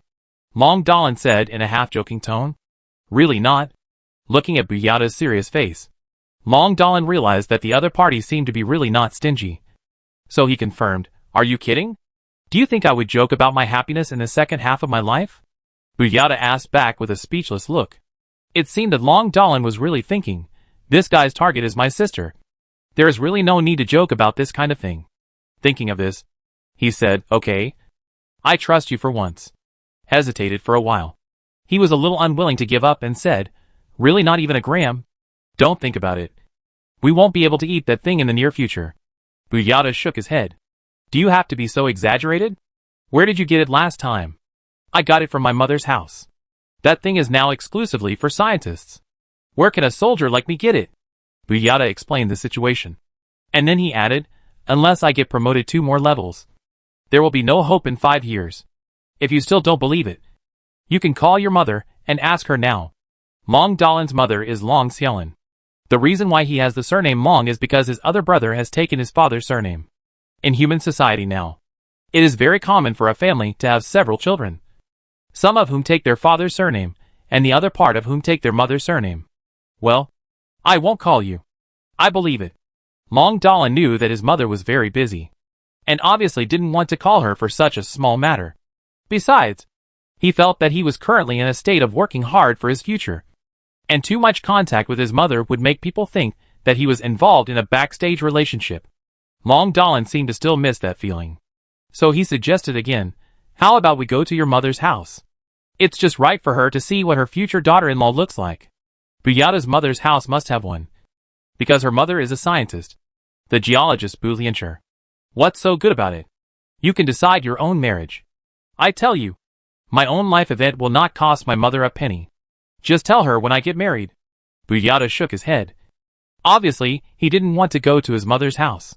It's not that he really didn't want to go, but mainly because he and Bu Lianchi had some trouble recently because Bu Lianchi was very opposed to his initiative to sign up for the mission to land on Wolf 1061C. But at that time, Bu Lianchi was actually performing geological exploration tasks on the planet. So Buyata felt very puzzled. So he quarreled with Bu Lianchi in a fit of anger. However, Long Dahlin didn't know about this. So he considered his words and continued, I think since you really like my sister, you should be more direct and take her to meet my parents. And I heard that Professor Bu has always been alone. So she must be quite lonely. She probably likes to see you bring the girl to see her. It's almost the new year, and the family will be more lively. That's true. Buyata nodded, as if he was convinced by Long Dahlin. But after only 2 seconds, he suddenly became alert, and then stared at his old classmate with wide eyes. By the way, this can't be your real purpose. Yes, there are no beef balls on the market, and I'm greedy. Long Dahlin replied immediately. Don't play dumb. You know I'm not talking about beef balls. Buyata stared at Long Dahlin's eyes, and then continued, tell me, do you want to seduce my mother? How is that possible? I'm not Chow Chow. Long Dahlin immediately turned his eyes away and shook his head. Chow Chow? What Chow Chow? As a new generation who is not good at history, Buyata obviously didn't know what Chow Chow was. But he noticed that there was a subtle hint of trickery in Long Dahlin's eyes just now. So he took out his mobile phone and immediately looked up Chow Chow. After flipping through it twice, he found the resume of Chao Rinchi and Cao Cao's glorious deeds. Buyata secretly took a deep breath to calm himself down. Long Dalan, I still treat you as a brother. If you want to seduce my mother, just tell me directly. I won't say anything. Why do you have to hide it? Besides, it is in line with social values for single women to remarry. Then I told my sister that I would go to Professor Bu's house for dinner tomorrow.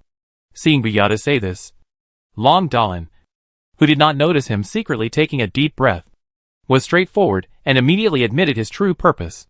Buyata's face darkened, and he couldn't help but swear in his heart. He didn't know what he was feeling now.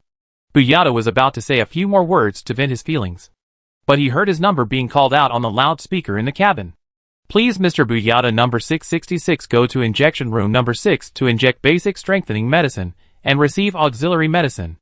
The voice broadcast lasted 3 times. Watching Buyata leave, Long Dalan leisurely took out his mobile phone on the seat in the waiting area and waited for his number to be called. Chapter 149. On the occasion of the festival, Yu Yuan also gave a speech on the live video. We have gone through 1,150 years since the solar system disaster. At the same time, today is also the 40th year since we came to the Wolf 1061 star system. Even though we have been in hibernation most of the time of the universe has indeed flowed for 1,000 years.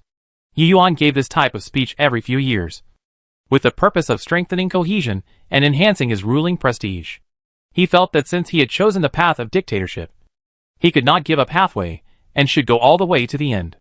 Of course, the more consolidated his position, the better.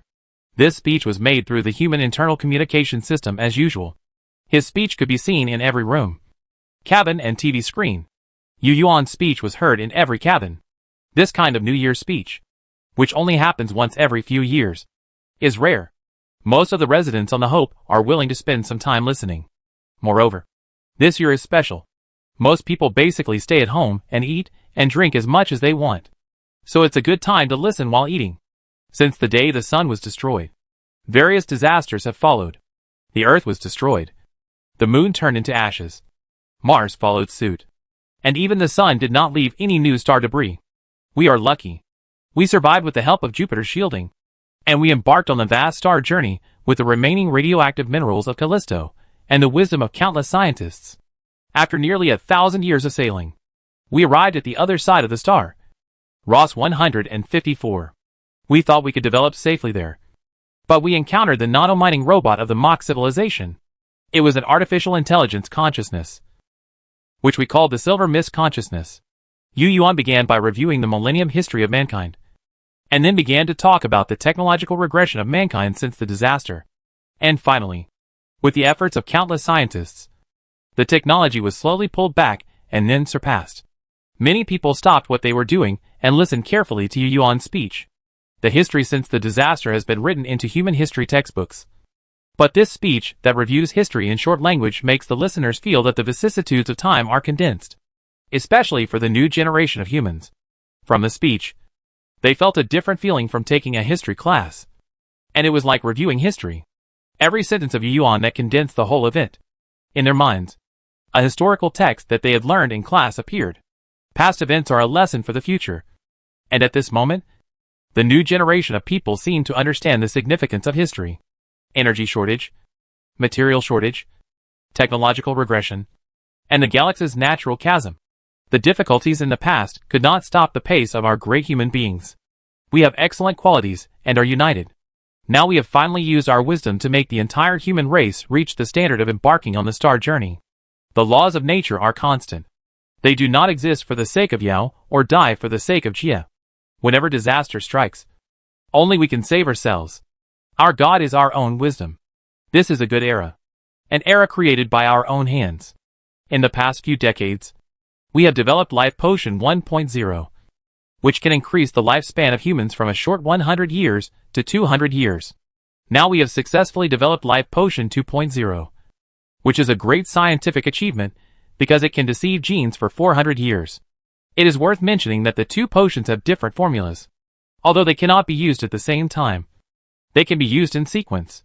In other words, our lifespan has reached 600 years. In fact, if the two are used at the same time, they will take effect at the same time. But if this is done, it means that after 200 years, version 1.0 will be invalid and version 2.0 will have been effective for 200 years. In this way, there will only be 200 years left, which is a repeated effect. Therefore, humans who have used version 1.0 of the life potion should wait until the drug expires before using version 2.0. In this way, the maximum benefit of the life potion can be brought into play. At the same time, there is another benefit of doing so. If people want offspring, they can have a few more babies when a life potion fails and the gene reproduction function is restored. On the other hand, the new government can also firmly unite the entire human society to a certain extent through the life potion. Yu Yuan's speech continued. The morning fungus does not know the new moon and the full moon. And the cicada does not know the spring and autumn. Life potion and strengthening potion. Two great biotechnological achievements. Finally, let us transform from morning fungus and cicada into real cosmic life. In physics, we have also successfully mastered controlled nuclear fusion, miniaturized nuclear fusion reactor technology, universal quantum computers, new artificial intelligence based on quantum computers, and new materials. Everything is booming. Based on universal quantum computers and superconducting technology, we have successfully developed a new type of personal data terminal, which is the mobile phone you are familiar with. Its performance is 100 million times that of traditional terminals. Yes, you heard it right. 100 million times. This means that in the near future, each of us will have our own supercomputer. The booming development of computer technology has enabled us to achieve exciting achievements in virtual reality technology and artificial intelligence. With faster internet speeds and smarter artificial intelligence, relying on these technologies, our productivity has made a huge leap, allowing us to go from having only one Hope and one Callisto to having a fleet now. As the content of Yu Yuan's speech changed, the TV screen automatically divided into a block, showing the construction scenes of spaceships, docks, and warships. So far, humans have 15 residential spaceships, and their names are also very simple. The original Hope is Hope 1, and the others are ranked from Hope 2 to Hope 15. The newly built residential spaceship is much larger than Hope 1, with a total length of 2,200 meters and a radius of 850 meters, which is 300 meters longer than Hope 1. The design is also mainly for living, so the number of people it can accommodate is much larger than Hope 1. Of course, because the habitable spacecraft needs to rotate to generate simulated gravity. It stands to reason that a large radius is not completely suitable for human habitation. Fortunately, after being strengthened with strengthening drugs, all human physical indicators have become extremely strong, and the large difference in gravity does not have much impact. From Hope 2 to Hope 15, each spacecraft can accommodate 300,000 people. However, it is not full yet. Only Hope 1 to Hope 3 are full, and Hope 4 has just started to have adults move in. The reason is that the population is mostly composed of newborns, children, teenagers and girls. About 300,000. In other words, the total human population is about 970,000. About 9 times more than when they first came to this galaxy. But almost 1/3 of them have not grown up yet, and are still raised by their parents or the new government's nurseries. But in general, the various population policies introduced by the new government are still quite effective. But because of those open policies, the social atmosphere between the sexes has become very open, resulting in the emergence of many illegitimate children. The social atmosphere of mankind has changed, and the problem of illegitimate children is not a problem. People have become accustomed to it, especially the new generation of humans. Chapter 150. During this period, in addition to the 15 habitable ships, humans also built 10 new warships, 60 Callisto-class warships, 3 factory-type ships, 3 space carriers equipped with self-destructive drones, 5 captive Wolf biosphere ships, and 300 small frigates. Due to the abundance of ship types and changes in warship tonnage, humans have positioned warships of different sizes differently. Warships like the Callisto ship have become second-class warships, and the new warships have replaced them as the main battleships. This new warship is the pinnacle of human shipbuilding technology at this stage. It is 1,500 meters long, 800 meters wide, and 800 meters high. Its appearance is like a bullet that has been magnified countless times. Of course, its hull is not streamlined like a bullet, but is filled with various close-in defense guns. nuclear missile launchers, and close-in defense laser guns. The head is not that sharp either, because there is a large positron cannon in the middle of its front end. The entire head area that becomes smaller like a bullet head is the barrel and armor protection of the large positron cannon. A distance further inward is the position of the positron generator of the positron cannon. Outside this position are 3 inverted vector nuclear fusion engines. The angle between the 3 vector engines is 60 degrees, located at the neck of the warship, and the vector spray angle is tilted more than 60 degrees. It can be seen that these 3 vector engines can provide emergency braking power for the warship, and can also serve as steering assistance to improve the sensitivity of the warship. In addition, these 3 fusion engines can still provide energy for the device that generates positrons for the positron cannon. Similarly, there are vector fusion engines at the tail of the warship, but not 3, but 4, and they are larger. In terms of size, the tail fusion thruster nozzle is almost twice as large as the 3 at the head, which is understandable. After all, they are the main power of the warship. When the warship is starting, stopping, turning, changing direction and other posture adjustment actions, the 7 vector thrusters in the front and rear are all controlled by the shipboard computer. The 4 thrusters are operating at full power, which can accelerate and decelerate the warship at an acceleration of 150 g. And its maximum acceleration is 30 g higher than that of a habitable spacecraft. The warship is fully loaded with 3,000 combat personnel, and this number is still under the condition of highly automated equipment. It is conceivable that if we want to continue to reduce the number of people on board, we still need to continue to conduct in-depth research in the fields of combat AI and intellectual AI. The main combat weapon of the warship is a large positron cannon, and the rest are equipped with blue laser weapons, gamma laser weapons, and various nuclear weapons, such as nuclear missiles, neutron missiles, subsonic torpedoes, hydrogen bombs, etc., in addition to conventional electromagnetic wave communicators. The communication equipment also has a neutrino communicator that should be mastered by a second-level civilization. The armor uses multi-layer suspension armor, and the inner cavity is reciprocatingly folded and sealed, which is commonly known as 3 layers inside and 3 layers outside. This arrangement is mainly to prevent the hull from being penetrated by a kinetic weapon with extremely strong armor-piercing ability, such as a large electromagnetic railgun. And it also has a strong defense capability against large positron cannons. This level of new warship looks like a towering mountain, a real giant ship with a huge gun, and humans call it a mountain-class warship. There are 2 types of mountain-class warships. One is equipped with a large positron gun, and the other is equipped with a large electromagnetic railgun. The former is a Type A ship, and the latter is a Type B ship. Why not combine both main guns on one ship? The reason is simple. The caliber is too small, and the power is not strong enough. In fact, when the warship was built, the new government also conducted many technical and military discussions on whether to build a large ship or a small ship.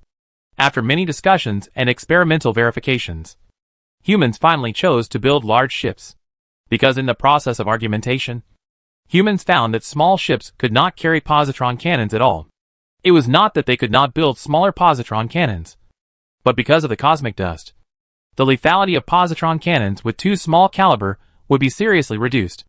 Large ships can carry more weapons and thicker armor, and because of the powerful nuclear fusion engine, the flexibility of large warships, like the Shan class, will not be reduced. In the armor experiment, humans used the positron cannon on the Callisto ship to bombard the heavy armor of the Mountain-class battleship. The results showed that this caliber positron cannon could not penetrate the armor of the Mountain-class battleship with one shot, and at most it could blow a hole. In theory, the Callisto ship can be easily blown up by the secondary weapon of the Mountain-class battleship. That is, the gamma beam weapon with 1 or 2 shots. Of course, many ants can kill an elephant. However, in the simulated military simulation of the headquarters, the side using the Callisto-class battleship dispatched a full 100 Callisto-class battleships, and only successfully blew up a Mountain-class battleship after losing 80% of the battleships. With such a ratio, humans would certainly choose to build large warships. However, although it is a large warship, the length of the Mountain-class warship is actually much shorter than that of the residential spacecraft. And the same is true for the space carrier. This is due to the frequent high-G changes in the combat environment. In other words, it is to ensure flexibility And it is also necessary to consider the redundancy of structural strength. That is, human material technology does not allow it. The residential spacecraft and the space carrier carrying the self-destruct aircraft or other types of spacecraft do not require such high flexibility. It took 40 years for humans to pull themselves back from the brink of extinction and officially become a space-class civilization. After 40 years, humans are ready to set off again. Although humans have not detected any signs of the emergence of silver mist so far, as the Galactic Center Alliance broadcast said, this star field is extremely dangerous, and humans are officially in the center of danger. So it is not advisable to stay here for a long time. According to the original plan, humans will not stay here for more than 50 years. However, the plan is not a dead plan. During the implementation process, it needs to be slightly modified according to the human-owned situation. For example, now, after the emergence of body enhancement technology, the new government has decided to let all people complete the enhancement after this spring festival, and then adapt for 2 years. And then humans will embark on the star journey again. During these 2 years, humans will not sit and do nothing. The resources of the biosphere of Wolf 1061c planet will continue to be collected. The spacecraft will continue to be built, and various mineral resources will still be mined vigorously.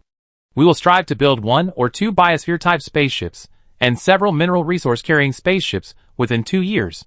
These spaceships are not like warships. They are basically built in the style of residential spaceships and are highly modular. With the current industrial strength and population size of mankind, it is no problem to build 4 or 5 more within 2 years. Moreover, mankind now has 2 mobile space docks. The reason why there are 2 mobile space docks is actually the flagship, because mankind decided to use new materials to build the flagship, and that material is extremely difficult to process again.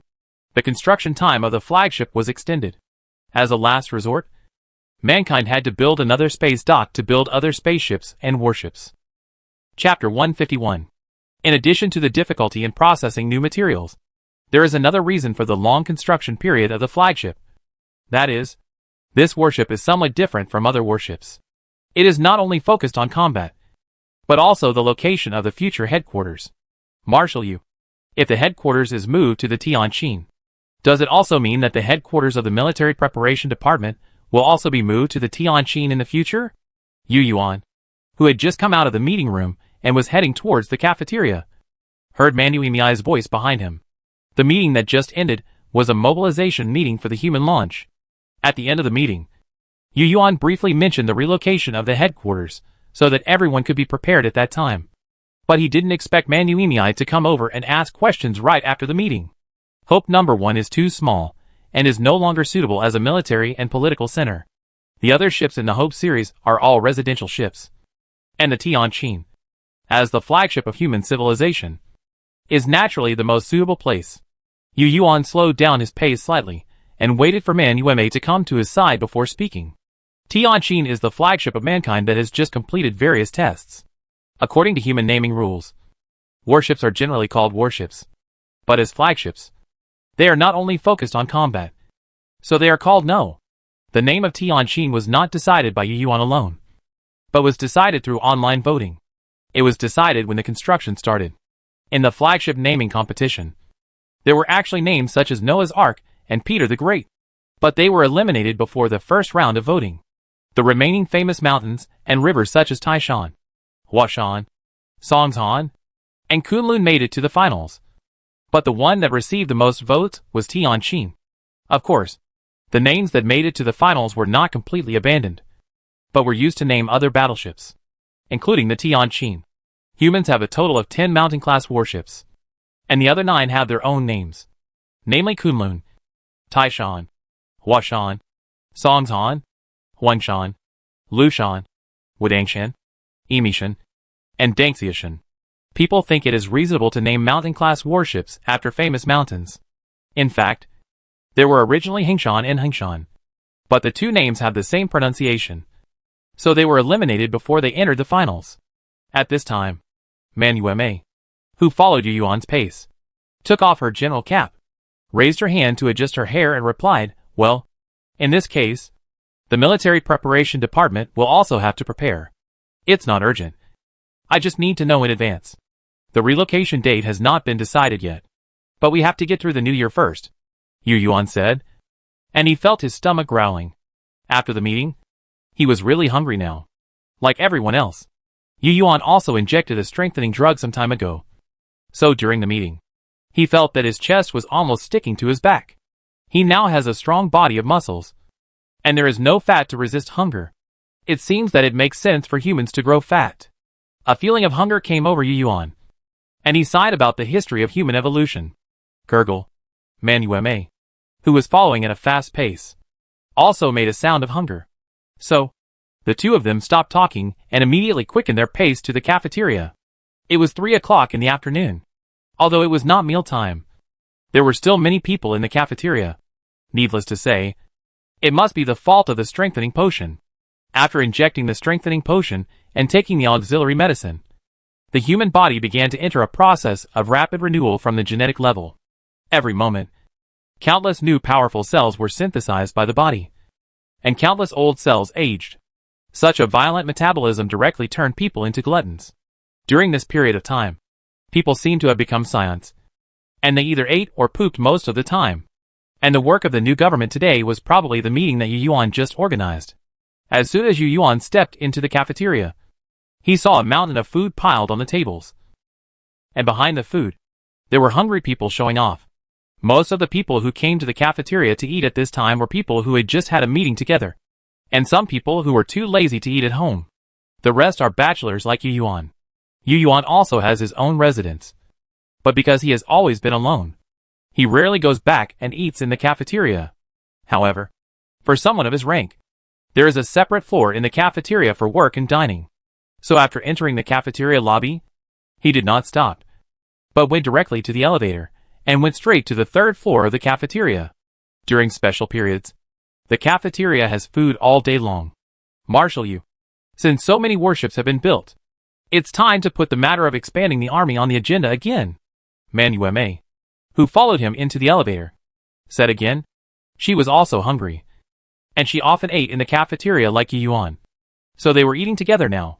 Of course we need to expand the army, and we need to complete the expansion task within 2 years.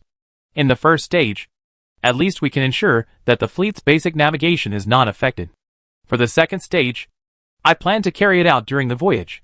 Stepping out of the elevator, Yu Yuan went straight to a table. As the elevator door opened, several wheeled service robots immediately moved and brought out stacks of food from the back hall. The cafeteria on the 3rd floor is a special cafeteria for top scientists, department heads, and new government officials. But there are not many people now, because most of the others have gone back to their homes to eat. People like Zhu Pite, Yi Kai, Lu Mian, etc. just finished the meeting and ran to their own residences. Manueme nodded.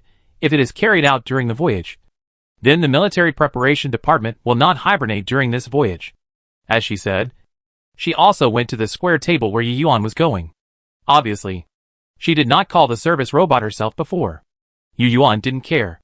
Anyway, the food in the cafeteria was in sufficient supply. They didn't have to pay for meals. It didn't matter whether they sat at one table or two. At most, the service robot would have to run a few more times. It's not necessary for everyone to be awake. The second stage is mainly for those young people who have grown up. Just arrange more people to take turns. Yu Yuan walked to the square table and stuffed a meat bun into his mouth before he sat down. He already had a rough plan for the military expansion mission. In the first stage, he would fill the 10 main battleships with people. And in the second stage, he would recruit more people for other ships. The voyage is very long, and those who are still in their infancy or still children and teenagers will be adults by then. So it is just right to recruit a group of people from them. So Yu Yuan is not very worried about the problem of expanding enrollment. Moreover, humans have now entered a normal stage, and such living facilities, living spacecraft, supplies, energy, etc. are all sufficient. So unlike in the past, humans can actually not hibernate even during the voyage. Chapter 152. Yu Yuan also planned this. Except for military personnel, who don't have many tasks during the voyage, everyone else can live a normal life. From now on, the number of humans will only increase. Of course, we have to continue to expand the population. Now there are less than 1 million humans. Although we have strong productivity thanks to the power of technology, the fundamental problem of talent has not been solved. And we are still an endangered species. Okay. Well, I heard that Ju Pip wants to set up a special landing force. At this time, she put the general's cap on the corner of the table, and then picked up a plate of beef balls and stuffed them into her mouth without any hesitation. While chewing the beef balls, she said, "It seems to be called a tactical army. It's enough to have a space army and a fleet." Yu Yuan swallowed 2 buns at once. And then he grabbed a plate of fish-flavored artificial protein and shoved it into his mouth again, and said at the same time, "The landing mission is mainly based on scientific research and scientific research. Security issues are handled by the security department. Tactical armor is enough. There is no need to set up a special army." With his mouth full of food, his speech was a little unclear, but his meaning could be understood. Yu Yuan had never thought about developing the army. In his imagination, it was impossible for humans to conduct landing operations. If they really encountered an enemy planet one day, they would directly bombard it from orbit. Who would have nothing better to do and use a single soldier to fight a war of attrition on the planet? Although they didn't know the specifics of space wars, humans had a lot of theoretical foundations for war. From the current analysis of human warships, they also knew that it was very unwise to fight a landing war on a planet. Besides, Yu Yuan has not forgotten how the sun disappeared. Those advanced civilizations have the ability to blow up stars directly, so there is no reason why they cannot blow up planets. So there is really no need to carry out landing operations. Man Yuma, who was about to say something, suddenly raised her hand and pressed her chest, as if she was choking because she ate too fast. She quickly picked up the soup bowl on the table and took 2 sips. She was relieved, but she burped, "I'm glad that General Yu understands. I'm just worried about wasting resources on the army. You are just making small talk." Looking at Man Yume's expression, Yu Yuan secretly shook his head. Why worry about the army wasting resources? How could he not understand this truth? After a big meal, Yu Yuan, who had filled his stomach a little, slowed down his eating speed. Only then did he have time to look up at Man Yume, who was sitting opposite him. Your eyes. After seeing this, Yu Yuan suddenly found that Man Yume's eyes seemed to be a little different from normal eyes. The white sclera in her eyes became a little yellow. But not the kind of yellow, but yellow with green, and still very transparent. It looked like a crystal yellow gemstone, and the pupils were not round like normal people, but became a little oval. "Cat's eye," Man Yume answered very straightforwardly. But as soon as she finished saying these 2 words, she stood up in a hurry, and then strode towards the bathroom not far away, saying, "I'm going to the bathroom." Cat's eye. Yu Yuan thought of it when he saw it just now, because he knew very well that at present, human genes in the eye have only been studied to express the gene fragments of cats and dogs. So if you see a person's eyes change, it must be one of these 2 types of eyes. Obviously, compared to the dog eyes that almost no one chooses, cat eyes are much more popular, especially women. Many people choose to have specialized eyes. Yu Yuan just didn't expect Man Yume to have a specialized transformation, because although cat eyes have extremely strong night vision, in broad daylight, the pupils will become vertical eyes because they need to reduce the amount of light entering. Of course, this is not a shortcoming, but a kind of strange beauty. I think this is also the reason why many people undergo eye specialization. However, cats' eyes are not without shortcomings. They can only distinguish blue and green, although they have 3-color vision like humans. Cats' eyes cannot distinguish red, orange, brown and other colors. After undergoing cat's eye specialization, the person is equivalent to having a cat's eye installed. Her vision will naturally become the same as that of a cat. So the world she can see will certainly not be as colorful as that of normal people's eyes. The most important thing is that humans now basically live on spaceships, and there is rarely any darkness at all. So night vision is dispensable, and only dynamic vision can be considered a functional function. Because of this, Yu Yuan did not make specific changes to his eyes. It seems that after this year, there will be many people with cat eyes on the streets. I don't know whether this kind of thing will have an impact on human society. Thinking of this, Yu Yuan pondered secretly. Now that humans have just embarked on the path of controlling evolution, this technology has already begun to have an impact. Yu Yuan didn't know whether this special transformation would affect normal work, such as scientific experiments, manufacturing, sensory communication, etc. But one thing is certain. That is, after this enhanced transformation, Humans will become new humans in the true sense, regardless of whether they have undergone special transformation. They are all new humans. As far as Yu Yuan knows, there are already some special genes that humans have successfully researched. For eyes, there are cat eyes and dog eyes. There are no hearing and olfactory systems for the time being, but they will definitely be discovered in the future. For example, many enhancement modifications of the human body's internal organs, such as enhanced gastric acid, specialized enhancement of lung capacity, and enhanced kidney function, have been discovered. I believe that there will be corresponding enhancement projects in the near future. But these are not basic enhancements, and they all require money. In this case, we should pay more attention to the development of society after enhancement in the future, and corresponding laws should be established accordingly, so as not to see any new humans of different races appear. Yu Yuan continued to eat the food on the table like a cloud of remnants, while thinking secretly in his heart. After a while, seeing Manu Yimei just returned from the bathroom, Yu Yuan was about to talk to her about military matters.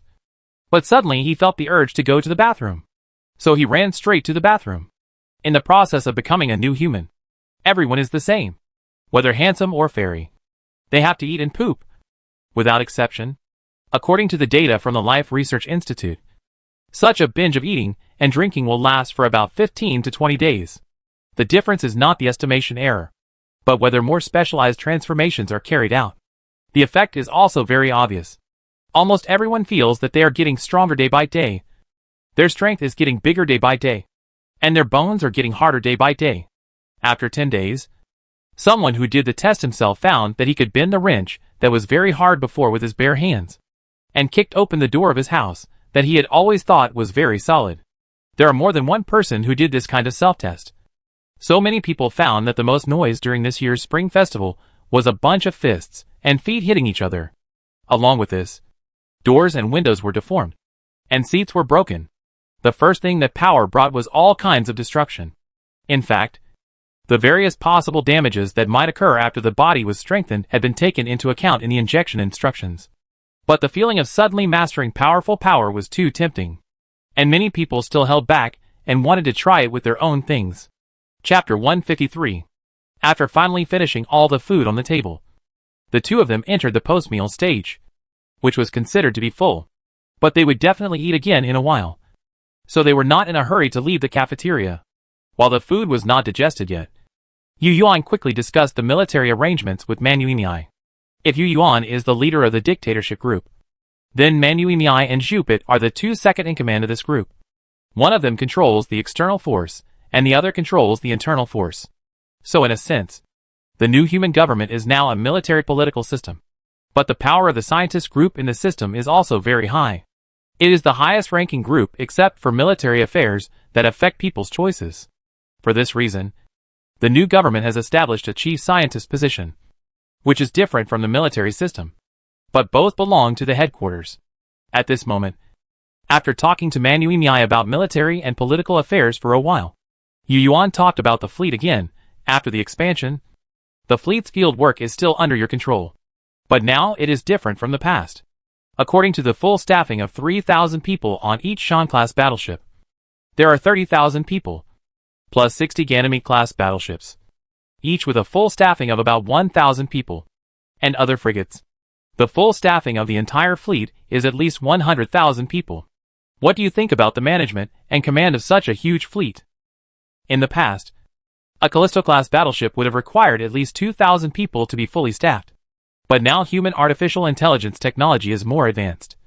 So a full staff of only 1,000 people is enough to operate a Callisto-class battleship. The Callisto-class battleship is a battleship the size of the Callisto ship, not a battleship as large as Callisto. It is a battleship level specially defined by humans to commemorate Callisto. And now it belongs to a secondary battleship. Management is not a problem. Just follow our previous system, the captain plus the scientific officer system. Manu Yimei replied, with the flagship Tianqin as the command center. According to the original system, each Shan-class battleship is equipped with a captain and a scientific officer. In principle, military actions are mainly led by the captain, and those with a heavier scientific nature are mainly led by the scientific officer. Each Shan-class battleship is equipped with several Ganymede-class battleships and other types of ships as a small fleet. The command is naturally carried out in accordance with our military tradition. The highest orders are all issued by the flagship. I don't need to say much about this. And General, you knows it. The most important thing now is the training of new recruits. After the expansion, I plan to select the best ones to go on board, and then conduct daily training in a model of old and new. Within 5 years, the new recruits will be fully familiar with the warships, and another 5 years will be used to train the specific tactics of the fleet, so as to make the fleet form real combat effectiveness before arriving at the next destination. Also, the Shan-class warships use many new technologies and new equipment, so we have to be selective in expanding recruitment. I think we should reduce the number of pure warriors and increase the number of people with special skills and expertise on board, especially now that every Shan-class warship is fusion-propelled and equipped with neutrino communicators. The demand for engine crew members and communication soldiers is even greater. Manueme talked eloquently and summed it up in one sentence. In the space age, people with strong muscles and simple minds cannot board ships, and the people on every Shan-class warship must be talented. It is conceivable how much it costs to form a Shan-class warship's combat effectiveness. It is not just about building a warship, but also about talent training and various tactical training. Well, for the details of this matter, you can lead a meeting later, and then write down the specific discussion details as a memorandum and keep a copy at the headquarters. Yu Yuan nodded to indicate that you have a plan. After talking about military topics, Yu Yuan had nothing to say. He did have a lot to say about scientific and social issues, but Manuemi was not a scientist. So for a moment, the two of them fell into silence. If it were normal, they would leave after dinner, but now both knew that they would have to eat again later. So they sat in the cafeteria, waiting for the food to digest. The atmosphere was quiet for a while, and the two of them just sat there, looking at each other.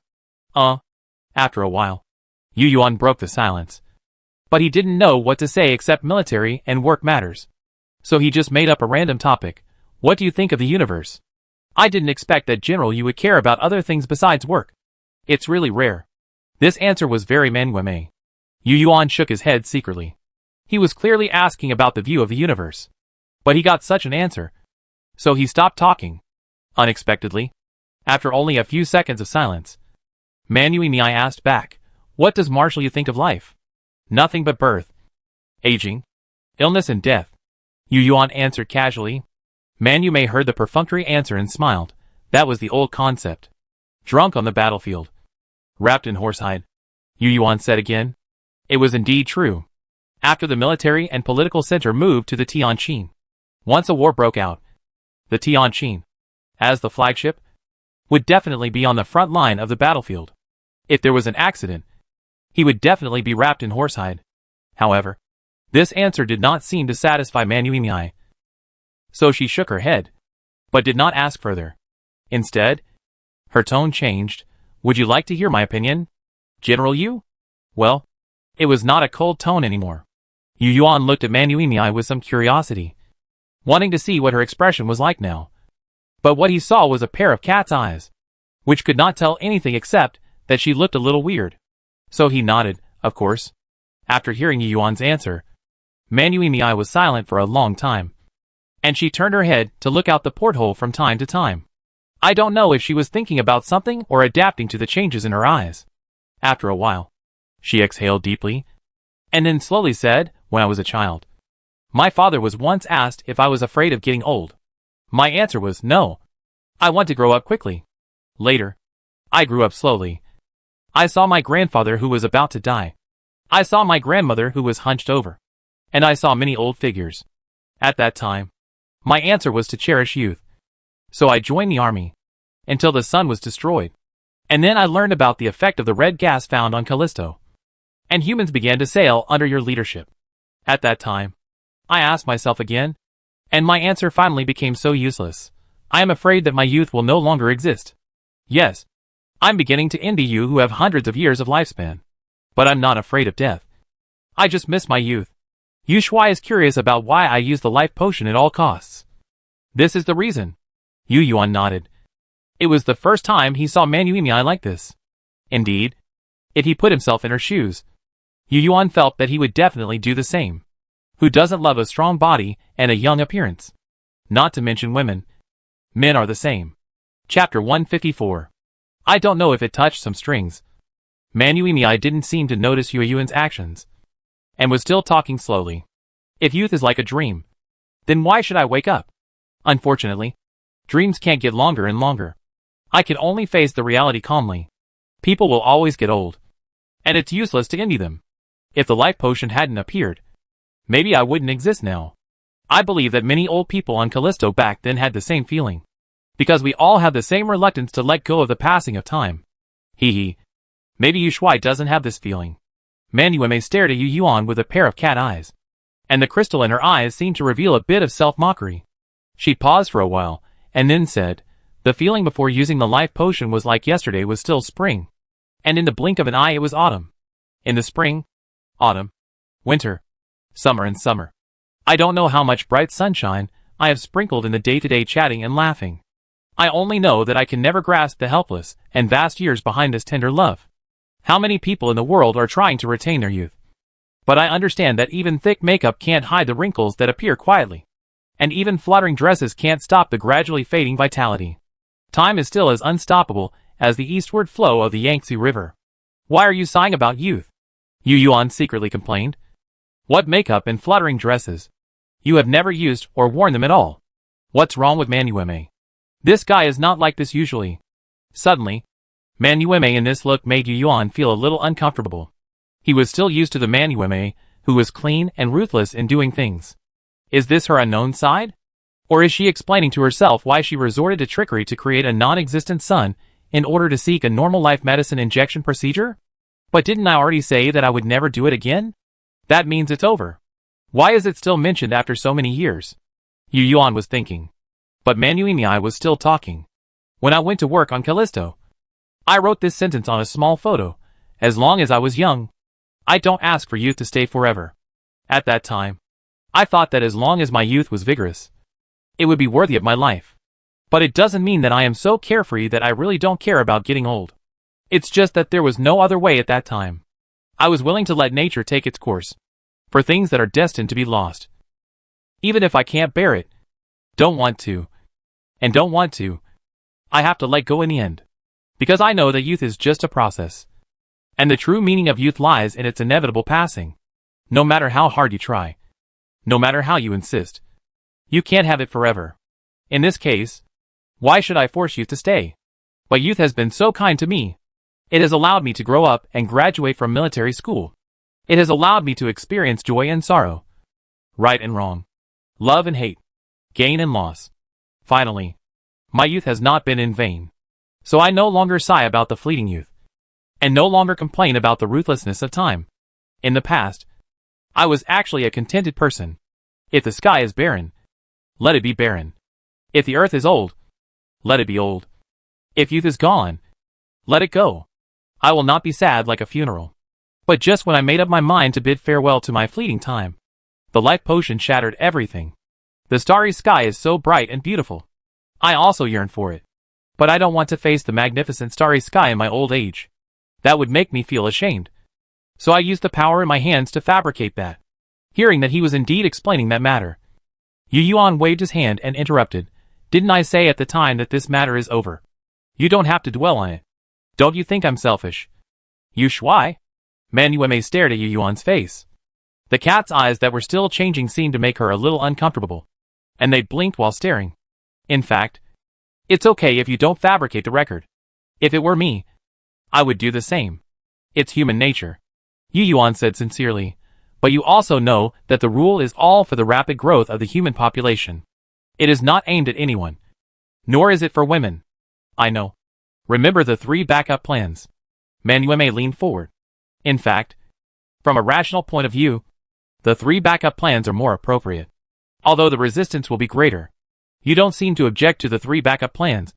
But why? Before Yu Yuan finished speaking, Manuime seemed to have guessed what he was going to say. So she said directly, haven't I told Yu Shuai the answer? At the bridge corridor of the Hope, there is no choice for those 3 backup plans. Since there is a choice now, why don't I choose it myself? Have you chosen it? Yu Yuan subconsciously asked this question, but he swallowed it back when it came to his lips. At this moment, he seemed to realize why Manuime was acting out of character. Yu Yuan certainly remembered what Man Yuimiai said when they were in the bridge corridor of the Hope. On the Hope. I still can't find a man who is worthy of me. This sentence, which sounded arrogant because of Man Yuimiai's royal sister's voice, rang in Yu Yuan's mind again. Thinking of this, Yu Yuan raised his eyelids and looked at Man Yuimiai opposite him. And their eyes met. Could this woman be interested in me? Suddenly, Yu Yuan suddenly realized such a thing. But he didn't know if it was an illusion. For a moment, Yu Yuan didn't know whether he should ask the question that he had swallowed back. If he asked, Man Yuimiai said, I've chosen. It's you. Then how should he answer? Although human society is very open to matters between men and women, Yu Yuan, as an old man, has not changed so quickly. Which is why he has been single for so many years. And the main point is that he thinks it's useless to find a partner.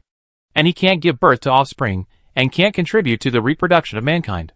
It's better to be single, and save some energy, so that he can focus more on the future development of mankind.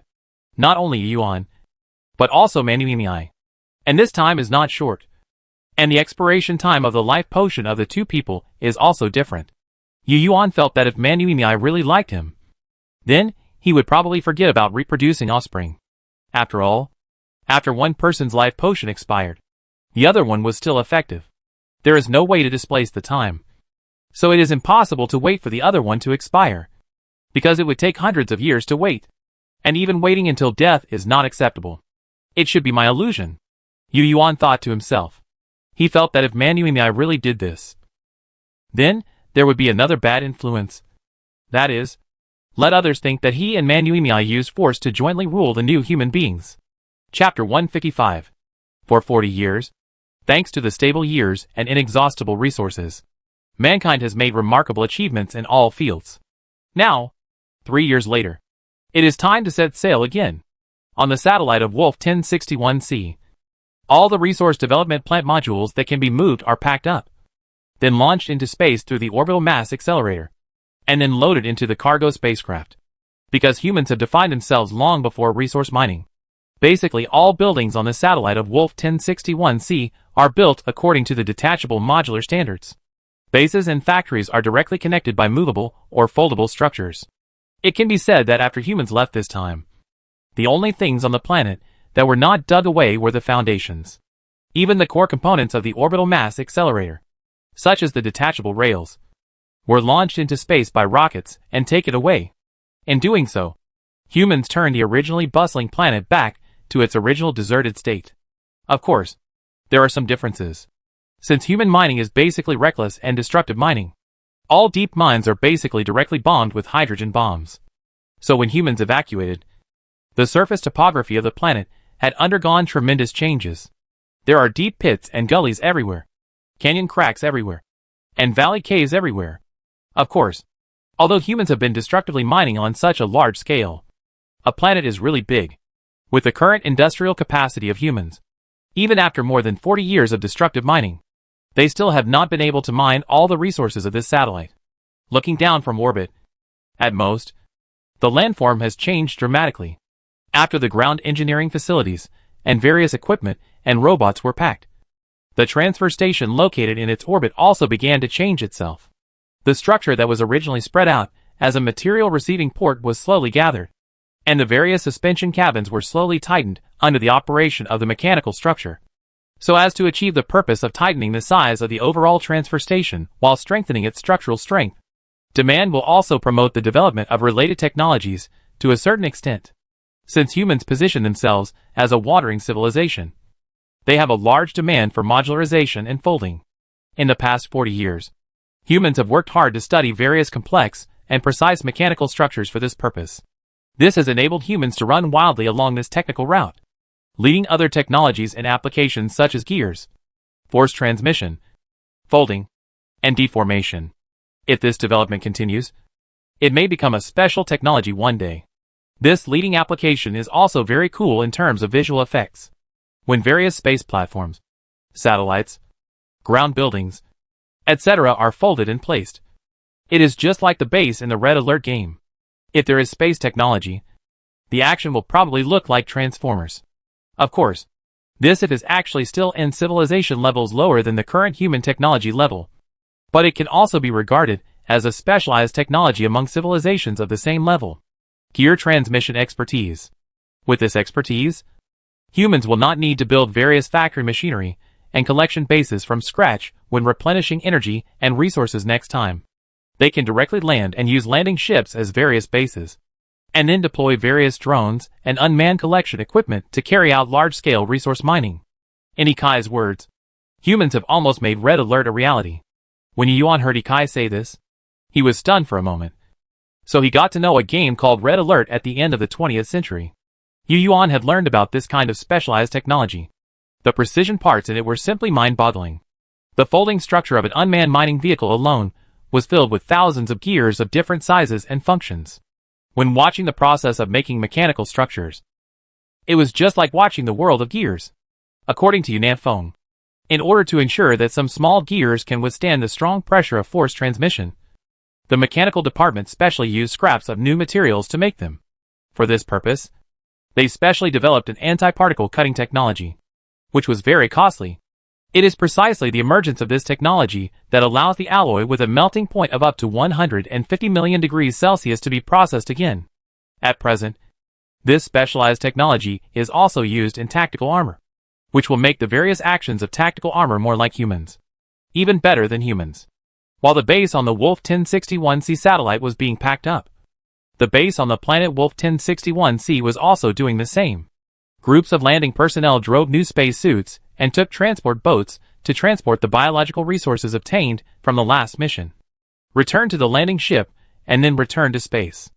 After all the personnel returned, the space station on the orbit began to change its posture, tighten the unfolded structures, and then started the engine, slowly leaving the planetary orbit. At the moment of leaving the space station can no longer be called a space station, but must be changed to a biosphere spacecraft, because these space stations are designed according to the model of the Hope spacecraft. However, just like the Hope series of spacecraft, except for the first one built by humans when they came to this star system, all other spacecraft were built according to the standards of a first-level civilization. That is to say, there are now a total of 7 biospheres, 6 of which are 2,200 meters long. From the outside, they are basically the same as residential spacecraft, so they are also rotating slowly like residential spacecraft. But the speed of rotation is slightly faster. The reason is that they are filled with various creatures from the planet Wolf 1061C, and the gravity of this planet is greater than that of the Earth. In order to allow the creatures to adapt to the environment as much as possible, they can only rotate relatively faster. The creatures on these 7 spaceships are the result of more than 40 years of continuous collection by humans. There are not only plants and animals on them, but also soil, water, and other inorganic substances on the planet Wolf 1061C. Humans have also designed them according to the planetary environment, and the lighting is also designed according to the spectrum of the red dwarf star Wolf 1061. 7 spaceships are equivalent to building 7 Wolf 1061C biospheres. In fact, the new government also knows that it is far from enough to collect all the biological resources on the planet Wolf 1061C in just more than 40 years. But basically all the creatures that humans can find in places they can reach are put on the spaceships. Of course, those super large animals and plants are an exception. There are also huge creatures on this planet, although not as big as blue whales. There are many creatures that are larger than white sharks, and they are basically aquatic animals. This kind of creature takes up too much space and has a harsh living environment. Humans have tried to capture and raise them in captivity, but they all died. Chapter 156. The 7 biosphere spacecrafts are a treasure house for mankind. In the future, the plants and animals in the biosphere spacecrafts will support the life science research of the entire human race. Humanity also continues to provide new homes for their reproduction. 8, 9, or even more biosphere spacecrafts. When all the biosphere spacecrafts drove from the planetary orbit of Wolf 1061C to its satellite orbit, the entire human race began to move. One by one, the spacecrafts began to break away from the orbit around the satellite and slowly drove towards the predetermined coordinates in space. After waiting for the follow-up spacecraft to gradually arrive at the coordinates, the originally scattered spacecraft slowly formed a huge formation in space. This is a fleet consisting of 10 Mountain-class warships, 60 Callisto-class warships, 3 space carriers equipped with self-destructive drones, 300 small frigates, plus 15 residential spaceships. 3 factory-type spaceships, 10 engineering equipment carriers, 7 captive Wolf biosphere spaceships, and 5 resource-type spaceships. At the front of the fleet are 10 Mountain-class warships, which are distributed into 3-dimensional space, forming 2 echelons, front and back. Each Mountain-class warship is surrounded by 6 Ganymede-class warships. The flagship Tianqin and 3 space carriers carrying self-destructive drones are in the middle second echelon. Behind the flagship are engineering ships, equipment-carrying spacecraft, engineering spacecraft, resource spacecraft, biosphere spacecraft echelons, and further back are residential spacecraft echelons.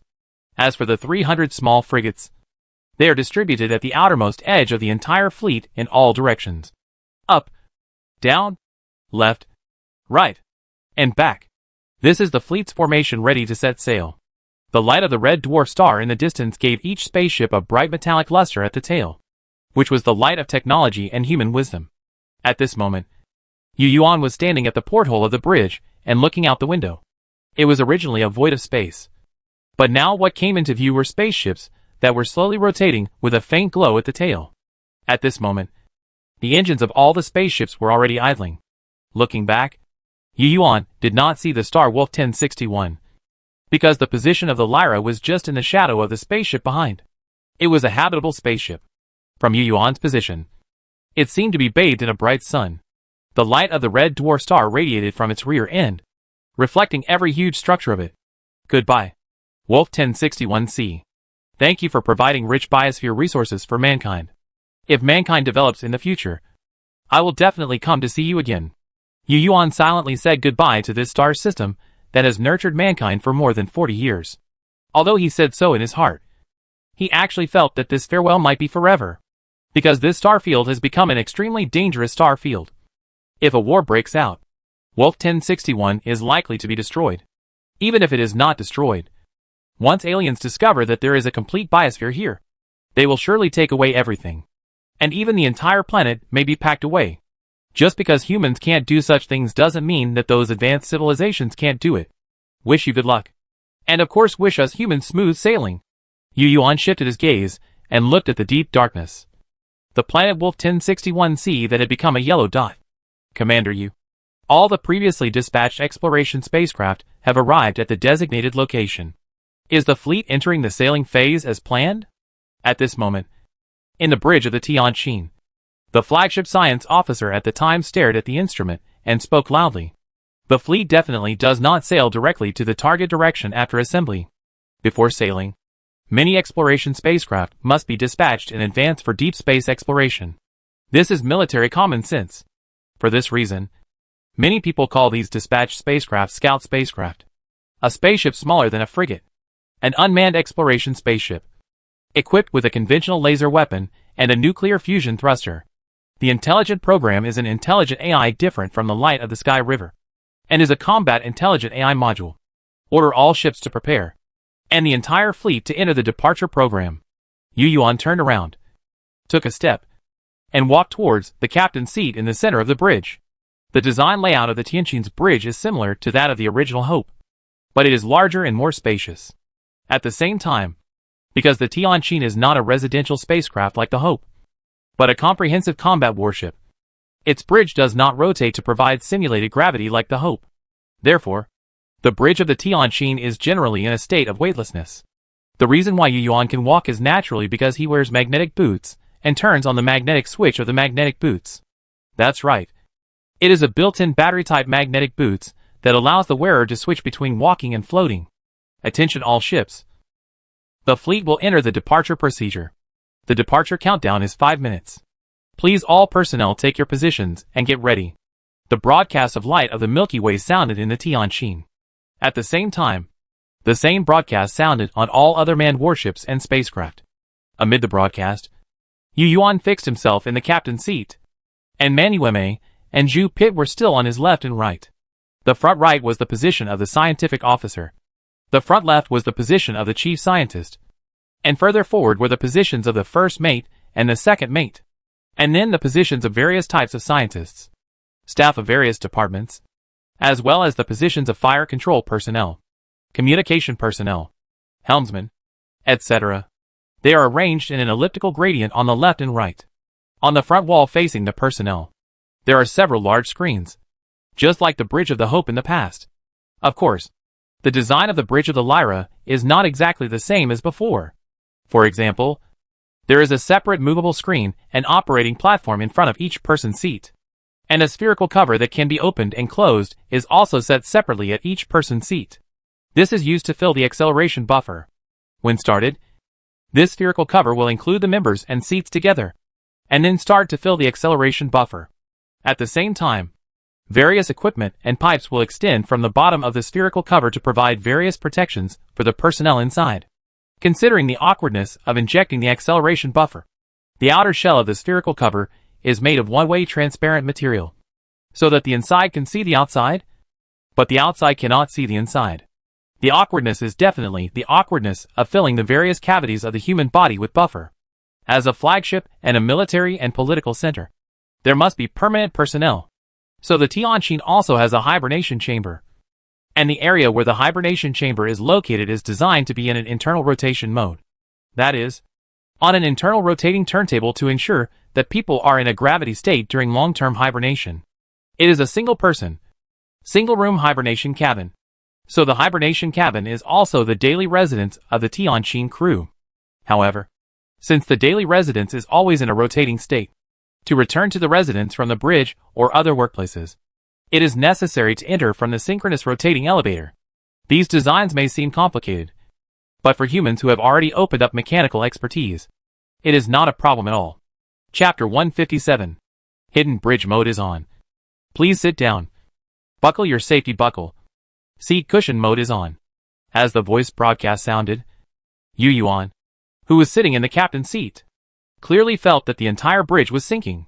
Slowly, the glass porthole that originally could see the universe also showed the external structure of the Tianqin, and then the internal structure.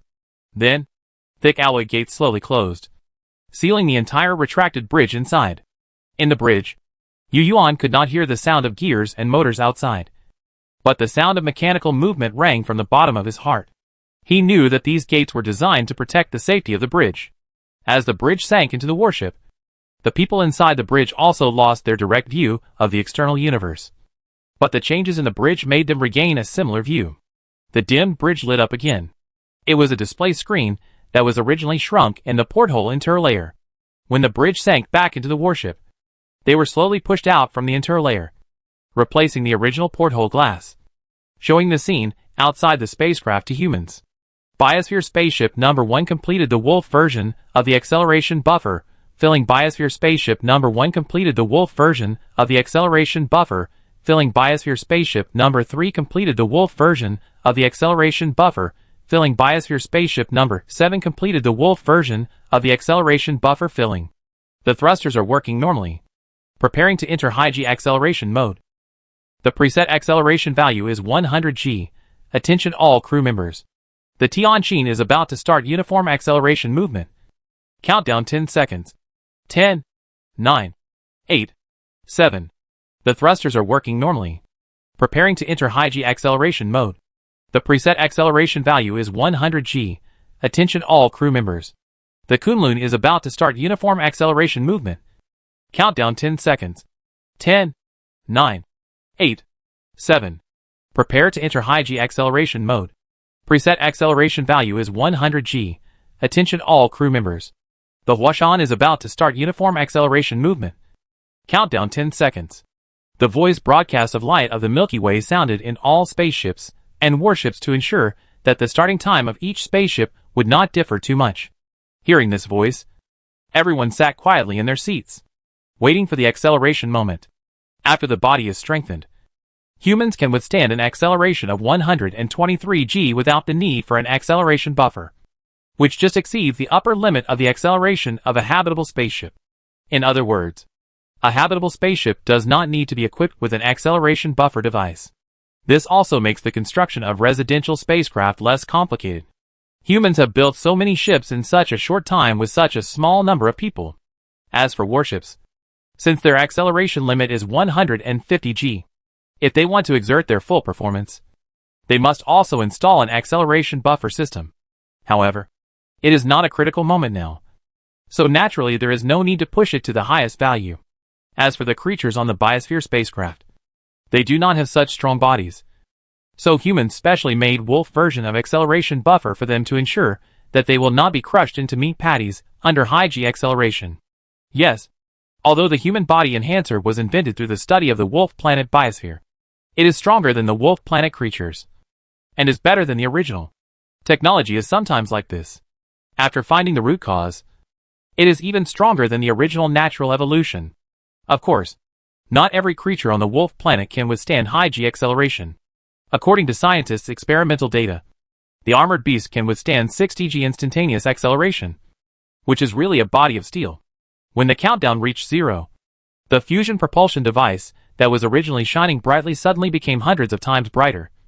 And at the same time, bright blue flames gushed out, and it looked like bright suns were lit up in the space. Hundreds of spacecraft accelerated at the same time, and the bright tail flames instantly illuminated each other. From a distance, it was like countless small suns gathered together to form a big sun. The light of the red dwarf star named Wolf 1061 in the distance seemed to have turned into a small fire at this moment. As the bright light gradually illuminated every corner of the Wolf star system, the human fleet slowly left the gravitational range of Wolf 1061 and slowly sailed towards deep space. From a relatively static state, the human fleet needs to continue accelerating for 12.7 hours to reach the fleet's maximum speed, 15% of the speed of light. This is the maximum speed that a nuclear fusion propulsion system can reach. Going higher, the fusion propulsion system will no longer be able to provide thrust with the particle flow it ejects. Of course, if the engine is replaced with a plasma engine at this time, it can still continue to accelerate, but the thrust of the plasma engine is very, very small, and the acceleration becomes very, very slow. Accelerating for 1,000 years is estimated to increase the speed a little bit, and there is no need for that. Gradually, the tail flame of the human fleet gradually dimmed from the brightness of the sun, and the light they shone on the Wolf star system was gradually diluted by interstellar dust and became less. Soon, the brightness of the tail flame slowly became the same as the main sequence star of Wolf 1061. If there were intelligent life on the planet Wolf 1061c at this time, then they would look up at the starry sky and would definitely see two equally bright suns. After a while, the sun emitting blue light dimmed again, becoming as bright as the stars in the sky. And finally, like a star blinking, it gradually disappeared into the middle of the stars. At this moment, the Wolf star system, which had been bustling for more than 40 years, finally returned to its former tranquility. Humans came and went. After countless years, the little alloys discarded by humans on the planet Wolf 1061c may be buried in the long time, or become tools in the hands of a race that has just opened its wisdom, or may become the Shiatian cold iron in the mouth of that unknown intelligent life. A treasure of inheritance. Maybe they would think it was something from the so-called mythical era, but they might never think that it was just some special alloys left on the planet by humans who were too lazy to take them away. Oh, maybe when they really embark on the path of science, they will think it was evidence of the existence of ancient civilization, the truth, or they can only find it after they have the ability to board their satellite. If nothing unexpected happens, Wolf 1061c will definitely give birth to intelligent life, because when humans collect biosphere resources, they have discovered some animals with large brain capacity and relatively smart. If so, then one day, they may really find that the strange symbols on the alloys left by humans on the planet are a kind of alien language. Of course, according to the analysis of human beings based on the evolution time of the Earth, if this planet wants to give birth to intelligent life, it will take millions of years to calculate it based on the current situation of this planet. Chapter 158. The space is so empty.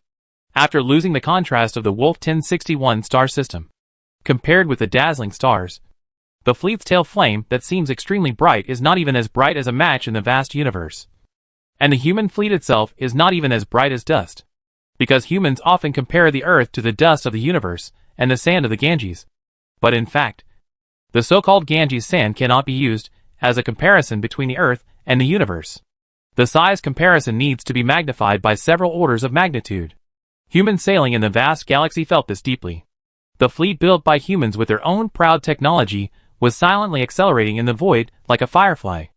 Its light, which looked like the sun, could not even shine through the interstellar dust to any of the nearest star systems. After more than 10 hours, The fusion thrusters were partially shut down, leaving only the reactor that maintained the maximum speed of the spacecraft and the internal energy supply. After accelerating to 10% of the speed of light, the human fleet entered the uniform speed navigation stage.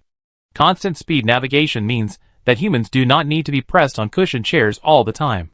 The automatic program unfastens the seat belts for people and releases the human body safety stabilizer. People who have returned to normal life began to work on their own. Those who need to hibernate do so. Those who need to do research do so. Those who need to raise children do so. And those who need to make babies make babies. Humans did not have a clear destination for this voyage, but just followed the Milky Way map and headed towards the Sagittarius Arm. Although humans have no way to judge whether the Orion Arm is really an extremely dangerous star field through their own observations. In the past period of time, humans have received broadcast information with the same content as before from detectors distributed outside the Wolf star system several times. It was still the Galactic Heart Alliance, but it was not the same fleet. That broadcast signal seemed to be really intelligent, and could identify whether a certain receiver had reached the first level civilization or above. After receiving the signal several times, humans had to start to believe in the authenticity of the broadcast. Humans did not know where the broadcast signal came from, or when the civilizations mentioned in the broadcast came to the Orion Arm. But it did not affect humans' determination to leave this star field. After all, even without the broadcast, there was still the threat of the silver mist. As for why we should go in the direction of the Sagittarius Arm, the reason is also very simple. With the current navigation capabilities of human beings, we can only follow the route where stars are distributed. The Orion Arm is a protruding branch of the Sagittarius Arm. The universe is three-dimensional, and the Milky Way is also a flat galaxy. Most of the stars in the Milky Way are distributed on the surface of the Milky Way. If the magnitude of the Milky Way is defined as up and down, there are also up and down directions. But humans cannot fly up from the Milky Way surface and then return like a parabola. Sailing across the arm is even more of a dream. Of course, humans also feel that this route is very unsafe. So they try to sail towards the stars above the Milky Way disk, and stay away from the star-dense star field as far as possible within the scope of navigation technology to reduce the possibility of encountering alien civilizations. By the way, humans always just want to stay away as much as possible, and don't think they can really fly to the Sagittarius Arm with their own 15% navigation speed. This is not a sudden awakening of self-knowledge, but technology makes human consciousness extremely difficult. The solar system is located in the middle of the Orion Arm, about 26,000 light-years from the center of the Milky Way, and the range of the Orion Arm is also about 26,000 light-years. According to human observations, the distance from the current human position to the intersection of the Orion Arm and the Sagittarius Arm is at least 13,000 light-years. With the current human navigation technology, it would take at least 86,666 years to fly non-stop, not counting the time for replenishment, maintenance, and development in various star systems along the way. Besides, even if the equipment was not broken, the people would have died of old age. The hibernation chamber and life potion could not withstand the erosion of such a long time. In the universe, humans are extremely small. The lifespan of humans who have used up the 2 life potions is only 600 years, which will pass in the blink of an eye. Even if Yuan has 500 years more life than others, it is only 1,100 years. If he does not hibernate properly, he will die of old age on the way. So after the fleet entered the uniform speed state, Yuan continued to work for another 3 years. And then he went into hibernation. The first supply destination of the human fleet is a yellow dwarf star 12.8 light-years away. Astronomers use transit method, gravitational perturbation method, gravitational microlensing method, relativity method, and other methods to detect and determine the existence of a massive gas planet there, although no signs of rocky planets have been found. According to general rules, large gas planets should have many rocky satellites. With planets as a support, humans can repair and reorganize spacecraft and replenish various materials consumed during the voyage. Of course, as well as protium, deuterium, tritium and helium-3, and helium-4 as fuel for nuclear fusion. The human fleet sailed among the stars. When Yuan woke up from hibernation for the second time, the fleet had been sailing for 85 years, and he himself was 15 years older. 85 years passed, and all human warships were fully staffed. The human population also increased from 970,000 to 1.4 million. The increase in population during the voyage was much smaller than the 40 years in the Wolf star system. But this was normal because many people spent their time in hibernation. Although there were some who had been on duty for 40 to 50 years. They were not all people. In this case, people's desire to have children was not very strong. So it is reasonable that the population growth slows down. And many newborns are born by accident. As usual, humans first send probes to explore the target star system. Of course, this process has been completed by unmanned scout spacecraft before the fleet arrives at the target star system. The universe is very empty. Even though civilizations may exist everywhere, this time humans are not unlucky enough to encounter another alien civilization again. Nor are they lucky enough to encounter a primitive life planet again. Human scientists think this result is very reasonable. It would be strange if they encountered a civilization or a planet with life every time they arrived at a star system. After arriving at the target star system, humans did not stay for decades like they did in the Wolf star system. Instead, they replenished their energy and supplies a little bit, and then continued their journey to the next star system. This journey took another 71 years. Then they continued to rely on the star system to replenish their supplies and energy, and then continued their journey. 53 years, 68 years, 47 years, 101 years. Humans have been stopping and starting, relying on the star system again and again, and have walked out of the starry sky route that has never been traveled in history. Including the time for replenishment, humans have been away from the Wolf star system for 360 years.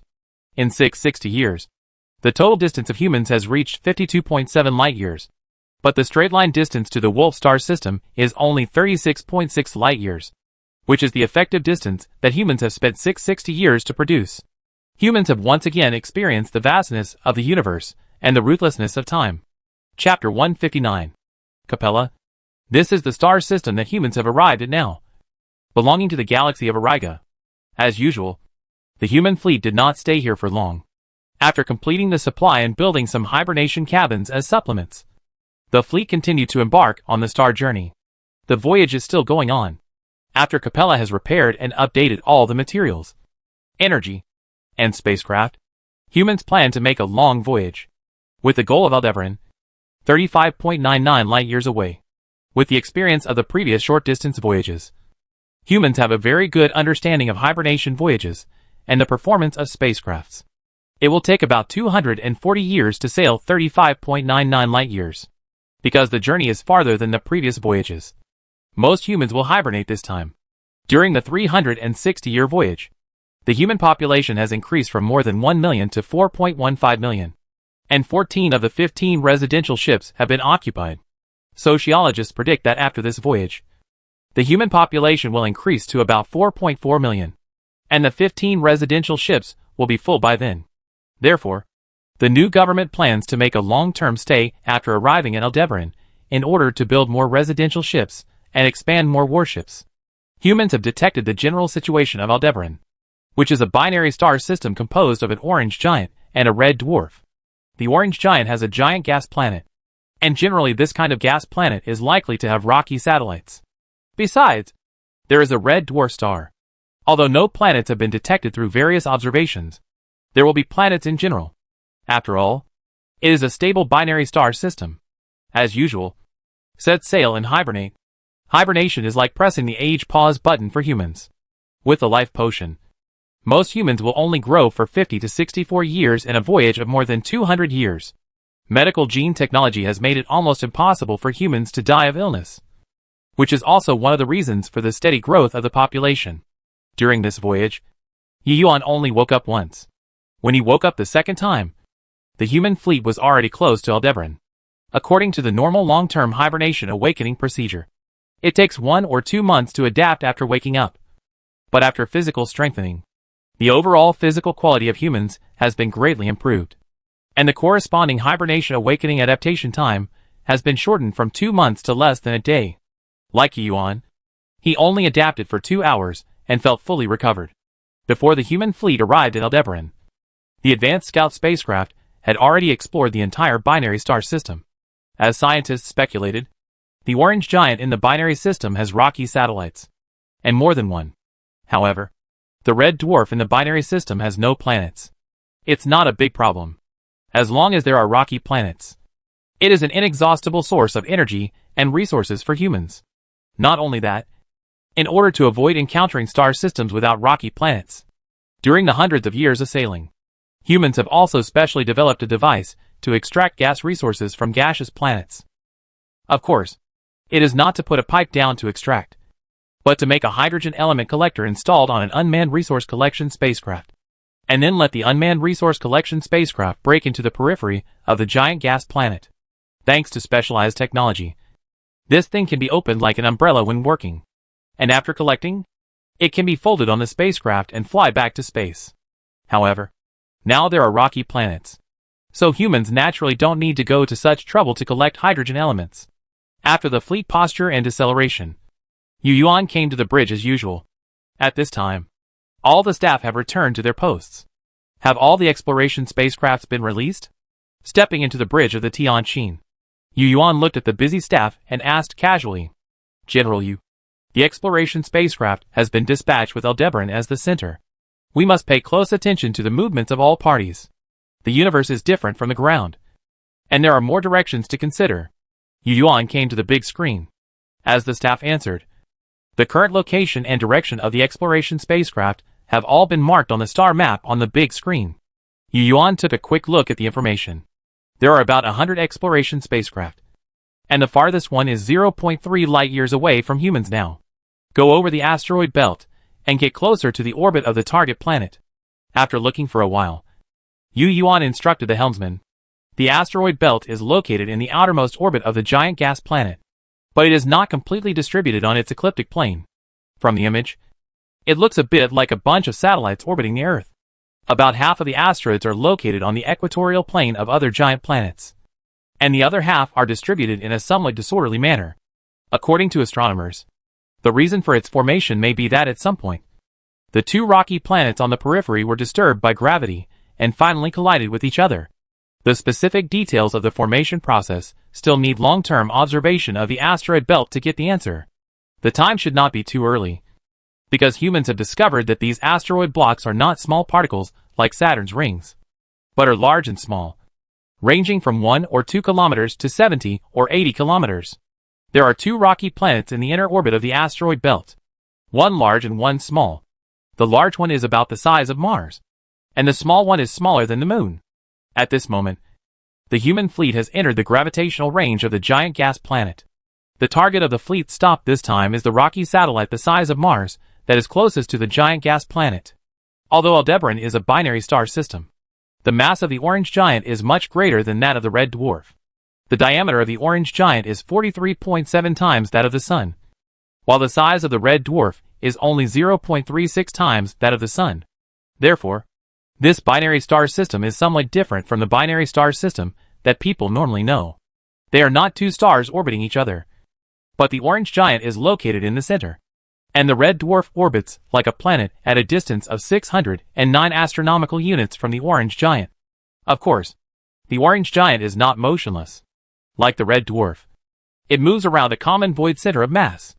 At this moment, the warships and spacecraft of the human fleet have already crossed the orbit of the red dwarf, and are slowly passing through the asteroid belt, approaching the orbit of the target planet, due to the existence of such a star system structure.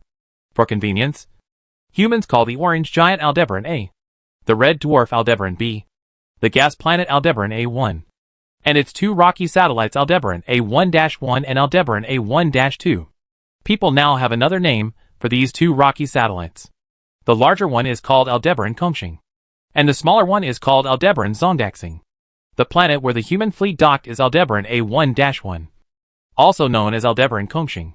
Although it is said that the fleet docked, in fact not all ships went to the orbit of Aldebaran A1-1. Considering military deployment and alert, the 10 Mountain-class warships are basically stationed in the orbit of Aldebaran A1-2, while the space carrier directly found a larger asteroid in the asteroid belt to dock. Therefore, only residential spacecraft and various non-military spacecraft are heading to the orbit of Aldebaran A1-1. There are also a large number of solid water resources and other heavy metal materials on the asteroid. The water resources required by the warships can be mined and replenished here. Other material needs can be directly transported by factory-type spacecraft as usual. It's not a big problem. Chapter 160. Speaking of which, the traditional Western name of Aldebaran is actually Aldebaran, which comes from the Arabic word Aldebayan, meaning follower, because it always appears after the Pleiades. In 2016, the International Astronomical Union Star Nomenclature Group confirmed that Aldebaran's name is Aldebaran. Alta Tauri is the 14th brightest star in the sky, and the brightest star in Taurus. Its average apparent magnitude is 0.85, and it is an irregular variable star with a variation value between 0.75 and 0.95. Its absolute magnitude is -0.64. Its spectrum and brightness belong to K53 type, and it is orange with a surface temperature of 3900 Kelvin. However, humans now call it Aldebaran. Stars with Chinese names are generally well known and have rich historical backgrounds, and this star is no exception. There is an old saying, to the south of the 5 vehicles, there is a bright star, the color of tea, and outside it there are stars like branches, which is Aldebaran. Here we are talking about the Hyades star cluster, which consists of Aldebaran 1, Aldebaran 2, Aldebaran 3, Aldebaran 4, Aldebaran 5, Aldebaran 6, and Aldebaran 7. From the Earth, the stars of the Hyades star cluster form a Y shape. The traditional Chinese character of Bai looks like a net at the top and a handle at the bottom, which is a tool used to catch birds, beasts or mice. So its original meaning is a hunting net with a long handle. Since the connecting line of these stars is very similar to the appearance of this tool, it is named Bai. In the Han tomb of Zhejiang University, Bai is like a Bai net catching rabbits. In the Xia constellation system, the star area from Pleiades to Bai is the ancient battlefield where the Han fought. So Bai is often used to predict hunting and wars in border areas. In addition to predicting wars, the constellation Bai also has its solar term function. The Book of Songs says, when the moon is away from Bai, it will rain heavily. The literal meaning is, when the full moon is close to Bai, it will rain heavily. In this regard, it is different from predicting wars, which is far-fetched, and it is not feudal superstition. Of course, the weather changes on the Earth have nothing to do with Bai. But the so-called observation of astronomical phenomena is not to see whether it will rain on the Earth by looking at the dimness or brightness of the stars in the sky, but a way of summarizing and recording the experience of the ancients. In ancient times, people regarded weather changes as the power of heaven, and with the factor of imperial power, weather predictions were basically recorded using the so-called celestial phenomena. There is of course a scientific basis, because the celestial phenomenon of full moon conjuncts with the constellation of Bai appears around the beginning of summer heat. According to the region where China is located, it happens to rain a lot during this period, which is the origin of Beixing good rain. And for this reason, the ancients regarded Beixing as the rain god. Kai Yong of the Eastern Han dynasty added, the god of rain is the star of Beixing. Its image in the sky can bring rain. The meteorology of China has existed since Nuwa. Nuwa created humans because she taught people to observe the celestial phenomena to determine the solar terms and to guide people's crop planting. Observing the stars according to Nuwa's method and planting crops in time according to Nuwa's guidance will naturally bring good weather and good harvests. With good weather and good harvests, there will be more food, and more food can feed more people. So it is called Nuwa creating humans. So ancient astronomy is actually a meteorology. There is also such a relevant description in the novel. In the autumn of the 8th year of Jianqing, the Wei army raised 400,000 soldiers and pretended to have 800,000 soldiers to pass through Chang'an and attack Hanzhong through Jiang'an. At that time, Zhuge Liang was in charge of the Qingdu front army of Shuhan. After learning about this, he sent Zhang Wei and Wang Ping to lead 1,000 soldiers to guard the Qinsong ancient road to intercept the Wei army. 2,000 people to block 400,000 people. Isn't this just sending people to their deaths? At that time, Zhang Wei and Wang Ping also thought so. So they asked Zhuge Liang why he only sent 2,000 people, and how could they intercept them after they arrived. Zhuge Liang's explanation was, I looked up at the sky last night and saw that the Bai star was in the division of the moon. I expected that there would be heavy rain in this month. Although the Wei army had 400,000 people, how dare they go deep into the dangerous mountains? Therefore, there is no need to use more troops, and there will be no harm. I will keep all the troops in Hanzhong for a month, and wait for the Wei army to retreat.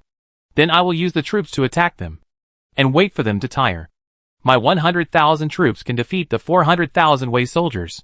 After listening to Zhuge Liang's words, Zhang Wei and Wang Ping led their troops to Qinsong. When the Wei army arrived at Qinsong, they found that there were no houses around. They asked passers-by and learned that all the houses were burned by Zhuge Liang. So Cao Zhen asked to attack the Qinsong ancient road, but was rejected by Sima Yi, saying, "I observed the sky at night and saw that the Bai star was in the division of the moon. There will be heavy rain this month. If you go deep into the important area, you can always win. If there is a mistake, the people and horses will suffer, and it will be difficult to retreat. It is also advisable to set up huts in the city to prevent rain." Cao Zhen did as he was told. As a result, within half a month, heavy rain fell from the sky. Outside Qinsong City, the water on the flat ground was 3 feet deep. All the military equipment was soaked. People could not sleep and were restless day and night. The heavy rain fell for 30 days. The horses had no fodder. Countless people died, and the soldiers complained endlessly. The Wei army had no choice but to retreat. This war was actually an astronomical battle between Zhuge Liang and Sima Yi. The competition was about who had a better grasp of legislation and climate. Both of them were very smart. But Sima Yi underestimated the rainfall, so he returned empty-handed. The astronomical phenomenon of the Betelgeuse is the constellation used to record the wisdom of the ancients. New humans all study history, so they like to call this star Aldebaran, which is full of historical heritage and the crystallization of ancient wisdom. Instead of Aldebaran, Zhuge Liang and Sima Yi probably could not have imagined that more than 3,000 years later, humans would one day come to this place where they looked up at the stars many times, and used their characters to name the 2 satellites of the giant gas planet in Aldebaran. Perhaps, after seeing the names of these 2 satellites in the database, people will involuntarily think of the weather duel between Zhuge Liang and Sima Yi. It is amazing that technology and history are combined in this way. However, fate is so cruel that humans have come to the place to observe the celestial phenomena.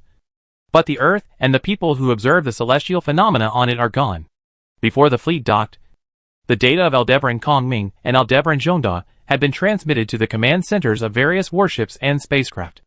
On other ships, the captains or executive officers, like Yuan, carefully looked at the parameters of the 2 rocky satellites, like the planets where humans stopped to resupply during previous voyages. These 2 planets also had no signs of life, and even the atmosphere was almost non-existent, and the calm temperature was below -100 degrees Celsius. They had stopped many times along the way and had seen many planets. So humans also understood that planets with this kind of environment were the norm for rocky planets in the universe.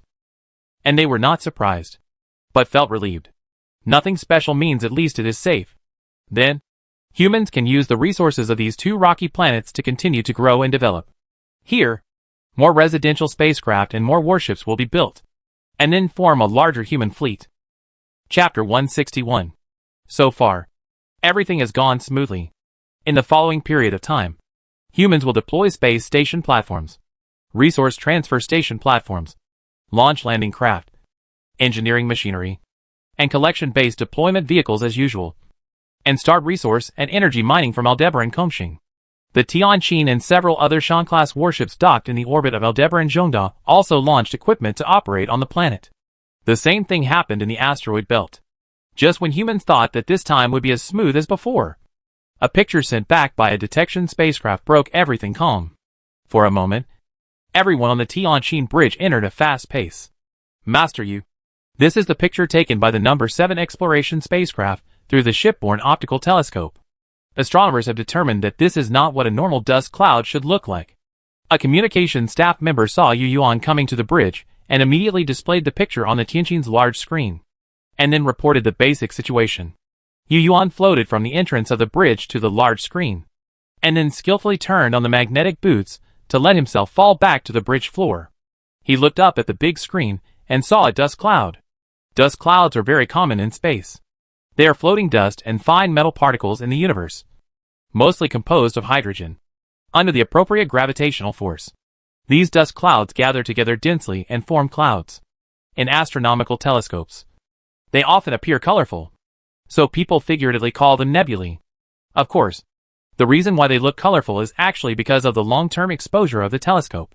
The pictures on the big screen now obviously didn't have time to be exposed for a long time, so they look very ordinary. However, the pictures were not taken for the purpose of appreciating the splendor in colors. As long as they contain useful information, that's enough. After taking a look at the picture, Yu Yuan found that this dust cloud was unusual. It was obviously disturbed and had a significant difference from the normal appearance formed by microgravity. No wonder the exploration spacecraft sent the picture over. Seeing this image, Yu Yuan was first satisfied with the intelligent AI of the exploration spacecraft. The ability to discover abnormal dust clouds and take pictures shows that AI has a very intelligent self-judgment ability. Have the telescopes and detectors on the Tianqin been pointed at that star field? Yu Yuan asked. The telescopes on the Kunlun and Huashan ships in the asteroid belt have been pointed at that star field. And the Tianqin is scanning the surrounding star fields. The communicator replied. Okay. Connect me to the Gonde communication. Yu Yuan nodded. This reaction was okay. The caliber of the detection equipment on the detection spacecraft was not as good as that of the battleship. If you want to know the specific situation, you have to use a large caliber telescope. General? Gonda's image appeared on the split screen of the big screen. Well, have you seen the dust cloud picture? Yu Yuan didn't waste any words and went straight to the point. Yes. Our colleagues in the astronomy department are analyzing the image frame by frame. Gonde paused for a moment and said solemnly, We let the light of the Milky Way dynamically restore the shape of the dust cloud. After preliminary analysis, we think it is likely caused by something passing through it. In the universe, there is only one thing that can pass through the dust cloud, and that is a spacecraft. How much? Yu Yuan shuddered in his heart. But on the surface, he remained calm. You can't see anything specific from the image with your naked eyes. It must be restored by professionals through professional means. The dust cloud image on the big screen is the most primitive, and not much information can be seen from it. In fact, when he heard the report from the correspondent, Yu Yuan had already guessed. But before the final result was confirmed, he still had some luck. Now astronomers have used the light of the Milky Way to reversely restore the process of the dust cloud becoming this appearance. So it must be correct. General. Please wait a moment, Gonda said, turning back to discuss something with a group of astronomers, and then busying himself on a row of workbenches for a while, and then turned to look at the camera, 413. Following Gonda's words, the data of the astronomy department was also shared with the Tianqin at this moment. Then Yu Yuan saw that the blurry picture became clear again and again as the screen frame jumped, and the originally messy dust cloud gradually showed traces of gaps. The picture at this time looked like it had been brushed. The computer quickly marked information points on the dust cloud where the brush had brushed, and then displayed the corresponding number next to it. 413. 413 traces. Some large and some small. That is, 413 spaceships of different sizes. Direction. Speed. Size of warships. Level of civilization. Is there any way to judge? Yu Yuan's face was gloomy.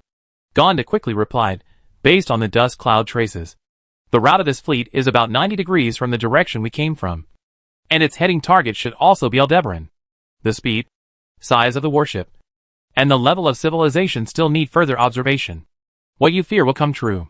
Humans have tried their best to move towards the direction where the stars are sparse. So how can we still encounter aliens? Could it be that these aliens think the same as humans? Hearing Gonda say this, Yu Yuan's heart really sank to the bottom. But he remained calm. So he said to the communication personnel in the bridge, Has the standby command of the detection spacecraft been sent out? The standby command was sent out as soon as the picture was sent back. The communicator added, Yu Shui. The emergency avoidance program of the exploration spacecraft AI has this instruction. Yu Yuan nodded and turned to sit in his seat. Of course, he knew that the exploration spacecraft AI had an emergency avoidance instruction. Once it detected a situation that might be aliens, it would automatically enter a standby state to shut down the thrusters. Yu Yuan was just afraid that the AI would not judge this discovery as an abnormal phenomenon that might be aliens. So for safety, he asked one more question. Now he was relieved to hear the communicator's answer. When the image was sent back, the relative distances between the dust cloud, Aldebaran, and the probe spacecraft were already displayed. The dust cloud is less than 0.75 light-years away from Aldebaran, and the probe spacecraft is 0.2 light-years away from Aldebaran. At this distance, the bright tail flame of the nuclear fusion engine is likely to be detected. So the engine is turned off to improve concealment. It stands to reason that at this distance, as long as there is a large fleet route, the bright tail flame cannot escape the detection of human large-caliber telescopes. But this fleet is obviously in a state of uniform motion with the engine turned off. This discovery also allowed Yu Yuan to make a preliminary judgment on the level of civilization to which this fleet belongs. Chapter 162. If they still use the same method of sailing with the engine turned off and moving at a constant speed as humans, then this means that this fleet is still at the level of aerospace civilization, although humans have never seen interstellar civilization. From what Silver Mist said at the time, and the warp engine that has not been cracked so far, we can also guess what kind of navigation method the so-called interstellar civilization uses. Warp engine? That must be light speed or super light speed. There should be no need to use this energy-saving inertial navigation method.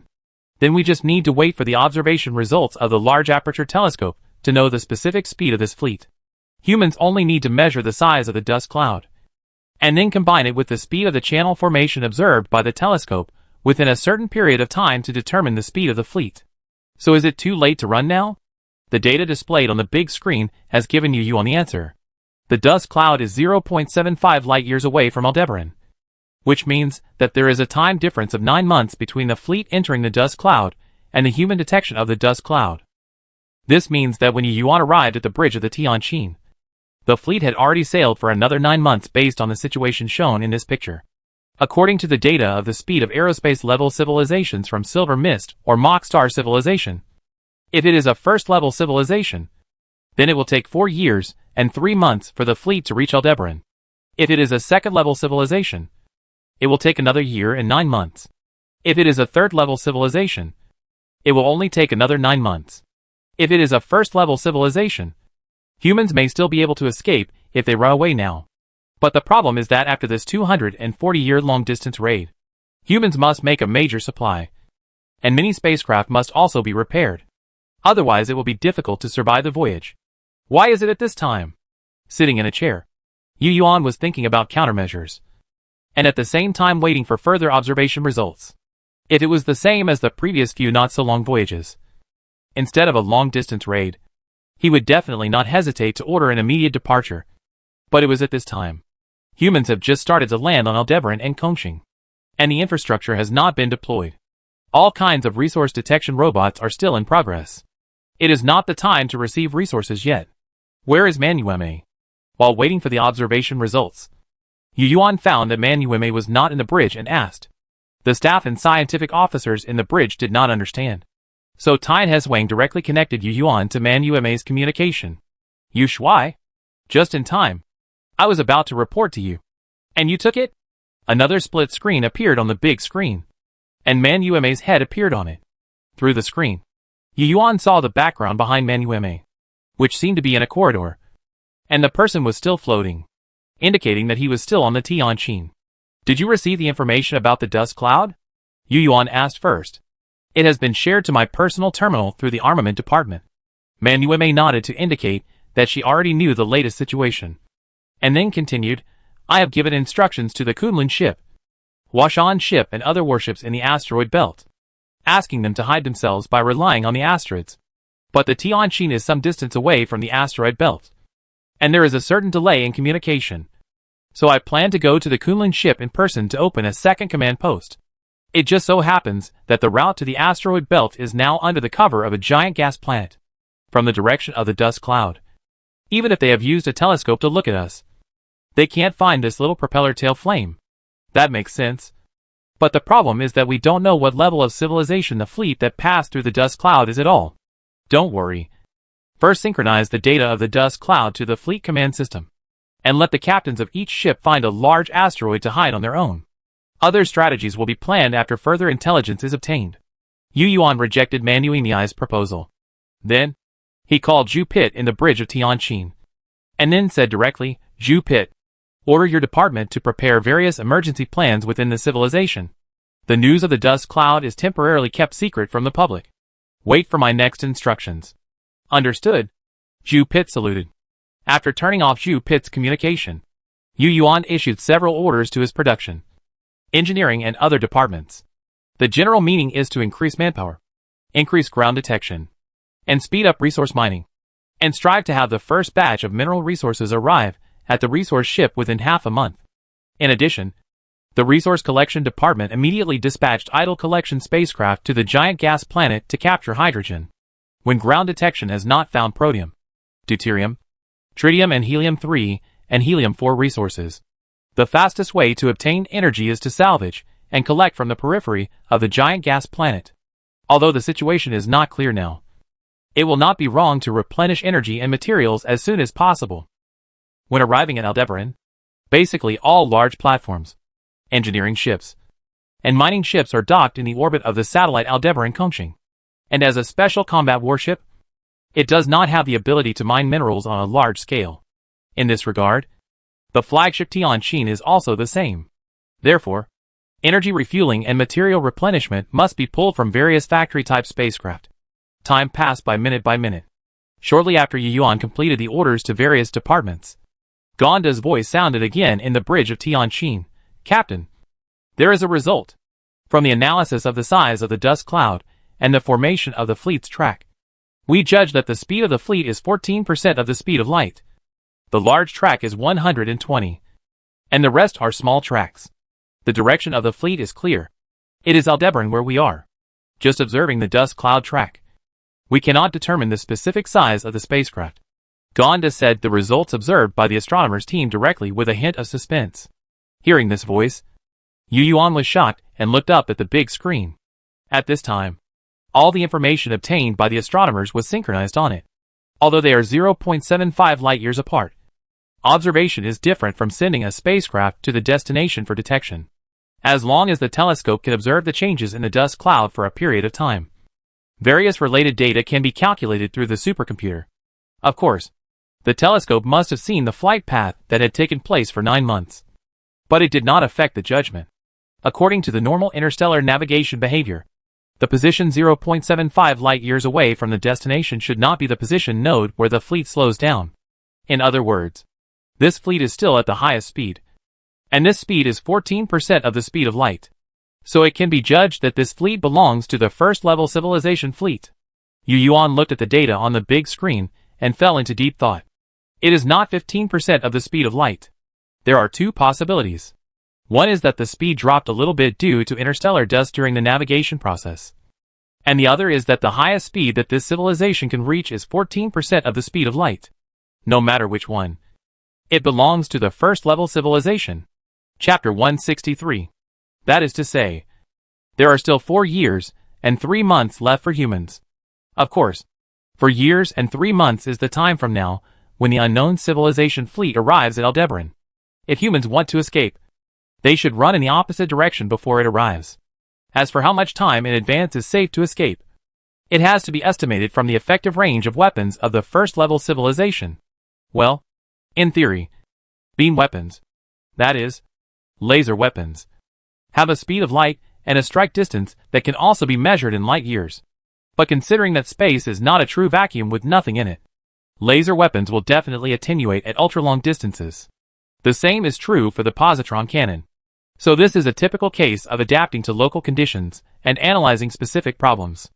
In order to deal with the next series of affairs, Yu Yuan quickly summoned all the relevant scientists on the Tianqin to the bridge, and also connected many experts through video communication. After Manuimi also returned to the bridge, Yu Yuan, who was sitting steadily in the captain's position, looked at the scientists in related fields gathered together. The enemy and us are nothing more than heaven, earth, and man. The two armies are just knowing ourselves and the enemy. Now we can't know the enemy, so we must know ourselves first. Yu Yuan habitually talked about a theory, and then continued, as for knowing ourselves, we must first know all aspects of our internal information. Let's not talk about other things for now. Now we must first know the various indicators of our own weapons and warships in the environment of Aldebaran. You are experts in various fields, and you need to measure these data as soon as possible. This is easy. We only need to release small laser beams and small positron cannons in various places in the space where we are, and test them at different powers, different distances, and different positions to get specific data.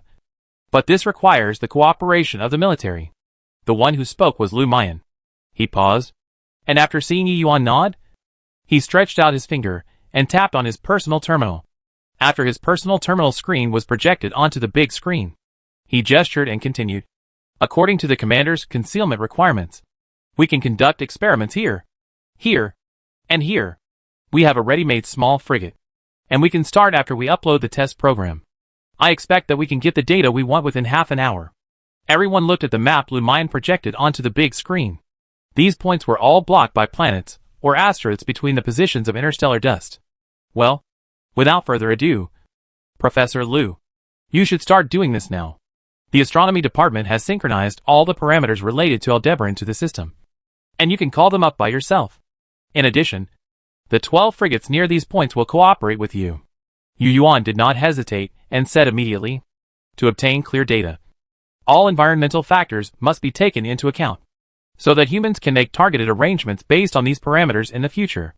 Just like a sniper needs to obtain all the information related to the environment, humans must also have all the information about the environment, as well as the various performance data of their own spacecraft and warships in this environment. And nothing can be missing. So don't just look at the test parameter collection of a laser weapon or a positron cannon. All the parameters of Aldebaran must be taken into account here. This cannot be ignored, because humans are now very close to Aldebaran, only about 2.1 astronomical units away. And Aldebaran is an orange giant with a diameter 44 times that of the Sun, and its surging stellar wind affects everything around it all the time.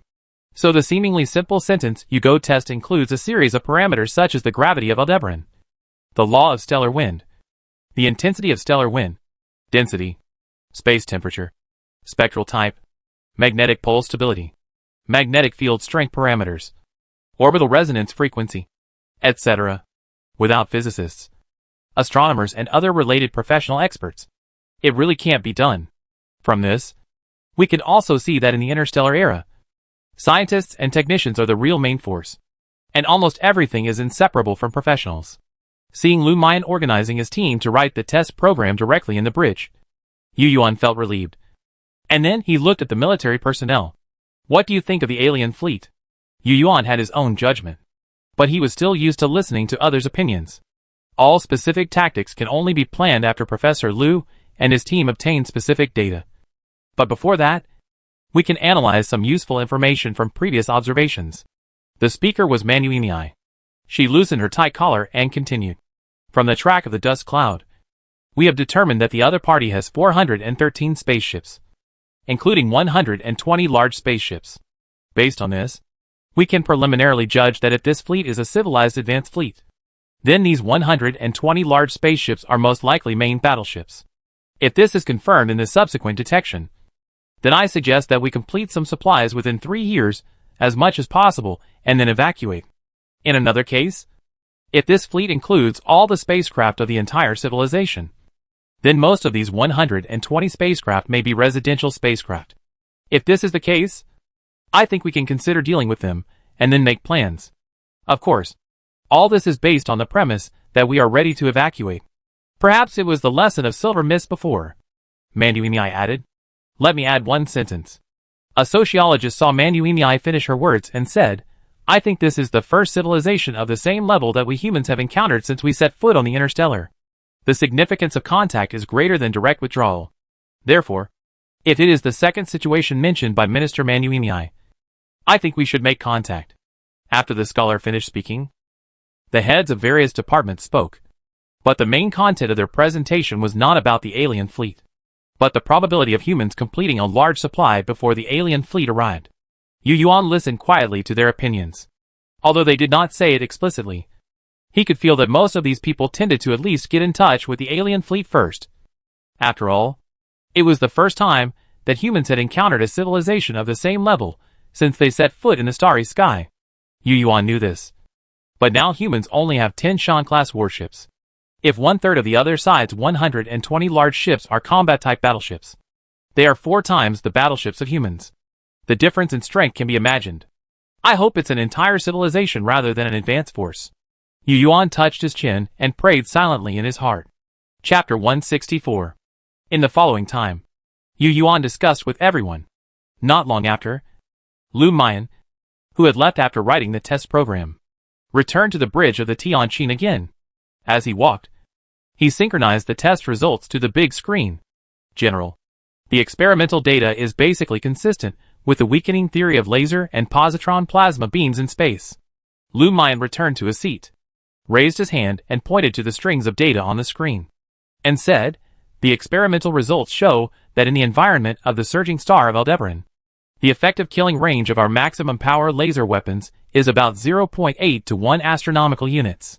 If it is the maximum distance, the hit time must be more than 39 seconds to cause effective damage to the warship. Within the range of 20 light seconds, the hit time of laser weapons to cause effective damage can be shortened to 2 seconds. Now humans don't have information about the armor materials of the other fleet, so these data are based on the human Mountain-class battleship itself." Lu Mian doesn't need to say these.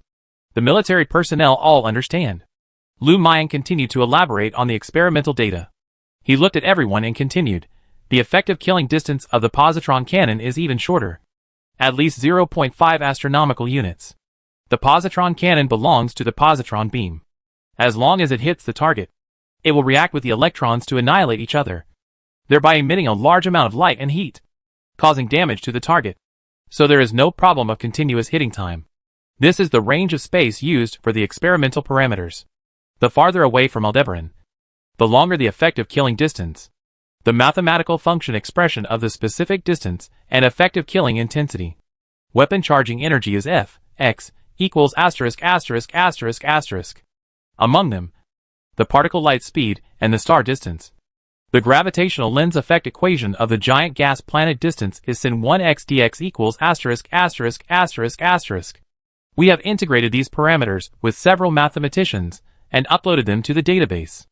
The next step is to complete the linkage programming with the battleship fire control system to realize the specific fire control parameter control."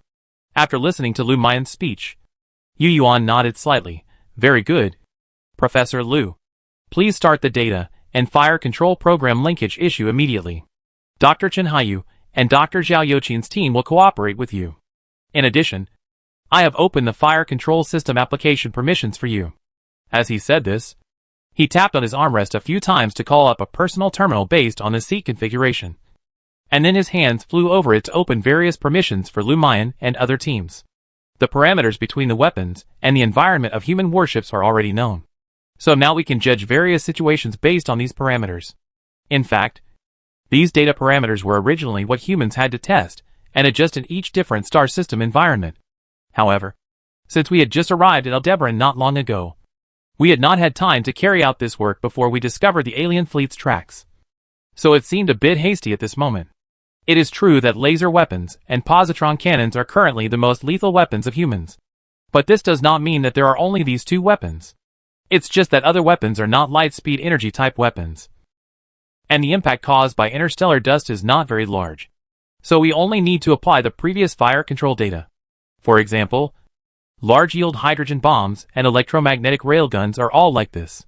Of course, the unknown civilization fleet is still a long way away. So it is more than enough to collect environmental parameters now. After Yu Yuan completed a series of authorization operations, Yu Yuan looked up at the densely packed parameters on the big screen, analyzing and thinking in his heart. As a leader, he must know the people's livelihood and understand these scientific parameters like the heavenly book. Otherwise, any judgment will have no basis. Any judgment will be nonsense. And any judgment will only rely on luck. Apparently Yu Yuan did not live in vain for so many years. He looked at the strings of data with a dazed look and deep thought. According to the data, if humans choose to escape, they will only have 4 years and 2 months to mine and collect resources.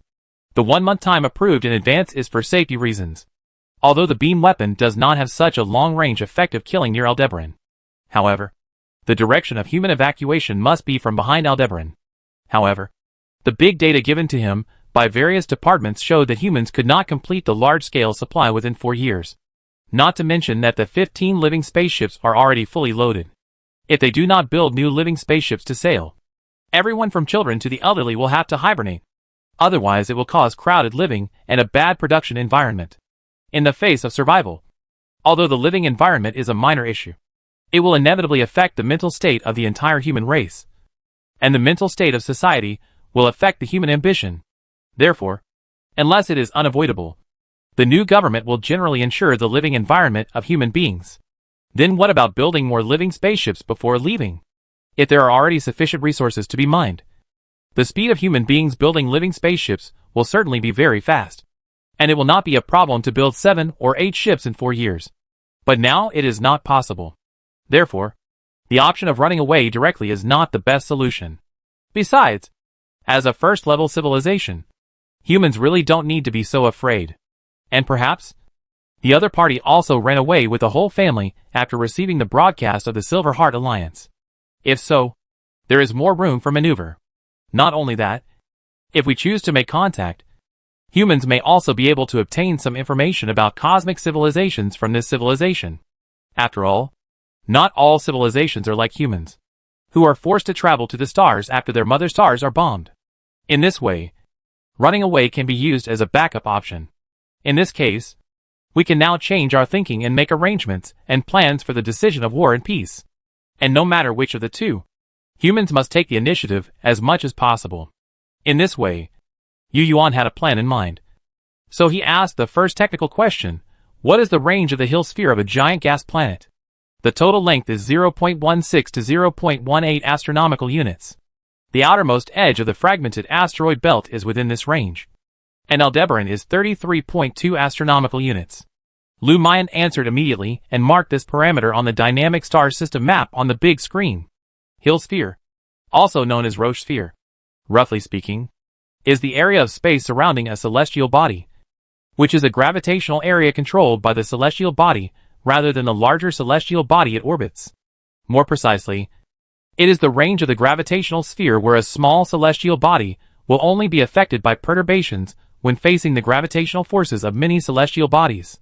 The reason why Yu Yuan asked this question is because this range is related to the accuracy of human warships in long-distance light-speed strikes. It is true that human warships are in a microgravity space environment, but microgravity does not mean that there is no gravity at all.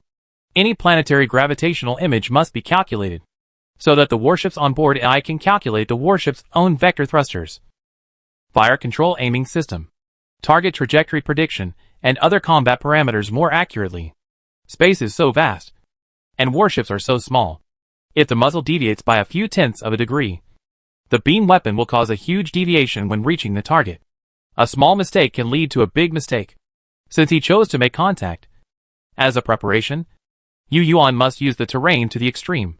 The terrain is the advantage of time, place and people.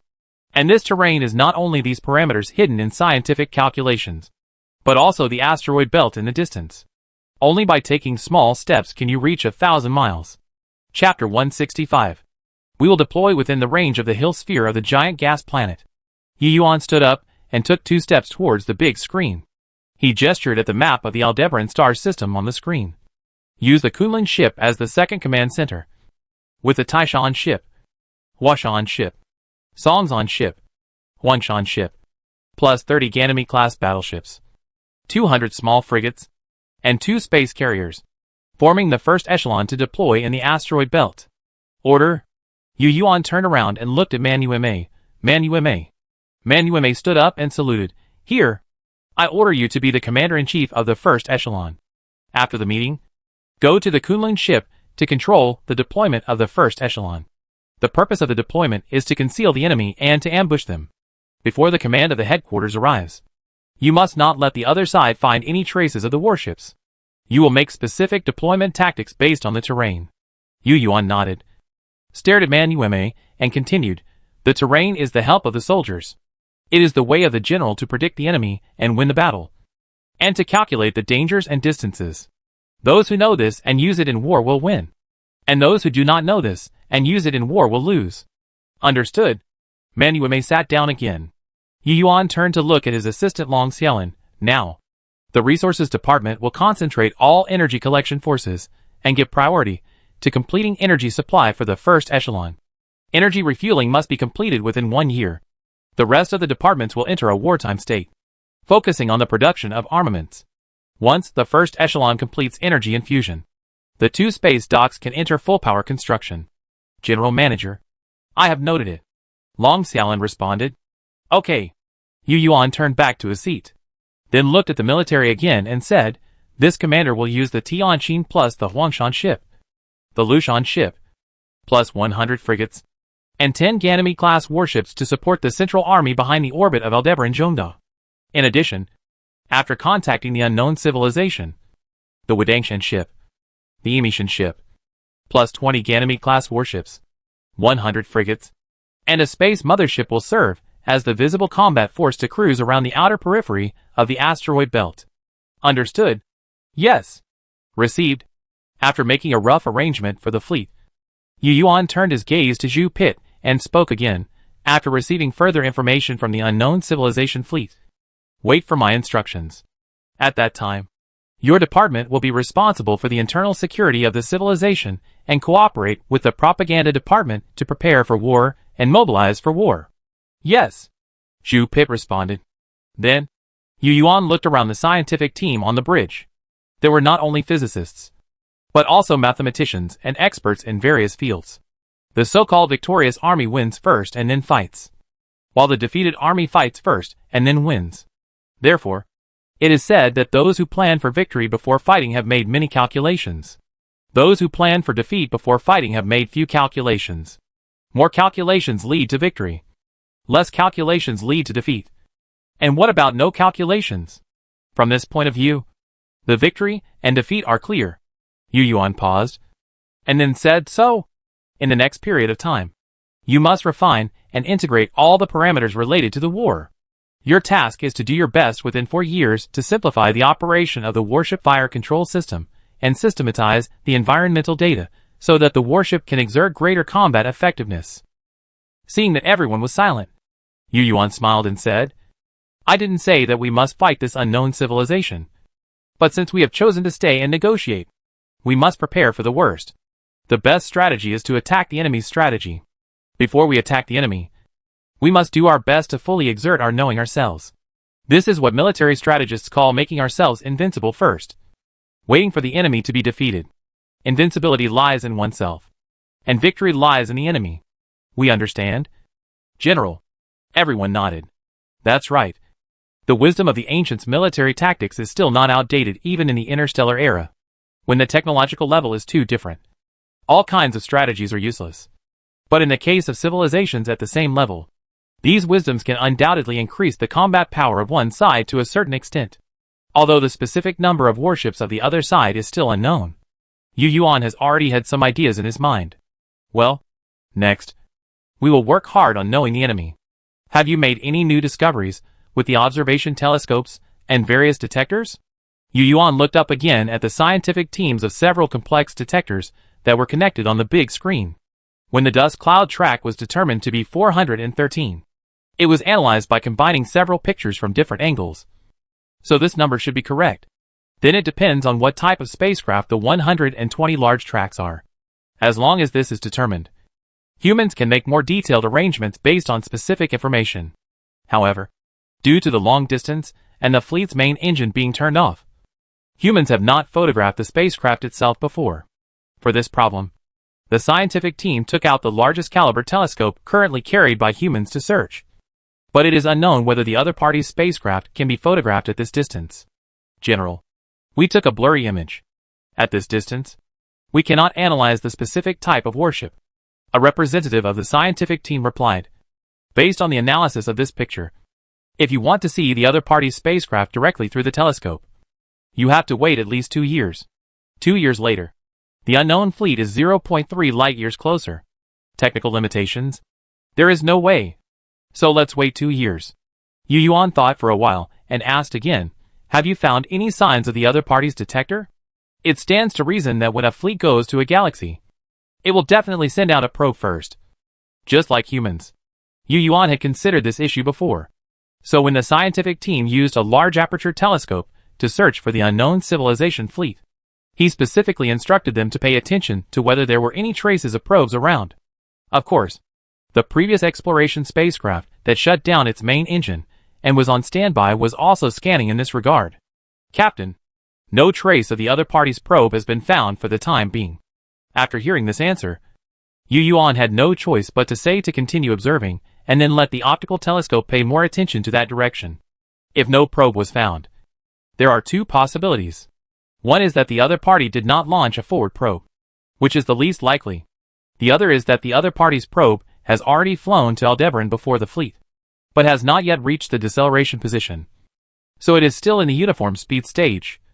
And the main engine is turned off, like the main fleet. So humans cannot observe it. If it is the second one, then the bright spot of the detector deceleration will definitely appear in that direction first. As long as humans capture the time when the tail flame of the detector appears, they can know how far the detector released by the other party is from the fleet. With this parameter, humans can determine the alert range of this unknown civilization. Chapter 166. According to the current situation, the fleet of unknown civilization is far more powerful than humans. It is neither good nor bad, neither too many nor too few. So Yu Yuan uses 120 large tracks to calculate the number of battleships of the fleet of unknown civilization. Humanity has only 10 mountain-class battleships. If the laws of cosmic technology development are universal, then the battleships of unknown civilizations of the same first-level civilization must also be mountain-class. Then, the battle power comparison is 112. It can be said that the strength gap is huge. Therefore, if we want to gain more initiative, it is not enough to rely on the asteroid belt for defense. Humans also need to master more information that is beneficial to themselves, but not to the other side. So Yu Yuan then shouted to the first officer in the bridge, "Show me the stars within 50 light-years of Aldebaran on the big screen."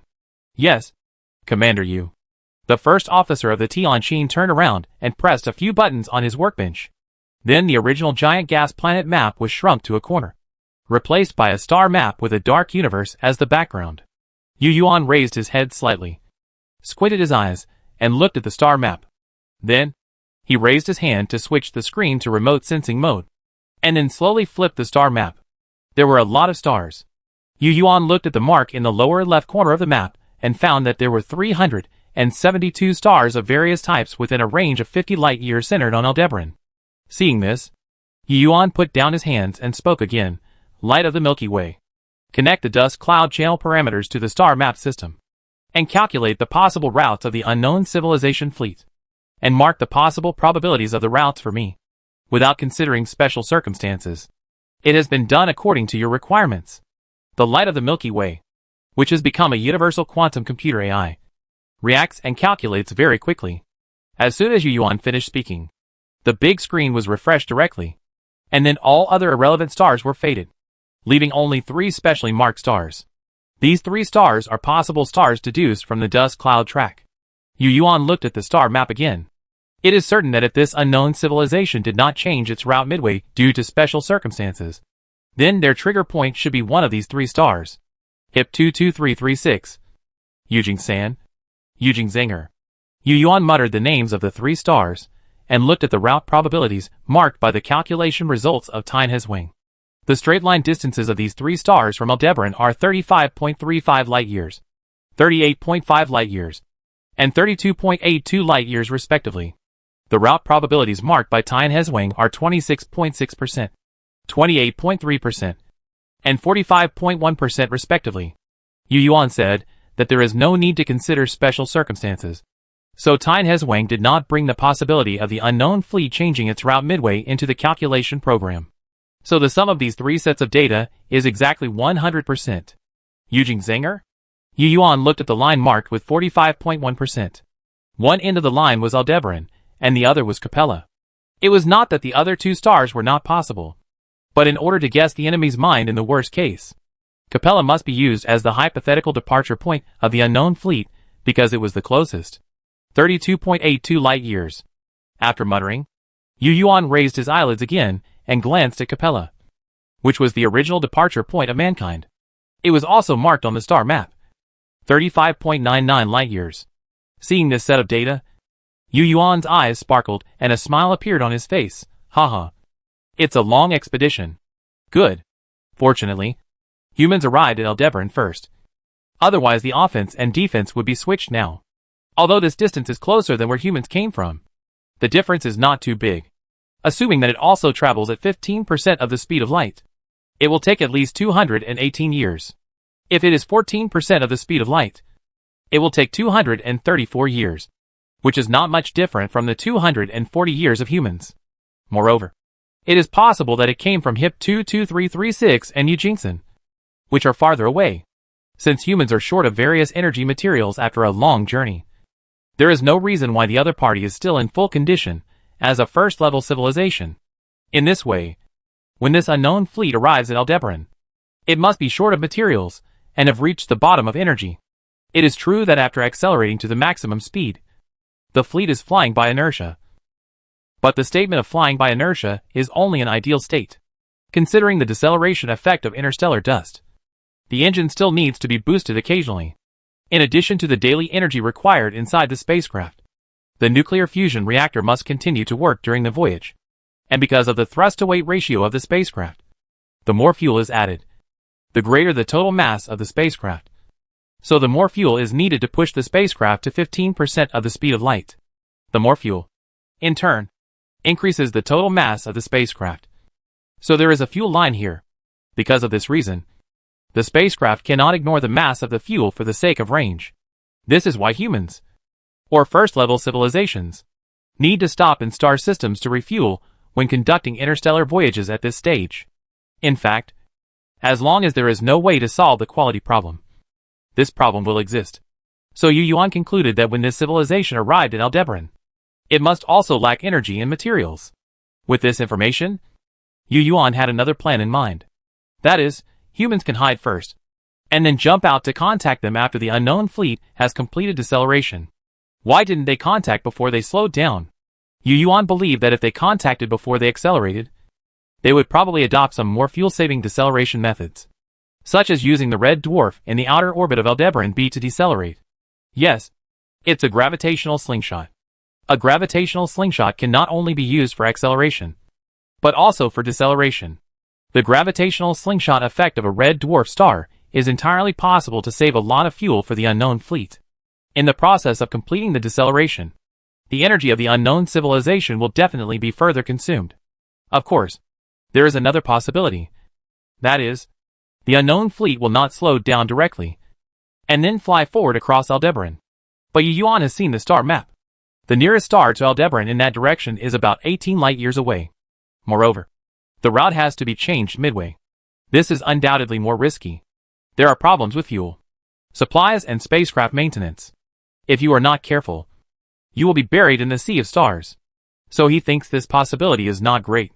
Unless this unknown civilization is more frightened than humans, then the best judgment is, of course, to wait until they have completed deceleration before jumping out. As a leader, every judgment of Yu Yuan will directly affect the survival of mankind. So he will try his best to find evidence from the data. Just like this judgment, the difference between contacting before acceleration and contacting after deceleration is only about 10 hours. But the results are different. Moreover, a lot of useful information can be judged from the opponent's deceleration time. The most important information is how many GS the unknown fleet decelerated. The more tired the opponent is, the more scarce the supplies and fuel are, the greater the initiative of human beings. I have made a plan to make the enemy tired. So why not use it? When the opponent is exhausted, even if the negotiation fails and a war breaks out, human beings will wait for the enemy to tire. So waiting for the enemy to tire is not just a saying, but a judgment based on the specific situation. If the opponent comes to Aldebaran from a star within 10 light-years, it may not be waiting for the enemy to tire, but human beings will be driven straight in. Chapter 167. In 4 years and 3 months, humans can't do much, but they can do a lot. The premise of everything is concealment. So the spacecraft docked in the orbit of the Aldebaran Kongming satellite always stays on one side of the planet. And the spacecraft that is deployed as a resource station is also the same. All resource and fuel transportation in the future must be carried out under the cover of satellites, planets, and stars. After that, Yu Yuan will have to find a way to further prepare for war as much as possible in these 4 years. First of all, he has to start from 4 aspects. In the words of the military book, it is the 4 lightness, which he said, make the terrain light for horses, horses light for chariots, chariots light for people, and people light for fighting. What is the 4 lightness? Knowing the terrain is easy. The terrain is light for horses. Feeding fodder on time makes horses light for chariots.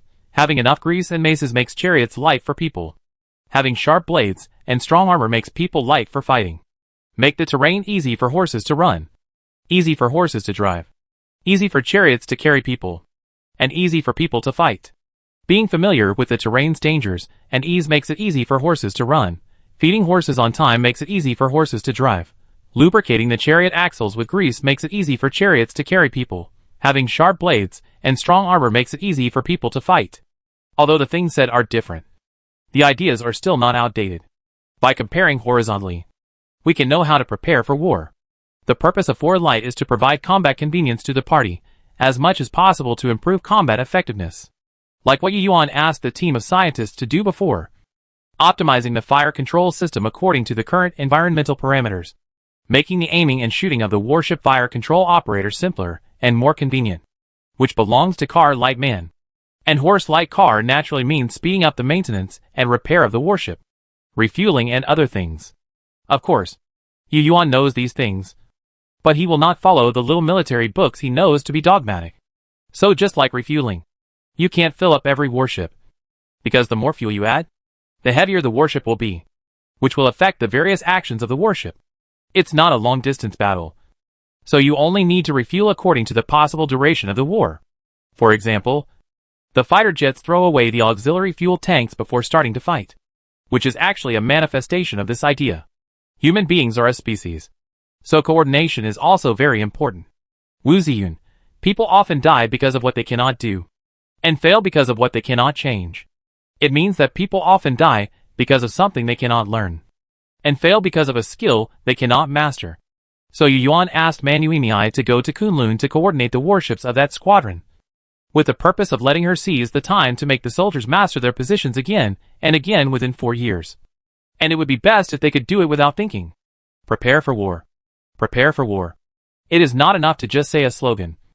Things must be done, and the whole human race must move.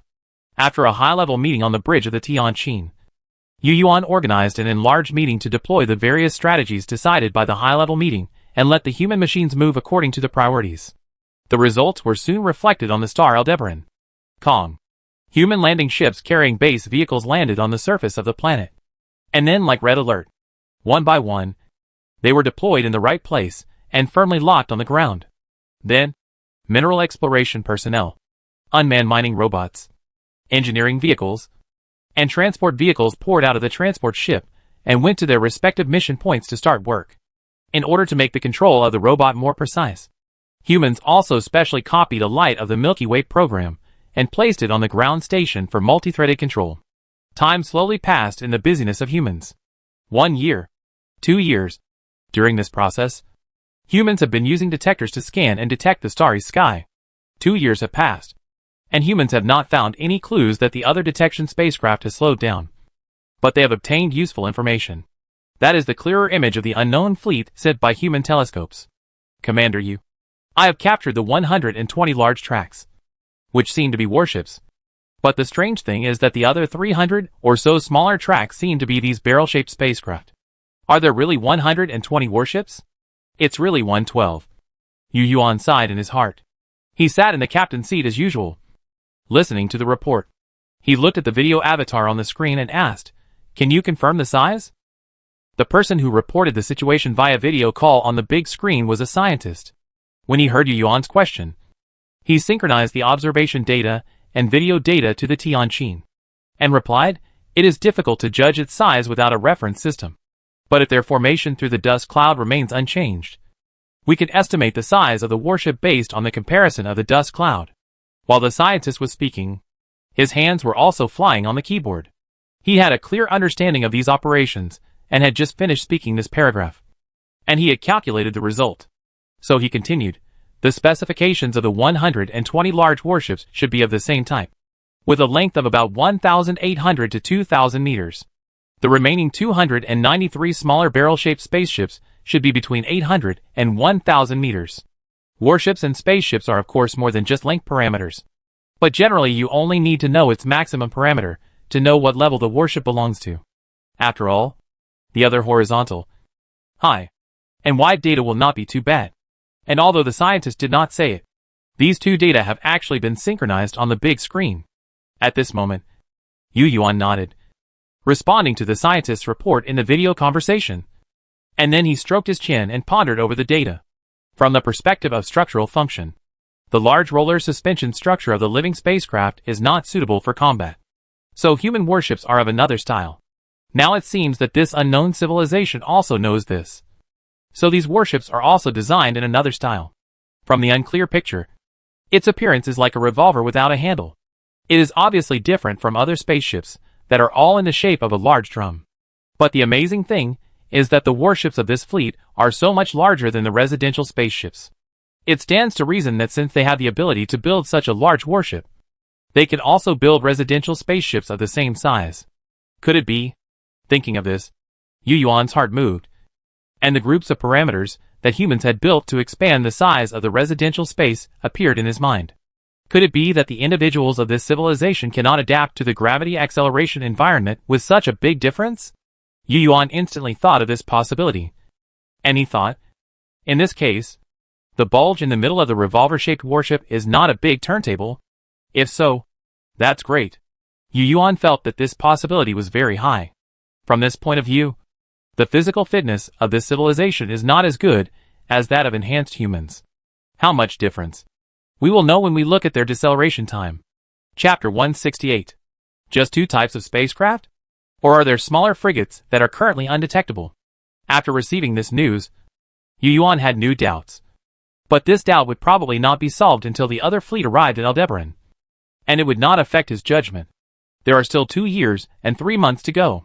Humanity has learned a little more about the composition of the unknown fleet. So in the next 2 years, some arrangements will have to be adjusted based on this information. Now the first echelon, led by the Kunlun ship, has completed half of the refueling work. And the next is the Tianqin formation and the Wudangshan and Emishan formations. In addition, after 2 years of hard work, resource and energy mining and transportation work have entered the fast lane. So the 2 space docks can start work again. As soon as this news was sent to the engineering department, the heads of the production department and the industrial department ran to the bridge of the Tianqin to find Yu Yuan. General, it's too hasty to build a warship at this time. The director of the production department started yelling as soon as he stepped half a foot into the bridge. He felt bitter. He had just worked hard for 2 years, and the various materials he mined were just enough to make up for the various items consumed by people in society. But before he could be happy for a few days, a piece of news came to his ears from the engineering department. Hearing the news that the 2 space docks were going to work at full capacity, he felt a sense of militarism. So he came to the bridge. Hearing the unfriendly words, Yu Yuan was not angry. He just turned around and looked at the director of the production department and the director of the industry department. After the 2 floated in front of him, he smiled and said, "Where did you hear the news that you want to build warships?" "We don't build warships." "Not building warships?" The 2 were stunned. Why start the space dock if not building warships? Since you are here, let's take a look together. It happens that you also need to evaluate the resources of this plan, Yu Yuan said. The space dock started construction. But it was not the Shan-class warships, nor the Ganymede 4-class warships and frigates to be built, because Yu Yuan knew the current situation very well.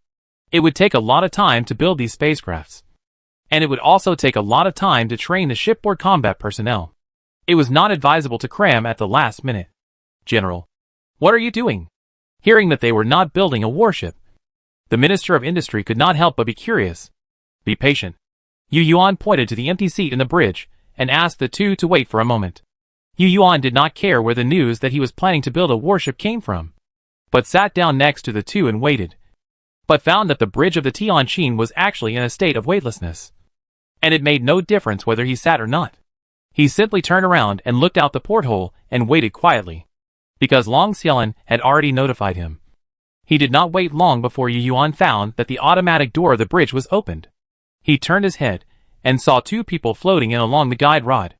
After arriving not far from Yu Yuan, they skillfully opened their magnetic boots and landed steadily on the bridge floor. "General, well, how is it? Are the design drawings ready?" Yu Yuan got straight to the point. "With the cooperation of Dr. Yunnan Feng, there is no problem, General. The design drawings are ready." The speaker was Gao Kun from the Research Institute. He was no longer the fat man before. After taking some muscle gene expression drugs, he also had a good figure, but his height remained the same. The one who came with Gao Kun was Yunnan Feng, whom he mentioned. What Yu Yuan asked him to do was indeed inseparable from this project, and he was a leader in dynamics. "You guys come and have a look too." At this time, Yu Yuan said to the 2 ministers who came before, asking them to also take a look at the design drawings that Gaokun brought. The two also came over. But before they could speak, Yunafeng on the side introduced them.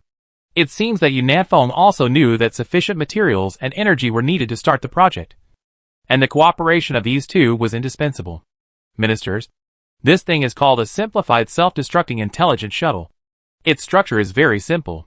Just a shuttle shell with a conventional fusion thruster, a steering engine, an independent combat artificial intelligence AI, and a 100 million ton equivalent hydrogen bomb inside the shuttle.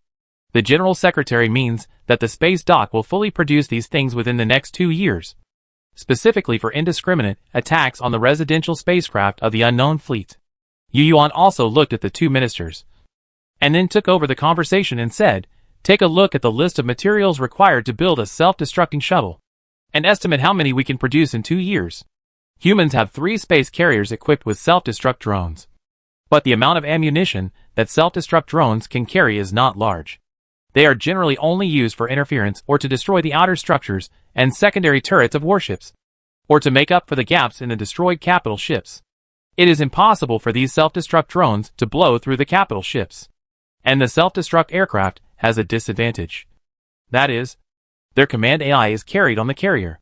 Yu Yuan felt that there were too few self-destruct drones. Each of the 3 carriers only carried 10,000 units, and the total number was only 30,000. It simply couldn't satisfy his plan to surprise the enemy's rear. If it's really as the design says, then there's no problem in building 2,000 shuttles within 2 years. But only for shuttles. And the hydrogen bombs they carry are another matter, the director of the production department said, although it's a little less. But with the cooperation of 30,000 drones from 3 space carriers, it should be about the same. Yu Yuan touched his chin. Hydrogen bombs don't need to be produced in the dock. As long as the collected hydrogen elements are enough, there will be as many hydrogen bombs as needed. Humans have become extremely skilled in the manufacturing process of hydrogen bombs.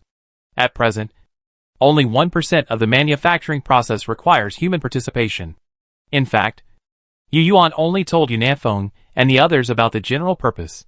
In fact, he even thought about how to deploy these self-destructing shuttles. That is to disperse these self-destructing shuttles in the asteroid belt. When the battle really breaks out, they can be used as surprise troops. If he hadn't discovered that the opponent only had 2 types of ships, the main battleship and the residential spacecraft, Yu Yuan would not have had this idea, because these things would most likely not be able to break through the frigate's defense circle. We can know it by simulating the parameters of the human frigate as a reference, although we don't know why the other fleet only has the main battleship. Since we have found an opportunity, we should take advantage of it. After finalizing this matter, time passed in the human race's busy rush. More than 2 years passed in a flash. At this time, humans had completed all the arrangements 3 months ahead of schedule, and then quietly waited for the unknown civilization fleet to enter the deceleration phase. Slowed down, waiting, while the fleet was still silent. A ray of light suddenly lit up somewhere in the space in that direction. This ray of light crossed the dark space and reached the telescope that humans have been watching for a long time. It's the tail flame of the probe. Their probe has finally slowed down. The information observed by the telescope was immediately synchronized to the bridge of the Tianqin. The people who had been holding their breath and waiting in the bridge also breathed a sigh of relief, and finally slowed down. If they don't slow down, they will directly rush into the asteroid belt.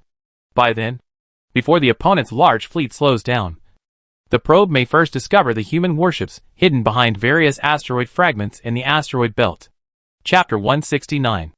The staff stared at the light of the tail flame and the changing time beside them. But the rhythm of space was not as fast as they imagined. So after watching for an hour, they returned to their work one by one.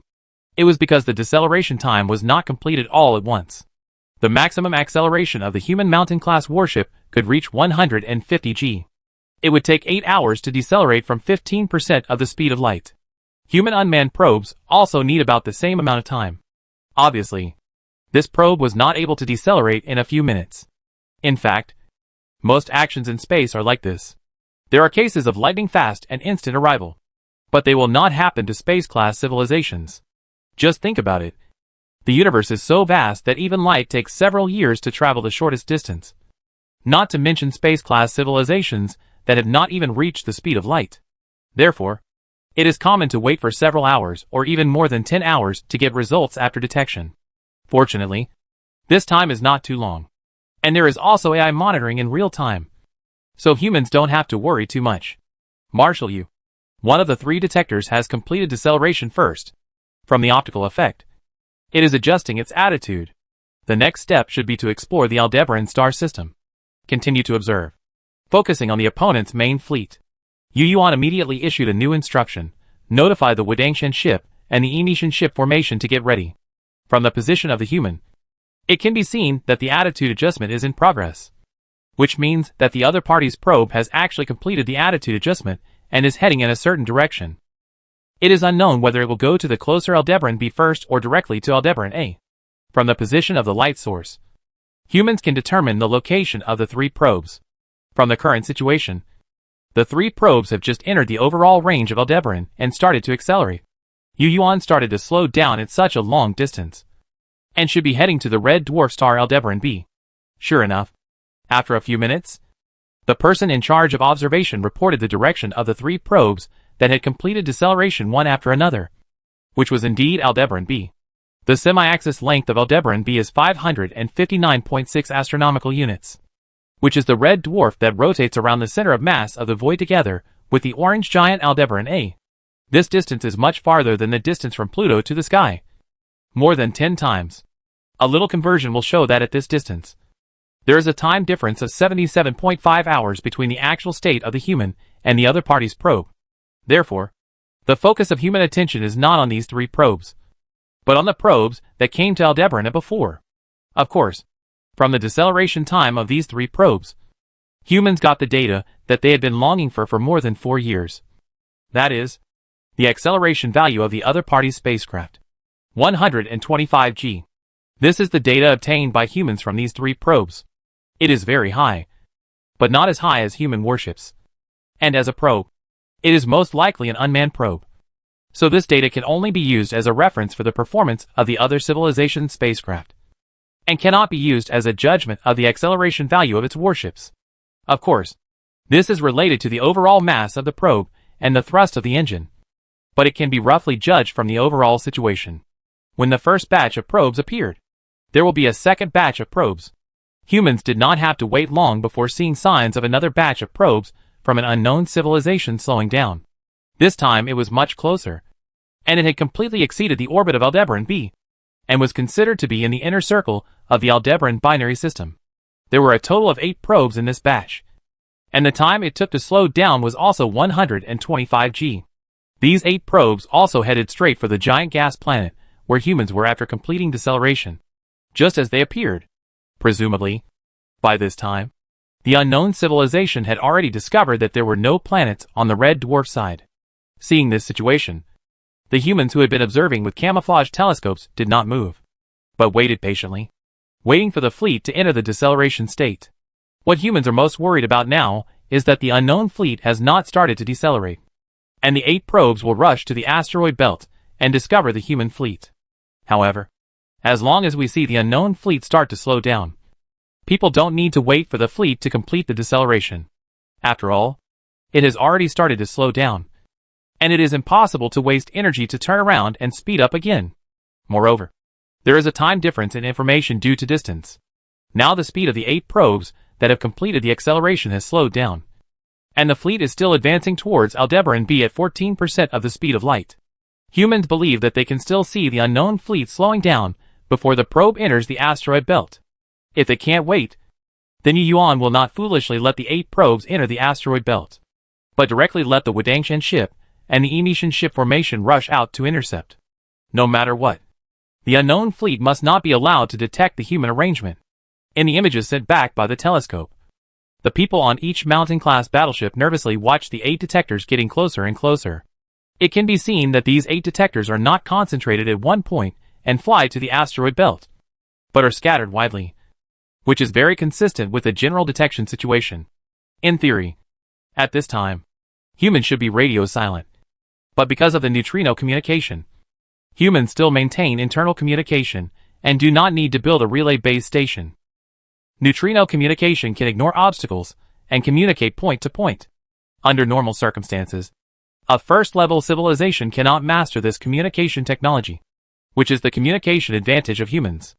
And because humans are all within the Hill sphere of a giant gas planet and are very close to each other, the communication delay is not that exaggerated, and the maximum delay is only 1 minute.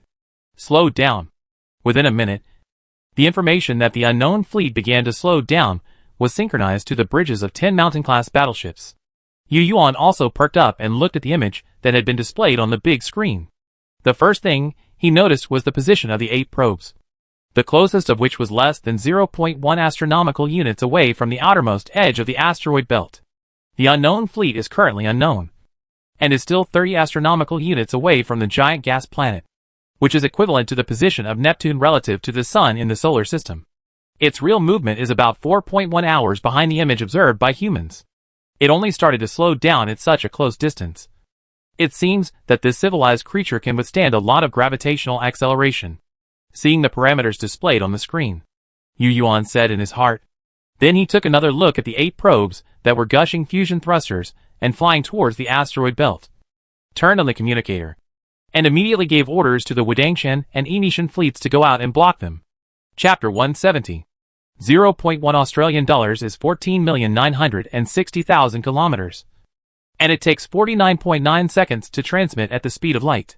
So after the Wudangshan and Inishan ships rushed out of the asteroid belt with 24 Ganymede-class warships and 100 frigates, they were observed by the other side's detectors after 49.9 seconds. Such a close distance is completely within the killing range of human laser weapons. So according to the previously determined strategy, as soon as the Wudangshan and Inishan fleets appeared, they locked the fire control radar on the 8 detectors. It can be seen that after detecting the appearance of 2 human warship formations, the flight trajectory of the 8 detectors changed significantly. First, the speed was reduced, and then the information of encountering the human warship formation was immediately transmitted to the fleet behind. And then, there was no other action. It seems that the AI of these 8 detectors also knew that they were all locked by the fire control radar, and should have triggered the program preset of the unknown civilization for this special situation. Seeing this situation, the captain of the Wudangshan ship also breathed a sigh of relief.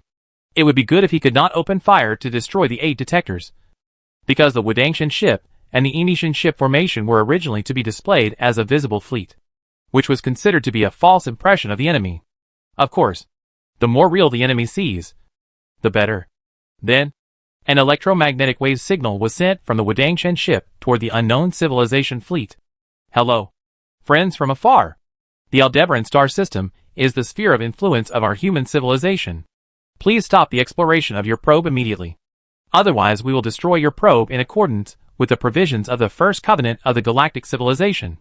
The content of the electromagnetic wave signal is very short, but it is followed by the dictionary of human civilization, so it becomes a bit bloated. Since we want to establish contact, the best way is to attach a dictionary when sending a message. In this case, it is better to send a message proactively, because doing so will leave the task of deciphering to an unknown civilization. And then humans can judge the level of the other party's supercomputer by the time it takes for the other party to decipher the human dictionary and recognize human information. As for the human sphere of influence and first galactic civilization convention mentioned in the message, it is purely a banner for humans to use tiger skins to create a big banner. This electromagnetic signal is equivalent to a broadcast. It will be received by the detector after 49 seconds, and then transmitted to the unknown civilization after another 4.1 hours. Oh! Because during the transmission of electromagnetic waves, the unknown civilization fleet is still slowing down and approaching the giant gas planet. So it is actually shorter than this time. It takes 4 hours for the other party to receive a message, and it is unknown how long it will take to decipher it after receiving it. It takes more than 3 hours to transmit it back. At this time, people suddenly feel that the speed of light is too slow. However, there are also advantages to being slow. After sending out electromagnetic wave signals, seeing that the 8 detectors did not act rashly, the 2 formations were not idle either. They immediately pretended to send out detectors one by one in all directions, with a kind of "I just discovered you, and am now going to further detect you." From the reactions of the 8 detectors, humans have obtained an important message. That is, this unknown civilization is not the kind of war-crazed civilization that will start fighting as soon as it meets. At the same time, It also shows that the universe is not completely dark. In fact, after learning from Silver Mist that there is a true superluminal civilization in the universe, humans have already believed that the dark forest theory is not mainstream. But considering that Silver Mist's words may be false, humans have long been skeptical about this aspect. Now that we see the civilization's detector reacting in this way, it can be basically confirmed that the dark forest theory is not mainstream in the universe.